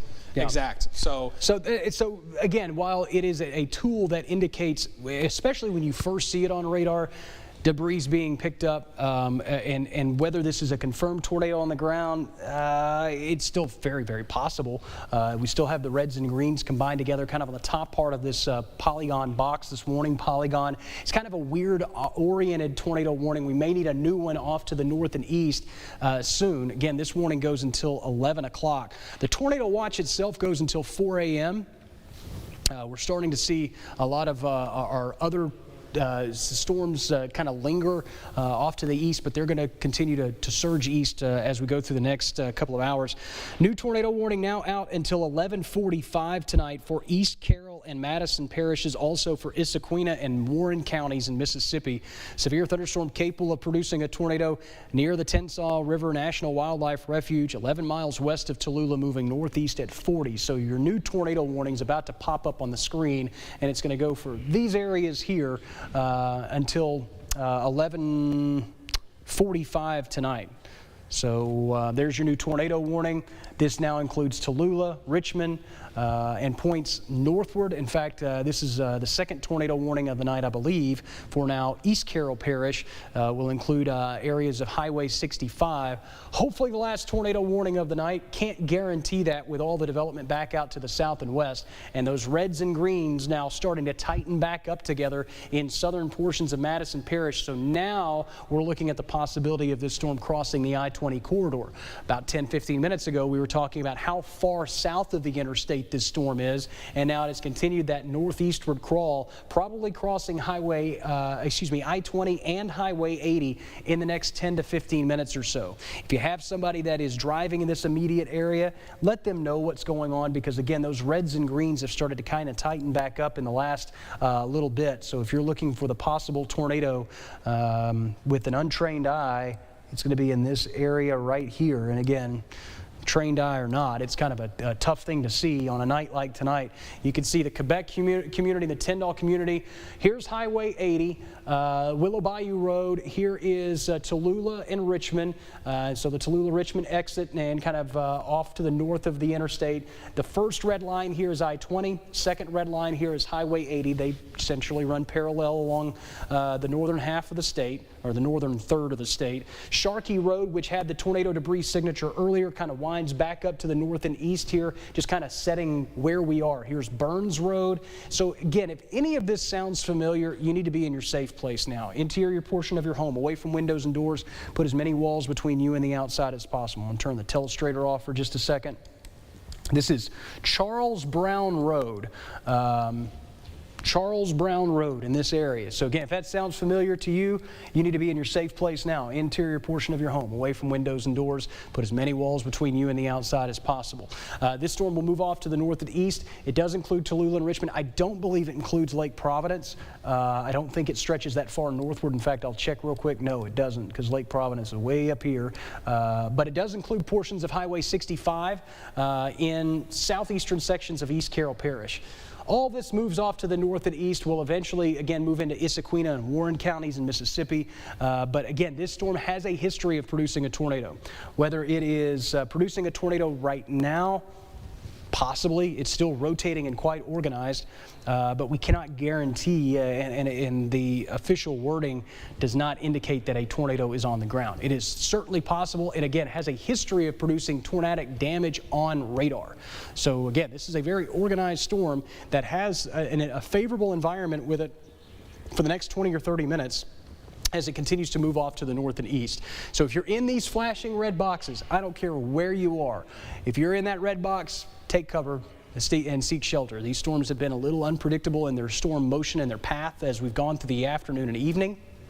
And so, again, we just want folks to be sheltered, especially as the severe weather threat hopefully starts to draw to a close from west to east, at least for this kind of prefrontal activity, which will have the heightened tornado threat. This may be one of the last storms we have to deal with tonight, but at least in the short term, it is probably one of the more violent storms we've seen so far tonight. Walker, what do you say? Well, there's still some storms to the southwest of this storm, Jared, and I'm still monitoring some of the rotation with it. As of now, it looks to be a little bit elevated, and again, if the rotation's elevated, it's not surface-based, and so then there comes into question the tornadic potential. But as long as there's still some isolated storms ahead of the main cold front, something like this will still be possible. It's just going to take some time to develop, especially over the next couple of hours here. But considering how the environment has started to lose a lot of its favorability, it's still somewhat favorable, and so it wouldn't be too surprising to see more isolated stuff start to get going. But there's a reason why we mentioned the Tallulah and Richmond region fairly recently before this tornado warning was issued, and that's because the potential for it to start to wander, and especially given the erratic motion of a lot of tornadoes just in general, let alone our area, it's going to allow for that kind of weird motion. But as of now, it still looks to be just south of the I-20 corridor if it crosses very soon here. And again, we're not quite sure if this thing is still on the ground, but if you have somebody, maybe they're doing a late night shift, something, they're running in between Tallulah and Delhi, tell them to get off the road now, as opposed to, despite the fact there might be a potential tornado there, very heavy rainfall, some gusty winds likely becoming somewhat problematic, and so you could potentially have an accident with those conditions alone, let alone the fact there could be a potential tornado still trying to put together some type of a circulation. And you can see the reds and the greens well defined here as opposed to the last image that happens from time to time, but very clearly touching together here, potentially just near Quebec. And Tyndall, Waverly's just to the west here, and Mansford's is included in the tornado warning southwest of this. So given the general motion, maybe, hey, it just takes that northeasterly path. Mansford and some other folks down the line could be potentially at risk for this potential tornado. But Jared, it may be cycling back up like you mentioned, maybe trying to fluctuate, and maybe it's doing that breath out once again, as you were mentioning. And so that's why it's still like it's holding itself pretty close together here. Really didn't notice too much for super heavy reflectivity. There could be some isolated hail with this system as well. There's been some isolated hail almost all evening with some of the severe thunderstorms and non-severe thunderstorm activity that we've had, and there very well could be some of the purple reflectivity showing up there to go along and accompany some of the maroons and reds that represents some of the heavier rainfall. And the tornado warning just to the south likely starts to expire somewhat soon. I think that goes until about 11. Yeah, they'll probably have to cancel that early, to be honest with you. Yeah, more than likely, Jared, but that general same circulation is still here, and we're still monitoring it. It's still south of I-20, has not yet crossed, and there with the most recent update, clearly starting to cross the I-20 corridor. So hopefully everybody's off the road in these areas. Don't try to traverse this area anytime soon, because the heavy rain is going to linger potentially with this system as well. But very well clear to find circulation as of this point. I'm going to kind of recenter you on the screen so you can see Tallulah, Richmond there on the right-hand side. That's the higher, more densely populated area. Right, you can even see some of the more of like the red or the black crossings of the roads. Like each black little line's a little road here, and then you can see some more of the densely populated areas with more people. And again, this storm system could very well wander directly east. That's not out of the realm of possibility. So that's why you're included in the tornado warning. That's why the tornado warning is so large to begin with. So folks in Tallulah, you need to be in your safe place, not 5 minutes ago, not 5 minutes from now, but now, because now is the time to act. And so if this system generally starts to work northeastward, maybe not as a threat, but there's a reason why that you're in the tornado warning, let alone the fact that heavy rainfall likely continues for a vast majority of folks just north of the I-20 corridor in Madison and East Carroll Parish. And so don't let that heed you at all. Just remember, some of the heavier rainfall is almost expected with some of this activity as well. Now, I don't know if you've looked any further south, Jared, to some of the other isolated storms that are ongoing, but again, we still could see one of those try to spin up itself rather quickly here. And I wonder at this point, Jared, if maybe we have some more debris or some type of correlation coefficient trying to show some stuff that might be something that we have to look into in a couple of minutes here. But if we look at some of the road names, they're kind of difficult to read here. I got you. Willow Bayou Road is on the top right-hand side of the screen. Yep. It's right here. Yeah. Well, and we can see it from my vantage point over here in the Weather Center. Again, Willow Bayou Road, Highway 80 is the red line right here. So again, we're crossing I-20 with this possible tornado right now. We'll eventually cross Highway 80 probably in the next radar swipe. So we'll see it probably move from here to about here. Again, Tallulah, Richmond, as Walker mentioned, all these little black lines are just the incorporated streets of the actual city of Tallulah. And then you go north and you see Highway 65 on the top right-hand side of your screen. And as mentioned, with the latest radar update, it is right over Highway 80 with that latest circulation. So we'll recircle, recenter. There's our possible tornado right over Highway 80, the Willow Bayou Road area. Again, Tallulah, this is about 3 miles to the northwest of Tallulah, and we'll continue to move to the north and east. So again, in these areas on the northern and western side of Tallulah, you need to be in your safe place. Everybody needs to be in their safe place right now, but especially on the northern and western sides of town. Here's Bear Lake Road East. Here's Willow Bayou Road. Here's the Mansford and Talabina communities. Here's the Ashley community. These are all areas that were hit by tornadoes, I believe, last March, Walker, with some of those storms that were right along the Mississippi River. Right, I do believe it was Eagle Bend, Lakeshore Road. A lot of those areas, I think they saw 2 or 3 separate tornadoes, actually. Yeah, so these are areas that, again, quite inclined to seeing tornadic activity. This is not a big surprise for you folks. I'm going to zoom back out a little bit because, again, you can kind of get almost radar blind at times. But now as you switch over to reflectivity on our live storm tracker Doppler radar, you can see it right there. There's our little appendage, little hook echo, whatever you want to call it, where that possible tornado is. And in fact, our radar is getting a really good look at it, generally along and just south of Highway 80, kind of sandwiched between the interstate and Highway 80, moving to the northeast. Again, I zoomed out and said we're going to get a better vantage point, and then I zoomed right back in. So again, want to zoom back out. We're going to get a new swipe from this right now. Again, pretty much in the same general area. We're going to get an updated refresh with our radar every 60 seconds. So again, you get a new look at it just to the northwest of Tallulah. Here's Highway 65, southeastern sections of East Carroll Parish still in the path of this storm as well. So again, you're under the tornado warning. You need to be in your safe place now. Activity back to the west and southwest. I think, Walker, that's probably what I think you stepped off screen to look at just to kind of check on all of that. I don't really see much, but there is a tornado warning to the southwest of Alexandria. Some supercell structures that could eventually move into our Grant, Catahoula, Concordia parishes later on in the night. Again, we're not there yet. Big focus right now, at least here in the short term, is over eastern sections or northeastern sections now of Madison Parish. This storm started back out to the south and west, continues to crawl to the northeast, has now crawled across the interstate, has passed Highway 80, And we're looking at that, again, that beware, that bounded weak echo region that Walker was talking about earlier. And we're going to recircle our possible tornado because, again, it just doesn't look like much. If you're just looking at, as an untrained eye, it just kind of looks like a normal thunderstorm. But when you look at the environment and everything that is kind of in play at this point, that's where you see your possible tornado. And again, I'm going to switch to a lot of different radar modes so we get the best look at it. Again, Willow Bayou Road at its junction with Bear Lake Road East. If you are in those general areas near that junction, or those roads even sound familiar, or if you live along Highway 80 northwest of Tallulah, you need to be in your safe place right now because this storm and its possible tornado is essentially right on top of you. We'll continue to move northeast, again, the Talabina communities, Mansford, up to the Omega community. We're talking northeastern sections, kind of getting out of the higher populated areas of Madison Parish back into more rural parts of the parish. Those are areas that are also in the path of this possible tornado. It has a history of producing a tornado. Again, I cannot stress that enough. It's not just radar indicated it may be there, it may not. This thing has produced a tornado, and it produced a pretty big one earlier, lofting debris some 15,000 feet in the air. So keep that in mind as the storm moves off to the east. Again, could be recycling and kind of gaining its strength again as it now bears northeast toward the Mississippi River, probably clearing our area in the next half hour or so. And with that latest radar image now north of Willow Bayou Road and east of Bear Lake Road, Walker, is where this possible tornado is setting up.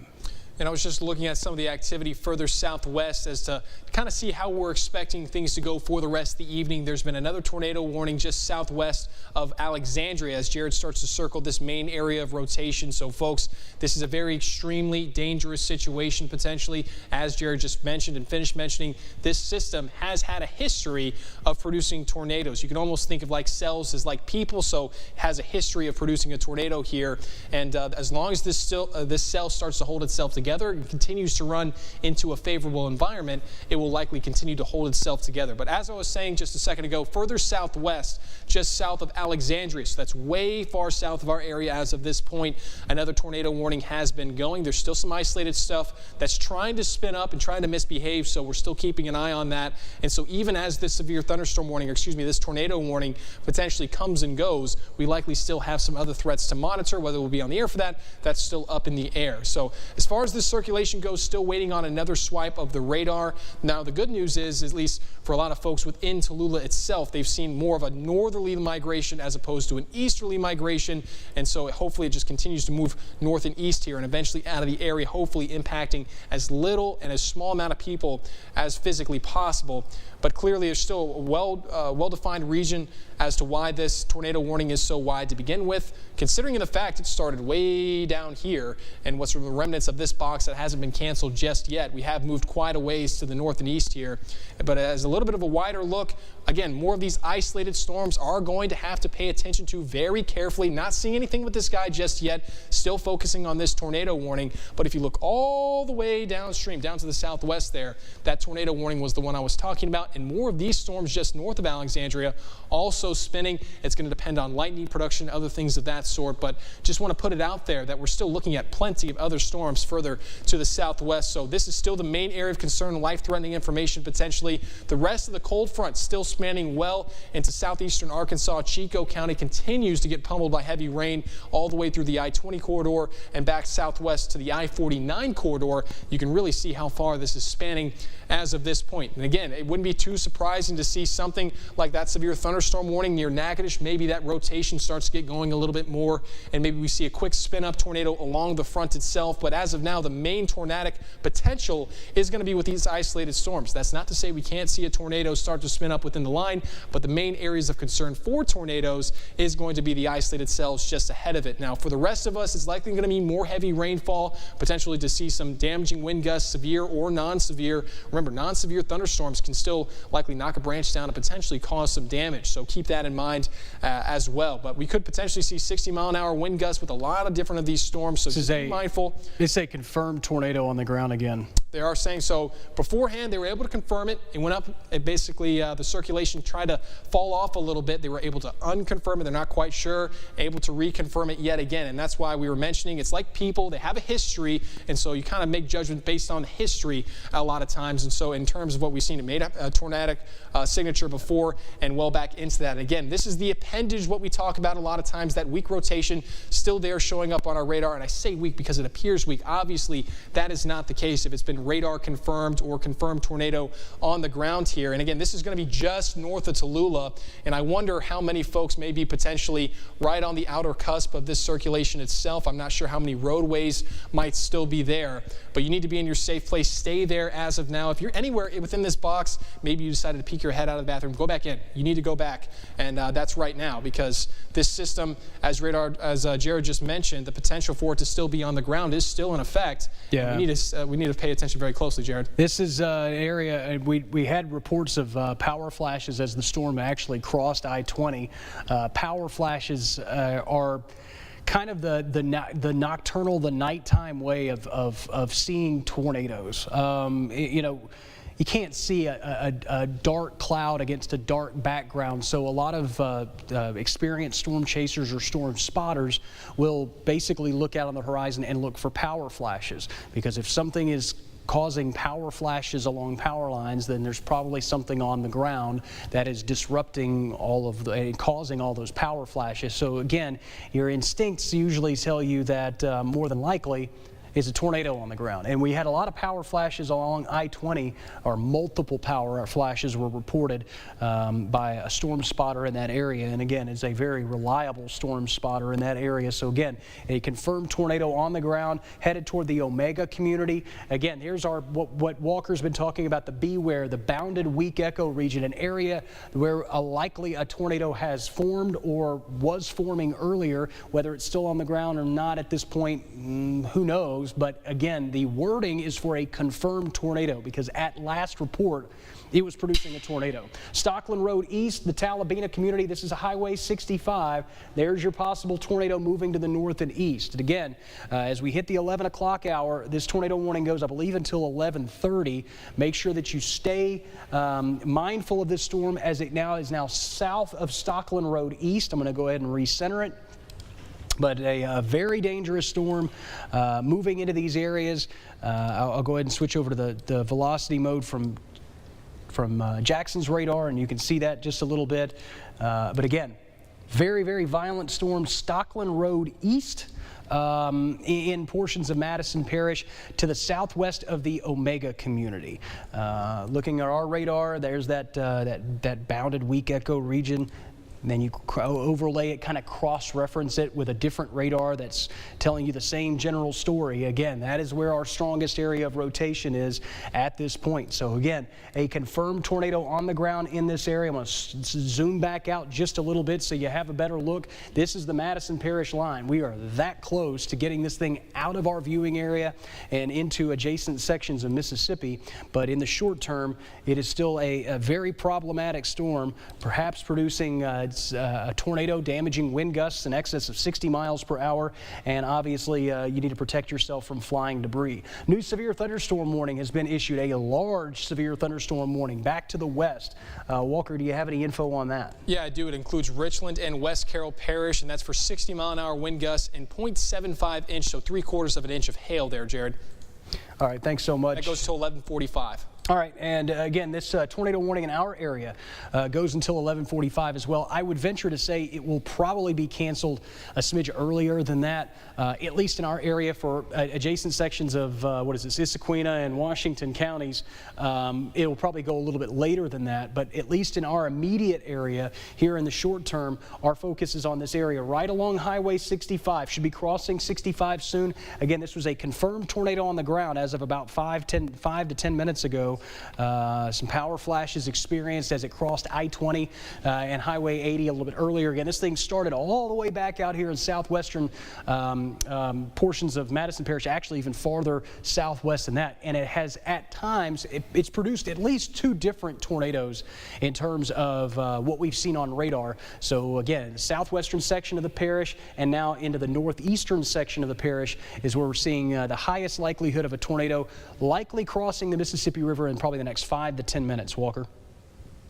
Thanks, Jared. And again, folks, if you're not already in your safe place, I know we sound like a broken record, but I really got to drive it home. I know that some folks take a little bit extra time to get there, so make sure that you do get into your safe place, because this thing, like Jared mentioned, has had a history of staying on the ground, and that really can't be understated, because if you have a new system, you've never seen it before, you see a weak rotation, you're like, oh, okay, maybe not. And then you see a system like this, you've already seen it produce a tornado, confirmed it earlier in the evening, and then you're a little bit more inclined to think, okay, maybe I need to reconsider this situation. Maybe we actually do have a potential tornado trying to reach the ground here. And so Jared mentioned just a handful of minutes ago the Omega community and the Omega area of Madison Parish, and it's moving right overhead as of this point and looks to cross the Mississippi River fairly soon here. And look what's just behind me, Eagle Lake Bend Road, or Eagle Lakeshore Road. That's just going to be the road directly east of there. It's almost like, I think this area has almost seen 4 or 5 different tornado warnings over the last year and a half. And so this is not a new situation for a lot of these folks, but make sure that you're at least heeding the same precautions, because it's going to be the same precautions that are going to be necessary. And again, this goes until 11:45, the time now 11:05. Last time I checked, this system moving relatively quickly, somewhere in the 40 to 50 mile an hour ballpark. And so that's going to put it out of the area a lot sooner than 11:45. And so we're going to have to wait and see when that is. And as of now, this is the last tornado warning that we have in effect for now. There's still some spinners further to the southwest. Whether they behave themselves or not, that's still in question. But the rest of the system itself, the actual cold front, still looking to pass through these same areas. Another swipe of the radar scan, it's clearly showing that well-defined structure, that same rotation, and that's really all that we can know. We can try to give you a play-by-play, basically, of what happens as it's happening. Maybe it weakens a little bit, but clearly it's still holding itself together, so stay in your safe place. And that really can't be understated. A lot of the heavy rainfall will be somewhat problematic. Wouldn't be too surprised. Even if you're well to the north or well south of this circulation, you're likely still seeing some strong wind gusts. Whether they're severe or not, that's an entire different question. But you can still see 35, 40 mile an hour winds, maybe even 50, 60 with some of these storms. And so you want to stay in your safe place regardless of how close you are in proximity to this exact area. That doesn't really mean anything. That's why the tornado warnings are so big and so large in the first place. Now, Jared, I don't know if you've seen anything else in terms of information about some of the storms further south, but I know as of now, this is going to continue to be the main area of focus as it continues to crawl just to the east of the area. Yeah, it's right over the Omega community near Levee Road. We'll be crossing the Mississippi River. That's right there. I mean, literally right there. And again, we'll be crossing the Mississippi River here shortly, and hopefully, that would end our coverage for the night. Again, no promises, because if a new warning is issued, we're going to have to either jump back on the air or just stay with you. But again, a confirmed tornado. This is still considered a confirmed tornado near the Omega community, moving to the north and east. Subsequently, we are also getting a little bit of information from Union Parish. Information has been in a slow trickle from Union Parish so far this evening, but we do have the fact that the rec center in Farmerville has been opened up as an emergency storm shelter. The town of Farmerville and all the local authorities are opening that facility up to residents who are impacted by tonight's storm. They have emergency cots, beds, MREs, water, and other resources available. They are expecting folks to make use of that again later tonight.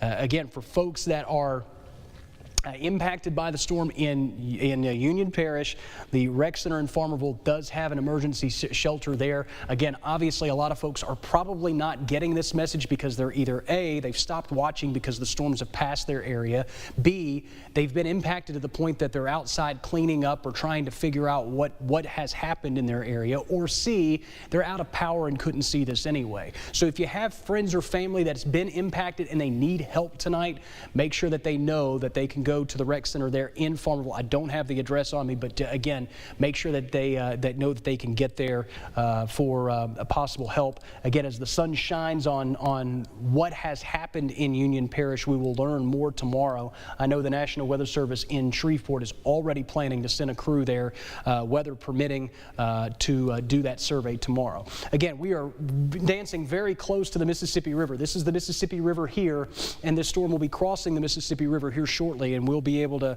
hopefully send you back to whatever programming we're in at the top of the 11 o'clock hour. Of course, we'll continue to keep you updated with any information that we get from Union Parish. Again, the early reports that we're getting are not necessarily good. There are all, reports of damage, structural damage, trees down, power lines down. We know there's damage, we just don't know the extent. And to be honest with you, we probably won't know the extent until the sun shines on a lot of stuff tomorrow morning. So those are all things to keep in mind as we start to kind of wrap up the last of this coverage. Still keeping an eye though, Walker, and I'll go ahead and kind of set you up on this one. This storm off to our south and west near Alexandria, it looks as though that storm itself has really started to fizzle out quite quickly. I completely agree with you. There's a few different storms that we were actually looking there. And again, some isolated stuff, always looking to be problematic. This storm potentially had a weak rotation starting to fizzle out. This one, same thing. And this tornado warm storm is also what Jared was trying to say as well. It's always a touch and go basis. Obviously, if it starts to spin back up again, then we'll have to take another renewed look at it. But as of now, that tornado warning is still in effect, not including our area. But if you continue to line it up with that same northeasterly motion, potentially running back into LaSalle, Catahoula, Parish later on this evening, Jared. But again, that main line of storms has yet to push through the vast majority of the southeastern part of the area. So if you've already seen one round of heavy rain, expect another as soon as just about 2 a.m. potentially. Maybe you go back to sleep if we clear the severe threat for your area, and then maybe you're awakened back up by that again. Yeah, unfortunately, we're not at a point in the night where we can tell a lot of folks, hey, you know, this severe weather threat's over and you can go to bed. There are some areas we can say that for. Ruston, El Dorado, Columbia County up to Magnolia, Camden, Monticello, a lot of those areas. Monroe, Ruston, you folks and points westward, you guys are in the clear. But if you're from this line eastward, you unfortunately have to kind of stay weather aware because we have this tornado warning storm. This storm's exiting the Mississippi River. We've got the new severe thunderstorm warning out for portions of the I-20 corridor. We've got this other severe thunderstorm warning that's going to move into our area. And along with that, although that the tornado threat should start to become more limited, any what we call supercell structure, and I know you've heard that a lot tonight, but anything like this little area here, this area here, even these areas here have to be monitored for tornadic development. The atmosphere is still quite favorable.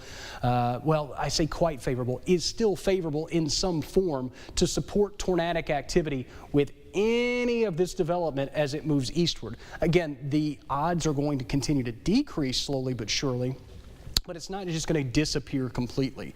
So make sure that you stay weather aware as we progress through the rest of the evening. Even if we leave you on air for a brief period, we've been on air for the last 4 hours or so, and as tornado warnings start to wrap up, we'll kind of hit the reset button, continue to check on what's happening in Union Parish, try to check on what's happening in Madison Parish. And again, if new warnings are issued, then we'll obviously rejoin you with programming then, or interrupting programming then, which again, I know has not been a very popular thing to do tonight, but unfortunately it is what we have to do. Again, I would give this another 3 or 4 minutes for this storm. It is right along the Mississippi River, and in many ways, as the Mississippi River and the borders between Louisiana and Mississippi wind through, this is probably already exited our viewing area, but we'll err on the side of caution at 11:15. Again, those that have already turned us off have turned us off, and folks that are tuned in for severe weather coverage have probably been here for the last couple of hours. We'll continue to watch, but haven't really seen a whole lot of immediate damage reports from what we're seeing in the Eagle Lake community, power outages and things of that nature as this storm starts to crawl eastward.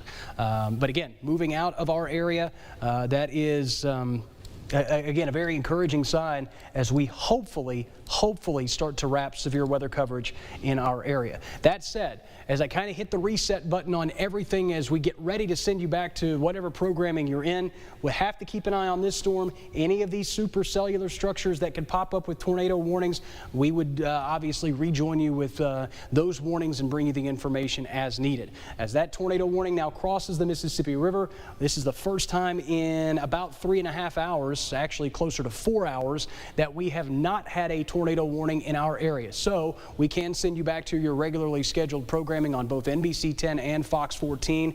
I know we have not been a popular duo tonight, and it is what it is. But either way, we'll send you back to your regularly scheduled programming. We will also end our Facebook live stream. But if new severe weather updates are needed as we go through the rest of the night, we'll be sure to bring them to you. Stay tuned to NBC 10 and Fox 14. We'll keep you updated with the latest as we head through the rest of the evening.